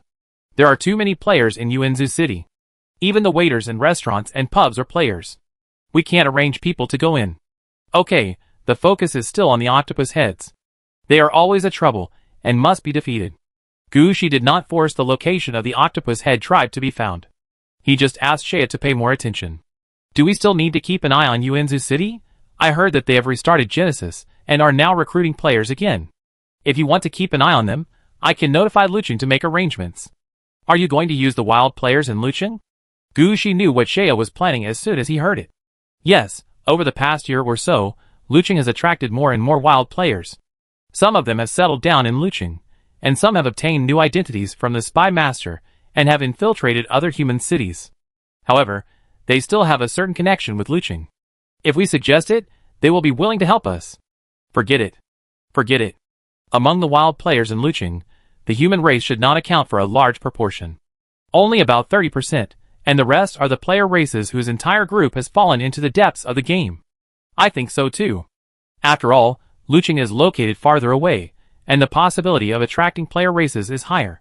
Excluding these players, and some wild players who are into PK, there are not many players that we can use. These people are scattered in other cities, and some have already started to have a stable life. If we ask them to work for us again, I am afraid they will be reluctant. After all kinds of reasons, it is quite good to find 3 or 5 players who are willing to serve us. But how can you guarantee that these players can act according to our wishes? At this point, Gu Shi simply said, instead of this, we might as well focus on the Poison Peach Mountain. Go over to the Poison Peach Mountain and directly enter the world that is ready to restart through the passage. In this way, the people we arrange can skip the trouble of Yuanzu City and enter the system of Genesis. It's just a pity that our own players have not appeared yet. The only player, Wutan, has not even reached a level yet. Otherwise, we can arrange people to enter Yuanzu City by exiting the game from Poison Peach Mountain. Going to Poison Peach Mountain is also a way. Leave this matter to me first. I will arrange to inquire about some information. Okay, I'll leave this matter to you. I have something to do in Yinzadu. If there is any new news, send a letter directly to Yinzadu. I will come back as soon as I am free. Gu Shi did not say anything more. He flashed back to the Hearthstone house in the hub area and returned to his private residence by the Hearthstone. Shea did not say anything about Gu Shi's quick departure. She also understood that although the contracted undead were busy there, Gu Shi was actually the one with the most pressure. After all, Gu Shi had to study, deal with various things, and find ways to improve himself and deal with various troubles. If Gu Shi was not a player, his hair might have been bald now. It was already quite remarkable to be able to squeeze out time to deal with some things. And helping Gu Shi deal with things, isn't that what the contracted undead should do? They can't just put all the things on Gu Shi's head, do nothing, and just wait to ask Gu Shi for various resources. Now that Gu Shi has given the idea, let's proceed according to this idea. When Gu Shi comes back next time, she must come up with more comprehensive intelligence, instead of just bothering Gu Shi with some things like now. Chapter 24-25. When I returned to the private residence, the orange-clad guard, New Ninetailed, had not returned yet. Gu Shi did not plan to go to the center of the venue to watch the boring red-clad display conference. Now Gu Shi still had a lot of things to do. Seeing Gu Shi coming, Ling Shi was not surprised. She just quickly greeted him. Sir, you are back. Do you want to take a rest first? No, have you prepared the materials I asked you to prepare before? All are ready. They are all in the basement. Gu Shi nodded, and did not let Ling Shi lead the way. He ran to the basement by himself. At this time, in the basement of the private residence, Ling Shi had also sorted out a piece of open space, and a large amount of materials and 7 corpses were placed on the open space. There was also a list on the materials, which recorded what kind of materials Ling Shi had transferred from the Yali Dovi warehouse this time. Gu Shi took the list and found that it was written quite clearly. In addition to the level, attributes, quality, and quantity of these materials, there was also the source of these materials. Among these materials, some are rare resources mined from various mining sites. Some are bought from places like Witch Huts in and outside the city and refreshed daily, and some are directly taken from libraries or other places that produce special items every week. These things are special. After all, each output is randomly refreshed, and no one knows what they will encounter. They are not special, either, because the output of each place is targeted. It is not difficult for Gu Shi to make a request. As long as Gu Shi's targeting is determined, various materials from green to orange quality can be found quickly. As for the red material, not to mention that Gu Shi had never seen it, even if he had seen it, he would not put it here and use it casually. After taking a look at the materials on the list, Ling Shi did a good job this time. Because he was worried that Gu Shi would have problems making the contracted undead, he prepared double the materials, and took some from green quality to orange quality. No wonder there are so many materials in the basement. Gushi went forward and picked some suitable materials from these materials. Then he walked to the 7 corpses and carefully selected them. When checking the corpses, Gushi had to admit that Lucci's corpses were professional. All the corpses were processed by the undead spell, and they looked like they had just died. Gushi pinched the corpses and roughly understood how these corpses died, and what kind of spells they had been treated with before and after death. At the same time, it can be seen that Lucci did not sell the same thing twice, and did not count the corpse as one and the soul as one. He did not process the corpses in advance to destroy the originality of the corpses. This is really good. Gushi glanced at the corpses, stretched out his hand, and lifted up a corpse. This corpse was a female corpse, not very big, with golden curly hair and purple corners of the mouth, obviously poisoned to death, and the closed eyes were obviously longer than other humans. This corpse was the corpse mentioned before that would achieve something in the future. According to Lucci's explanation, if this person had not been killed, she would have become the most famous cartographer in the world she was in, and draw the most complete map of that world. And there is a node later, that is, someone took the map she drew and found that the world seemed to be missing a piece, and found the lost continent through the map, releasing the power that affects the whole world. It can be said that this corpse is a key figure in the following nodes. But now this person was killed directly, and the body was packed and sent over, and it is unknown whether the world will be changed in the future. Of course, for Gushi, all this is not a big deal. What he really values is this person's ability. According to the explanation in the manual, this person has a strong ability to recognize roads since childhood, and knows where to go and where not to go. So the map she drew is called the safest and fastest map.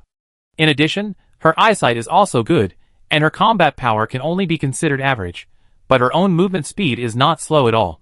She has studied architecture and engineering, and is considered a very talented person. Such a talent, when alive, Gushi would definitely not be able to receive him under his command. But after death, it is quite useful to transform into a contracted undead.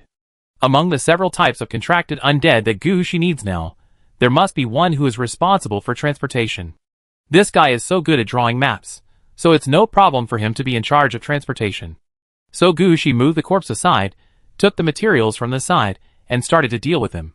What Gushi needs to do now is to preserve the original ability of the corpse, and at the same time strengthen its ability to connect and control, so as to control the entire transportation system.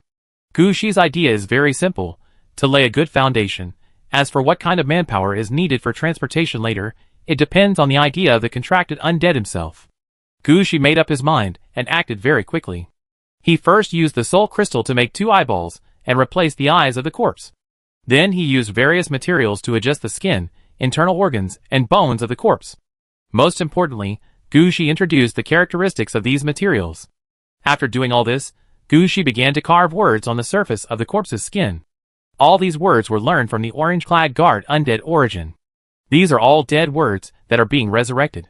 Because the resurrection of the words has not been completed, the orange-clad guard undead origin has not yet completely researched new things, so the effects of these words cannot be activated. But it is not important for Gushi. He is just preparing for some situations that may occur later. After these words were carved, Gushi began to make the final arrangements for the corpse. While activating the corpse, he took out the contract scroll and waited for the corpse's reaction. Under the stimulation of Gushi's power, the corpse that had just been processed slightly opened its eyes. Gushi immediately took the opportunity to tear open the contract scroll and guided the light spot to fall on the corpse. At the same time, Gushi also stretched out his hand and said to the corpse, "My name is Gushi. I hope to sign a contract with you and borrow your power to fight for me. I am willing to fight for you." Ding! The contract with the undead is successful, and Sylvia, contracted undead, joins the player. Name, Sylvia, contracted undead, race, Lich. Level 17, 0/25,000, talent, cartographer. Status, life, 690/690, magic, 1140/1140, attributes, strength 5.6, agility 4.7, constitution 4.9, intelligence 11.4, perception 18.7, charm 6.6. Skills, cartography level 9, architecture level 8, engineering level 8, undead magic level 6, elemental magic level 6. Chapter 2426. After Sylvia was made, Gushi dealt with the other 6 corpses. However, this time the production was not as smooth as Sylvia. Of course, It was not because Gushi's contracted undead was not made well, but because the quality or talent of the remaining 6 corpses were not as good as Gushi imagined. Talents, attributes, abilities and various aspects did not meet the requirements, and there were not many positions for Gushi's contracted undead. This thing was increased according to the level, and the level of the undead contract.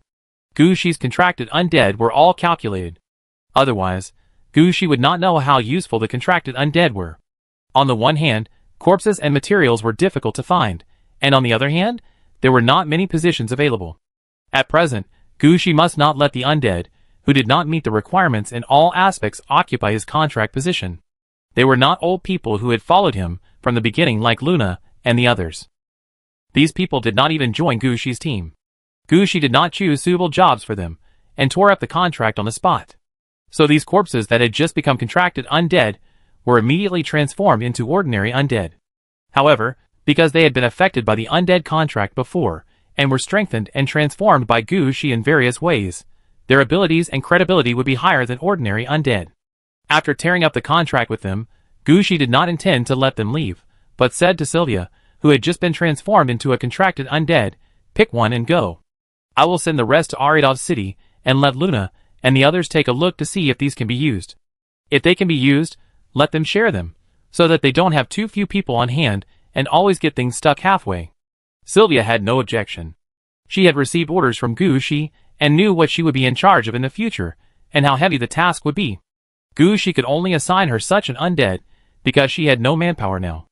Otherwise, these undead really could not be assigned to Sylvia, and the other contracted undead under Gushi would be too busy. After arranging Sylvia and several other undead, Gushi returned to the 2nd floor. "Linksy, go find Lucci again, and tell him that I still need some corpses. The kind that manages traffic is not needed, and the others should be based on our original needs. In addition, it is better to select more with future historical records for me. Those without future historical achievements will not meet our requirements." Linksy just smiled lightly. How could she not understand what was not in line with the requirements? It's just that Gushi is rich now, and has made more requests. I hope my contracted undead can get those chores done as soon as possible, instead of growing slowly or something. How long will it take to grow up? Unless he was a player like Wu-Tan, Gushi couldn't wait to watch the contracted undead grow from level 1 again. Linksy didn't say anything. After all, this was Lynx's mission, to help Gushi contact in Yinzadu. Gushi's request was not a difficult thing. It was just a few words. What was wrong with it? So Linksy quickly went down to prepare. Gushi found a place, and looked through his first graduation thesis plan. The most critical part of this thesis is the ordinary city. It doesn't say whether it's an ordinary city in the game, or an ordinary city in the real world. But Gushi prefers an ordinary city in the real world. If it's an ordinary city in the game, then the setting of this disaster city won't be so difficult to complete. For players, it's so easy to find a game with cities. As long as you are strong enough, you can find as many as you want. If it doesn't work, just change a game. After a few more experiments, you will always understand where the problem lies. It's impossible that no one has thought of this idea, but the disaster city still has no results. It's probably because the ordinary city selected is not the right version. The city required for the disaster city should be an ordinary city in the real world. It's even possible that a player's city is needed. If this is true, then if Gushi wants to complete this graduation thesis, he must first solve one thing: find a suitable ordinary city that can be used for experiments. This is a big problem in itself. Where should Gushi find it, and how to take the city?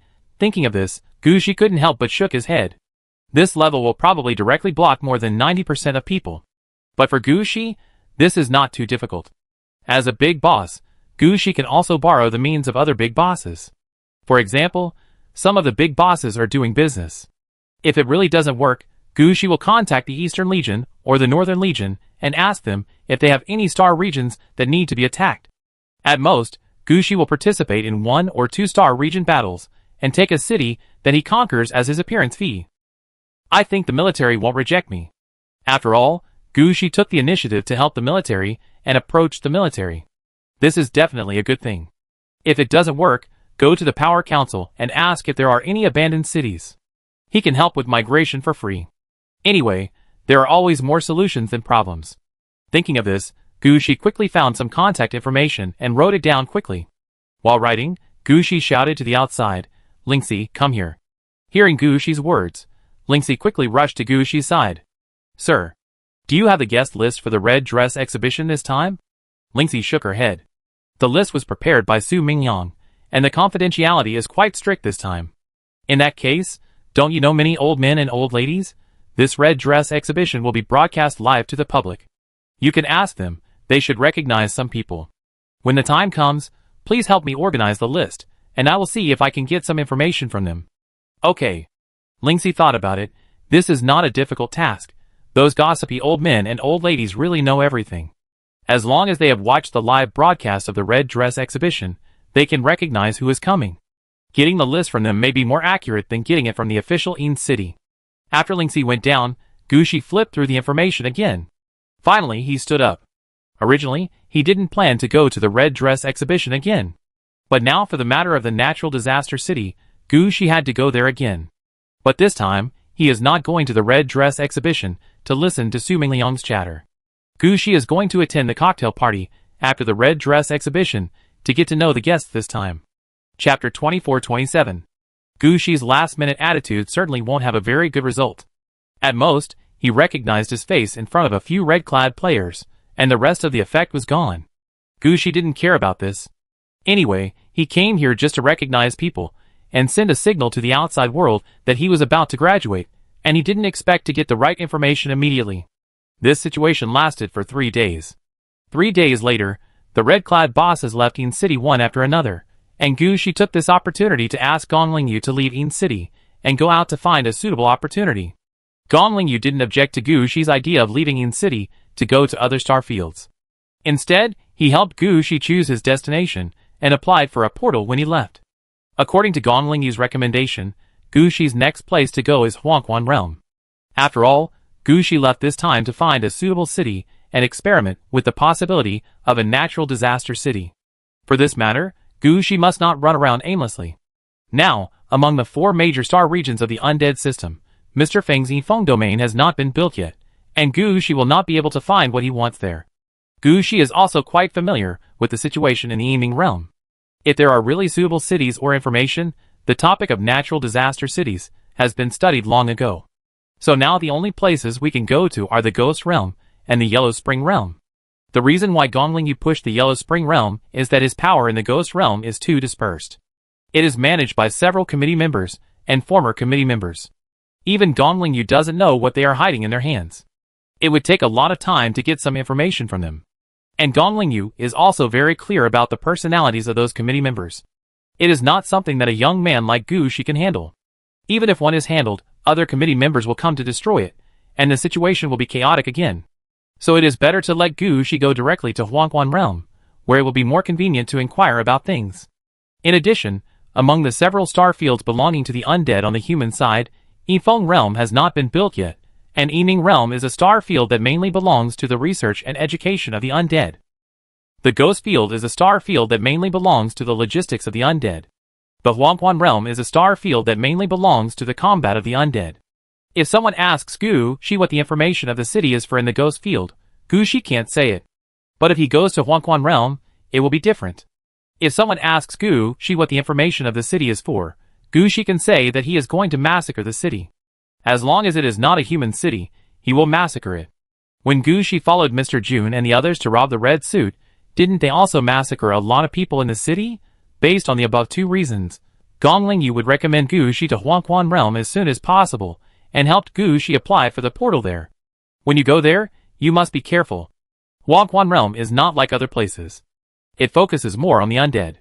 Although there are players there, those players are not the mainstream of Huangquan Realm. Also, don't use the Death Lord skills randomly in Huangquan Realm. All the undead encountered in Huangquan Realm have owners.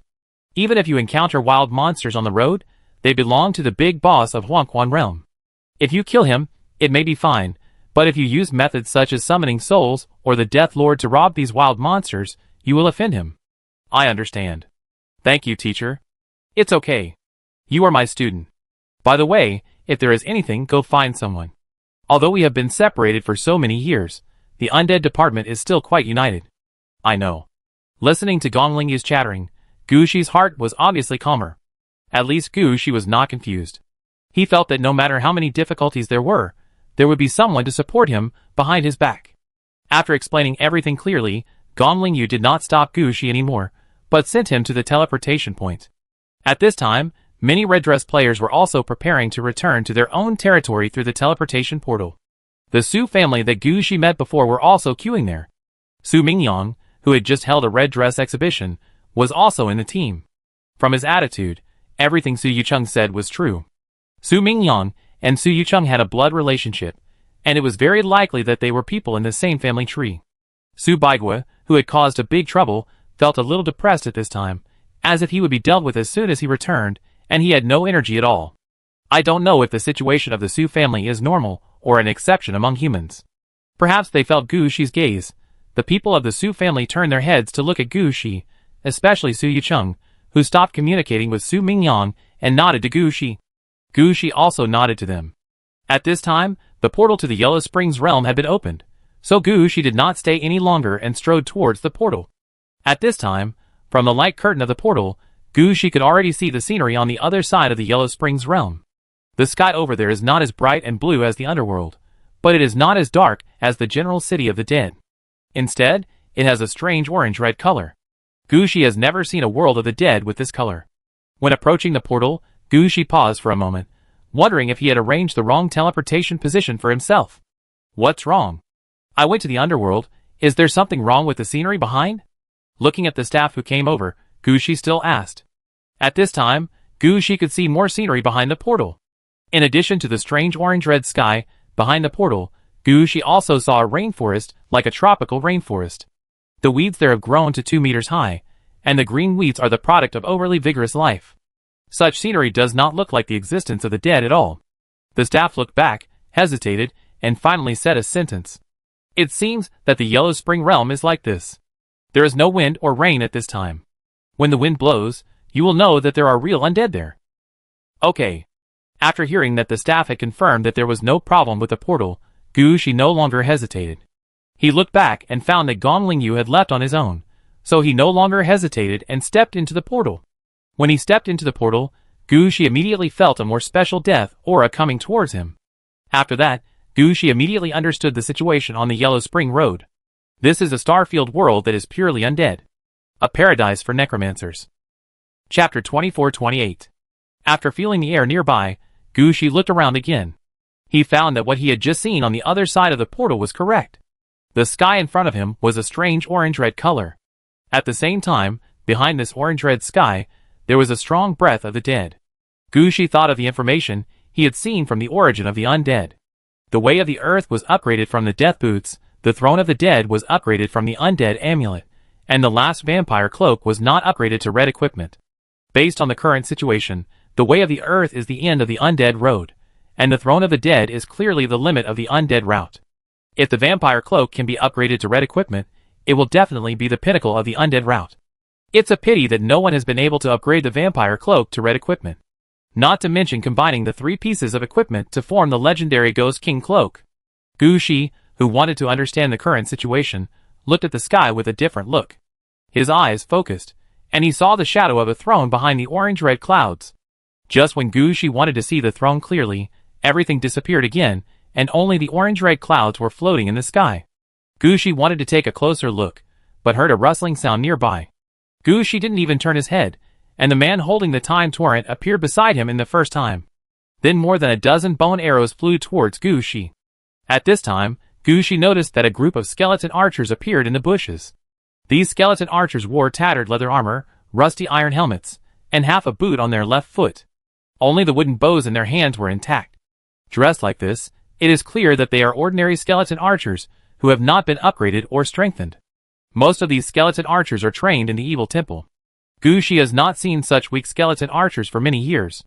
But he never thought that he would encounter such skeleton archers in Huangquan realm, and they would actively attack others. What is the situation? Gu Shi's mind moved, and the long spear holders appeared at the first time. 12 holders holding different long spears held their long spears horizontally. As long as Gu Shi gave an order, they would rush forward. These holders can fully exert the effect of purple equipment. These skeleton archers in front of him are not powerful undead. Gu Shi can also see at a glance that their strongest is only level 4. In this case, let alone the long spear holders, even if Gu Shi randomly releases 2 undead, they can easily kill them. Just as Gu Shi was about to give an order, a voice came from a distance. "Who is at the portal? Don't do anything. Please don't do anything." Hearing this voice, Gu Shi looked up and looked over there, then raised his hand to tell the spearman not to do anything. But everything seemed to be a step too late. A skeleton archer was about to attack Gu Shi again, but a spearman counterattacked immediately and nailed the skeleton archer to death with a spear. The next moment, a gray light with a blue soul fell on the skeleton archer who had just been killed. 3 battle halos of different colors suddenly appeared under the skeleton archer's body, and then the skeleton archer climbed up from the ground. Although it was only a moment of life and death, the skeleton archer was completely different. He was wearing a special bone armor flashing with metallic light, a cloak like black mist on his back, and a white bone longbow more than 1 person tall in his hand. The handle of the longbow was engraved with the pattern of a flying griffin. When he got up again, the skeleton archer immediately raised the longbow and aimed the arrow with magic light at Gu Shi. At this time, a player also rushed to a position not far in front of Gu Shi. This player was obviously not human. He had a pair of sharp horns on his head, and he held a skull in each hand. When he ran towards Gu Shi, the 2 skulls kept screaming. When he ran in front of Gu Shi, the player blocked the skeleton archer who was about to attack, and waved the skull in his hand outward, driving away the ordinary skeleton archer at the beginning. Then he took out another note, and handed it to the level 60 skeleton archer, pointing him in the direction and letting him leave. Then he said to Gu Shi, "Sorry, I just went out for something and didn't notice you coming. Are you human?" Gu Shi still asked curiously, "What's the situation? What does he mean?" The player said to Gu Shi, "Me? I'm not human. I'm from the Double Blade clan, a clan under Lord Lu Quan, and a subordinate player race. Our clan is serving Lord Lu, managing and herding countless undead. My name is Kajiado, a level 16 undead herder. I'm also the guardian of this portal. We received a notice yesterday that someone was coming. It's just that something happened suddenly just now, and I had to rush to deal with it, and I almost missed your arrival," Kajiado explained to Gu Shi. However, Gu Shi was more concerned about what happened just now. Gu Shi didn't understand everything here. Kajiado also explained at this time, "Those undead are the undead I heard, and my mission here is to take care of them. That's not what I'm asking. What I'm asking is what happened to the skeleton shooter who was killed." Gu Shi interrupted Kajiado's chattering. "I know, but you have to let me explain from the beginning. You may not understand the situation in our Huangquan realm. Our Huangquan realm has a very good feng shui, and nearly 1 million undead pour in here every day. If we let it receive them, it will be crowded in less than 2 days. So we have to classify these undead. All those above level 5 must be sent to the designated place to be buried. Only those below level 5 will be released in Huangquan realm." Listening to these words, Gu Shi's doubts became stronger and stronger. At this time, Kajiado pointed to the vicinity. "As for the situation just now, look at what that is." Gu Shi looked in the direction Kajiado pointed, and found that there was a tower faintly in that position, the Soul Summoning Tower. Soul Summoning Tower? Yes, in Huangquan realm, we have set up countless soul summoning towers. This is the ability of Lord Lu. Don't you know how many wild undead we have released in Huangquan realm? Their level is only level 5. As long as we need it, we can directly eliminate them. At this point, Kajiado didn't need to say more. Gu Shi understood Lu Quan's idea. Directly kill all wild undead of level 5 and below, and then use the soul summoning technique on a large scale through the soul summoning tower. Soul summoning, undead knowledge, undead strengthening, undead structure and other various skill blessings. There may also be corresponding equipment blessings, and even in the end there may be death. The throne of the master can be upgraded. He can immediately turn so many wild undead corpses into undead troops that Lu Quan can control. And the level of these undead will definitely not be below level 5 when they were alive, but directly level 5 to level 60, and garbage cannon fodder to core troops. The most important thing is the number. Even if Gu Shi doesn't ask, he can know how easy it is to get wild undead below level 5. He also knows how many undead a star field can raise if it raises them with all its strength. If the entire Huangquan realm is like this, how great will the war potential be here? Chapter 2429. Is the whole Huangquan realm like this? Gu Shi was silent for a while, but finally asked. Yes, the whole Huangquan realm is like this. Kajiado nodded affirmatively, as if this was his idea. Well, Huangquan realm is really amazing. Gu Shi didn't know how to praise Huangquan realm's situation, and it took him a long time to say this. Yeah, I think so too. By the way, this is not a place to talk. Come with me. don't block the portal. After being proud, Kajiado remembered what he had to do, and he led Gushi out. As he walked, he said, "Don't worry, many people come to our Huangquan realm every day through various means. We have a special line here to send people to the city every day." While talking, Gushi suddenly found that when Kajiado walked forward, the weeds on the ground that were taller than him would automatically separate and make way for a passage. This feeling of vitality made Gushi quite uncomfortable, and his steps slowed down significantly. Seeing Gushi like this, Kajiado was even more proud, and he boasted there. "You may not know, the grass seeds here were brought out by our Lord Lu from the depths of death. Although this grass looks like weeds, it is actually orange in quality. It is called the Life and Death Room. It seems to have life at ordinary times, and can control the undead, and prevent them from running around. It can affect the physical fitness of the living people living nearby, so that the living people will not be affected by the breath of the undead, and be corrupted into undead. The most important thing is that this kind of effect between life and death is quite large. Its roots can change the properties of the land, making the land more suitable for the survival of the undead, so that the corpses and undead buried underground can be nourished by more negative energy and een. Grass leaves can be used to make armor. As long as this kind of grass leaves are woven into armor, and then injected with een or negative energy, it can be harder than ordinary steel. It is the best material for making soldiers' orange armor. Flowers and fruits can be eaten, especially nectar, which can be used to replace the essence and blood needed by vampires. Most of the undead can eat the fruit, which has the effect of strengthening the undead's physique after eating. The most important thing is, you see, this thing is quite spiritual. When we pass by, they will automatically give way. When there is an invasion by foreign enemies, they will automatically entangle the enemy. This kind of life and death room cannot be burned even if it is set on fire. The bigger the fire, the tougher the grass will be." Kajiado was not afraid of revealing the secrets of the life and death room. While walking, he explained the situation here to Gushi. Of course, sometimes he would also interject a few words to introduce the trees on the roadside. At first, Gushi thought that Kajiado's personality was like this. But slowly, Gushi found that the situation seemed to be wrong. Kajiado clearly had not communicated with people for a long time, and could not stop talking. Gushi had encountered this situation before.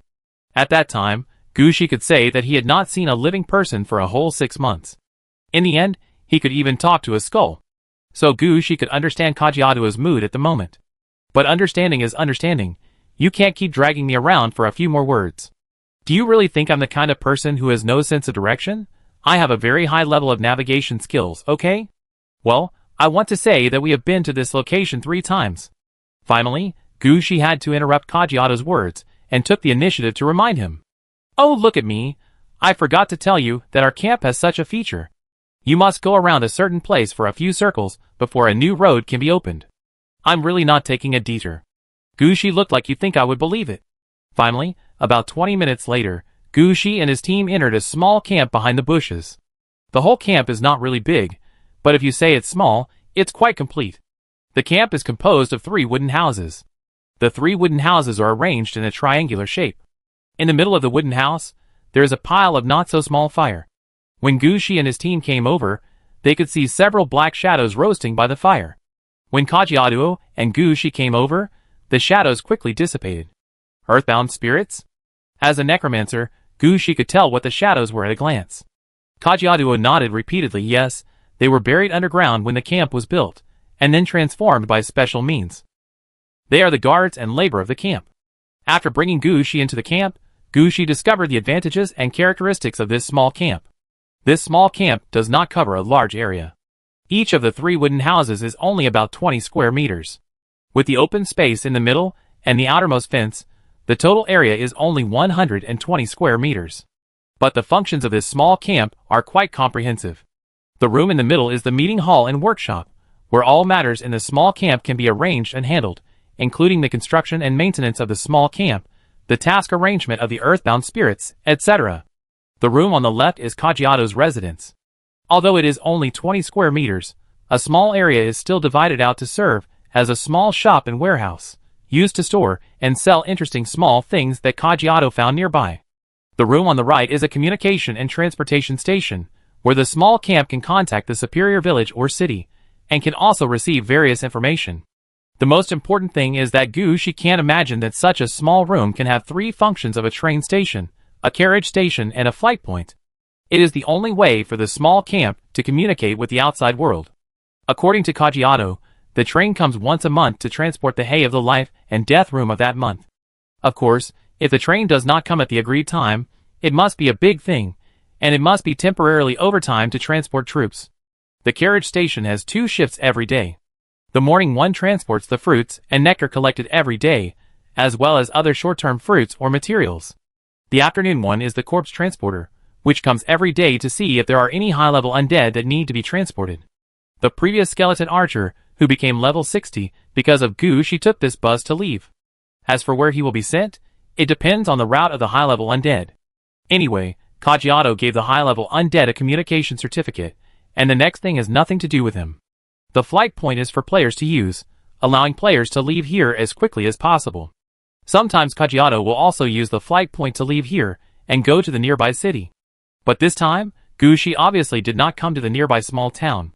Gushi has only one goal, which is the main city of Huangquan Realm. Hell Mountain. Chapter 2430. At first, Gushi didn't quite understand why the main city of Huangquan Realm was called such a name. But as Gushi rode on his flying mount and flew into the air, he finally understood how the name Hell Mountain came from. Above the clouds, a tall mountain can be seen from afar standing in the middle of Huangquan Realm. The thick clouds only hovered halfway up the mountain. Going up the mountainside, you can see countless buildings built on the surface of the mountain. A large number of dark red iron chains can also be seen between these buildings. But for some reason, Gushi always felt that the mountain in front of him was a dead volcano. Looking at the situation in front of him, Gushi wanted to go forward and summon the mountain. But this was not the most surprising thing for Gushi. Every 15 minutes or so, a phantom of a throne would appear above the mountain. I don't know if this was Lu Quan's intention or something else. Anyway, every time the throne appeared, Gushi felt as if he was being stared at. What made Gushi speechless was that the flying mounts here were flying to a fixed point, with a fixed speed and route, and could not be accelerated or decelerated. Gushi lay on the back of this bat-like creature, looking up from time to time at the Hell Mountain in front of him.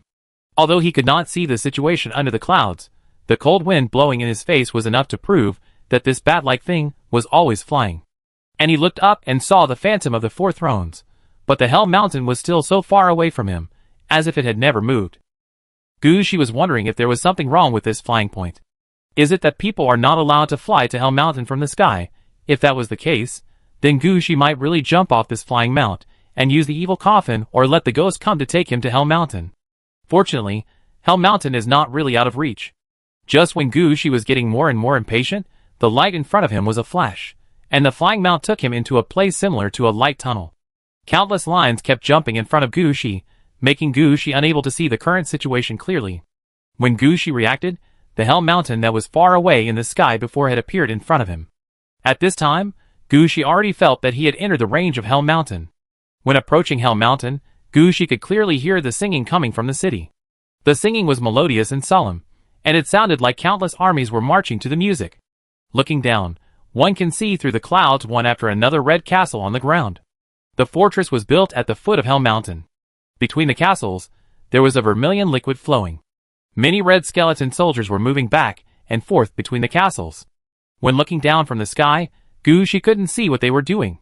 But Gushi could tell from the halo under their feet that they were all level 60. Speechless, Gushi muttered in his heart. Can anyone beat such a force? Gushi gathered more than 100 level 60 soldiers through various methods. As a result, here, judging from the following situation, this should be calculated in billions. Gushi wanted to take a closer look, and the flying mount turned over in the sky at the first time and went in one direction. As the flying mount descended, Gushi also felt a strange smell coming towards him. This smell contained the breath of the dead, the breath of negative energy and yin energy, and a strange smell brought by the evaporation of mercury at high temperature, and a sulfur smell that had been left for too long. This smell was quite unpleasant, and Gushi immediately cast an air spell on himself to exclude this smell from his body. At this time, Gushi clearly felt that the color of the air in front of him seemed to have changed. The feeling in front of him was as if he had entered a bright red fog, and everything around him was dyed red. At this time, the flying mount had descended to a relatively low position, and was now flying in one direction at full speed. Gushi found that the target of the flying mount was 20 kilometers away from the foot of Hell Mountain, where more than 30 towers of various sizes, 100 meters high, were erected. All these towers are bright red, and look like huge stone pillars. Some red-skinned demons are nailed to the surface of the towers with black iron pillars. On the top of the towers are some huge iron rings. The flying mount that brought Gushi flew over to an iron ring, grabbed the iron ring with its feet, and threw Gushi down. Fortunately, Gushi reacted quickly, and was not thrown out of the tower, but landed steadily on the top of the tower. Then he looked around and asked loudly with some helplessness, "Is there anyone? Where should I go next? You are such an interesting person. You came to Hell Mountain, but you don't even know where to go." At this time, a player on a high tower opposite laughed. "This is my first time here, and I don't know where to go." Gushi looked at the player. He looked like a normal person, but his hands were long enough to touch the ground. It goes without saying that this is another affiliated player race under Lu Quan and a legitimate resident of Huangquan realm. Gushi was about to speak when the player looked at him again. "You are a serious human player, right?" "Yes." "First time here?" "First time here." "Did you see the clouds when you were flying in the sky just now?" The area below the clouds to the outside of the city belongs to the lower city area, where subordinate races can come and go. The part covered by the clouds belongs to the middle city area, where you human players should stay. The upper city area above the clouds is where Lord Lu's confidants and his undead subordinates live. Of course, if you have strength or enough status, you can also enter the upper city. You'd better leave quickly. The blood mist in the lower city area is quite unfavorable to players like you. The player waved his hand. But because his arm was too long, when he waved, the movement was quite strange. Gushi thought about it, and finally thanked him, and then looked around again. Because of the red fog, the position that Gushi can see now is actually not far away. But he has also noticed that there are obvious railroad tracks outside these towers. Judging from the size of the railroad tracks, this should be a small train in the city. It would be better to ask about the situation in detail at the place of origin. So Gushi stepped on his feet, and flew up immediately, flying towards the direction of the railway tracks outside the tower. Chapter 2431. You want to go to the upper city, but you can't go. You can't go. After taking the city train to the middle city of Hell Mountain, Gushi kept asking for ways to enter the upper city to meet Lu Quan. But no matter how he asked, the answer was always one sentence: you can't go. This situation made Gushi feel quite speechless. Looking at Gushi's depressed look, a relatively kind player came over. "I say, little brother, don't even think about going to the upper city. Only the Lu family can go there, and the undead under Lord Lu, other players can't go there at all. If you have any ability to contact Lord Lu, then Lord Lu will come down to see you. Of course, it is more likely that Lord Lu's contracted undead will come to pass on a message, asking you to go back to where you came from, and not to disturb him." "Oh, can you tell me in detail?" It was not easy to see someone paying attention to him, and Gushi couldn't help but pull the player to ask. "This? Oh, I'm a little hungry. If you don't mind, how about we go to a nearby pub or restaurant and talk while eating?" Gushi reacted as soon as he saw the player's look. "Oh, how can I say this? You must not be familiar with the area. I'll take you somewhere." After saying this, the player pointed in a direction, and Gushi dragged him instead of him dragging Gushi. Looking at the anxious look on the player's face, Gushi knew that he was really hungry. "Don't worry, my friend. I can't run away. By the way, what's your name?" "My last name is Wu Wuji. You can just call me Brother Wu." Wuji also found that Gushi was looking at him with a half smile, and he also said awkwardly, "I'm sorry, I haven't found a proper job for 3 days. If I can't find a job, I will have to compete with the undead for food. It's not easy to live in hell. Ah, are human players so miserable? I always feel that this shouldn't be the case. This Hell Mountain has a city specially designated for human players to live in and use. You think too much. Only outsiders like you who have just arrived would think so. In this Hell Mountain, this Yellow Spring world, human players are the most difficult to survive. When you came here, you should have seen the situation in the Yellow Spring world." Maybe it was because they were about to reach the restaurant. Wuji finally had the energy to start chatting, and he said a little more. "I haven't heard much about it. I just talked to the affiliated players guarding the periphery when I first landed. You should understand this now. The Yellow Springs realm is actually quite special. The land outside is all inhabited by the undead, and most of the players are concentrated in Hell Mountain. The upper city area of Hell Mountain is the territory of the Lu family, and the lower city area is for the affiliated players of Lord Lu. Both categories can get Lord Lu's trust. Only the human players in the middle city area cannot get Lord Lu's full trust. After all, We are all human beings and cannot become the affiliated races under Lord Lu. Listening to Wu Shi's words, Gu Shi also understood the situation of human players in the Yellow Springs realm. Just as Wu Shi said, human players here are really a bit neither up nor down. In terms of the upper, Lu Quan has his own family, so of course he will trust his family more. If the game is underway, the lives of the players of the subordinate races belong to Lu Quan, so Lu Quan can naturally trust them. Only ordinary human players. How can Lu Quan not know what their situation is? They can be used, but cannot be completely trusted. In addition, there are only 3 or 4 undead star fields, and the Yellow Spring realm is the main battle location. Most undead players who want to stand out will run here. The number of human players here is obviously greater than the opportunities here. That's why Wu Shi said that it's not easy to live in hell. This situation made Gu Shi's heart move. If he could send his own plateau to the real world, he could also bring many human players to fill the scene as soon as possible. It's a pity that Gu Shi's plateau is still deep in the game. Judging from the current situation, it is probably difficult to be sent back to the real world. While Gu Shi was thinking about this, they had already walked to the front of the small restaurant. This small restaurant is the kind of self-service buffet with iron plates. Gu Shi glanced at the large dish that had been placed outside, and knew that Wu Shi had no intention of cheating him. Apart from other things, the food looked very fresh, and most importantly, it was heavy in oil and color, and the quantity was quite large. When Gu Shi walked over, he could still smell a special smell from inside. Although it might be a little bit, Gu Shi could clearly feel that when this restaurant cooked, the store added some high-quality things into it. However, the cost of this store was small, and the amount added was small, so ordinary people could not feel it.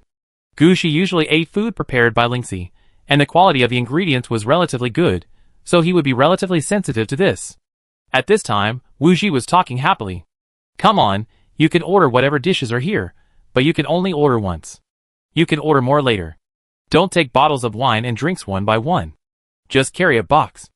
After leaving the dining table, you have to pay again if you want to take something back. Gu Shi was a little surprised when he heard Wu Shi's words. By doing business like this, the boss is not afraid of losing money? It won't lose money. These meats are free, and there are prizes for opening bottles of wine. The store is his own house, and at most, he can hire 2 people to cook. Looking at the current labor cost in the central city, many people are just looking for a job. After all the calculations, even if you can eat a whole pot of food in one breath, he will not lose money. After Wu Shi finished speaking, he took the iron plate, pointed to the dishes in front of him and said, I want this, this, and this. Gu Shi, who was following Wu Shi, finally looked at the dishes in front of him. After that, he ordered a big bowl of rice, and then began to put all kinds of meat on the rice, such as grilled sausages, leg meat, etc. The players who helped to serve the dishes were also experienced. No matter what Gu Shi ordered, they could serve it to Gu Shi in the first place. Even if the meat on the plate was piled up like a mountain, it would not fall down. Finally, Gu Shi sat in front of Wu Shi with at least 4 or 5 kilograms of meat and a large bucket of wine. Wu Shi, who sat down earlier, had already eaten some food. When Gu Shi sat down, he raised his head and looked at Gu Shi. Brother, you are not here to make a living. What do you want to do with Lord Lu? Or do you want to find out something? If you don't mind, tell me, maybe I can give you some directions. Chapter 2432. Come and find some information about hostile cities. Gu Shi said, as he took a bite of the food here. This bite tasted pretty good. At least the meat was quite oily, and when he took a bite, his mouth was full of oil. At this time, Wu Shi asked, Hostile city information, what are you looking for hostile cities for? Massacre. Gu Shi didn't even raise his head, still eating there. Oh, are you planning to take advantage, or open a new pit? Wu Shi was not surprised at all that Gu Shi wanted to massacre the city. All the players who came to Huangquan Realm to work were masters of the necromancer. Don't look at them now. They are very down and out, and they haven't eaten well for several days. But when they really take action, they are really merciless. It's best to have a new city. The size doesn't matter. The important thing is that the location should be better. Gu Shi thought for a moment, closer to the human world. Hearing Gu Shi's words, Wu Shi blinked, as if he had discovered something. Wait, there seems to be something wrong with what you said. Gu Shi, who was drinking wine to smooth out the food in his mouth, raised his head. What's wrong? What's wrong? You don't think that the enemy of Huangquan Realm is other player races? Isn't it? Gu Shi has always believed that there are conflicts between humans and other player races, and the several major legions exist to guard the human border defense line. Now that Wu Ji said this, Gu Shi was a little confused again. Could it be that they are not going to fight against the player race? Of course not. Our first task is to seize those star fields that have just been discovered and have no players. Only after conquering the star field and determining the route can the human territory be considered expanded. At that time, whether it is to drag the star field back or send people to develop the star field, it can be carried out. In addition, the star pirates and wandering races between star fields are also our targets. However, the location of these is not as fixed as the new star field. Sometimes it takes a long time to travel between star fields to reach it, so no one is willing to go to such things normally. Wu Ji explained the situation in detail to Gu Shi. So that's the case. According to you, it is relatively easy for me to find such a city? Gu Shi was excited. Being able to quickly find a suitable city is quite beneficial for his graduation thesis. In this way, Gu Shi has more time to consider how to complete the plan of this natural disaster city. That's not true, at least I can't get one, but I can recommend someone to you. He is responsible for organizing players to go on expeditions. If you want to work alone, it's definitely right to find him. After knowing Gu Shi's needs, Wu Ji directly told him what he knew. After all, Wu Ji has been in Hell Mountain for quite a few years, and knows a lot of gossip about Hell Mountain. But I'll tell you a few places you can go. If you apply to go there, it will definitely be the easiest to achieve your goal. Oh, tell me about it. In fact, when Gu Shi heard that Wu Ji was willing to recommend him to find a professional, he knew that the matter was almost half done. Now that Wu Ji brought up other things, Gu Shi was naturally willing to listen more. In order to show his importance, Gu Shi even put down the food in his hand and pretended to listen carefully. First of all, it is the battlefield with the highest intensity now. Have you seen this Hell Mountain? Do you have any feeling? It feels like the territory of the Hell system, not the territory of the undead. Gu Shi thought about it and expressed his feelings. To be honest, when riding a flying mount, especially when Gu Shi approached Hell Mountain, there was always a feeling that the land in front of him was Hell style. Especially the dead volcano, that is clearly the style of Hell. You are right, this is the style of Hell. In fact, Huangquan Realm has been attacking Hell, and more than 60% of Huangquan Realm's troops have been dragged to Hell. Hell? Gu Shi was silent for a while, and then his eyes became solemn. Is it the Hell I think of? Yes, it is that Hell, but this is just a relatively remote corner crack, not the main battlefield. The Hell that Gu Shi said is real Hell. A huge battlefield of the game spanning countless star fields. There are battles going on all the time. As for the main forces of the battle, they are naturally demons and devils, but sometimes big guys like Heaven Mountain and Death, or beings like ancient gods will also participate in the battle of Hell. In addition, Hell has a unique characteristic. That is real existence. Just like the Yellow Spring, Hades, and Hades in the game, they may only exist in the game. From the outside of the game, these places like Hades are fake and projections. But Hell is different. Not to mention the game, even the dungeon is real Hell. You could enter the real battlefield of Hell. Gu Shi never thought that the real target of Hell Mountain would be Hell. What's the situation? I don't know much, but I heard that there are 3 passages leading to Hell in the human world, and more than 80% of the demons and devils are concentrated here. In order to prevent the troops of Hell from invading the human world, 3 star fields are arranged to guard each of these 3 places. Our Huangquan Realm is one of them. In addition, I heard that there is also the Fire Seal territory that takes the pagan path, and the White Stone territory that takes the light path. And I heard that every year someone sends the entrance and cracks of Hell to these 3 places for fusion and sealing. Is this news reliable? Gu Shi asked curiously. Of course it's reliable.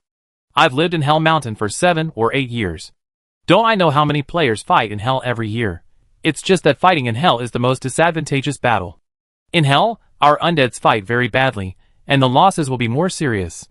In addition to summoning companions to cooperate in the battle, the troops of Hell have no fixed nature. Sometimes, among a group of demon babies, there may be a group of demons or big demons. It's quite a headache. After a few more battles of attrition like this, no one will want to fight in Hell. Unless it is a mandatory task, we would rather do some ordinary tasks with not so high rewards. Are the enemies in Hell difficult to fight? Even the undead are not their opponents. It can't be said that it's difficult to fight. It can only be said that it's disgusting to fight. You may not feel anything if you haven't been in contact with it. When you really fight, you will find that in addition to violence, they have other disgusting fighting methods. Even if you can summon the souls again afterwards, it's still very uncomfortable. Chapter 2433. After understanding the situation in Hell, Gushi naturally understood Hell Mountain's attitude towards Hell. I dare not say anything about other things. If Gushi proposed to Hell Mountain that he could fight alone in a passage of Hell, it would definitely not be a problem. But is it really necessary? Gushi had only heard of the name of Hell, and had not come into contact with it in detail. Most of the games and dungeons that Gushi had experienced before were biased towards the underworld or the weird style.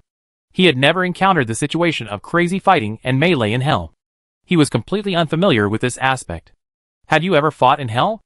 I fought once, and almost all of my elite troops were lost. The undead summoned by the souls later could not make up for the previous losses. Because of this battle, I couldn't participate in the subsequent games, and my living expenses were directly cut off. It took a lot of time to make up for it later. Wuxi said while eating. So serious? Aren't the cities in Hell hard to attack? Attack the cities in Hell? Wuxi kept shaking his head, with a look on his face saying, look at what you were talking about. Hell Mountain's attitude towards Hell has always been to defend the passage defense line, and kill the Hell troops in the field. There is no such thing as attacking the city. After all, even if you take the city in Hell, you can't occupy it forever. At most, you can grab some more resources, but you can't get everything back. If you insist on defending, you have to invest a large number of troops in it, which is equivalent to tying everyone to it. So no one is willing to spend time and energy on this. Lord Lu had the same idea. If a player really conquered the Hell City, would they support it or not? Not supporting it would be unreasonable. After all, it was a battle for the underworld. If they didn't support it, no player would be willing to come to the underworld. But supporting the logistic supply line would be a problem. You don't know that in Hell, demon babies and small monsters would be constantly refreshed every day, and the refresh locations were random. No one could confirm where these little guys would appear from. Logistic supply is definitely a big problem. So Lord Lu really didn't want to provide supplies. Moreover, if you conquered the Hell City, who would have the management rights of this city? So after a long time, there was really no plan to attack the Hell City. Even if there was, it was to attack the city that Hell must save in order to resolve the crisis, and there was no idea of occupying that city. Gushi understood the situation as soon as he heard it. It is not difficult to take down Hell City. The real difficulty is that after taking down Hell City, it will affect the strategic deployment of Huangquan Realm. Even if Gushi said that he did not need logistical support to take down Hell City, Lu Quan might not agree. Not to mention that the situation in Hell is changeable. A demon wearing red clothes may appear at any time. It would be fine if Gushi was there at that time. At most, it would be a red suit against a red suit. If he was not there, the resources he invested in this city would be wasted. So for a while, Gushi also had the idea of retreating. In addition to the enemies in Hell, there are other enemies in Huangquan Realm, right? Yes. Didn't I say before that there are also star pirates and non-player star fields? They are also the target of the Huangquan Realm.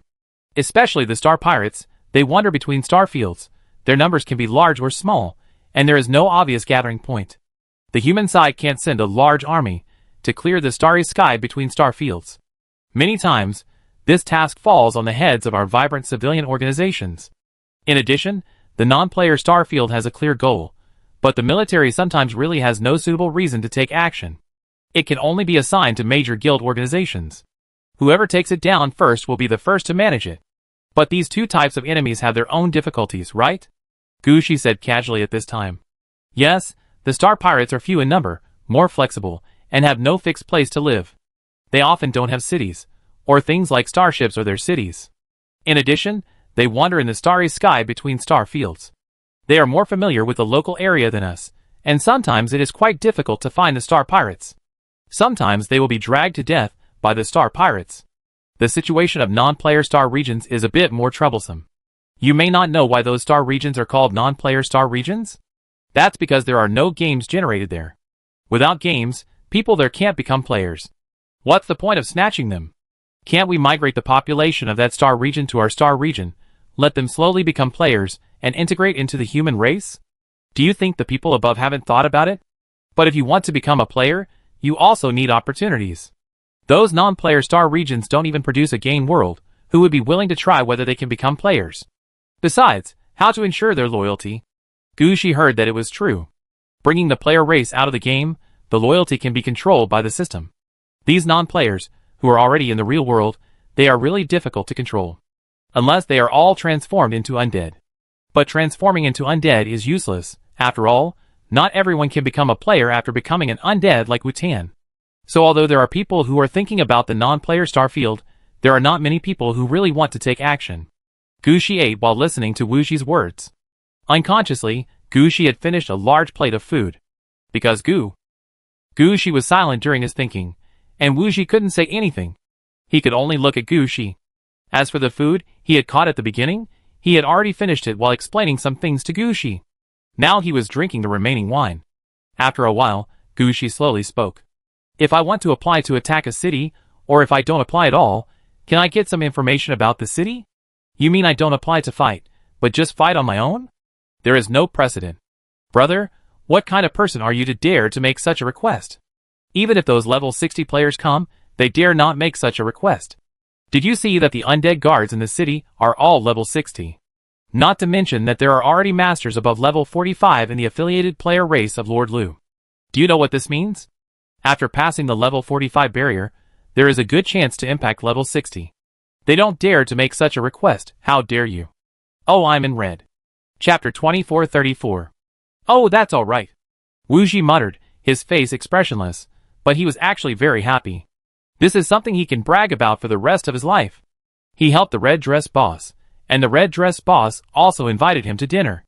No, he has to go back and check which red dress boss this person is, and he must write this matter in detail in the family tree. Hey, what's wrong with you? Ah, nothing, it's just me. Did I say anything wrong just now? No, I think what you said just now is very good, at least I have an idea.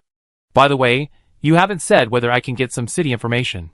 Yes, of course, but sir, have you considered which city information you want? Gushi finally shook his head at this question. Gushi's habit is to make several alternative targets, choose more than one or all, instead of determining the direction, and then looking for the target along the direction. Now when I asked Gushi what kind of city information he wanted, Gushi couldn't explain it clearly for a while. At this time, Wuxi also reacted, then I'll take you to find someone to get the information. Now I directly tell you which cities can be attacked. You won't believe me even if I tell you, sir. It's better to just look at the information and choose, right? That's right. Let's go and look at the information first. Gushi pushed the almost empty plate forward and prepared to stand up. At this time, Wuxi suddenly said, Sir, are you going to attack a new city? If you really want to attack a new city, do you need a player to help you or something? Look at me. I follow the standard Lich King route. I came into contact with the poison and undead system at level 25. Now I am level 35, and my profession is the Venom Reaper. When there are undead, I can command them. When there are no undead, I can make poisons, potions, and even alchemy. I am very useful. I haven't graduated yet. Now I am working on my graduation thesis. And after graduation, I am not sure where I will go. Even if I will control a star field in the future, it will take a long time. Gushi declined Wuxi's offer to join him. After all, he didn't have a suitable place to place his subordinates. Gushi couldn't take the players deep into the game. Wuxi didn't care much about Gushi's rejection. He had been rejected by major guilds or powerful people every day during this period, and he had gotten used to it. Besides, Gushi was a big boss in red clothes, and being rejected by Gushi alone was also a qualification. He quickly changed the subject and took Gushi to his friend. On the way, Wuxi kept talking to Gushi about how high his friend's status was, and how good his relationship with his friend was. As a result, when they arrived at the friend's office, the first thing that Wuxi's friend said when he saw Wuxi was, I don't have money. Brother Su, I'm not here to borrow money. Wuxi was somewhat embarrassed when he heard it. Then you pay the money first. This Brother Su immediately changed the subject. No, Brother Su, I really have something to do this time, and it's not my business. This is a big boss in red clothes. Have you heard of the Breath of the Dead? He is the Breath of the Dead. Brother Su glanced at Gushi, and his eyes quickly shifted from Gushi's face to his hands. The owner of the Nether Spirit Flower? Gushi nodded, raised his finger, and the petals of the Nether Spirit Flower appeared in his hand. Please sit down quickly. I was saying that the sun shone on my face early this morning. It means that a distinguished guest has come. My name is Su Xiaohua. Lord Breath of the Dead can call me Xiao Su, or my title, Su in the Flower.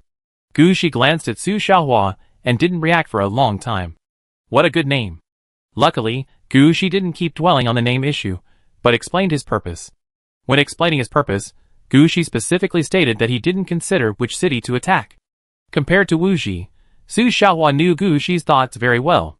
Didn't he just want to attack a city that was close and simple? It would be best if it had no direct connection with the Yellow Springs realm, and the Yellow Springs realm couldn't interfere if it was attacked. This kind of city is quite rare in the eyes of others. But in the hands of Su Xiaohua, it is quite simple. You should know that his job is to record various cities that may have problems near Huangquan realm. Every day, some cities are discovered and reported. Of course, some cities are destroyed every day for various reasons. He doesn't need to do anything to meet Gu Shi's request. He can find 10 or 8 for Gu Shi by just swinging the star map outward. After Gu Shi's selection, he will mark the report this time, and no one will know what Gu Shi did or what he took away. Gu Shi also accepted Su Xiaohua's flattery. Thank you, I don't have anything good, please accept this. Gu Shi took out a thumb-sized gem. Normally, this is not even a unit of gem. But this thing was dug out by Gu Shi's men from that special space, and it was directly orange quality. Even if it can't be used as a building material, it is also very good for strengthening equipment. Su Xiaohua's eyes lit up, and he raised his hand to put the gem away. Then he pushed the star field outward. Look, Lord Gu, these are the city information that has just been reported and has not been registered. If it is according to your requirements, what do you think of this location? Gu Shi looked at the location pointed by Su Xiaohua and found that this location was in a star sea in the middle of the Horus Nebula in the human star field from Huangquan realm to the northeast corner. The Horus Nebula is a human star field of the Berserker style. There are 3 stars, 9 habitable planets, 17 uninhabitable planets, and a large number of satellites. The main players here are Berserker players. There may be relatively few of them, but their combat power is absolutely off the charts. There are 2 interstar train tracks from Huangquan realm to the Horus Nebula. One is farther away, and the other goes directly through this sea of stars. And in this sea of stars, there are 3 pirates with different numbers and origins.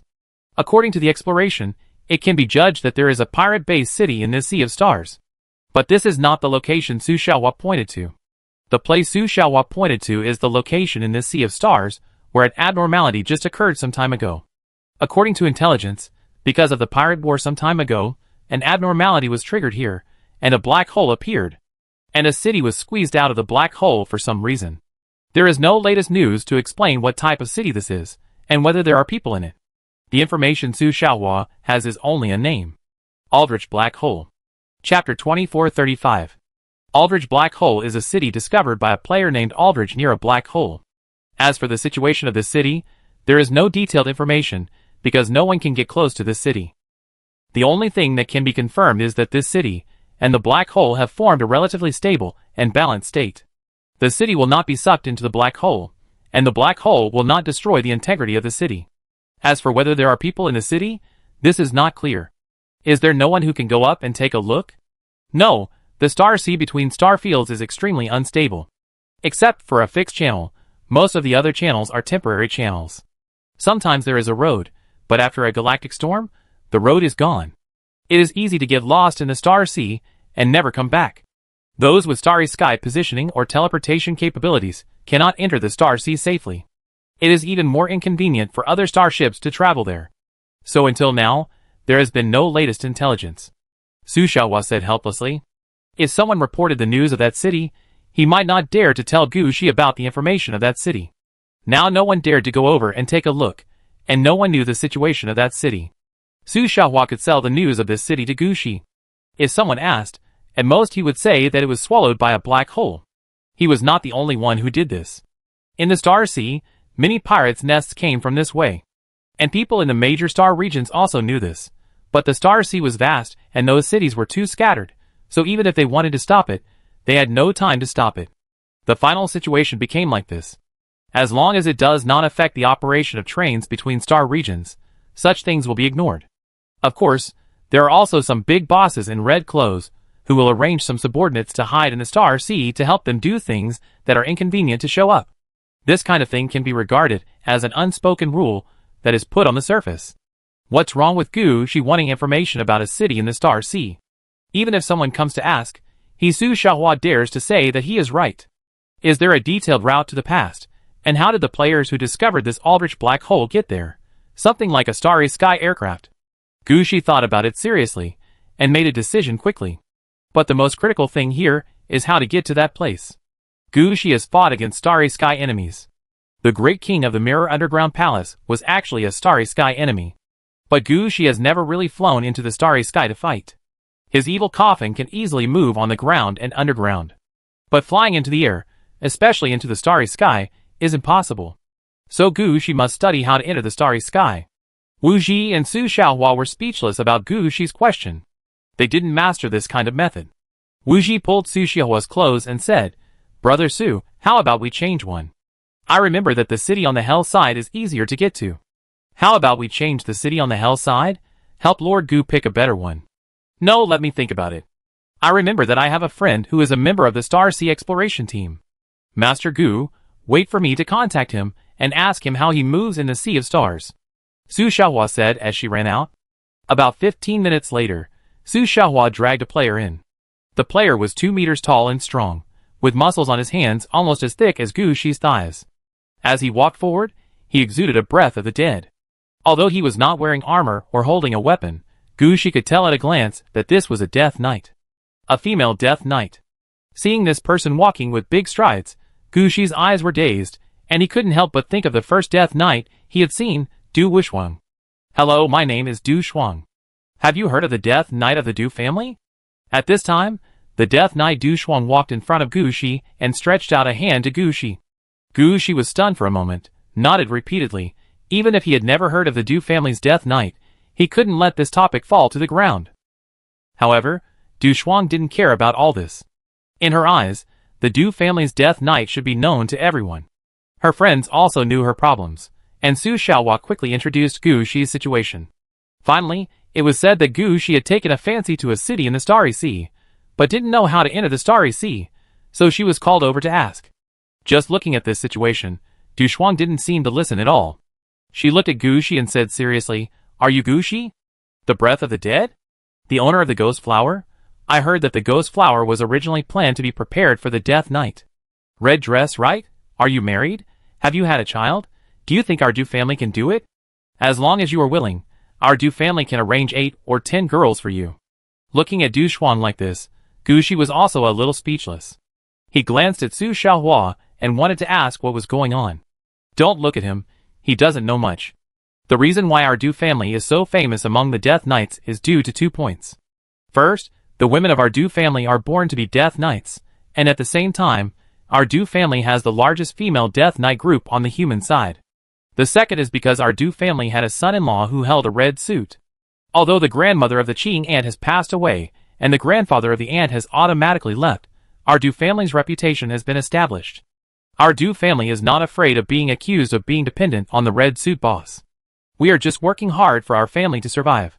How about it? Have you considered our Du family? As long as you nod, we can immediately arrange a Death Knight force of 100 people to join your army. In the future, whether you want to split the nest or migrate, you can get support from our Du family. You won't have to pay too much, as long as you promise that your descendants will have the opportunity to inherit your red dress. As for the inheritance right ranking, we really don't care. What do you think? Are you interested? Well, now is not the time to talk about this. I just want to ask how to enter the starry sky and move freely in the Sea of Stars. This is simple. As long as you have a strong body and a relatively high level of navigation skills, you will not get lost in the Sea of Stars, and then find a mount that can fly into the sky. Our Du family has such a mount, Mr. Gu. You can consider our proposal. Chapter 2436. As soon as Du Shuang explained, Gushi understood that it was actually quite simple to enter the Sea of Stars. As long as you can fly out of the star field, the rest depends on the flying speed of the mount. Of course, normally, the speed of movement in the Sea of Stars must be quite high. After all, it is a very large range between 2 star fields, which is not comparable to the distance on land.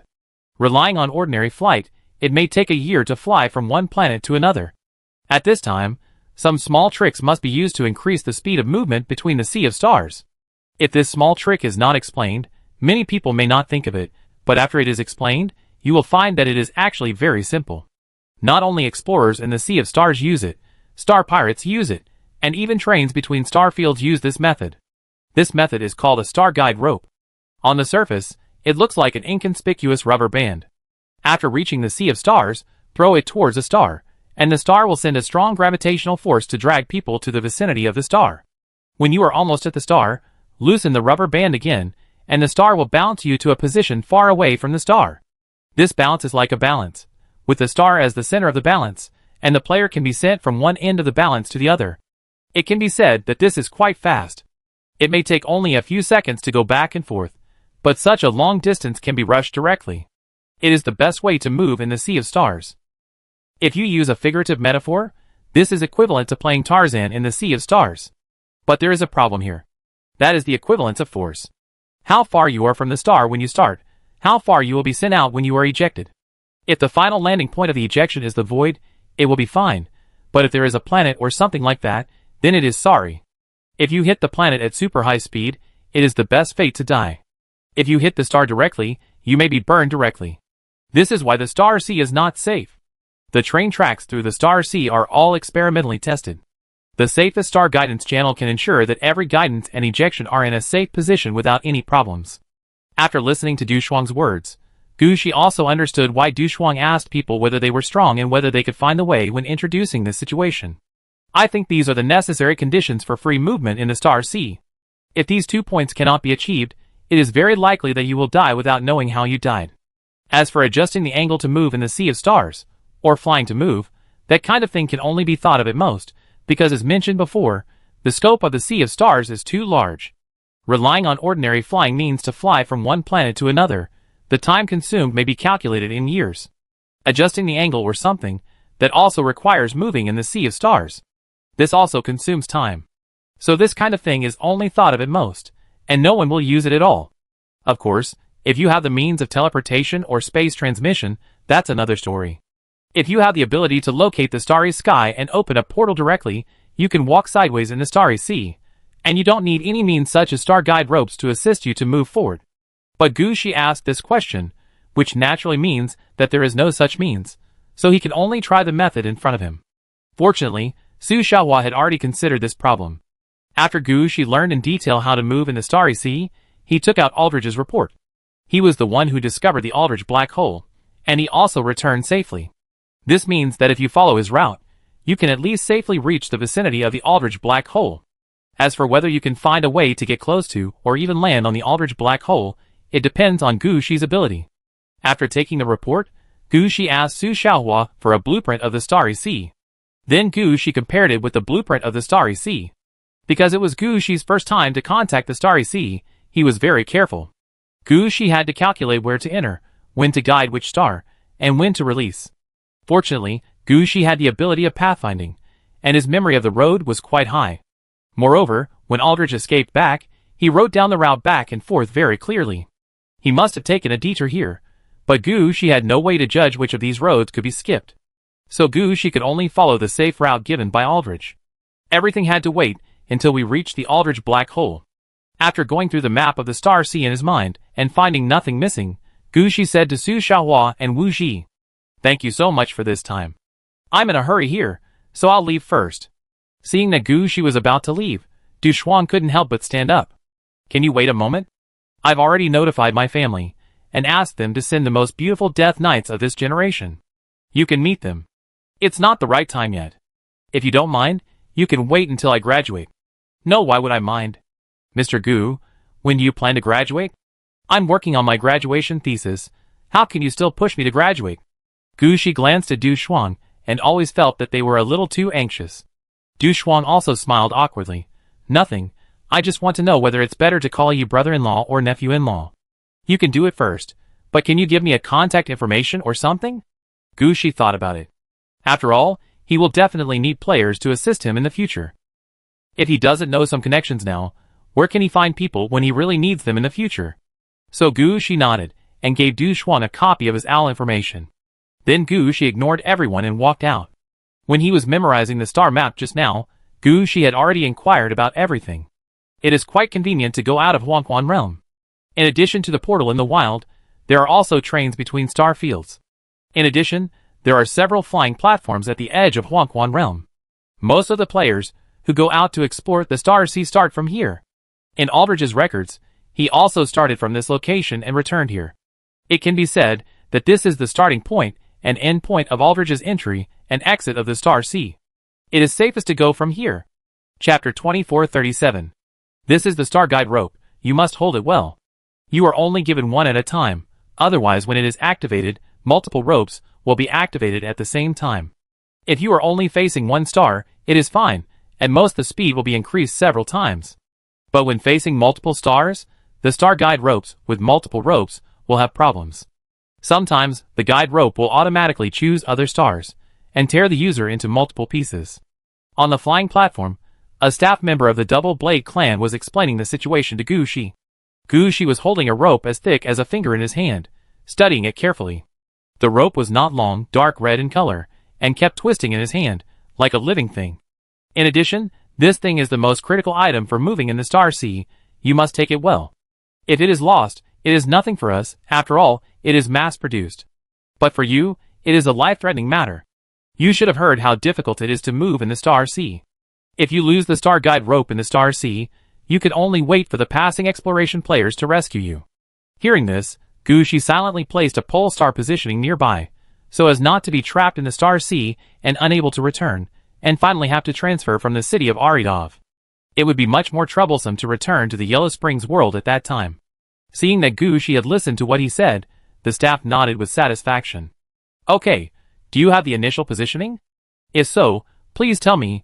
I can send you to the designated location outside the Yellow Springs world. Oh, there is a starting position, which is this coordinate, 334.451.221.1.1. Please help me check it. Oh, I know this. You stand on it. If you have a flying mount, ride it first. Grasp the Star Guide rope. In the Star Sea, never let go of the Star Guide rope. Also, it is better to go slowly and not run around. As the staff said, Gu Shi nodded and released Shadow Ghost as a mount. After all, the situation in the Star Sea is still uncertain. Although Gu Shi has various guarantees and carries 2 red equipment, he is not a god, and there will always be distractions. It is also good for me to bring Shadow Ghost. At least as one of the rare epics under Gu Shi, Shadow Ghost is pretty good in all aspects.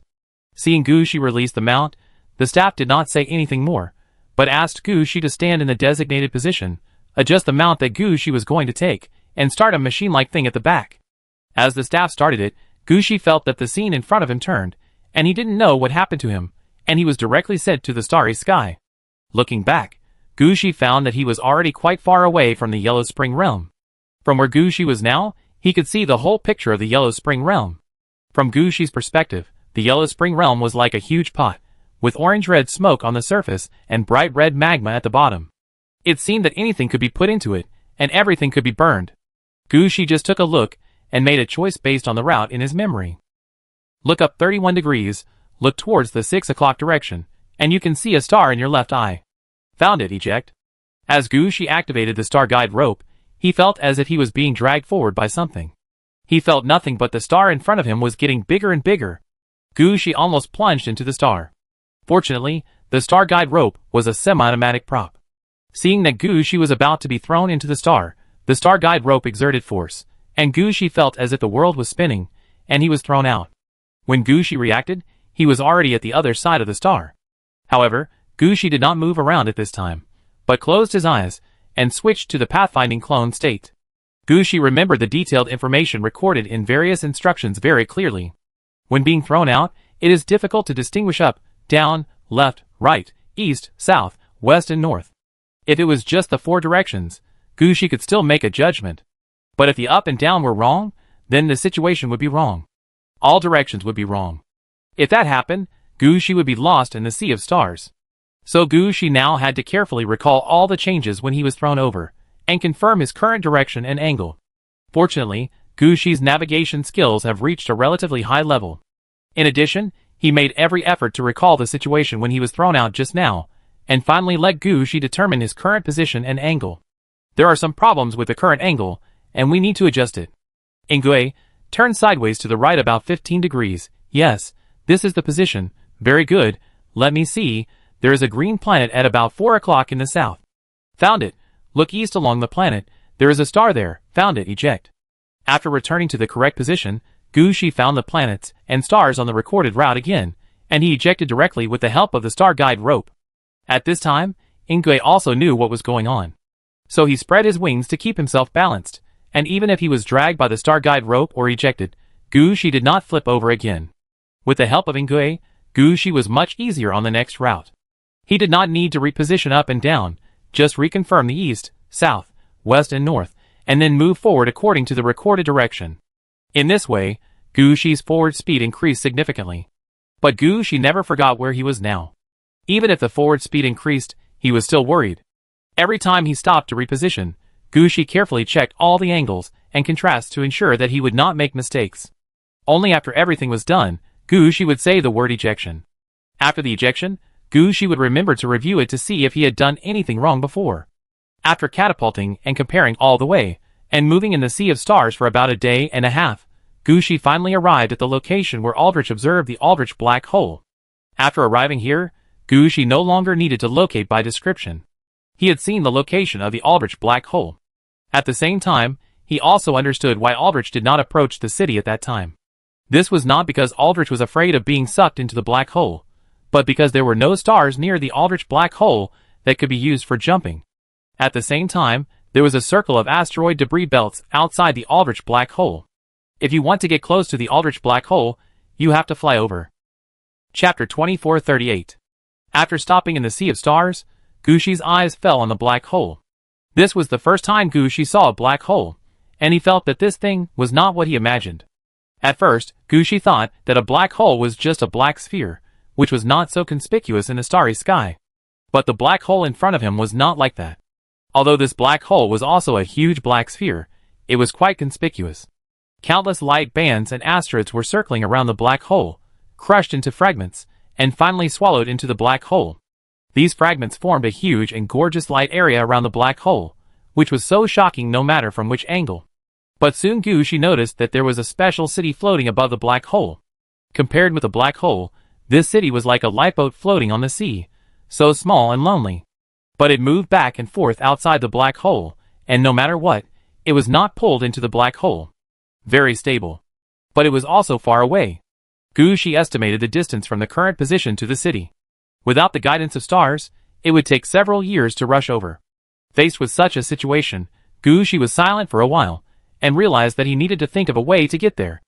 Otherwise, if he flew by himself, he would not be able to handle everything in front of him in a few years. At this time, Gushi stopped in the starry sky, thinking about the various methods he could use.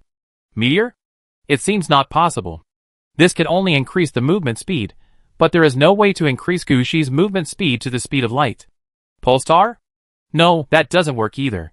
Gushi needs to locate the position first before teleporting. As for the common means of opening a teleportation portal, Gushi does know how to do it, but his positioning level is not very high. Dimensional gate? A means of deployment on the battlefield? Perhaps this situation can be regarded as a battle. Gushi suddenly made a judgment in his heart. Now he can only gamble. As for how far the dimensional gate can teleport, it depends on Gushi's mana. At this time, Gushi stood up and said to Ingui, "Ingui, if I suddenly disappear later, you can go back to the city directly, and don't have to wait for me here." Ingui nodded affirmatively. Although he is Gushi's epic subordinate, he also serves as Gushi's mount, so he also has the characteristics of a mount, and can return by himself. Unlike other leaders, he still needs to open a door before he can be released. After arranging all this, Gushi stepped on his feet, and jumped up from Ingui's back.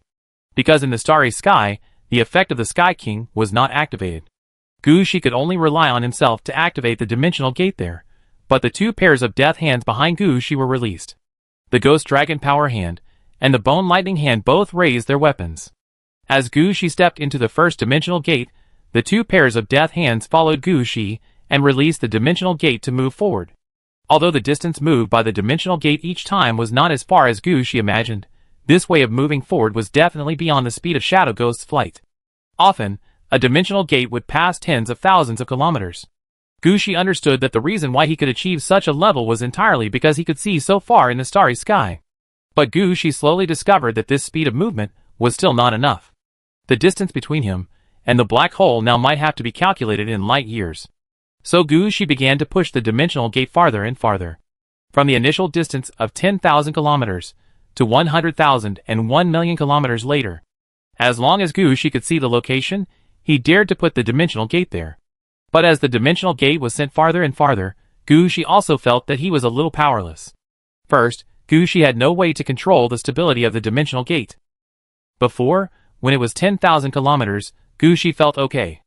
After coming out of the dimensional gate, Gushi could immediately carry out the next transmission. But now it is not okay. Every time he comes out of the dimensional gate, Gushi feels like his body has just come out of a washing machine, and everything is wrong. If the black hole and the city were not right in front of him, he might have lost his way here.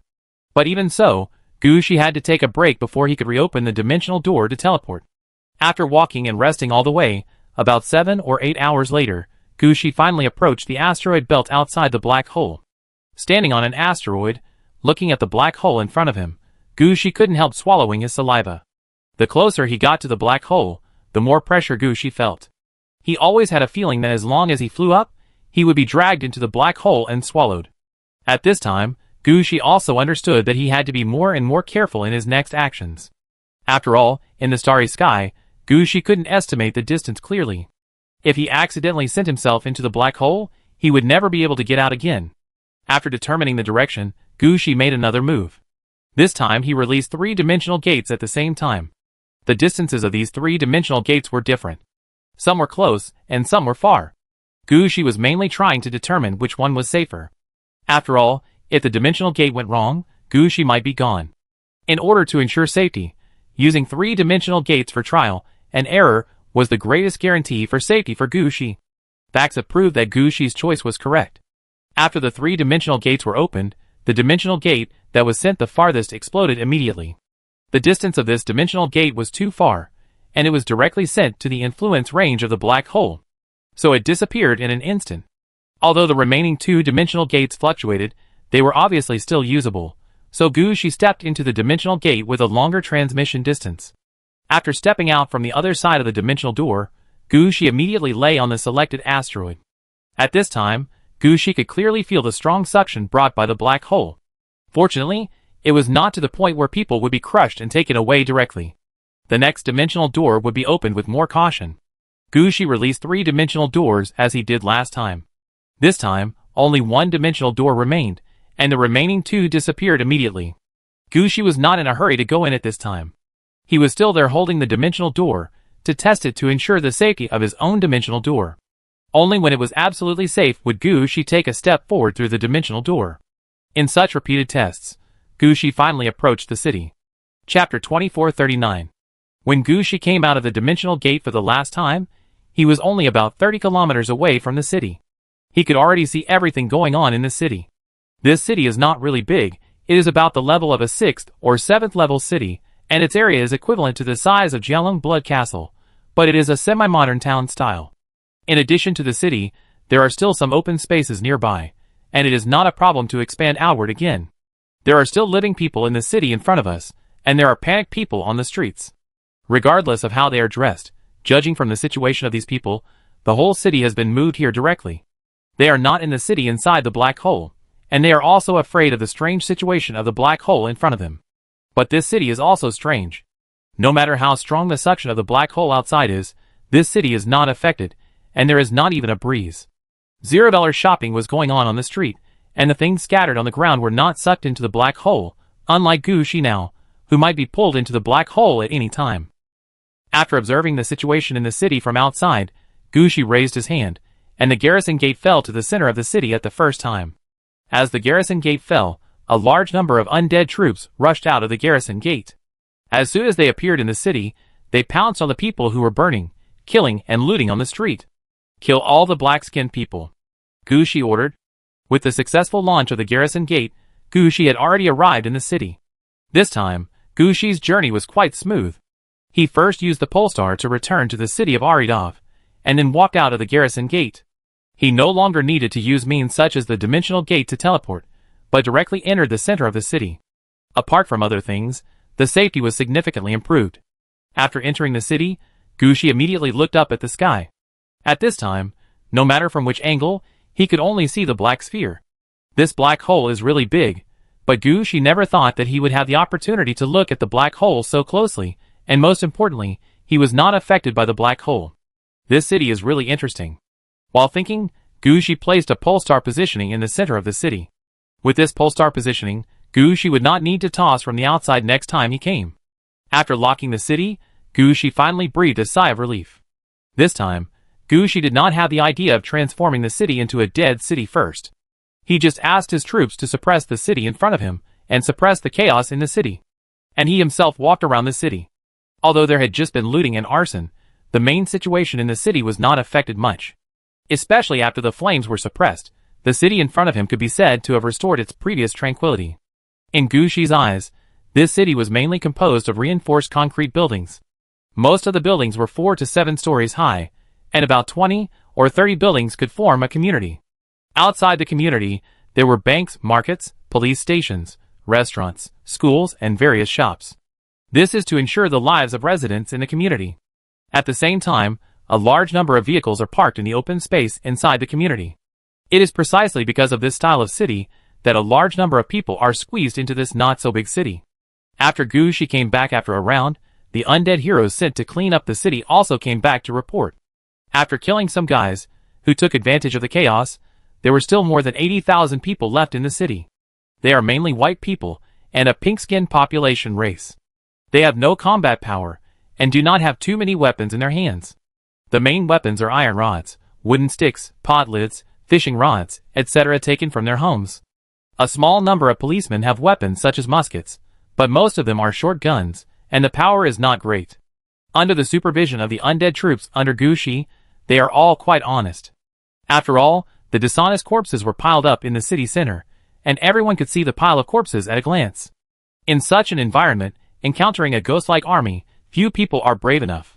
Keep an eye on them, and tell them not to run around. Gushi just glanced at the humans being watched, and then turned around and said something to his hero.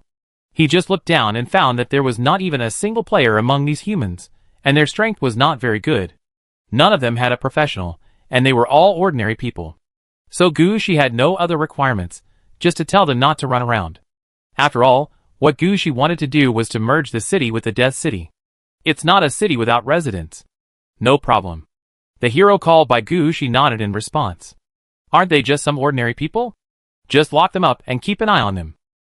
After arranging these people, Gushi turned around and prepared to leave. The city in the real world has been found, so Gushi must find a Death City that is not much different from this city to merge with. If the size of the two cities is too different, it will definitely cause the city fusion to fail. Gushi didn't want to spend so much effort and run to the center of the Star Sea, but the city failed after only one use. Wouldn't he have run for half a day in vain? Just as Gushi turned around and prepared to leave, someone in the crowd guarded by the undead shouted loudly. It's useless. The Great Lord will descend on the Holy Land. No one can stop the Great Lord from coming, not angels, not undead. Hearing the word Great Lord, Gushi paused and turned to look at the crowd. Gushi didn't even need to give an order, and 2 undead immediately stepped forward and dragged the man out. As soon as the undead attacked, the crowd immediately became chaotic. Some people wanted to take the opportunity to rush out and snatch the person back. However, their strength was still too weak. Any undead under Gushi could suppress them. They jumped out because Gushi dragged the person away. They thought Gushi was going to kill them all, and were ready to fight. In the end, Gushi did not kill the screaming person on the spot, but walked up to him. Say what you said just now again. This guy was also a coward. He was nothing in the crowd. He thought he would not be discovered. Moreover, there were so many people. Even if he said he was discovered, Gushi could not kill all of them. Unexpectedly, Gushi caught him as soon as he said he would, without considering the reaction of the crowd in front of him. How could he bear this? At this time, Gushi saw that this guy had no reaction for a long time, and his voice could not help but get louder. Say what you said just now again. Chapter 2440. The Great Lord is about to descend upon the Holy Land. No one can stop the Great Lord from descending upon the Holy Land. Heaven. Okay, let me ask you, what's the matter with the Great Lord? Gushi interrupted this guy directly. If he hadn't yelled at him, to be honest, Gushi wouldn't have had time to pay attention to these people. Great Lord. Just tell me what you know, and you've seen it. I'm a necromancer. If you keep stuttering like this, I can also communicate with corpses. Frightened by Gushi, this man was actually awakened by the shock. I'm not afraid. The Great Lord is. No, I didn't invite the Great Lord. I just heard that there is a cult in the city. They believe in the Great Lord and think that the Great Lord will come from the starry sky and land in the Holy Land. As long as the Great Lord comes, they will get powerful power and become the best. Many people are quite fanatical. They are still preaching doctrines in the city and pulling people to attend classes. I only went to attend a class once, and I really don't know anything else. Although this person spoke in a mess, Gushi still understood the situation. At the same time, he also heard a piece of information, that is, the city in front of him was not originally near the black hole. It should be that someone attracted the Great Lord, which dragged the city to the vicinity of the black hole. The title of the Great Lord is generally only given to the Great Lord of the Void. Of course, Gushi was so nervous because a few years ago, there was a Great Lord, who had always been Gushi's mortal enemy, pressing on Gushi's head and making Gushi unstable. Gushi was quite sensitive to the name of the Great Lord. Moreover, Gushi had seen the person behind the Grand Lord, who treated the red suit as trash. Even the Grand Lord, whose strength was suppressed by the Mirror Underground Palace, had a quasi-red equipment in his hand. It was hard to determine what strength and equipment the Grand Lord, who appeared directly in the real world, would have. Besides, the last time Gushi killed the Grand Lord, the master behind the Grand Lord intervened directly. If the Grand Lord had not died quickly at that time, and if Gushi had not used the power of the red suit, the Mirror Underground Palace might not have been saved. That was still a Grand Lord at level 45, and he was ranked in an unknown number of places. If the current one was a little stronger and ranked a little higher, it would probably attract some unnecessary attention. Gushi's face suddenly became solemn. You went to listen to their lectures, but did you hear what their Great Lord's name was? It's not just the Great Lord, is it? Yes, just the Great Lord, but they have a passage that says the Great Lord is the son of the starry sky, the one who controls the power of the stars. Hearing this, Gushi looked at the black hole again. Star power? It doesn't look like it. If the Great Lord they're talking about is the one who controls the power of the black hole, Gushi might directly believe that all this was done by the Great Lord. But judging from the current situation, it doesn't seem to be the case. Do you remember where they gathered? Take me there to see. As long as you prove that you are not lying, I will let you live. Remember, please come this way, sir. The human quickly took Gushi to a residential area. The residential area is located near the center of the city. Because it is located in a prosperous area, it was also hit hard when something happened. There were bloodstains everywhere on the ground of the community. From the broken doors, windows and corridors, it can be seen that there has been a big battle here. After bringing Gushi to this community, this person took Gushi directly to the underground garage. After entering the underground garage, Gushi noticed that the underground garage that could park at least 300 cars was actually empty. This situation is quite unreasonable. You know, Gushi just took a walk in the city and found that there are quite a lot of vehicles here, at least 1 car per person, and 3 to 4 cars per family. So in addition to ground parking and exclusive garages, most communities also have underground garages that are full. Gushi has never seen such an empty underground garage in front of him. It's here. They are giving lectures at that location. Looking in the direction pointed by this person, Gushi's eyes immediately became ugly. There were a lot of starry sky graffiti and blood. Just as Gushi guessed, this was the place where those people sacrificed the Great Lord. Of course, if it was just like this, Gushi's face would not become too ugly. At most, he would offend a Great Lord. He had done such things before, so it was no big deal. The pressure was not great. The real reason why Gushi's face was ugly was that there was a strong smell of sulfur here, and Gushi clearly saw some glass-like traces on the ground. This was the trace of magma heating. Such a situation clearly explained a problem. The city was dragged to the vicinity of the black hole. I'm afraid it was not the Great Lord who was summoned, but the devil of hell who was summoned. Although Gushi is not sure about the relationship between the Great Lord and the demons, judging from the outcome, they should not be allies. The two of them may have experienced a great war or something. In the end, the Great Lord may have turned into a nearby black hole. Of course, this is just a guess by Gushi. There is no detailed information yet, and Gushi is not sure whether his guess is right. Anyway, now, the city in front of him is in a rather embarrassing situation. If Gushi wants to use this city, he may not only face the Great Lord and the one behind the Great Lord, but also the Hell Demon Army. As for the Star Pirates in the Star Sea, they may be trivial matters in the eyes of these two forces. But it's good this way. Gushi was silent for a while, and a smile flashed in his eyes. Isn't it interesting this way? What about Hell and the Great Lord? If the dead city of the undead is merged again, there will be too many elements in this city. Even if the fusion fails, Gushi can get a lot of experience. Thinking of this, Gushi's eyes became light. You can go now. Under Gushi's command, the undead spirits watching over the human retreated to both sides, making way for the guy to leave. This guy never thought that he could survive Gushi's hands. He thought Gushi would kill him directly. So he ran out quickly, fearing that Gushi would be unhappy and turn him into a talking corpse. But after running a few steps, the man came back. I want to ask, do you want to occupy the city? Why, do you have any opinions? No, I want to ask, if you don't want to kill all of us, can you give us some food? This city doesn't produce food. Chapter 2441. Aren't you afraid of me? Gushi was a little curious about this man's request. What if I'm afraid? My lord, you just said that even if we die, we can't escape your control. Then it's better to help you and seek a glimmer of hope. You have a good vision. What's your name? Hansa Ian, my lord. I used to be a real estate salesman. I can. Hansa thought for a long time and didn't find how he could help Gushi. But fortunately, Gushi didn't care about these. He didn't even think about killing these people. After all, these people added up to only tens of thousands, and each of them didn't even have a level. After killing them, the only thing they could get in the city of Aridov was some background bored undead without levels. It's not good to take them to the city of Aridov to fill the number. Such people should stay in this city and serve as the population of the city. Maybe when Gushi turns this city into a natural disaster city, they will also be affected and slowly change to become necromancers. Even if they can't become necromancers, they can still reproduce for Gushi. It's better than all of them becoming ghosts.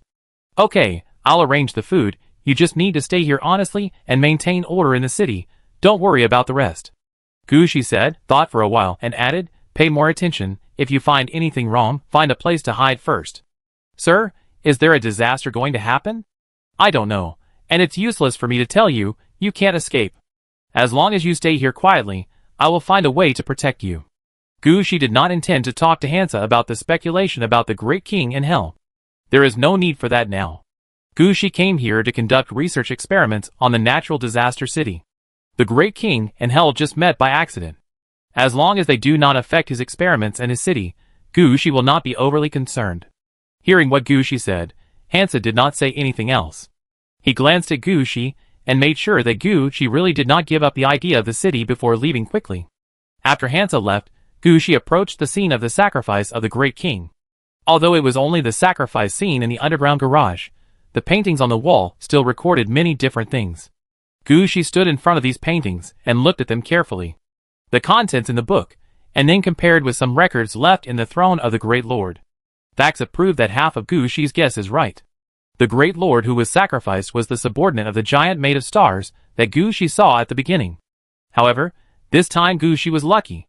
The Great Lord he met in the city was not the Great Lord, who was over level 60 and ranked higher, but a Great Lord who may not have reached level 45, who just appeared beside that person. It's like the contracted undead under Gushi's command has some special talents, and is also in a contractual relationship with Gushi. They can be fully trusted by the Star Giant, but their levels have not been raised yet. This time, the sacrifice is likely to be his desire to grow or to do something. It was just that his luck was not very good, and there were believers from Hell mixed in with his believers. The final sacrifice to him attracted the attention of Hell. Although it was unknown what level of demons were attracted, the final outcome was here, and the city was sent to the Sea of Stars. After looking at the murals, Gushi walked to the location with the heaviest sulfur smell and reached out to touch the ground. Although the ground had solidified, Gushi could still feel a different temperature from the surrounding area. It seemed that Hell had not been broken up, and they should still be waiting at the other end of the passage, looking for an opportunity to sneak in here. Gushi frowned at the situation in front of him, and the person holding the white bone obelisk appeared here at the first time. As soon as the white bone obelisk appeared, it was automatically taken out and directly suppressed in place. As the current position was suppressed, Gushi could clearly feel the ground shaking. At this time, Gushi hurriedly walked out of the underground garage and looked up at the sky. He could clearly feel that there was a violent feeling coming from the black hole, as if a storm was brewing in the black hole, and the nearby asteroids and light were affected and became chaotic. Only the city in front of him was not affected, and it was still the same as before. Even the residents returned to their rooms under the surveillance of the undead under Gushi. Some even began to repair the damaged houses. This situation made Gushi feel relieved. After taking a look at the current situation, Gushi summoned the undead hero.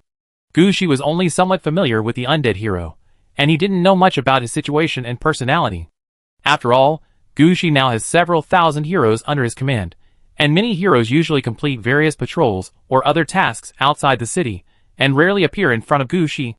Before reaching a certain level, or before their talents are fully developed, their names rarely appear in front of Gushi. This time, he was just transferred here by chance.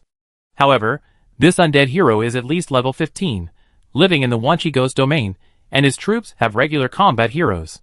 Although Gushi has no impression of him, he is still quite confident in his strength. You came at the right time. How many troops do you have now? 10,000 regular soldiers, mainly skeleton troops, with 5 types of soldiers, including skeleton soldiers, skeleton guards, skeleton spearmen, skeleton archers and skeleton mages. The mud truck has 6 seats, which can be used for field battles, sieges and defense battles. The undead hero quickly talked about his strength. That's about enough. Gushi nodded. So you stay here first, mainly to suppress and warn. Just maintain the stability of the city in front of you. I will leave directly later, but I will leave a gate leading to Shansheng. Supplies will be dispatched from there. If there are people in the city who resist, you can deal with them directly. If they are honest, don't worry about them, just let them move on their own. Gushi explained in detail. He has determined the situation of the city in front of him, and Gushi must not stay here for long. He must find a death city of similar size, and prepare to merge the ordinary city with the death city. In the next period of time, Gushi will go to run this matter specifically. Gushi really has no intention to deal with the city in front of him. In Gushi's mind, as long as the city is not directly destroyed by others, it will be fine. As for the conflict with the Great Lord in Hell, he will have to wait until he completes the matter of the natural disaster city. Chapter 2442. After arranging all the affairs of that city, Gushi left here quickly. Although Gushi had so many troubles when he came, it was quite simple to go back. Gushi returned directly to Arida's city with a Polaris teleport. In his own territory, Gushi can do too many things. At least in this plateau, Gushi can teleport freely, and does not need to consider other things at all. After returning to Arida's city, Gushi teleported to the front of Titanium Lion as soon as possible. My lord. As soon as he saw Gushi, Titanium Lion came up to him as soon as possible. Titanium Lion, are there any new game worlds appearing recently? Gushi did not hesitate to be polite with Titanium Lion. He immediately told his problem. Regarding the situation of the new game world, Titanium Lion actually reports to Gushi once a week. After all, the new game world is the most important thing for Gushi. In addition, only 3 are released every 2 weeks, and it doesn't take much time. Just take a look, and you will know what kind of new world you have. At most, you can arrange whether these new worlds are sealed or placed. Although Gushi has been busy these days, there are actually no new worlds in these days. Titanium Lion understood as soon as he heard it. Gushi must be looking for a world when he asked this. So he immediately answered, of course there is. What kind of game world do you need, sir? I want to build a new death city. The city should not be too big. It will be 7 to 8 levels. It is best to form combat power quickly. It would be better if it can restrain hell. Gushi made the request at the first time. Level 7 and 8 cities are simple, but there are really few that can be turned into death cities. No, I can think of one. Some time ago, a game world was just sealed, and there was a node in that game world.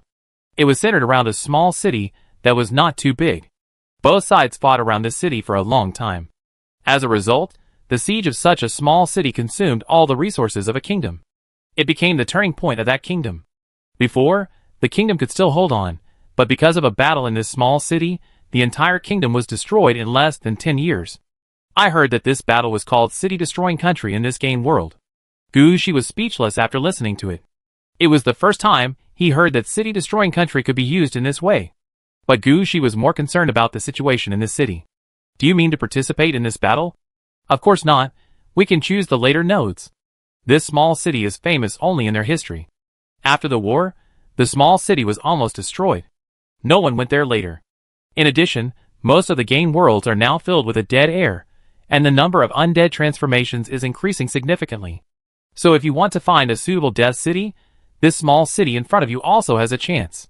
The Titanium Lion quickly analyzed for Gushi, but if you want to fight against the devil, this may not be possible. From the time we got the head of the ancient god until now, we have not found any game world related to angels in the new game world. Not to mention finding a city that can be used to make a death city. After hearing what Titanium Lion said, Gushi wanted to go to that small city to take a look. If that's the case, Gushi wouldn't mind transforming this historic city into a death city. Anyway, They are all used to merge into natural disaster cities. As long as the size and level of the city are almost the same, Gushi won't care about anything else. Just when Gushi was about to let Titanium Lion open the portal to the game world, a nearby portal suddenly lit up. The orange guard blacksmith walked out of the portal. Seeing Gushi at this time, the orange guard blacksmith was obviously stunned for a moment, and then he looked at Titanium Lion and shook his head helplessly. "Blacksmith, what's wrong with you?" "Oh, I've been looking for a place where I can find vampire gods. Some time ago, Titanium Lion sent someone to inform me that the new game world is related to vampires, and I might be able to find suitable materials, so I went to look for it. Unexpectedly, that world is related to vampires, but there is no suitable god information. Especially since we are looking for a 3-in-1 god, there is no way to find it." Gushi understood that the orange-clad guard blacksmith was stuck in finding materials. But if things were so smooth, the head of the goddesses would not have been sealed for so long. So Gushi asked curiously, "What is that world like, and what exists in it?" In Gushi's mind, the orange-clad guard blacksmith would at most say what was in it, and say a few words casually, and the matter would be over. It was just a casual chat, and everyone was like this. But Gushi never expected that the orange-clad guard, the blacksmith, would think about it seriously and tell Gushi very seriously. That world was supposed to be a seafaring world. I'm not sure which world it was, because the whole world was demonized. The sea inside was directly affected, and the Blood Sea, the Dead Sea, and the Underworld Sea appeared. Because the existence of the Blood Sea nurtured many vampires, and there were divine beings in it, I went to check it out. But afterwards, I found that something was not right. The situation in the Blood Sea was not what we thought, and the most important thing was that there was no goddess. If it was just that, it would be fine. At most, I would go to the nearby shore or island to look for it. But I never thought that the situation in that world was so bad. It seemed that except for the sea, the land was directly wiped out. I went to several cities on the land, and only the cities on the seashore and the islands had population. There was no one in the inland city at all. It was completely a dead city. The orange guard, the blacksmith, wanted to continue, but was interrupted by Gushi. "Wait, what did you say?" "I said that there is no one in the inland city. It is a dead city." At this time, Gushi suddenly became interested. "Are all the inland cities like this?" "I have been to several inland cities, and it seems to be like this." Orange Guard Blacksmith didn't quite understand why Gushi asked this. But at this time, Gushi didn't care so much. If it was really as Orange Guard Blacksmith said, all the inland cities became dead cities, how many dead cities would there be? Even if one of the 10 cities could be transformed into a dead city, for Gushi, this world would be a huge treasure. Not to mention that this world is also a vampire sailing world. There are more or less some things that Gushi wants. For example, the blood of the mythical beast and other materials. So Gushi turned his head and looked at the titanium lion. Chapter 2443. I want to go to that world and take a look. With these words, Gushi was sent to the newly opened game world. This was the first time that Gushi entered his own game world after the head of the ancient god fell into Gushi's hands. This time, Gushi could be regarded as enjoying the highest level of treatment. After choosing the game world he wanted to go to, all the information about this game world was sent up. It contained the historical process seen when the game world was captured and fixedly activated, which was beyond the level of many people.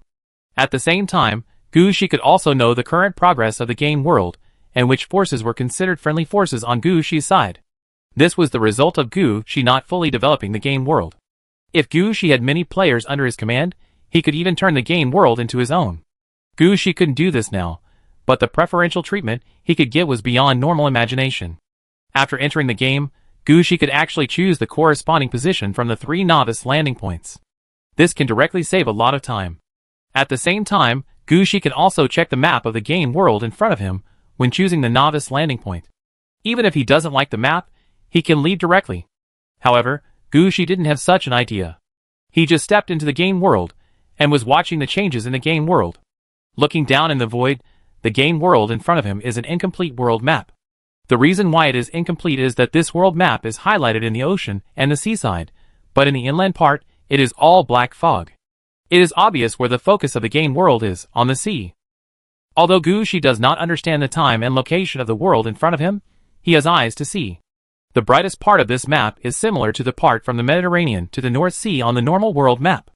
The remaining brighter routes are from the Mediterranean, south to the Cape of Good Hope in Africa, then northwest to the Caribbean region of Central and South America, and then from the Caribbean region back to the Mediterranean, directly forming a large triangular trade zone.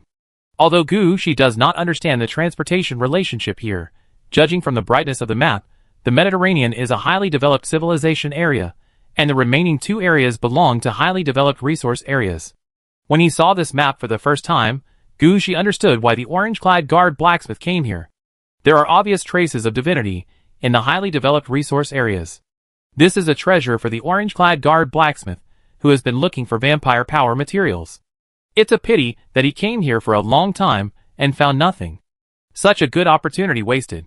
Unlike the orange guard blacksmith, Gucci was looking for the dead city mentioned by the orange guard blacksmith. The novice landing point he was going to was naturally not in Africa or South America, but at the mouth of the Mediterranean Sea. A small port called Ceuta, the Strait of Gibraltar. This is not the most famous port, but it is definitely the port that can reach the most places. When you get here, whether you take a ship or find a ship and people by yourself, you can easily enter different sea areas. It can be said that in the eyes of players, this is more important than the big port not far from here, Seville. After making the choice, Gucci's eyes flashed, and then he landed in a port city. Although he fell from the sky, Gucci did not attract anyone's attention. Instead, he naturally blended into the port city in front of him. Walking on the streets of this city, Gucci naturally observed the situation in the city in front of him. This is a very obvious Gothic-style city. Because it is located by the sea, the stone slabs are wet, and people can slip if they are not careful. There is a salty smell in the wind in the city. If ordinary people come here, they will feel that it is the smell of the sea, but Gucci can smell the bloody smell in it. Going towards the pier, you will see a row of plank roads and piers built on the coast, and a large number of wooden sailboats are docked beside the plank roads. These sailboats range from single masts to 5 masts, and the colors are mostly black, gray and blood red. The figureheads and the decorations on the decks are mostly skulls, swords and roses. It is obvious that the style of the world in front of you has begun to slowly become undead. But what attracted Gucci's attention was not this, but the street lamps standing beside the plank road. On each of the street lamps in this row, there were 3 or 5 salted fish hanging. These salted fish had hands and feet, but only a fish head. Their bodies had been dried in the sun, but when the wind blew, they would still make strange wailing sounds from their mouths. When Gucci walked by, the fish heads would turn by themselves, and the dead fish eyes would stare at Gucci as if they wanted to eat him. Gucci didn't care at all about this salted fish that had been gutted. As a necromancer, he had seen all kinds of undead. And this is clearly the method of the necromancer. Although he didn't know what the result of this method would be, Gucci could still see the general idea. The salted fish hanging here should be used for blessing when going out to sea. As for why the undead method is used to pray, there is no question about it. The style of this world is inclined to the undead, so what's wrong with using the undead method to pray? What do you think? Anyway, Gucci thinks there is no problem. Just as Gucci was about to reach the end of the pier, all the salted fish hanging on the street lights suddenly cried out. Gucci looked curiously in the direction where the sound came from, and found that there was a sailboat about to be launched. Gucci thought it was a new ship launched by the shipyard at first. But after a closer look, it seemed that it was not the case. It seemed that someone had robbed the ship. The ship that had just been launched was flooded on the side. When it slid down, the sails had been raised. On the left side of the ship, the color there was obviously different. It can be seen that it has just been repaired. Looking at the group of workers chasing after him with tools in hand, Gucci understood what was going on. It was obvious that someone came to repair the ship and wanted to escape without paying the bill. Generally speaking, few people would do such a thing. After all, there are only a few port cities, especially Ceuta, which is one of the 3 ports outside the Gibraltaric Strait. If you offend someone here, it will not be so convenient to enter and exit the Mediterranean in the future. Do you really think that those ship repair workers can't do anything to you? As long as they spread this matter, you can repair your ship yourself at sea if it breaks down in the future. They won't take this job. Chapter 2444. Gucci really didn't expect that he would encounter such a lively scene just after he came here. However, Gucci admired the captain who dared to escape. Although the ship launched this time was a 2-masted sailing ship, it was also a large ship, with a length of at least more than 20 meters, and it would take at least 10 people to operate it. Not to mention secretly pushing the ship into the water. Those who can do such a thing, and succeed in it, are at least more prestigious among their own sailors. After all, he can let his own sailors follow him to do such crazy things, which shows the captain's ability and personality. Just as Gushi was sighing at the captain's level, the sailing ship that had already entered the sea adjusted its direction, and a man in a sailor's suit raised a scimitar in his hand and shouted loudly at the shore. "Old Kuro, you want to seize my Uncle Supra's boat? Dream on. Uncle Supra won't fall for your tricks. If you have the guts, catch up with him. Be careful that Uncle Supra will use you as a sacrifice." When the man shouted these words, the boatmen who chased him were so angry that the flesh on their faces fell off. But they had no intention of getting into the water, or even jumping onto other boats. They could only watch the boats sail away, getting farther and farther away. After the boats disappeared, the boatmen left angrily. They didn't pick up the blood and flesh on the ground, but walked back with their bones exposed. "Damn it, if I catch that bastard Supra, I will definitely hang him on the street lamp and make him into salted fish." When they passed by Gushi, several boat builders were still shouting and cursing loudly. Gushi frowned at this sentence and looked up at the street lamp. These can't all be living people. If it's true, it's interesting. At this time, someone noticed Gushi's actions, and a boat builder came to Gushi. "Where are you from?" As soon as the boat builder finished speaking, several boat builders nearby dragged him away, and another boat builder bowed to Gushi and apologized. "I'm sorry, he doesn't talk much, please don't blame him." The boat builder wanted to say something, but he was held by someone and dragged away. After they walked away, Gushi could still hear the sound from afar. "Are you crazy? Can't you see that the man is a necromancer? Do you want your bones to be taken apart and put into the oil pan?" Gushi looked curiously in the direction where the boat builders left and found that the boat builders had gone far away. However, the words of these shipwrights still made Gushi feel a little confused. Is there something different about the necromancer in this game world? It seems that I have to ask someone about the situation here. After all, this is his own game world, and Gushi can't destroy this world for his own convenience. In the future, Gushi will send people in to slowly control this world. Just as Gushi was about to turn around and go back to the city to inquire about the news, another wave of people rushed in from the dock. This group of people held copper-colored long muskets, wore black and white combat uniforms, and had a silver skull mask on their faces. I don't know which army style this is.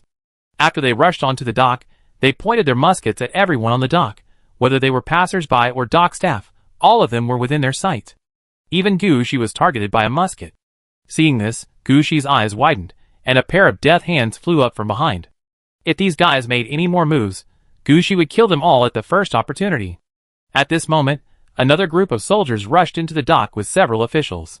One of the men dressed as officers took a look at the surrounding situation and said, "Sir, the dock has been controlled. What should we do next? Let all those guys stay still. If they disturb my fishing, I will send them all to the sea to feed the fish."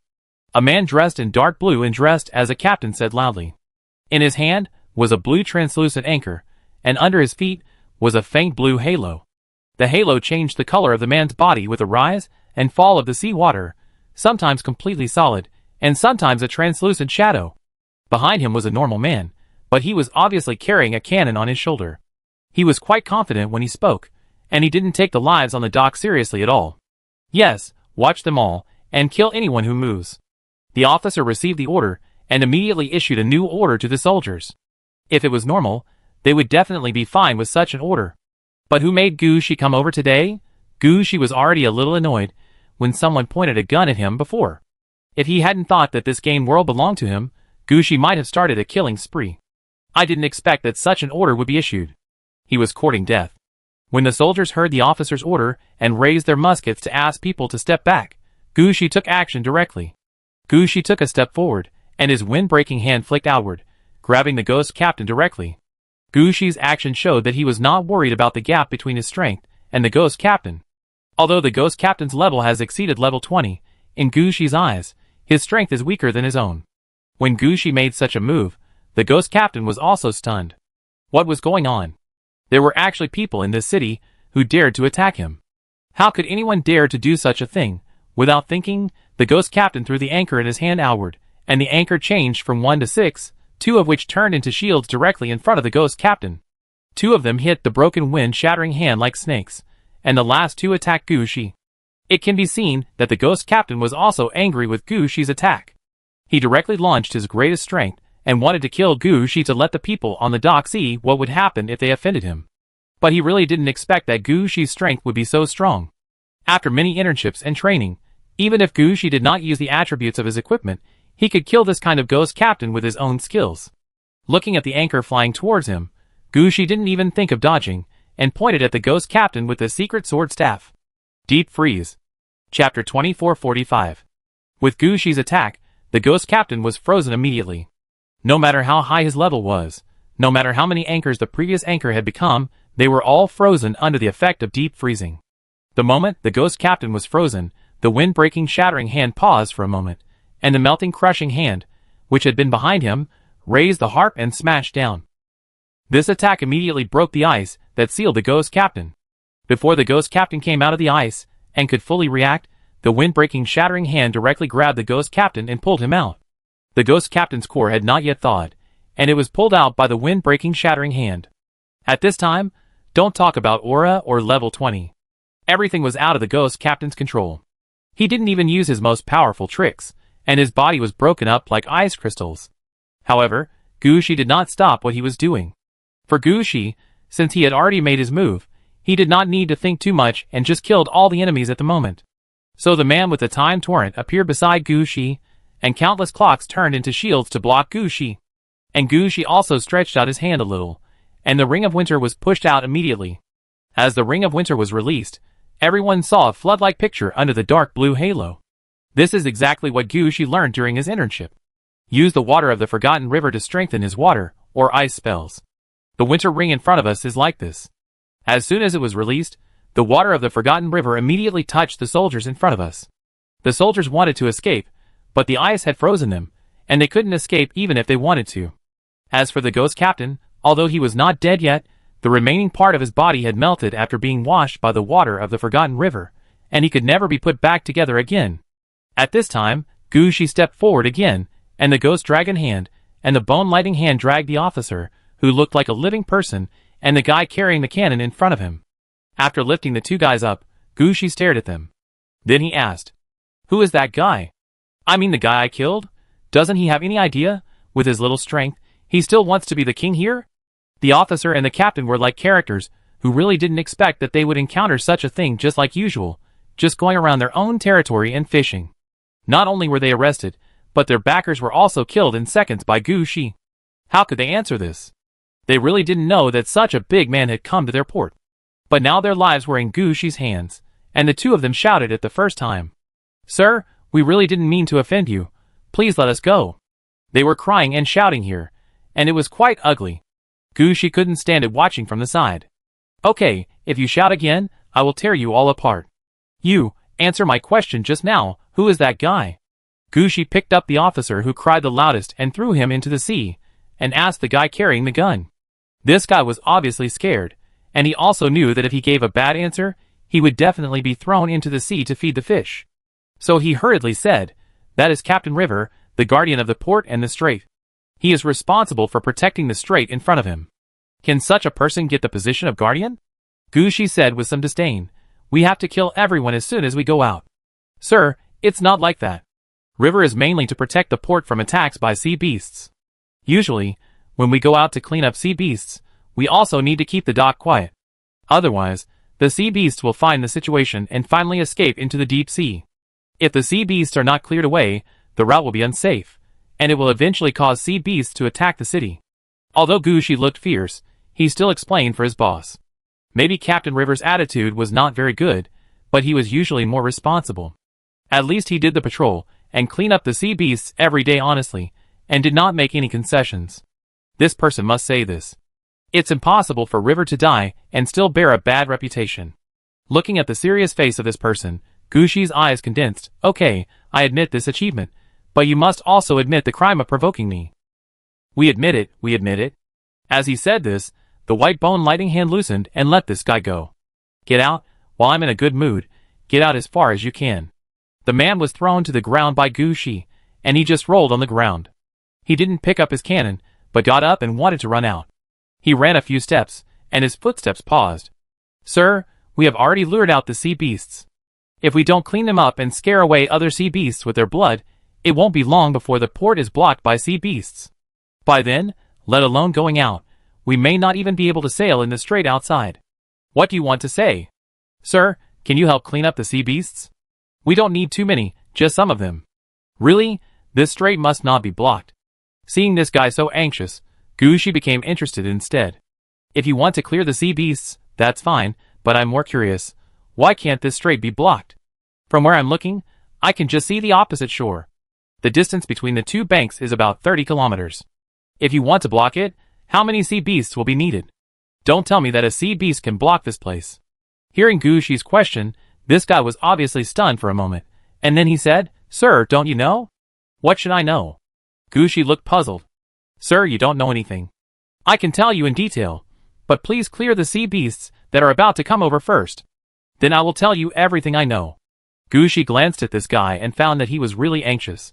So Gushi said, Okay, I'll help you this time, but if I find out that you're lying to me, I can also block this 3-kilometer strait. After Gushi finished speaking, he raised his hand towards the sea, and the waterway fence was submerged in the sea. The 3 underwater troops, under Gushi, rushed out immediately. Chapter 2446. The sailors under Gushi have made some progress since the last fight against the Murtas. Gushi not only built a training building for sailors in the city of Aridov, but also built a similar outdoor camp by the river in the wild. Over the past year, the types of sailors have not increased, but the number and level have increased a lot. Especially since the construction of the plateau and the waterway has become the main transportation route for Gushi, the importance of the sailors has become more and more important. Some resources have also begun to favor the sailors, intentionally or unintentionally. And the sailors who can stay in the city of Aridov must be some sailors who have been trained for a long time and have been upgraded. Not to mention the others, there are several leaders and heroes who have stepped on the halo. After releasing the sailors, Gushi asked them to look for sea beasts. In Gushi's mind, the ghost captain is about level 20, with a combat halo at most. Gushi released so many sailors, and there are also 20-level existences. Fighting sea beasts should not be a problem. So when Gushi gave the order, it was natural. When watching the batches of mermaids, seahorse cavalry, and floating corpses appearing in the sea, the man carrying the cannon was also a little stunned. They are. Aren't you going to clean up the sea beasts? How about it? My troops are good at cleaning up sea beasts, right? Good, no, sir, called them back. The sea beasts should be led to the shore to fight. Before he finished speaking, a 5-meter-thick white bone tentacle popped out of the water. The entire tentacle was made up of bone joints, and the surface of the tentacle, which was more than 100 meters long, was covered with large and small barbs. After the tentacle emerged from the water, it immediately hit the dock. Gushi believed that as long as the tentacle hit hard, the dock in front of him might not be damaged, but the people on the dock and the boats on the plank road would definitely be destroyed. Such behavior could not cause any harm to Gushi, but it hit Gushi in the face. After all, Gushi had just sent out the soldiers, but they turned around and hit him. How could Gushi talk to the people on the dock, say that he is just a bragging little character? Then Gushi really has no face to stay here.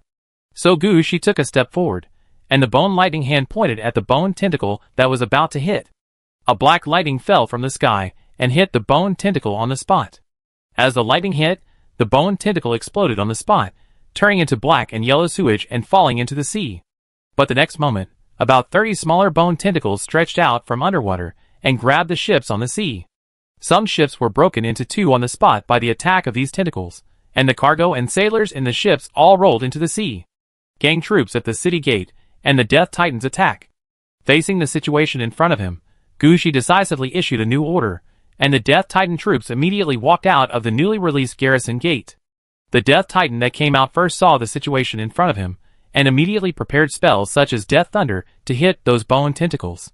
Under this wave, the bone tentacles were scattered again, but new bone tentacles immediately popped out from underwater. The new wave of bone tentacles was obviously smaller, and could no longer have any impact on large ships. At most, they could only hit small boats. After knocking out this wave of bone tentacles, the new bone tentacles could only target human-sized individuals. The Death Titan soon understood what was going on. So they didn't think much about it, and kept chasing the bone tentacles and hitting them. Each time they hit them, they would take away a large number of bone tentacles. The underwater sailors directly changed from the main combat force to the current rescue force. They sent all the people who fell into the water to the dock. As for the underwater supplies, they didn't care at all. Anyway, the things were in the water, and they wouldn't be damaged by soaking again. It didn't matter whether they rescued them or not. After releasing the Death Titan, Everyone on the dock was stunned.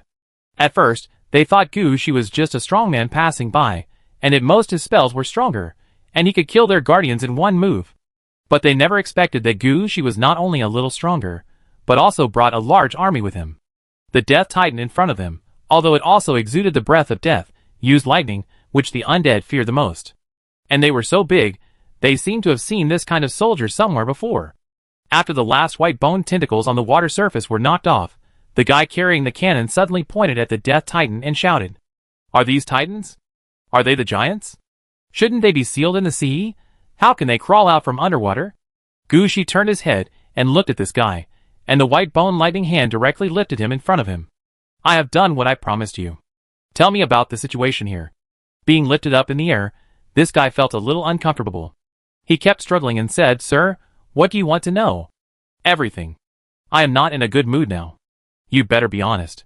I can kill those monsters, and I can also send you to see them. Sir, I will tell you everything I know. Please let me down first. I will arrange the rescue work." The white bone lightning hand flicked his hand and flicked this guy out. Perhaps because of Gushi's bad temper, this guy quickly arranged the work and asked people to salvage the crew members and underwater supplies, and then immediately ran to Gushi. "Sir, you have just arrived at Sayuta, right? Is it your first time going out to sea? Or have you never been out to sea before? How much do you know about the stories of the sea? I understand. You know nothing about the sea. Then the situation is much simpler. Let's talk about the things on the sea first. Sir, you come here. You see, this side is our strait, and the other side of the sea is another continent. The sea on our right is actually an inland sea. It's just that this sea is a little bigger. This sea was called the Mediterranean Sea back then, and now it is called the Underworld Sea." Underworld Sea? Hearing this name, Gushi frowned. But he didn't ask in detail, but continued to listen.